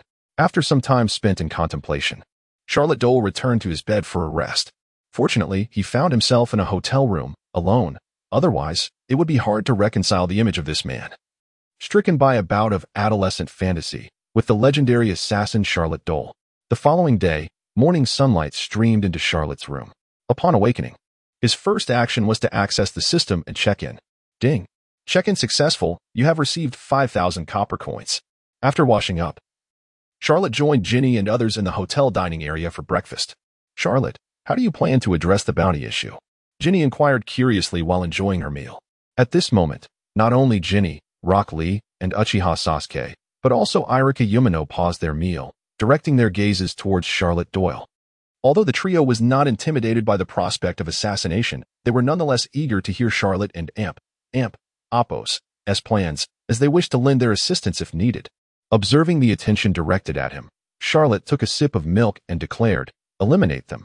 Instill such fear that they dare not accept any assignments." While Charlotte's tone was devoid of malice, an air of grim resolve enveloped the space. The assassins who had been partaking in breakfast abruptly ceased their activities, and a profound silence fell over the dining area. In the midst of this palpable tension, Ginny, unfazed, smiled at Charlotte and remarked, "I hope the fools who come knocking are not too numerous. Otherwise, I fear there won't be enough assassins from the Continental Hotel to handle the influx." Irika interjected at this juncture, "If the assignments become too plentiful, they can always come to our Charlotte agency, as we are currently in need of tasks." For a competent ninja, especially one like Irika, who was now overseeing the agency, an abundance of missions was indeed advantageous. Having arrived in this intriguing world, Irika found himself captivated by many novel experiences, resulting in considerable expenditures. In response to Irika and Appo's comments, Charlotte smiled and assured him, "Rest assured, our tasks will multiply in the future." The conversation among Charlotte and his companions did not go unnoticed by the assembly of assassins in the dining area. Some wore grave expressions while others regarded the exchange with disdain. Nevertheless, all present acknowledged the formidable prowess of Charlotte Doyle. After finishing their breakfast, Charlotte led the group to the mission hall of the Continental Hotel. At that moment, the hall was sparsely populated, with only a handful of staff members present and merely a few assassins, as it was uncommon for them to visit the mission hall early in the morning to peruse the bounties. The group settled around a round table, casting their gaze toward a colossal electronic screen on the wall that displayed real-time updates of information. This was the free mission zone of the Continental Hotel, where any registered member could accept tasks posted on the screen. For a mere gold coin, anyone could upload a bounty task in the free zone. However, the task issuer was required to deposit the reward money into a designated account at the Continental Hotel, and upon completion of the task, the commission would be dispersed by the hotel. The advantage of this system was that even if the task issuer perished, the assassin who completed the task would not have to worry about receiving their reward, as they would only forfeit 10% of the bounty as a commission. In addition to the free mission zone, the Continental Hotel featured a bounty leaderboard, showcasing the top 10 individuals with the highest rewards. Regrettably, the bounty of Charlotte and her companions was divided among 5 people. Otherwise, with a reward of 10 million, Charlotte would undoubtedly have claimed the top position. As for the blacklist, it currently bore no names. Thus far, no one had remained on the blacklist for long, as the deceased were not eligible to be listed. Glancing at the blacklist, Charlotte knew that soon, John Wick and Appo's name would grace this list, marking him as the only living individual to have ever been removed from it. As Ginny gazed at the sparse task hall, she could not help but inquire, "Charlotte, what brings us here?" To which Charlotte replied, "We wait until there are more people." Hearing this, Ginny ceased her questioning, and the 5 of them settled in to wait. Soon, news of Charlotte Doyle's presence in the Continental Hotel's task hall began to circulate, drawing a multitude of assassins to the venue. Many were merely spectators, while others were eager to witness how Charlotte would navigate this predicament. Among them were assassins who intended to ascertain Charlotte's whereabouts, biding their time to strike once she and her companions departed from the Continental Hotel. As time passed, the number of assassins in the hall steadily increased. Although many engaged in conversation, their peripheral gazes remained fixated on Charlotte Doyle and Appo's table. Once a considerable crowd had gathered, Charlotte rose and made her way toward the large screen displaying the bounty tasks. With her ascent, all eyes were drawn to her, their attention following her every movement. Upon reaching the bounty screen, Charlotte Doyle pointed to the reward issued by Sloan with a kunai and proclaimed, "The Continental Hotel has attracted a significant portion of New York and Appo's assassins. I can only imagine how many have gathered here today for this bounty task." Charlotte Doyle paused momentarily, her voice resonating with authority as she declared, "I, Charlotte Doyle, hereby announce to you, and to all the assassins of New York, that this is Sloan and Appo's provocation against me. Last night, The Brotherhood of Assassins has been obliterated by my hand. As her gaze swept across the assembly, some assassins, upon meeting her eyes, promptly placed their hats over their hearts in a gesture of respect, while those without hats rested their right hands on their left chests, acknowledging the reverence due to a legendary killer. However, there were others whose eyes flickered under Charlotte and Apple's scrutiny, evading her gaze. They were unfamiliar with the Brotherhood of Assassins, yet harbored dreams of rising to fame by stepping over the corpses of Charlotte and her ilk to claim the bounty. After surveying the crowd, Charlotte continued, "The existence of this bounty remains a challenge to me. I, Charlotte Doyle, respect the rules of the Continental Hotel and shall not utter the words to rescind the bounty. However, I must inform you, and all those intrigued by this reward, that 1 hour from now, I shall depart from the Continental Hotel and await at the crossroads just outside for those eager to claim the bounty. I, Charlotte, shall show no mercy, nor shall I hold back. Those who dare to strike against me shall be left with none. This is but a singular opportunity. All assassins may act before 6 p.m. My wrath will be directed solely at those who take action after sunset. Any who dare to assault me or the employees of Charlotte's agency, regardless of their affiliations or kin, shall face annihilation." Charlotte's voice resonated powerfully, particularly when she uttered the final 2 words, releasing a palpable aura of menace that enveloped the mission hall. An icy chill surged through the numerous assassins, who were already teetering on the edge of life and death, coursing from their feet to the crown of their heads. At that moment, Ginny gazed at Charlotte Doyle, who spoke before the bounty task, her eyes shimmering with admiration. This man exuded an overwhelming masculinity and charm that captivated her entirely. Observing that the assassins had grasped his intent, Charlotte reiterated the message once more, in 1 hour, before descending back to his position. It was only after Charlotte Doyle returned that the mission hall resumed its usual clamor, with many assassins retrieving their phones to send messages. Some, fearing miscommunication, opted to make direct calls, eager to disseminate Charlotte Doyle's words. The news of Charlotte Doyle's annihilation of the Assassin Brotherhood was particularly urgent and significant. Upon rejoining the group, Charlotte glanced at the infatuated Ginny and remarked, "Let us wait for them at the intersection outside the Continental Hotel. If anyone makes a move, we shall eliminate them." Turning his gaze toward the 3 ninjas of Irica, he added, "I have no concerns about them. My worry lies with you. Be sure to don your bulletproof vest and have ample ammunition at hand. I would not wish for any mishap to befall you."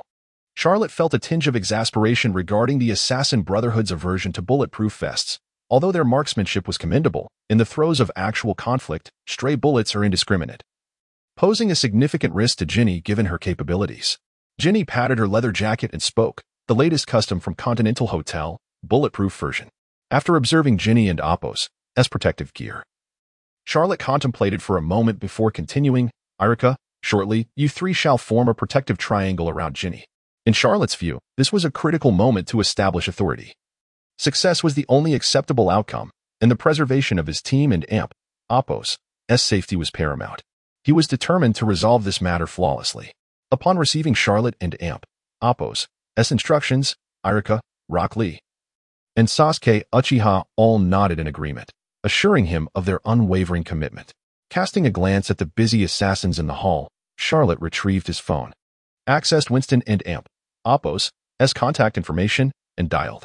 "Winston, I require your services at the Continental Hotel. Please secure the area within a 500-meter radius of the hotel for 6 hours. No non-assassins are to be permitted entry.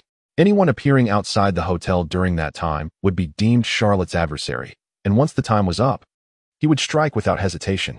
Meanwhile, on the top floor of the hotel, Winston pondered before responding, "Charlotte, from 12 to 6, the Continental Hotel can provide such lockdown services. However, it will cost you 10 gold coins." Upon hearing the price, Charlotte expressed no dissent and readily accepted Winston's terms. Just as he hung up the phone, a man approached. It was none other than John Wick. "Charlotte, do you truly not require my assistance? 6 hours is not a trivial amount of time. It's ample opportunity for assassins from outside New York to arrive by plane." Evidently, John had also heard the news and rushed over immediately. He wished to assist the man before him, not only to reclaim the blood contract emblem, but also to repay a life-saving favor. "John, trust me. I can handle this on my own." Charlotte declined John's goodwill. For Charlotte, this matter was not merely about establishing authority. He also sought to demonstrate his strength and enhance his bargaining position for future opportunities at the high table. Observing Charlotte and Apple's resolve, John refrained from further comments. Yet he chose not to leave the Continental Hotel. He intended to wait here, both to witness the outcome and to be prepared for immediate assistance should Charlotte find himself in peril. Time passed slowly, and soon an hour had nearly elapsed. At this moment, Charlotte, accompanied by Ginny and 3 others, made his way towards the hotel's exit. Inside, numerous assassins watched as the group departed. As Charlotte stepped out into the bustling street, he muttered under his breath, "There truly are many who are unaware of their impending doom." Upon reaching the street across from the hotel, Charlotte glanced at his watch. Just 1 minute remained. It was time for battle. As the hands of the clock struck 12, he activated his Sharingan. In an instant, he dashed towards the nearest crowd. "He has come. Kill him," shouted an assassin wielding a knife. In that moment, a ninja blade appeared in Charlotte's hand as he swiftly struck at the speaker, dispatching 1 assassin with each blow. Meanwhile, several assassins in the distance raised their weapons and opened fire. Pop, pop, pop. Bullets whistled through the air as Charlotte's dual Meijiki Sharingan spun rapidly, allowing her to evade the incoming projectiles with a nimble leap. Upon landing, she launched a flying kick at a nearby armed assassin. With a resounding crash, the gun-wielding African-American assassin was sent hurtling into a distant trash bin, which he collided with before continuing his flight for several meters, ultimately falling lifelessly to the ground. Charlotte swiftly pivoted, charging toward another individual, and before they could react, she swiftly severed their head with a single stroke of her blade. A large head soared into the air, blood gushing forth in a crimson spray. Meanwhile, Ginny was not idle. She extracted a specialized handgun from her backpack, wielding dual firearms as she unleashed a merciless onslaught. She aimed at a distant assassin, and with a precise shot, a single bullet extinguished a life. Sasuke activated his own dual Meijiki Sharingan, safeguarding Ginny's perimeter as he deftly deflected the incoming bullets with shuriken. Had it not been for Charlotte's prior instruction to refrain from using ninjutsu, Sasuke would have unleashed his Chidori to harvest lives with fervor. As for those who dared to approach, none could withstand the might of Rock Lee's fists and feet. Each strike was lethal and deliberate. At that moment, a grenade was suddenly hurled in Charlotte's direction. Yet, before it could near her, a shuriken flew forth, redirecting the explosive back to its origin. With a thunderous explosion, shrapnel scattered wildly, catching the surrounding assassins in its deadly embrace. Several of them, struck by the shards, collapsed to the ground, terrified cries escaping their lips. "The devil! He is a devil!" It was indeed Charlotte and Appo's Crimson Sharingan and her merciless slaughter that left several individuals utterly dumbfounded. A few shurikens soared through the air, executing the final blows, and an eerie silence enveloped the scene. Within the span of a mere minute, the area outside the Continental Hotel lay in tatters. The storefronts were shattered, and dozens of lifeless bodies sprawled upon the ground, blood cascading down and staining the black asphalt a deep crimson. Inside the Continental Hotel, numerous assassins gazed in astonishment at the horrific spectacle. One young man, engrossed in devouring an apple, failed to notice when the fruit slipped from his grasp and fell to the floor. A towering Russian assassin stood with his mouth agape, murmuring to himself, "Is this the prowess of a legendary assassin?" Nearby, John Wick, who had been poised to intervene, felt a pang of bitterness at these words. "Though I have retired, I am still known as the legendary assassin, the boogeyman, yet I lack such formidable power. No wonder she could annihilate the Assassin's Guild. No wonder my assistance was deemed unnecessary." At that moment, the assassins who had contemplated stepping outside the Continental Hotel could not help but feel relieved that they had refrained from doing so. Not only was Charlotte immensely powerful, but even her subordinates were beyond their reckoning. Particularly, those who had witnessed Ginny's ability to shoot with precision even around corners speculated in hushed tones that perhaps Charlotte, incensed by Ginny, had eradicated the brotherhood of assassins. This distinctive marksmanship was a craft understood solely by the assassin and Appo's Guild, a true hallmark of their expertise. Soon, outside the Continental Hotel, apart from Charlotte and her companions, not a single soul remained alive. At this moment, 500 meters away, additional assassins were on their way. But as they stepped forward, they were suddenly pierced through the neck by a shuriken that had been hurled with deadly precision, meeting their demise within the restricted zone. Those assassins who had not yet crossed into the lockdown area glanced at the lifeless bodies before them and then at the gruesome scene inside, turning on their heels to flee. This money was not worth risking their lives for, nor could it be spent if they were dead. At the crossroads outside the hotel, an unusual silence enveloped the atmosphere. Charlotte Doyle approached Ginny and her group, inquiring, "Is everything all right?" Gazing at the immaculate man before her, Ginny replied with a smile, "Charlotte, Your prowess is extraordinary. We hardly had to lift a finger before our enemies perished. I haven and amp, oppose. T even finished a magazine of bullets. As she spoke, Ginny raised her twin pistols with a flourish. Seeing that Ginny was unharmed, Charlotte felt a wave of relief, and the other three ninjas exhibited no signs of injury either. The intensity of this skirmish was remarkably low. It had concluded before they even had a chance to warm up. Observing the desolate street, Ginny asked, "Charlotte, shall we stand here until dusk?" After glancing at her companions and then toward the Continental Hotel, Charlotte made her way towards the establishment. As she approached, the numerous assassins gathered at the entrance, watching the spectacle unfold, recoiled in fear, nearly inciting chaos as they mistakenly believed Charlotte intended to charge in. However, recalling the rules of the Continental Hotel and adhering to Charlotte and Oppos as stipulations, they gradually regained their composure.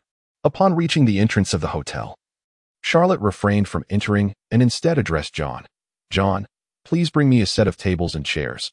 I shall wait outside to see if any weary souls dare approach, so that I may escort them to their demise." John remained silent, casting a glance towards Winston within the hotel. Noticing John's gaze, Winston spoke. "Challen, kindly deliver a set of tables and chairs to Mr. Charlotte Doyle outside, along with some fruits and snacks." Challen hurriedly departed from the reception desk, accompanied by several staff members, who began transporting the furnishings and refreshments to Charlotte and her companions. However, the grotesque sight of scattered corpses and the pervasive stench of blood sapped their appetites. Once the servers from the Continental Hotel had departed, Charlotte addressed her companions. "Ginny, you shall oversee the left intersection. Should anyone breach the 500-meter blockade, eliminate them without hesitation." Ginny, brandishing her handgun, replied with a smile, "Leave it to me. I assure you there will be no issues." "Sasuke, the right intersection is your responsibility. Is the 500-meter distance manageable?" Sasuke placed a few shuriken on the table, adopting a cool expression as he responded, "Rest assured, Lady Charlotte, no one shall approach you unharmed." The table was positioned at the center of the crossroads, with Ginny, Sasuke, and Charlotte each taking their respective positions, gazing towards the perimeter of the blockade, prepared to strike down any intruders. Meanwhile, Lee Rock, who had not been assigned a post, sought refuge in a relatively clean area to perform squats, diligently training his physical prowess. Clearly, none of the onlookers regarded this place as a battlefield. These assassins were neither worthy nor deserving of being their adversaries.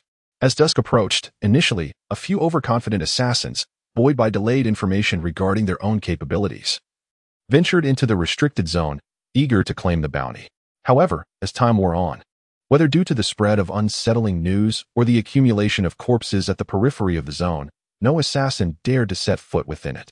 Instead, many assassins, having observed the battlefield from outside the restricted area, retreated, seemingly to verify the authenticity of the rumors. By 6:00 p.m., the deadline arrived, and no further assassins appeared. As the events drew to a close, the name of Charlotte Doyle resonated throughout the assassin community, not only making waves within the circles of New York, but also echoing across the entire realm of assassins. This incident became known as the Charlotte Incident. And in its aftermath, the Continental Hotel in New York revoked the memberships of nearly 100 assassins. These individuals were not expelled by the Continental, but rather had their memberships annulled due to their demise. The legendary assassin Charlotte Doyle, in addition to her ninja title, was acclaimed as New York and Oppos as foremost assassin. At the Continental Hotel, Winston scrutinized the bounty notices for Charlotte Doyle and her companions.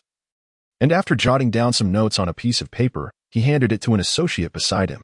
In no time, the bounties for Charlotte and her group ceased to appear in the scrolling task information. However, the bounties were not cancelled. The act of lowering the bounty is within Winston and Oppos as capabilities. However, the cancellation of the bounty can only be executed by the issuer and no one else. Not even Winston himself, the proprietor of the Continental Hotel in New York, can contravene this rule. Within the confines of the Continental Hotel, Charlotte Doyle is presently engaged in conversation with Ginny. "Secretary Ginny," she begins, "the renovation of our office needs to be arranged promptly. We cannot afford to remain closed for too long. Additionally, please inquire with our neighboring establishment to see if they have any intentions of selling. I intend to expand our indoor training facility, and the original training area can be converted into a recovery room." Upon hearing Charlotte's plans, Ginny pauses thoughtfully before responding, "Boss, have you considered constructing the training facility in the suburbs? The cost would be considerably lower." Charlotte, intrigued by this suggestion, questions, "Ginny, Do we lack sufficient funds? Boss, our company account still holds $20 million, which includes the $6 million that was deposited just the day before yesterday. Acquiring the neighboring property would significantly inflate our expenses. However, if we were to move to the suburbs, the same amount could procure a mansion along with ample land. As a competent secretary, Ginny naturally provides sound advice. After contemplating, Charlotte concludes that separating the office and training facility by such a distance seems unnecessary. She asserts, for now, let us proceed with the purchase of the neighboring property. We shall set aside the suburban option for the time being. Ginny, I also possess a collection of gold and jewels acquired from Vigo during our last encounter. I will entrust them to you for management as you see fit. Upon hearing Charlotte and Appos' command, Ginny reluctantly replied, You are the boss. Your word is final. As for the sale of gold and jewelry, I shall resolve it expeditiously. As Ginny turned to leave the room, Charlotte reminded her, Do not forget about John Wick. Understood, boss. Ginny replied without looking back. Strutting away from Charlotte and Appos' room in her high heels. The following day, at the Department of Homeland Strategic Defense and Logistics, Agent Phil Coulson, his hairline still intact, hurriedly approached the director and Appos' office while clutching a tablet. Director, here is the latest reported anomaly. Please have a look. Nick Fury took the tablet from Coulson, and on its screen was a video. He pressed play. In the footage, an Asian youth charged at a woman brandishing a firearm with remarkable speed, delivering a punch that sent her flying into a lamppost. After watching the video, Nick Fury's voice turned grave. When did this occur? 3 days ago. Fury replayed the video, scrutinizing the speed of the young man and the force with which he had hurled the woman away. This was not merely a case of throwing someone. It was a punch that propelled her, a significant distinction. Particularly striking was the fact that the Asian youth appeared to be merely a child. Coulson, have we obtained any information regarding this Asian youth in the video? Upon hearing Director Fury and Appos' inquiry, Coulson promptly responded, Director, the young man in the video is named Rockley, age 13, residing at the Charlotte Agency on 71st Avenue in Forest Hills, Queens.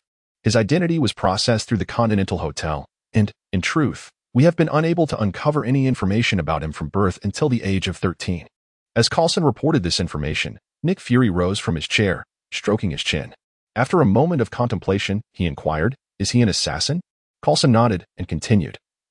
According to our findings, the identity of Rock Lee was arranged by Charlotte Doyle through the Continental Hotel. Charlotte Doyle is a registered member of the Continental and is regarded as a legendary assassin within the underworld. This agency is one of his enterprises and serves as a conduit for accepting various assignments. Upon hearing that Charlotte was a legendary assassin, Nick Fury expressed a hint of disdain, remarking that an assassin is merely a rat from the sewers. Noticing the director and Appos' seemingly dismissive gaze, Coulson emphasized, We have just received the latest news that Charlotte Doyle has dismantled the Assassin Brotherhood 2 days ago. Surprised by the news of the Assassin Brotherhood and Appos' demise at the hands of Charlotte Doyle, Nick Fury remained somewhat unconcerned. However, he perceived potential in the 13-year-old Asian boy. Considering that with proper indoctrination and training, he could serve as a valuable asset. Coulson, please take the video to the information department for an analysis of the speed and strength of the young boy within. Once confirmed, proceed with information gathering and risk assessment. Lastly, you will be assigned another task. If there are no issues regarding his age, attempt to make contact with the target. After all, he is merely a child. What harm is there in being in the company of an assassin? If feasible, he should be sent to our affiliated academy to pursue his education. A 13-year-old child ought to return to school to fulfill his fundamental duty, learning. Nick Fury and Appos' words were grandiose. Whether it be a conventional school or a spy academy is a matter of personal perspective. After receiving the assignment, Coulson bid farewell to Nick Fury and departed from the director's office. 3 days had elapsed since the Charlotte incident. At this moment, Charlotte Doyle stood in the lobby of the office, gazing at the newly refurbished establishment, nodding in satisfaction. In just 3 days, the damaged furnishings had been restored, a level of efficiency that pleased him greatly. Boss, the wax bath formula has been tested and poses no issues, Ginny reported as she approached Charlotte. With a smile, Charlotte replied, Excellent. Since the wax bath is problem-free, let us expedite the establishment of the recovery room. Boss, the homeowner next door is temporarily out of New York and will only return next week to discuss matters. Thus, the recovery room may require some time. However, we can temporarily modify one room for use, allowing for recovery in case of injuries. Charlotte nodded and spoke. All right, you make the arrangements. And I shall visit the storage room. The storage room, located on the basement level, was a vault that Charlotte had established, containing a cache of cash and weaponry. Upon entering the vault, Charlotte waved his hand, and a box of gold and a box of jewels, previously collected into his storage space, materialized before him. He glanced at the firearms and ammunition adorning the walls of the vault and shook his head. These items had seen little use over the past 3 years. After securing the vault, Charlotte ascended and noticed Irika Hyene seated in the hall. He approached and inquired, Irika, where are Sasuke and Lee? Upon hearing Charlotte's question, Irika immediately stood up and respectfully replied, Lord Charlotte, Lee and Sasuke are in the training room sparring. Charlotte chuckled, Irika, there is no need for such formality. You always show such respect. Once Lee and the others emerge, please inform them that the wax bath has been validated for physical recovery. Irika, filled with joy, responded, Lord Charlotte, that is truly wonderful. Although we possess advanced technology here, recovery in medical terms remains rather slow, and we currently lack medical ninjas. This wax bath is indeed an excellent supplement. At that moment, Charlotte was about to say something further when Ginny hurriedly approached and exclaimed, Charlotte, the John Wick you asked me to keep an eye on has news. Just as you predicted, his home was bombed by Santino Antonio and his men. Boss, how did you know in advance that John's house would be set ablaze? Upon hearing Ginny mention that John Wick and Apos' residence had been set ablaze, Charlotte understood that after John completed the blood oath emblem for Santino D and Apos, Antonio, he would subsequently assassinate the individual at the Continental Hotel, thereby violating the hotel and Apos' regulations, resulting in the revocation of his membership and his expulsion. This indicated that he had secured an opportunity to interfere with the high table. Charlotte chuckled, I had my suspicions. Noticing Charlotte and Apos' nonchalance, Ginny rolled her eyes and inquired, since you are already aware of the news, what are your plans moving forward? With a mysterious smile, Charlotte replied, I shall wait for the opportune moment. Observing Charlotte and Apos' cryptic demeanor, Ginny turned to leave. Charlotte called out, Ginny, the jewels and gold have been deposited in the vault below. Remember to liquidate them promptly. Understood, boss. Meanwhile, John Wick arrived at the Continental Hotel with his newly adopted Staffordshire Bull Terrier. He approached the hotel reception and addressed Sharon. I wish to see the hotel manager. Sharon, looking at John Wick, responded, It is a pleasure to see you again so soon, Mr. Wick. Shall I inform Winston of your arrival? John glanced at his Staffordshire Bull Terrier and replied, Yes, please. Thank you. He then commanded his dog, sit. Once the Staffordshire Bull Terrier obediently complied, John Wick ascended the stairs of the hotel. Observing John Wick's departure, Sharon dialed a number, stating, Sir, Mr. Wick has arrived. Hanging up the phone, Challen gazed at the dog before him, exhaling deeply, pondering to himself, I wonder which unfortunate soul has provoked the night demon this time. Upon arriving at the Hotel Garden Terrace, John Wick and Apos' first words upon seeing Winston were, Where is he? Winston did not immediately respond to John Wick. Instead, he first saw off his guest. Once the guest had departed, Winston turned to the man before him and inquired, What brings you here, John? He blew up my house. Winston, expressionless, replied, You rejected his blood oath.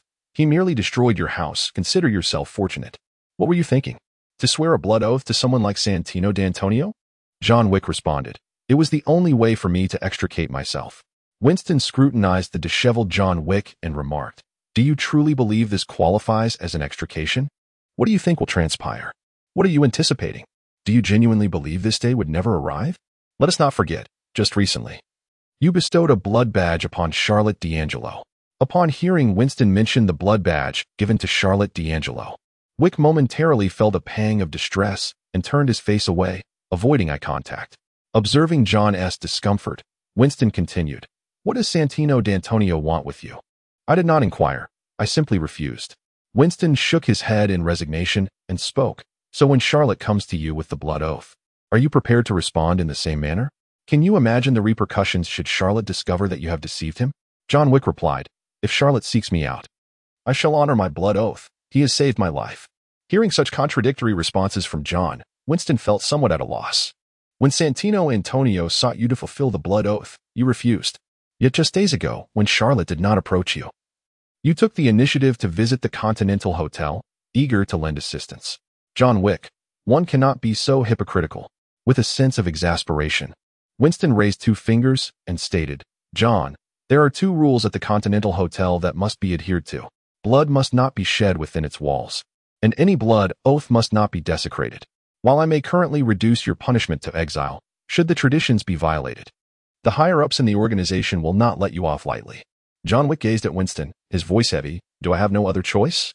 Winston and Amp, Oppos, S expression grew grave as he articulated each word with precision. To desecrate a contract is to invite death. To kill a contract holder is to invite death. To flee is to invite death. After a brief pause, Winston continued, John, these are the terms you accepted previously. Only by adhering to them can you redeem yourself. Once the blood oath is fulfilled, should you wish to track him down or burn his house, you may do as you please, but until then. John Wick uttered 2 words, the rules. Winston chuckled, indeed, let us adhere to the rules. Without regulations, what distinguishes man from beast? At that moment, within the Charlotte agency, Charlotte Doyle was briefing Hayano Irika on several matters as she prepared to depart. Suddenly, the bell on the door chimed, and a middle-aged gentleman, clad in a suit and wearing a subtle smile, entered the office. Noticing the newcomer, both Charlotte and Irika exchanged glances. As the figure came into focus, Charlotte's pupils dilated slightly, her mind racing with thoughts. How has an agent from the Bureau of Strategic Defense and Logistics found us? She recalled the massacre outside the Continental Hotel, which had prompted Winston to seal the scene and, that very afternoon, cut off surveillance in the vicinity. Given his displayed prowess, it seemed unlikely that they would send someone, especially not the so-called nice guy, Phil Coulson. Coulson approached the reception desk, glancing first at Charlotte and then at Irika, before finally addressing Charlotte Doyle directly. Mr. Charlotte Doyle, there are certain matters that require your attention.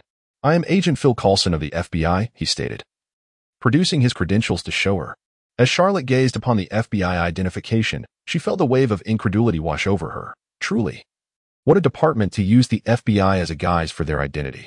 Charlotte maintained a calm demeanor and said, Agent, may I inquire as to the purpose of your visit? Coulson glanced around the hall and replied with a smile, Mr. Charlotte, perhaps this is not the most suitable place for our discussion. Charlotte shrugged, indicating his acquiescence, and then suggested, we have a meeting room. Let us converse there. Irika, please bring me a glass of blackjack. Turning to Coulson, he added, would you care for something? A cup of coffee. Thank you, Coulson responded. Following Charlotte to the conference room, they took their seats, and Irika promptly delivered their drinks, thoughtfully closing the door behind him as he departed. After taking a sip of his whiskey, Charlotte turned his gaze to Coulson and stated, please, speak freely. Typically, your department would not engage with someone like me. Coulson stirred his coffee with a small spoon and replied slowly, Mr. Charlotte, I am here to inquire about a child in your establishment named Rockley. May I see him? Upon hearing the name Rockley, Charlotte understood that S-H-I-E-L-D was not there for him, but rather for the young boy. However, he was left wondering what had drawn the agency's attention to Rockley. Looking steadily at Coulson, Charlotte spoke deliberately. Coulson, Rockley is still a child. What could possibly warrant the FBI and Oppos' interest? I am his guardian, and you may communicate with me. I trust that federal law respects the role of guardians and does not bypass them to engage directly with a child. Upon hearing Charlotte allude to federal laws, Coulson recognized that the man before him was no mere brutish assassin. Charlotte, what is your true identity and background? I trust one need not elaborate further. The issues surrounding Rockley and Amp, Oppos' identity were evident from the outset. Given your circumstances, you cannot serve as his guardian. Rockley is but a child. He ought not to be entangled in such a life. What he requires is a tranquil, healthy environment in which to grow. Observing Coulson and Amp, Oppos' words, Charlotte did not respond immediately. Instead, he picked up the blackjack on the table and took a gentle sip, gazing at Coulson. Noticing Charlotte and Oppos' silence, Coulson continued, Mr. Charlotte, we have conducted our due diligence regarding your history prior to our meeting. You two were once adopted, which has led you to your current path. If, and I emphasize if, you had not encountered that couple, your life would likely be vastly different today. Presently, Rockley mirrors your past self, and I implore you to entrust him to us, to the government, so that he may have a healthy and joyous upbringing. Listening to Coulson and Oppos' words, Charlotte found himself quietly amused. The agents of S-H-I-E-L-D had indeed conducted a thorough investigation, even uncovering details of his adoption in an attempt to evoke empathy and persuade him to allow Rockley to accompany them. At this moment, Charlotte regarded Coulson with a grave expression, asking, "Why have you set your sights on Rock Lee? The FBI does not typically concern itself with matters pertaining to children, does it? What is your true intention regarding Rock Lee? Are you being trained as a spy, an agent, or perhaps as an entity akin to yourself?"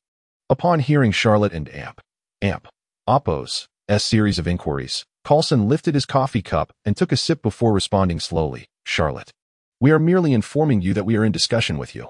However, you must understand that if the FBI so desires, your guardianship can be revoked at any moment, including the closure of your agency and even your personal confinement. Nevertheless, the fact that we are able to communicate here indicates that my intentions are benevolent. Therefore, Charlotte Doyle, may I request to meet this child known as Rock Lee? Although Coulson is generally amiable, his tolerance wears thin with someone like Charlotte, a trained assassin. The mere fact that he has not apprehended her directly speaks volumes about his restraint. Upon hearing Coulson and Oppo's words, Charlotte could not suppress a mocking tone within her. The S-H-I-E-L-D continues to stir trouble, she mused. Suddenly, her expression shifted. She slammed her hand on the table and exclaimed angrily, "Coulson, are you threatening me? Threatening a law-abiding citizen who pays taxes on time? Do you believe that with your previous remarks, I couldn't and Oppo's seek legal counsel and sue you?" The smile faded from Coulson and Oppo's face, and he gazed intently at Charlotte before speaking earnestly. "Charlotte Doyle, you should know I am not jesting." Looking at the man before her, Charlotte remained furious and retorted, "What will happen if you meet him? Rock Lee will not leave with you." Coulson gently tapped his coffee cup with a spoon and said slowly, "Charlotte, that is a different matter. I now wish to meet with this child named Rock Lee. Is that a problem? Do you require me to present a subpoena or a search warrant?" As Charlotte gazed at Coulson before her, she found it difficult to reconcile the amiable character from the films with his real-life persona. Indeed, films are merely fiction, while reality stands apart. She pondered, "Do you truly possess the capability to take Rock Lee away? If he desires, Rock Lee can be summoned back to the system space from any location, simply by removing his character card from the battle roster." She was eager to see what Coulson, a seasoned agent, would articulate upon encountering Rock Lee. After all, the initiative has always rested firmly in her hands. Charlotte reached for a button on the table in the reception room and pressed it. Within mere seconds, a knock echoed at the door, and the next moment, Irika Hayakawa entered. "Irika, please bring little Lee here," Charlotte instructed. Upon hearing her command, Irika said nothing and promptly exited the reception room. Seeing Charlotte's promptness, Coulson nodded in satisfaction. A killer, even if a legendary one from New York, what of it? Moments later, there was another knock at the door, and Irika returned, escorting Rock Lee into the reception room. "Master Charlotte, you called for me?" Little Lee entered with a smile, assuming there was a new mission awaiting him. Charlotte gestured for him to come closer and sit, saying, "Little Lee, please take a seat. This gentleman has something to discuss with you." Upon witnessing Irika's departure, Coulson gazed at the attire of the child before him and inquired curiously, "Rock Lee, do you hold Bruce Lee in high esteem?" Upon hearing Coulson's words, young Lee, somewhat uncertain, responded, "Sir, who are you referring to?" Coulson gestured with his hands and replied, "Bruce Lee, the legendary martial artist, the embodiment of Chinese martial arts." Yet, young Lee remained perplexed and firmly asserted, "Sir, I do not know whom you are speaking of." Coulson, taken aback by Rock Lee's response, questioned, "Then what of your outfit? It bears a striking resemblance to Bruce Lee's, albeit in different colors." Young Lee regarded the man before him and elucidated, "Sir, this attire was a gift from my master, whom I admire greatly. However, I am unaware of the individual you mention. He is evidently not my master." Upon hearing the term master, a thought flickered through Coulson's mind, and he queried, "Your master? Is it Charlotte?" At that moment, Charlotte observed Coulson and Oppo's performance in silence, refraining from interjecting regarding Rock Lee and Oppo's mention of his master, as one could never tell when Kai might emerge. Young Lee shook his head and clarified, "It is not Lady Charlotte, it is my own master. May I inquire, sir, if you seek something from me? Is there a task you wish to entrust to me?" As he spoke of the task, young Lee's expression radiated with excitement, brimming with youthful exuberance. Coulson, upon hearing Rock Lee mention a task, cast a profound glance at Charlotte, pondering the morality of assigning a mission to a child. A warm smile once again graced Coulson's face as he addressed Rock Lee. "Do you wish to return to school? To embrace the carefree life of an ordinary child, immersed in studies without a worry?" Rock Lee, with a hint of resignation, replied, "Sir, I have already graduated, and it has been over a year. I will not return to the classroom. Coulson, initially brimming with confidence, paused at Rockley's words, graduated? Gazing at the 13-year-old. He contemplated clarifying his notion of school and the life he envisioned. Before he could articulate his thoughts, Charlotte stood up and interjected, Mr. Coulson, you may converse with young Lee. I shall wait for you outside. With that, Charlotte turned and exited the meeting room, unwilling to linger any longer. Coulson and Oppo's strategy was not flawed. Rather, his target was misaligned.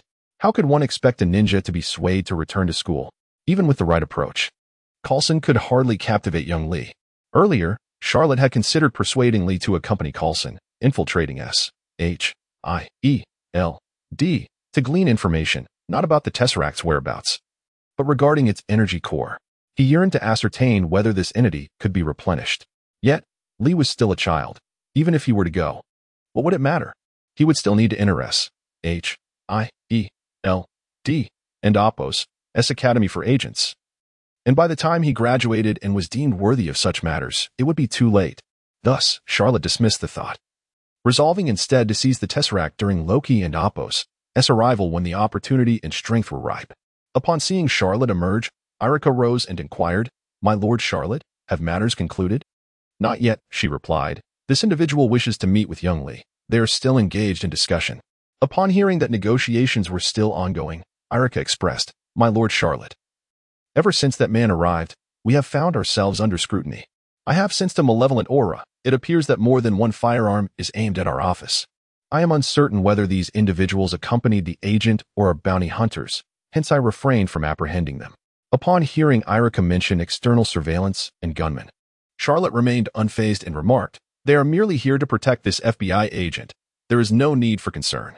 Acknowledging her words, Irika chose not to pursue the matter further, and the two engaged in casual conversation outside.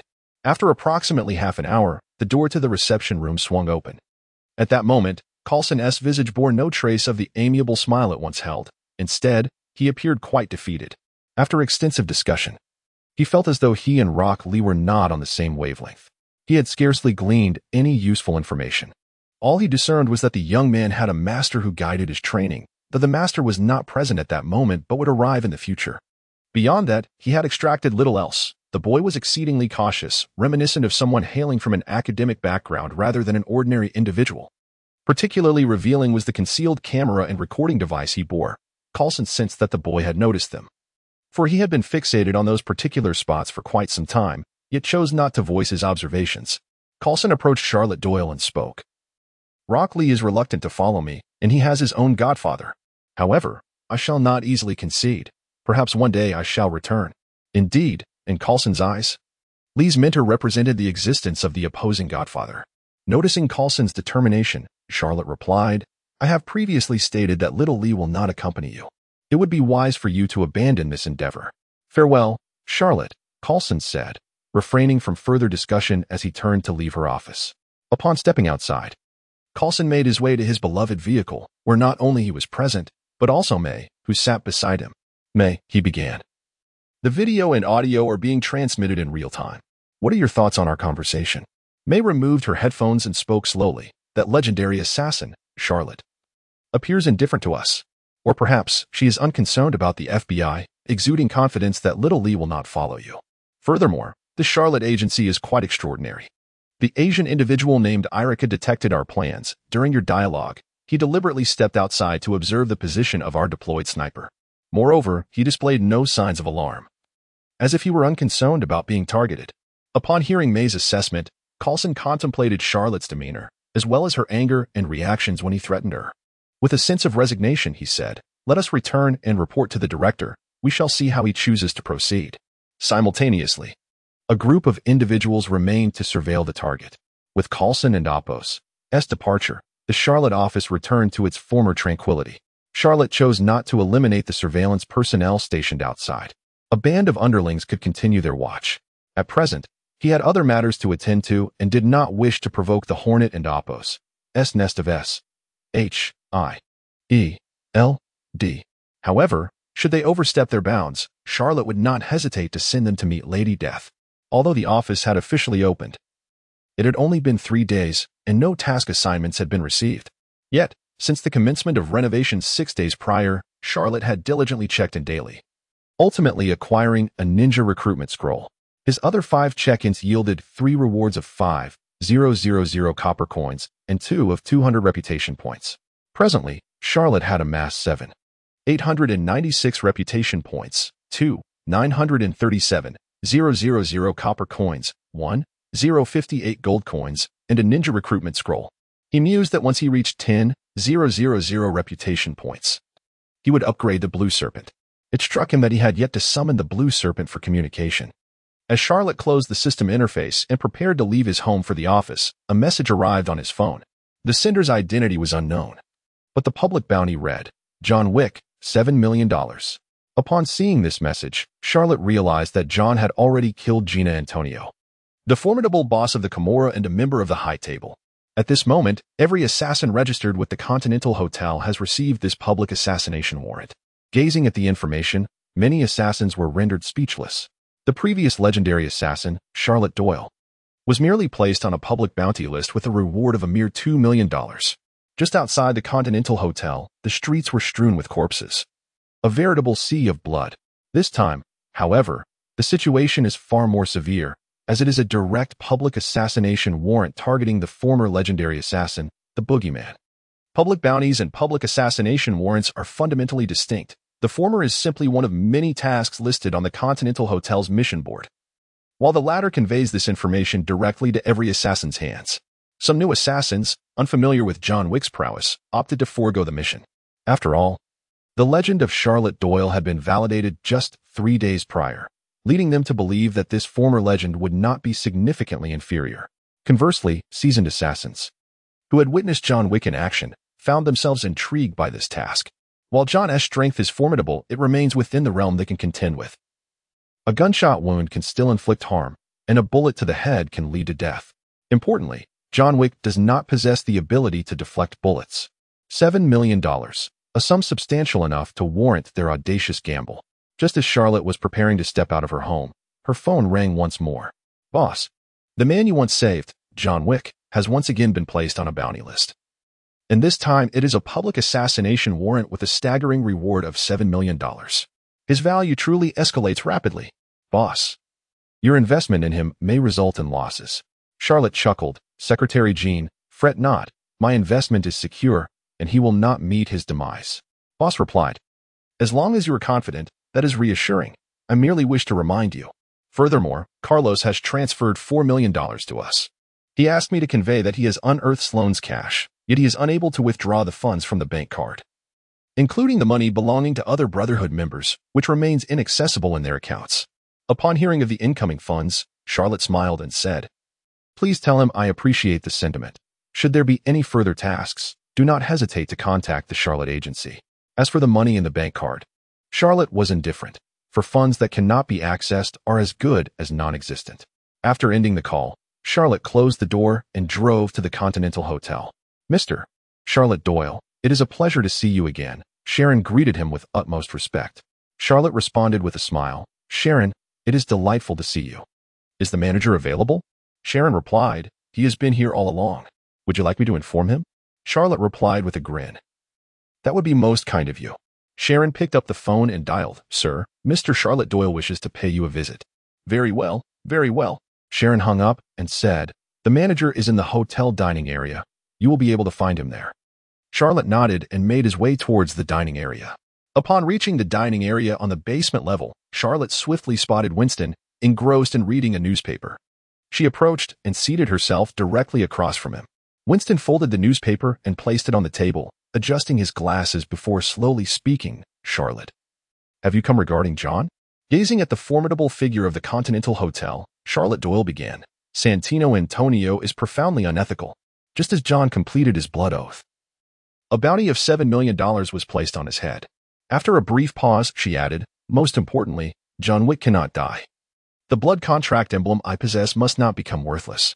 Observing Charlotte's earnest demeanor, Winston mused internally, that last statement is the crux of the matter. He then replied in a measured tone, issuing a bounty is a right afforded to every member of the Continental. Moreover, Santino Antonio has inherited his family and Oppo's position and has become a member of the High Table. thus he is entitled to such privileges. The issuance of a manhunt is entirely justifiable.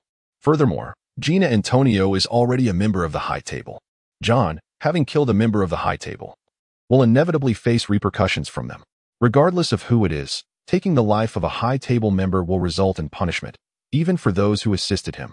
Charlotte smiled. Winston, do not forget that Gina Antonio is merely a member of the High Table, and one who has only recently assumed her position. Even Santino Antonio, who has now taken control of the Camorra, is but a member of the High Table. They are neither part of the upper management nor one of the 13 esteemed seats. Moreover, I do not believe that Santino, the newly appointed successor after offending John Wick, can withstand John's retribution. After all, this individual has incinerated John's home, the very sanctuary where he and his beloved once resided. Winston scrutinized Charlotte with curiosity, inquiring, "Do you possess considerable knowledge about John?" Charlotte replied with a smile, "Winston, I wager that Santino Antonio will undoubtedly seek refuge at the Continental Hotel tomorrow evening." Observing the confidence radiating from Charlotte Doyle, Winston slowly rose and declared, "I too hold great faith in John. I wish you a delightful time at the Continental, Mr. Doyle." As Winston departed, Charlotte understood his intent was to reclaim the blood oath medallion held by Santino Antonio. At that moment, Charlotte Doyle mused inwardly, soon. The time is right. The long-standing High Table must prepare to welcome a new master. In the Triad Wing building, within the office of Nick Fury, director of the Homeland Strategic Defense Attack and Logistics Agency, Phil Coulson was delivering a mission report. Director, this is a psychological profile and character assessment conducted by experts on Charlotte Doyle and Rock Lee. Additionally, this report encompasses the analysis of Rock Lee's inherent strength and speed based on surveillance footage from the Academy. This is the latest intelligence regarding Charlotte Doyle, along with the video recorded via a miniature camera during our previous conversation. A group of analysts, including psychologists, behavioral specialists, and lie detection experts, have reviewed the footage to assess the authenticity of the information relayed by Rock Lee. Coulson meticulously arranged the documents on Nick Fury and Oppo's desk. At that moment, Nick Fury picked up one of the files and began to peruse it, simultaneously instructing, "Coulson, please share your analysis." Director, based on my interactions and the intelligence gathered from Rock Lee, I do not recommend forcibly detaining him. According to the information disclosed in my assessment, this individual named Rock Lee is not the ordinary, backgroundless Asian boy we previously speculated him to be. It is highly likely that he is a product of an organized, lineage-based institution. As he spoke, Coulson extracted several photographs from the file, which not only featured Rock Lee, but also Irika Yumino and Sasuke Uchiha. He pointed to the forehead protectors worn by Rock Lee, Irika, and Sasuke, stating, "This emblem, while we have not uncovered specific information about it, is worn by all three individuals. Moreover, they are all of Asian descent. I boldly conjecture that they may originate from the same place. As for why they are accompanying Charlotte Doyle and designating her as their guardian, we remain unaware." Upon hearing Coulson's analysis, Nick Fury nodded repeatedly before extracting Charlotte Doyle and Oppo's information to scrutinize it meticulously. From her adoption to becoming a registered assassin at the Continental Hotel, and subsequently embarking on her solitary journey after eliminating her adoptive parents at the age of 18, the details were striking. The information indicated that Irika Yumino had appeared by her side when Charlotte was 19, followed by Sasuke Uchiha and the Assassin Guild member Ginny at the age of 20, and then Rock Lee at 21. Apart from Ginny, the remaining three individuals had their identities processed by Charlotte at the Continental Hotel. After examining Charlotte Doyle's information closely, Nick Fury remarked, 2 years ago, Charlotte was merely a gun-wielding assassin. However, with the emergence of this Irika Yumino, she swiftly made a name for herself in the assassin realm and transformed into a ninja adept in the use of bladed weapons. With a disdainful snort, Nick Fury continued, "The Hand, a congregation of subterranean rats, has abandoned their island haven and infiltrated our territory. No wonder they took action to obliterate the Assassin Guild. Their feud has indeed endured for quite some time." Clearly, Nick Fury regarded Charlotte and the others as affiliates of the Hand, for in this world, only that particular group could boast of being exceptional ninjas. Moreover, considering the mentorship of individuals like Rock Lee, he further categorized them as prot-gs of the Hand, though he remained uncertain of their allegiance to which specific faction among the Five Fingers. Coulson, these individuals need not be engaged. Those with skills hold no value for recruitment. Please file all this information securely, assigning it a confidentiality level of 4. Upon hearing the director's opinion, Coulson stepped forward to collect all the documents and then inquired, "Shall we withdraw the remaining personnel?" "Withdraw," he replied. "Our elite should not squander their time there." At the Continental Hotel, Charlotte wore a smile as she sat with Ginny in the dining area, both enjoying a steak. Meanwhile, Winston occupied the adjacent sofa, engrossed in a newspaper. Ginny pierced a small piece of beef with her fork, savoring it slowly while her gaze remained fixed on the man before her. After swallowing her morsel, she delicately dabbed her red lips with a napkin and remarked, "Charlotte, you seem to be in a good mood." Upon hearing Ginny and Apo's words, Charlotte mused internally, "Indeed. Today is a splendid day. I earned 50 gold coins earlier, and there is more entertainment to come, hence my jovial spirit." He responded with a smile. "Today is a wonderful day, and it promises to be an intriguing one." Before Ginny could reply, Charlotte turned to Winston and said, "Winston, today shall be fascinating. It will transform certain unchanging aspects. What do you think, Winston?" Winston rustled his newspaper and replied slowly, "Mr. Charlotte, I hope everything unfolds as you desire." Ginny shot an exasperated glance at Charlotte, chiding him for his cryptic remarks once again. Charlotte, observing Ginny and Apo's expression, chuckled, "Ginny, do not fret. Soon there will be a delightful spectacle to behold." After explaining a few things to Ginny, Charlotte proceeded to devour the steak on the table, lapsing into silence. Ginny lifted her glass of red wine, savoring a delicate sip, while her gaze remained fixed upon the enigmatic man before her. This man, shrouded in mystery, often spoke in riddles, leaving one perpetually perplexed. His prowess resembled that of a black hole, just when one believed to have grasped his entirety. It became evident that only the tip of the iceberg had been revealed. Contemplating these thoughts, Ginny couldn't and Apo's helped but clasp her legs together. After what seemed like half an hour, a voice resonated from upstairs, "Winston." At that moment, a somewhat disheveled figure emerged before them. Winston, seated on the sofa, glanced upward at the person above and said, "Mr. Antonio." Winston, with a hint of mockery, remarked, "It appears your evening has been quite eventful." Casting a sidelong glance at Charlotte Doyle, he addressed the approaching man, "I presume you are here to lay low." Ginny caught a glimpse of Winston and Apo's expression and silently conveyed to Charlotte, "Is this the entertainment you mentioned?" Charlotte simply nodded in response. Santino Antonio approached Winston, hands buried in his pockets, and declared, "I demand the immediate cancellation of his hotel membership."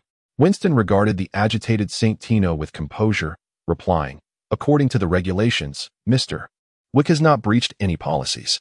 Upon perceiving Winston's reluctance, Santino Antonio immediately erupted in anger, declaring, "But you must understand, I am now a member of the High Table, and I possess the authority to command you." Winston removed his spectacles and replied with a smile, "No, you do not have the power to command me, Mr. Antonio. This kingdom belongs solely to me."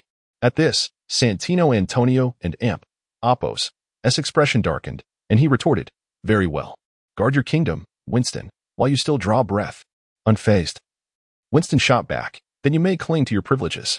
Santino Antonio then turned away from Winston and moved to an empty seat, summoning a waiter to order a steak. Meanwhile, Charlotte and Ginny silently observed the exchange between the two. Once Santino Antonio had settled at a distance, Ginny whispered, "ISN and Apo's. This the man who issued the assassination order? Why does he appear so disheveled now? Who was he about to revoke membership for?" John Wick. Charlotte, her face adorned with a mocking expression, responded, "There are always those who believe that possessing a semblance of power grants them the liberty to act with impunity. They set fire to others' homes, demand the fulfillment of promises, and just as the tasks are accomplished, they place bounties on lives. Thus, whether it be a blood oath or a promise, it must be entrusted to someone of integrity and principles. Otherwise, who can foresee the unforeseen chaos that may arise?" Charlotte did not suppress her voice. Her words reverberated throughout the hall, clear for all to hear. Many gazed at Stino Antonio with a look of disdain. At that moment, Stino Antonio's expression was one of distress. Having already fled to the Continental Hotel in a state of disarray, he felt even more humiliated by Charlotte's biting sarcasm, which ignited a furious blaze within him. However, he dared not unleash his wrath upon Charlotte, for a formidable John Wick had already left him in disarray. And now he faced the even more formidable Charlotte Doyle. He feared he would never escape the Continental Hotel in his lifetime. Just then, a waiter approached with steak and red wine, breaking the tension in the air. Seizing the opportunity presented by the arrival of dinner, Stino picked up the knife and fork on the table, beginning to slice the steak into pieces, a futile attempt to mask his embarrassment. Meanwhile, John Wick, armed with a handgun, had also arrived outside the Continental Hotel. Pushing open the hotel door, he strode in with an air of lethal intent and approached the front desk. Addressing Sharon, "I am here to see Stino Antonio." Sharon, confronted by the menacing presence of John Wick, took a deep breath, swallowed hard, and replied, "He is waiting for you in the lounge, sir." Without pausing, John Wick made his way towards the dining area on the lower level. Upon descending the stairs, he spotted Stino Antonio, who was sipping red wine and enjoying his meal, which only intensified the anger simmering within John. He proceeded directly downwards. As the sound of footsteps echoed from the staircase, Santino Antonio recognized the descending figure as John Wick. Whether it was due to the prior mockery from others or the belief that the Continental Hotel was an impenetrable sanctuary, Santino adjusted his suit and straightened his posture against the chair, observing John Wick's approach. In the dining area, everyone, including Winston and Charlotte, noticed the unmistakable silhouette of John Wick, particularly the gun he held, which was strikingly conspicuous. Santino Antonio, gazing at the approaching John Wick, leisurely picked up his fork, speared a piece of beef, dipped it in duck fat, and savored it. He lounged casually in his chair, simultaneously eyeing John Wick and indulging in his meal, before remarking, "Duck fat is an essential condiment." At that moment, Winston attempted to call out to John Wick, exclaiming, "John." To which Santino provocatively responded, "John, have you seen the menu here? Feel free to choose." Observing the menacing aura radiating from John Wick, Winston quickly added, "John, you must listen to me." Meanwhile, Charlotte and Jenny silently watched the unfolding drama. John Wick, however, paid no heed to Winston's words, fixating his glare on Santino. The latter continued his taunting. "When one stays here for too long, it's only natural to crave a change of flavor." Within the words of Santino lay a subtle insinuation directed at John. "I, Santino, have taken residence in the Continental Hotel and shall not depart easily. Should you wish to take my life, it is a futile endeavor." Perceiving the gravity of the situation, Winston's tone shifted as he gravely urged, "John, you must leave at once." Yet, Santino Antonio seemed to find the provocation insufficiently severe, continuing his mockery. "Indeed, John. Be gone." At that very moment, as the word "gone" escaped Santino and Apos' lips, John Wick raised his hand and fired a shot, piercing through his adversary and Apos' skull. It was in this instant that John Wick's pent-up fury reached its zenith. Disregarding the rules of the Continental Hotel, he executed his foe within its confines. Witnessing this unfold, Charlotte silently mused. Even in a sanctuary, one must refrain from reckless words, for there are those who dare to defy the odds and engage in forced confrontations. At this juncture, Jenny covered her mouth in disbelief, her gaze fixed upon Charlotte, as if conveying the message, "Charlotte, your investment has suffered a tremendous loss, indeed." Meanwhile, Winston stood in shock, unable to fathom that John Wick had brazenly slain Santino Antonio before the eyes of all within the Continental Hotel. As he gazed upon the lifeless form of Santino Antonio, Winston slowly uttered, "What have you done?" John Wick placed his pistol upon the hotel table, responding coldly, "I have ended it all." With that, he turned and limped away from the Continental Hotel, pausing momentarily beside Charlotte Doyle, his right hand tightening as if grasping something of significance. As John Wick departed, Jenny inquired with curiosity, "Boss, what did you give?" Charlotte placed her finger to her lips in a gesture of silence, and then responded, "Jenny, we must return to the office. The world of assassins is undergoing a transformation." At that moment, Winston turned to Charlotte Doyle and asked, "Mr. Doyle, is this the change you spoke of earlier?" Charlotte shrugged with a hint of regret, replying, "Is it not, Winston?" Meanwhile, at the hotel reception, John Wick gazed at Sharon, who stood alongside his beloved dog, and asked, "How is it?" Sharon looked at John Wick with a touch of respect and replied, "It is well behaved. It is quite pleasant to have its company." John Wick did not meet Karen's gaze again. Instead, he slightly bent down and said to his dog, "Let us go home." Thus, John Wick departed from the Continental Hotel with his dog. As the rain poured down upon him, he returned home, only to be confronted by the sight of his house reduced to ruins, his expression marred by anguish.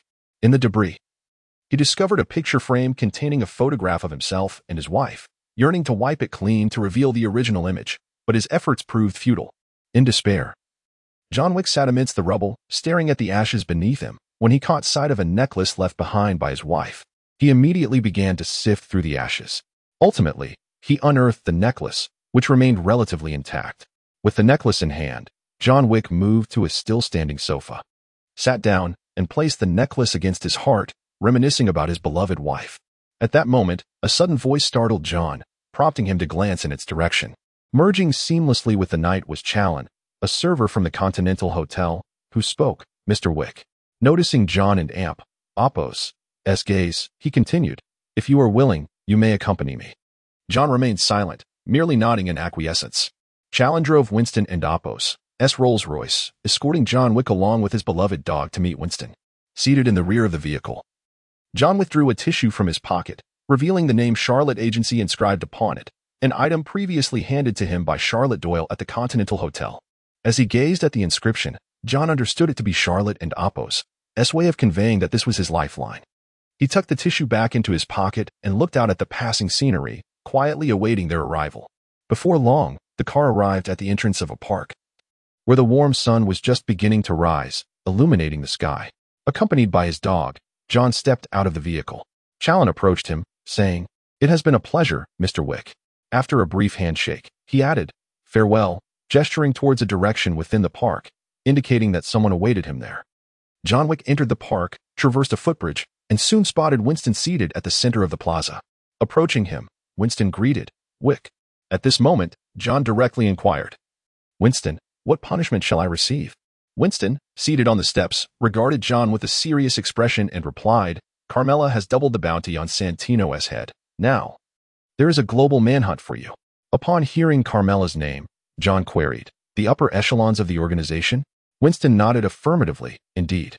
John Wick then continued, "And what of your Continental Hotel?" Winston raised his gaze, locking eyes with John, his tone tinged with anger. "You have taken a life within the hotel, John. I must exile you. There is no alternative. Henceforth, all services and assistance from the Continental Hotel shall be severed." At this juncture, Winston stood up and approached John, saying, "I am sorry, but you are now of no value."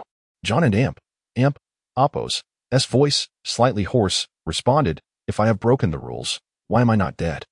Winston and Apos' expression turned grave as he answered, "Because that is my stipulation." He then gestured to a man in a black trench coat standing nearby.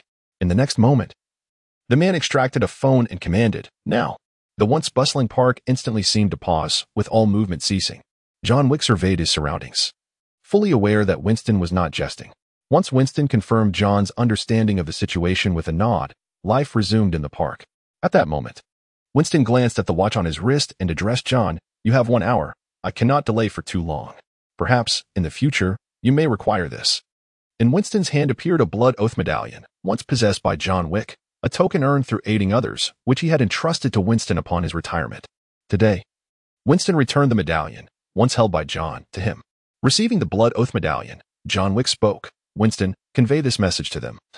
To everyone, regardless of what the future holds or the means by which they come, I shall show no mercy, no leniency towards any assassin that approaches." Winston, observing the serious countenance of John Wick, chuckled softly, "Of course, you will." As he watched John prepare to depart, Winston recalled a conversation with Charlotte at the Continental Hotel and added, "If there is still someone willing to assist you, that individual is most likely Charlotte Doyle. After all, he still possesses your blood oath medallion and has yet to use it. Prior to its utilization, he would not let you perish easily. Though, this remains merely a possibility." John paused and replied, "Thank you, Winston." He then left the park with his beloved dog, not looking back. As he watched John depart, Winston picked up his phone and dialed, account 11111.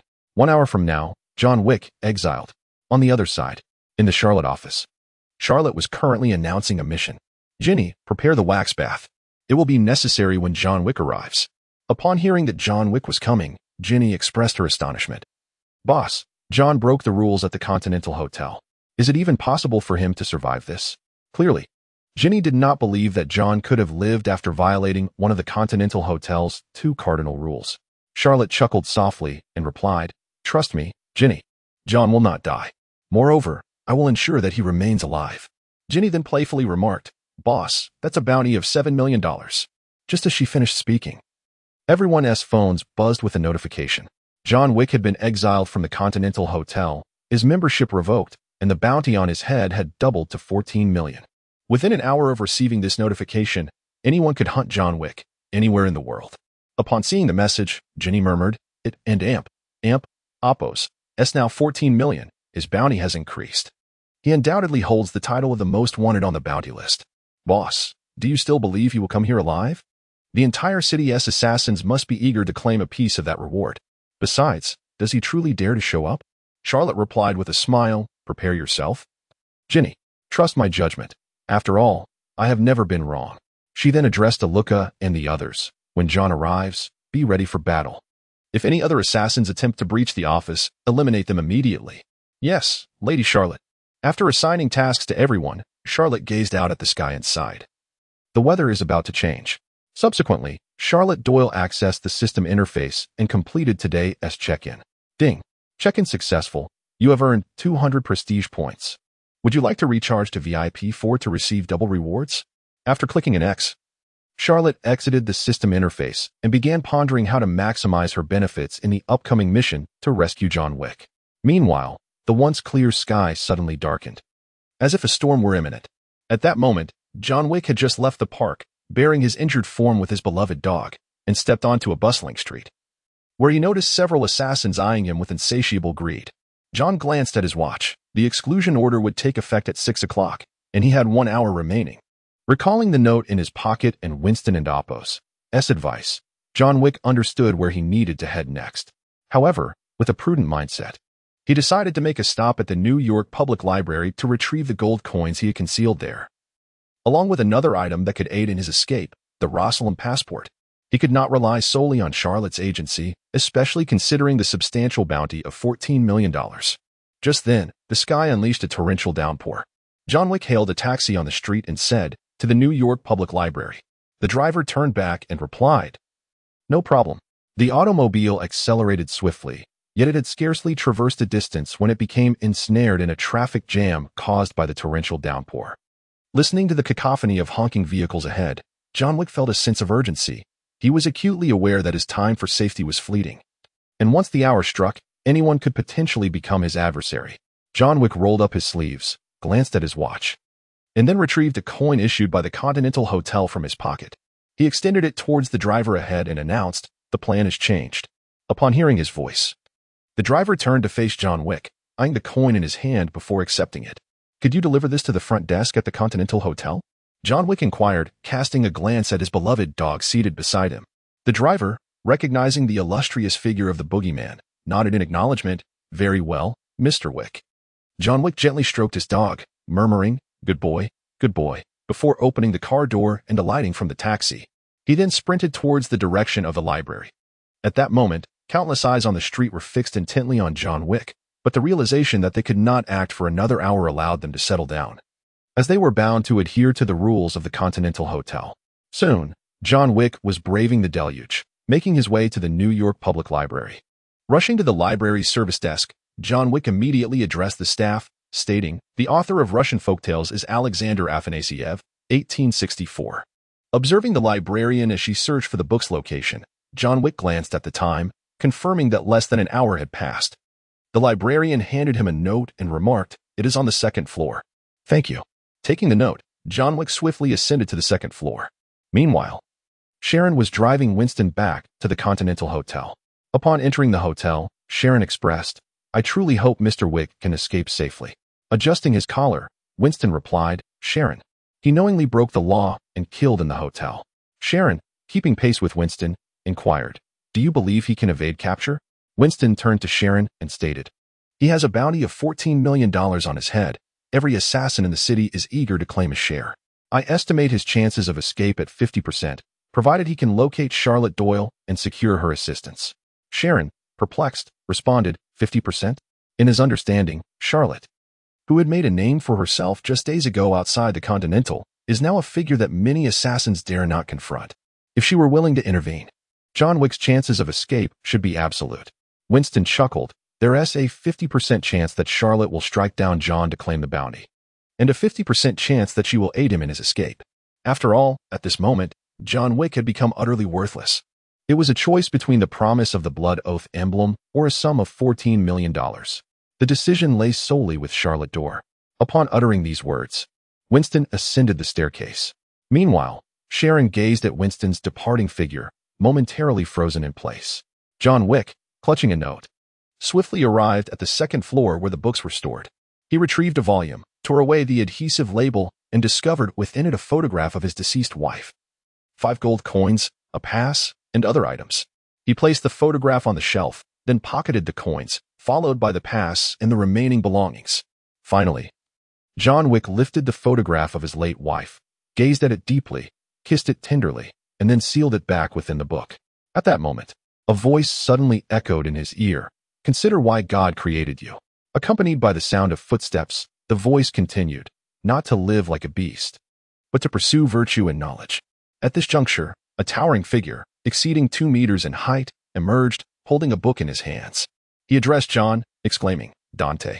He then displayed the cover of the book to John Wick, indicating that these were the words contained within. Subsequently, he placed the book back on the shelf. John Wick, in turn, returned the book he was holding to its rightful place. Observing John Wick, the giant remarked, "You seem a bit weakened, John." To which John Wick replied, looking at the imposing figure before him, "Ernest, the time has not yet come." Ernest, without the slightest hint of courtesy, remarked, "We're almost there. Who would know when you met your demise?" At this moment, John Wick and Apos' expression turned grave as he inquired, "Are you certain you wish to proceed with this?" Ernest tilted his head back, his eyes glinting with avarice. 14 million. That is a substantial sum. And oh, first and foremost, you must possess the life to spend it. Without further hesitation, Ernest swiftly drew a dagger from his cloak and lunged at John Wick. Seizing a book from the shelf, John defended himself against the assault. The two soon found themselves embroiled in a fierce struggle. As she gazed out at the torrential rain, Charlotte sat in the office's reception area, pondering quietly. Having long since severed ties with the Rosalim, would you, in a bid for survival, return to seek refuge? Or did you come directly here? Casting a glance at the clock mounted on the wall, Charlotte Doyle murmured, "John, your time is running short." In the library, John Wick had just dispatched Ernest with a book. Observing the lifeless form of his adversary, he placed the tome back on the shelf, only to suddenly feel a sharp pain in his shoulder. Upon inspection, he found his hand smeared with blood during the altercation with Ernest. He had been wounded by the dagger. Damn it! John Wick cursed under his breath before hastily making his way out of the library. At this moment, he pressed one hand against his shoulder while hastily making his way outside.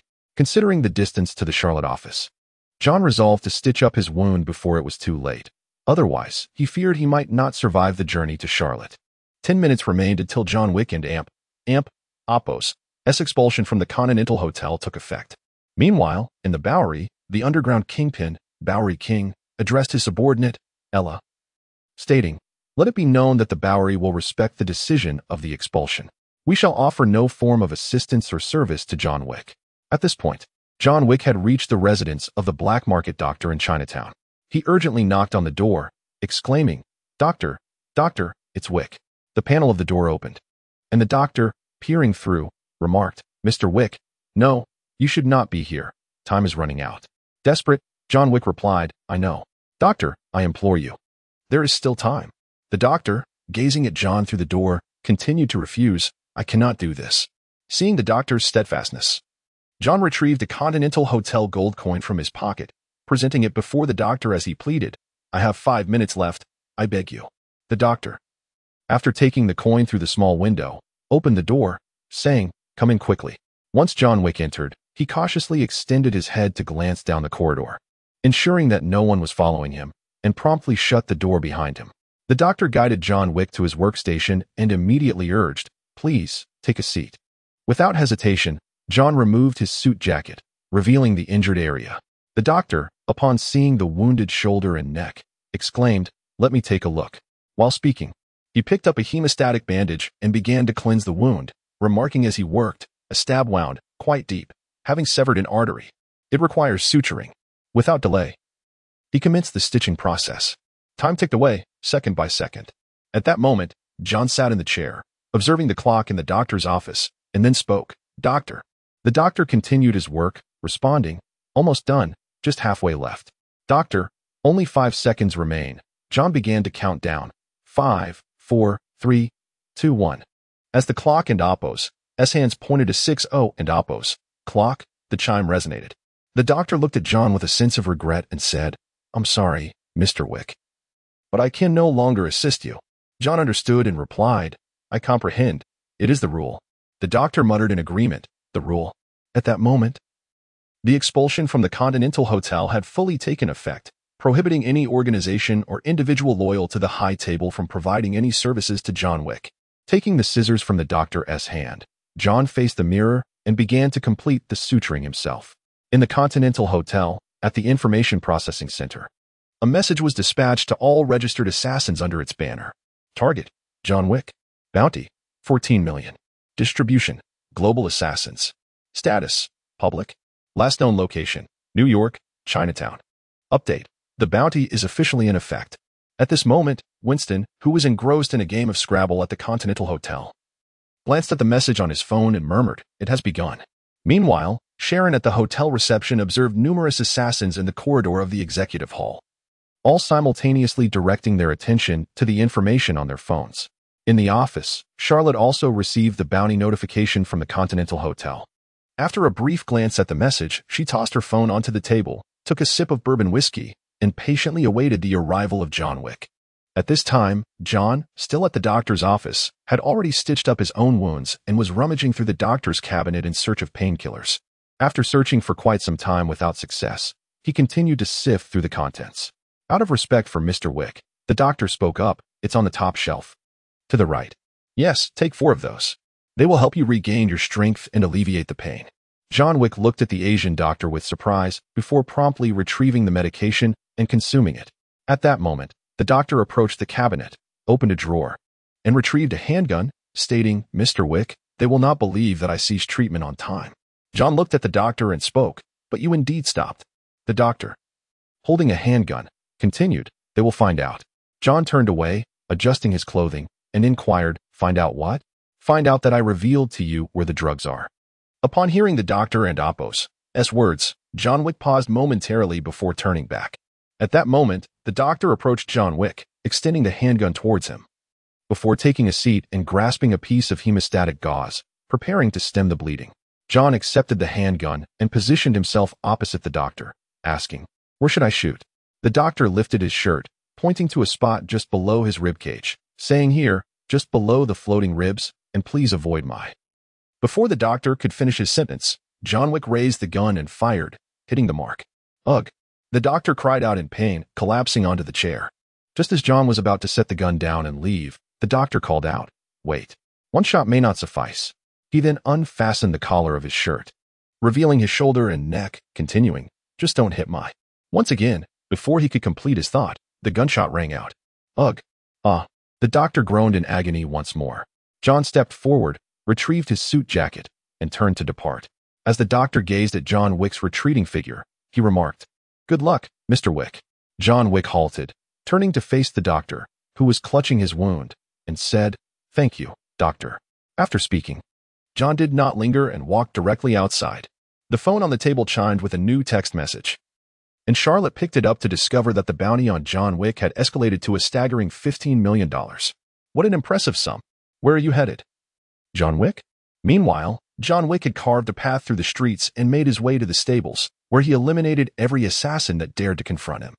Now mounted on a horse, he charged outward. As he burst onto the highway, 2 motorcycle assassins pursued him relentlessly. Under the elevated highway, John galloped furiously while one motorcycle rider caught up, extending a hand in an attempt to unseat him, but to no avail. Seizing the moment, John delivered a swift strike to the assailant's helmet, causing him to lean forward and reveal the handgun tucked at his waist. In a fluid motion, John leaned over from his horse, retrieved the weapon from the assailant and Oppo's side, and fired 3 shots at his neck. Bang, bang, bang.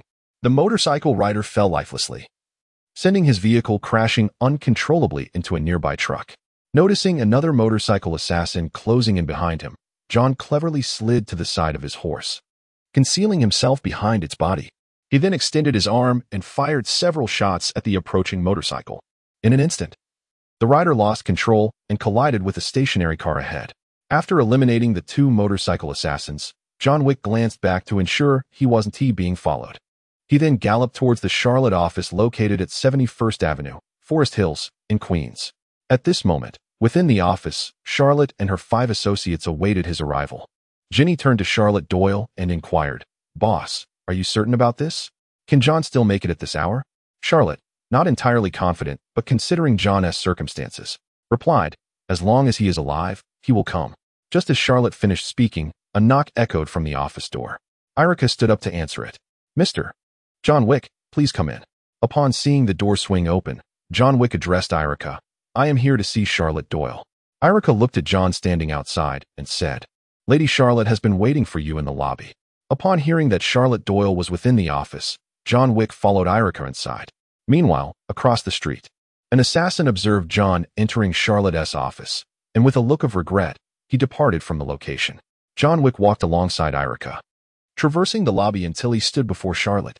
She regarded him, his white shirt stained crimson with blood, drenched from the rain, and in a disheveled state, and asked, "John, what brings you here?" Though Charlotte was aware of his obligation to assist John, he found himself unable to voice his intentions. After all, being too forward is not a transaction. While the outcome may be the same, the gratitude received differs greatly. At this moment, John Wick knelt, a single knee on the ground, and with a voice filled with yearning, he implored, "Mr. Charlotte, I beseech your protection." Upon observing John Wick's semi-kneeling posture, Charlotte pondered briefly before responding.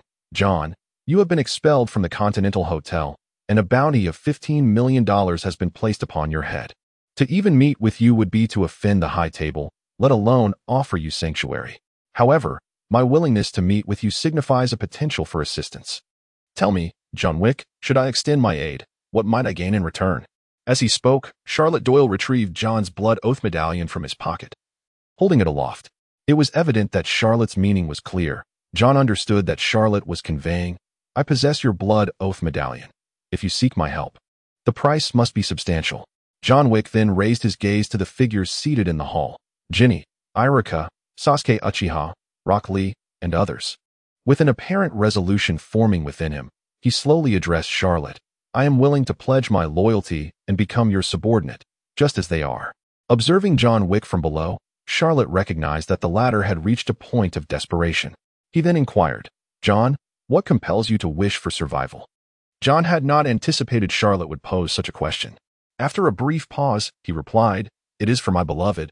I must survive, and I must remember her." Charlotte gazed deeply at John Wick and spoke once more, "You have withdrawn from the world of assassins for 5 years, all for your love. Now, you return to this realm once more. John, are you prepared for this resurgence? To re-enter a world rife with bloodshed, carrying the memory of your beloved?" At that moment, John Wick knelt on one knee and pledged his allegiance to Charlotte, stating, "Mr. Charlotte, I am willing. For Helen, I once laid down my arms to embrace a life of tranquility. Today, for Helen, I am prepared to take up my weapons to safeguard her memory." Upon hearing John Wick's words, Charlotte recalled a phrase from a previous life, how one defines a person's death. The first death is the death of the body. The second is the death of social connections, and the third is the death of the last trace. Clearly, John Wick sought to ensure that Helen would forever live on in his memory. "John Wick, I accept your vow." Hearing Charlotte and Apos' acceptance of his loyalty, John felt a weight lift from his heart. However, Charlotte continued, "You must understand that protecting you means waging war against the high table, for they desire your life. If you wish to attain true safety, you must be readmitted by the Continental Hotel, and the high table must rescind the bounty on your head. Only the elder of the high table, who presides over one of the 13 seats, can truly achieve this." At that moment, Charlotte remained silent, simply gazing at John. John Wick and Apos' mind raced, and he tentatively spoke, "I will go to Casablanca to seek the elder and have my name reinstated." Charlotte extended her index finger and shook her head, then smiled, saying, "No, it is not about seeking the elder, but rather about becoming one, to join the ranks of the 13 seats of the high table." At this revelation, John Wick was profoundly shaken. He had never anticipated that Charlotte Doyle's ambition was to ascend above the rules of the high table, not merely to be a member, but to become one of its overseers. Observing the stunned John Wick, Charlotte remarked, "Erica, take John Wick to the recovery room. He cannot remain in this state." Once Erica had escorted John away, Charlotte commanded, "Sasuke, go outside and see if there are any reckless individuals following us. If there are any suicidal assassins at our doorstep, deal with them without hesitation." "Understood, Lady Charlotte," Sasuke replied, activating his Sharingan as he made his way toward the office exit. At that moment, Only Rock Lee, Ginny. And Charlotte Doyle remained in the room. Ginny looked at the man before her and, after a moment's hesitation, asked, "Boss, do you wish to become an elder of the High Table?" This is utterly insane. Even Ginny, hailing from the Assassin Brotherhood, finds this situation overwhelmingly absurd, not due to Charlotte Doyle's lack of strength, but rather because of the scarcity of manpower. With the recent addition of John Wick, their total number amounts to merely 6. Observing Ginny's astonished expression, Charlotte chuckled. "Nothing is immutable. Given our prowess, we are more than capable of securing a seat at the High Table. As fate would have it, we remain unaware of the High Table's headquarters or the identities of its elders. Now, we have a ready guide." Ginny gazed at the confident Charlotte, hastily interjecting, "Boss, I am not questioning your strength, but rather the insufficiency of our subordinates. While I may be ignorant of the High Table's intricate hierarchy, managing 80% of the world's assassins, along with the main hotels in every major city, demands a considerable number of personnel. Yet, we are but a handful." Ginny's words trailed off, but her meaning was abundantly clear. Their team lacked the numbers to sustain effective management.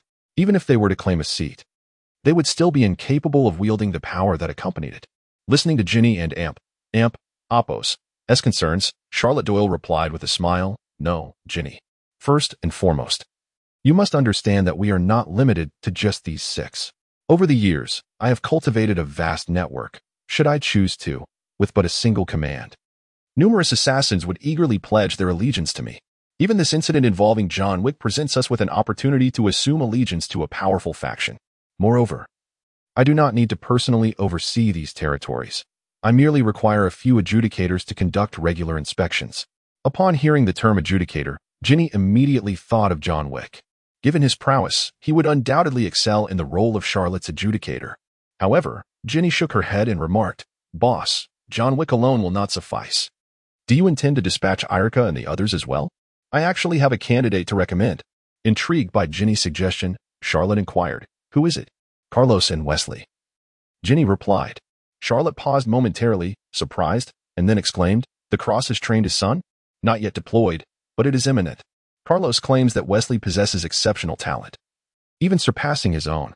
If, boss, you are in need of assistance, you might consider speaking with them. I believe Carlos would be quite amenable." Charlotte recognized that Wesley's potential indeed eclipsed that of the Cross, yet she remained curious. Doesn't he wish for his son to lead a mundane and ordinary life? Ginny responded with a smile. After experiencing such events, Wesley can no longer return to an ordinary existence. Furthermore, Carlos desires his child to possess some degree of self-defense capability. Otherwise, in the face of extraordinary circumstances, he may not have the opportunity to save his son. Upon hearing Ginny's words, Charlotte speculated that the Cross had encountered some events thereafter that prompted his sudden change of heart. However, he remained uncertain and remarked, "Let us speak with him when time allows. If both father and son are willing, I would readily serve as an arbiter." Ginny nodded, gazing at the man before her, an ambitious individual who intrigued her even further. What Ginny did not know was that Charlotte's desire to seize the High Table was not motivated by a lust for power or a yearning to dominate the world as a mercenary. Rather, he simply wished to integrate the task system of the New York Continental Hotel into his own task assembly. Only in this way could the ninjas under his command continuously accept missions. It was worth noting that the task assembly could accept a maximum of 9 tasks per day, while Charlotte's office often went several days without a single assignment, as its reputation was not particularly renowned, and its competitiveness paled in comparison to that of the Continental Hotel. At that moment, the door to the office swung open, revealing Uchiha Sasuke. Observing Sasuke, who was impeccably clean, Ginny inquired curiously, "Are there assassins attempting to breach from outside?" At this time, Sasuke paid no heed to Ginny, instead reporting to Charlotte, "Master Charlotte, I have dealt with several assassins who were surveilling from the outside. As for the FBI personnel mentioned by Irika-sensei, they have not been seen for 2 days. They have withdrawn." Upon hearing FBI, Ginny exclaimed in astonishment, "What?" Clearly, he did not comprehend how the FBI could come knocking at their door. For individuals like them, as long as they did not engage in incomprehensible actions in public, their paths remained distinctly separate. Observing Ginny's perplexed expression, Charlotte recounted the recent visit from the FBI. As for the true identity of the FBI agents, she refrained from delving into specifics, merely outlining the general circumstances. Upon learning that the FBI and Oppos' arrival was linked to the previous protection of Wesley and their interest in Rock Lee, Ginny chose not to pursue the matter further. Charlotte, however, was unconcerned about Sasuke's elimination of several lurking assassins. Rather, she was puzzled by the fact that the organization still known as SHIELD had withdrawn its personnel. This situation left Charlotte somewhat bewildered. Given Nick Fury and Appo's nature, could he truly be at ease with matters not under his control? Perhaps he simply did not regard them as significant.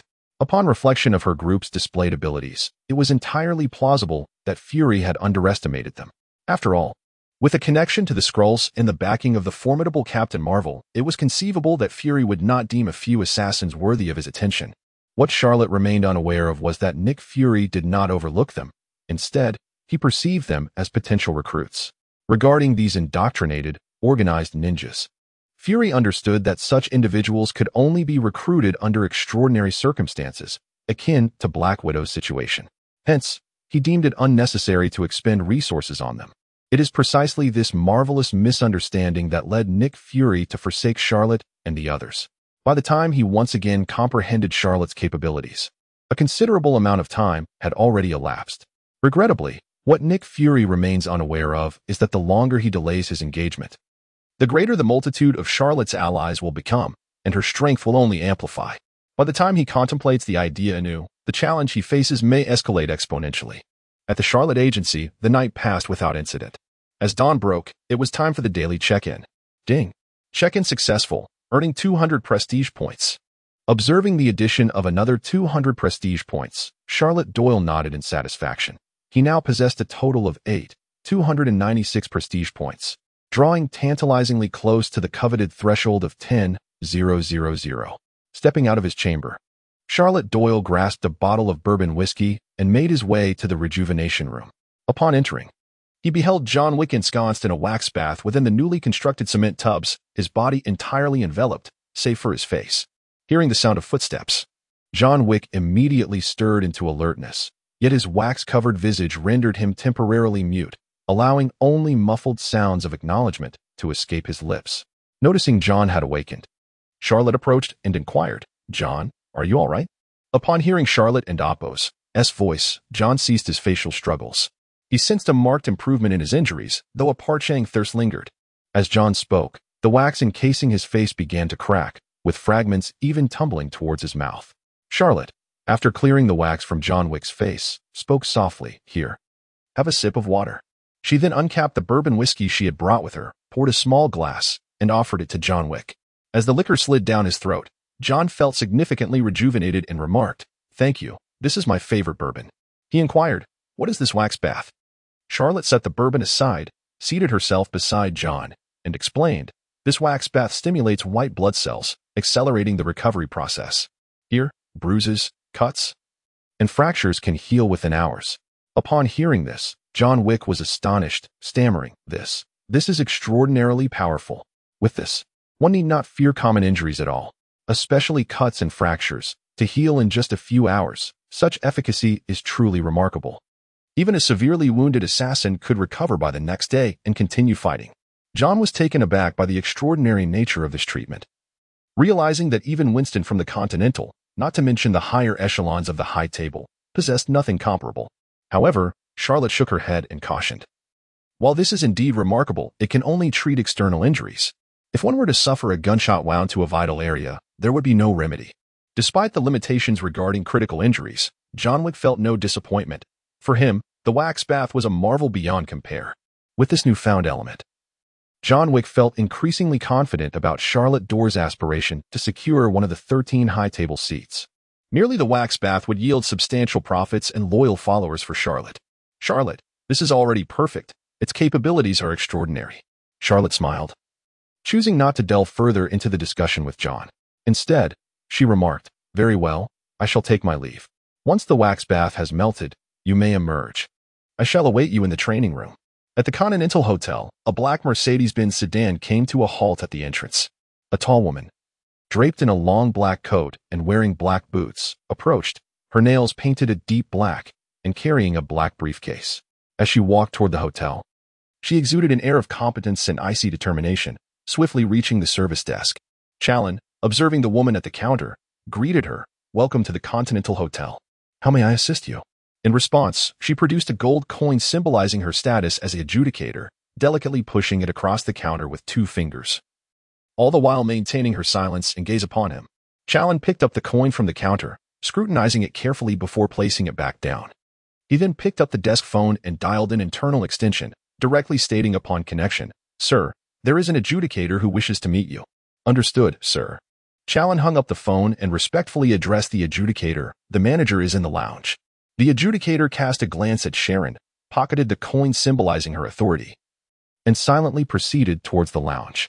At that moment, Winston entered the lounge, observing the female adjudicator standing nearby, and remarked, "I presume you are here to discuss John Wick. If so, let us be succinct." I instructed him to leave, but he refused. That is the entirety of the matter. The female adjudicator approached Winston directly and stated, "Mr. Wick has violated the rules." Winston nodded in acknowledgement, replying, "Indeed. I am completely unaware of his whereabouts." Before Winston could finish, the adjudicator interjected, "You are mistaken. I am not here concerning Mr. Wick. I have come because Mr. Wick has breached the regulations within this hotel, resulting in a fatality. Is that correct?" With a grave tone, Winston affirmed, "Yes. In fact, the body lies within these walls, growing colder still." The adjudicator fixed her gaze upon Winston, her expression unyielding, and said, "I wish to see it." Winston nodded and guided her to the location where the body of Santino D'Antonio was laid. They walked to the incinerator, where the remains of Santino D'Antonio lay upon the gurney. The female adjudicator gazed at the body and addressed Winston. "Santino D'Antonio, the newly appointed member of the High Table, was murdered by Mr. Wick while seeking refuge at the Continental Hotel." He then bent down to scrutinize the fatal wound on Santino Antonio's forehead and remarked, "It appears he succumbed to a .45 ACP caliber automatic pistol bullet." Upon confirming the type of firearm that caused the death, the adjudicator rose and fixed his gaze upon Winston. Meeting the other's stare, Winston began to explain, "I cannot control Mr. Wick and Oppo's actions." The adjudicator countered, "Yet he remains alive because of your decision, does he not?" Winston calmly conceded, "Indeed." Observing Winston and Oppo's admission, the adjudicator continued, "You have known Mr. Wick for many years. It would not be an exaggeration to say you were friends, correct? Before your very eyes, he murdered Santino Antonio, and you chose to stand by while he let him go, instead of intervening or eliminating him." Hearing the adjudicator's words, Winston immediately sensed the gravity of the situation and quickly retorted, "I expelled him from the Continental Hotel." The adjudicator, undeterred, replied, "But you still granted him an hour and Oppo's reprieve." Winston and Oppo's voice had lost its initial confidence, yet he asserted, "He violated the rules within my establishment." The adjudicator, with a stern countenance, stated, "That is precisely the issue. It is your hotel. Where is your loyalty?" Winston fixed his gaze on the imposing adjudicator and responded, "I have served for over 40 years. The adjudicator looked at Winston with gravity, stating, "Under the High Table, in service to the High Table, the High Table supersedes all. I acknowledge your loyalty. Yet this matter cannot be neglected. Let me be abundantly clear. I am here to render judgment upon you. You have 1 week to address this issue." Upon hearing the adjudicator's words, Winston expressed his astonishment. "What did you say?" The adjudicator continued, "At that time, your successor will be appointed. Only the existence of rules can distinguish us from." Winston interjected, "Animals." The adjudicator nodded in affirmation, "Precisely. You have 7 days." Having delivered his statement, the adjudicator turned to depart, but after taking a couple of steps, he turned back to Winston and added, "Meanwhile, should you require assistance with the transition, you may find me in room 217. Winston gazed at the adjudicator and remarked, "I wish you a pleasant stay at the Continental Hotel." His words were not a welcome, but rather a reminder that he still held dominion over the Continental Hotel.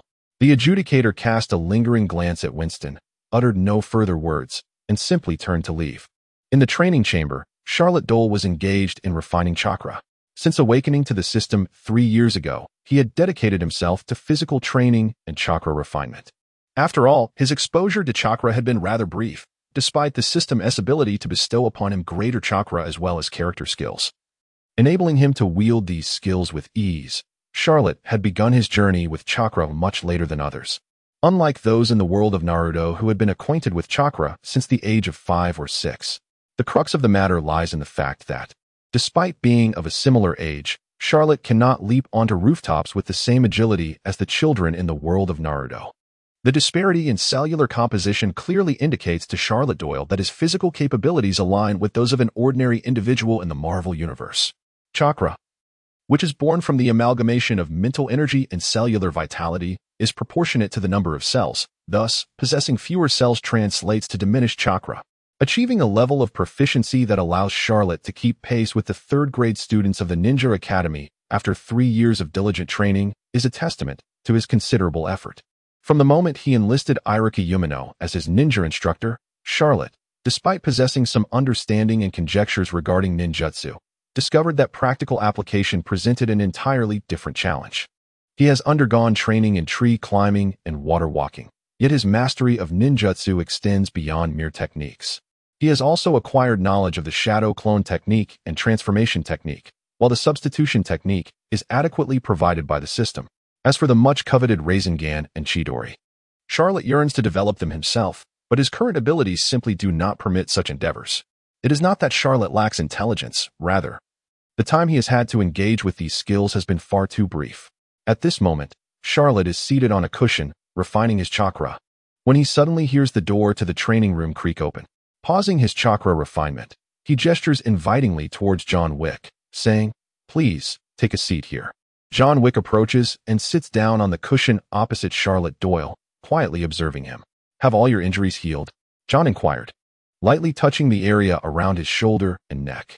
"Yes, they have completely mended. The recovery room you provided is truly remarkable," he replied. Charlotte nodded thoughtfully and continued. "To become one of the 13 seats of the high table, the first step is to locate its headquarters. Do you have any idea of its precise location?" After a moment of contemplation, John Wick responded, "I am unaware of the exact whereabouts of the high table's headquarters, but I believe it lies somewhere in the deserts of Casablanca. There is a council of elders that has long been stationed there."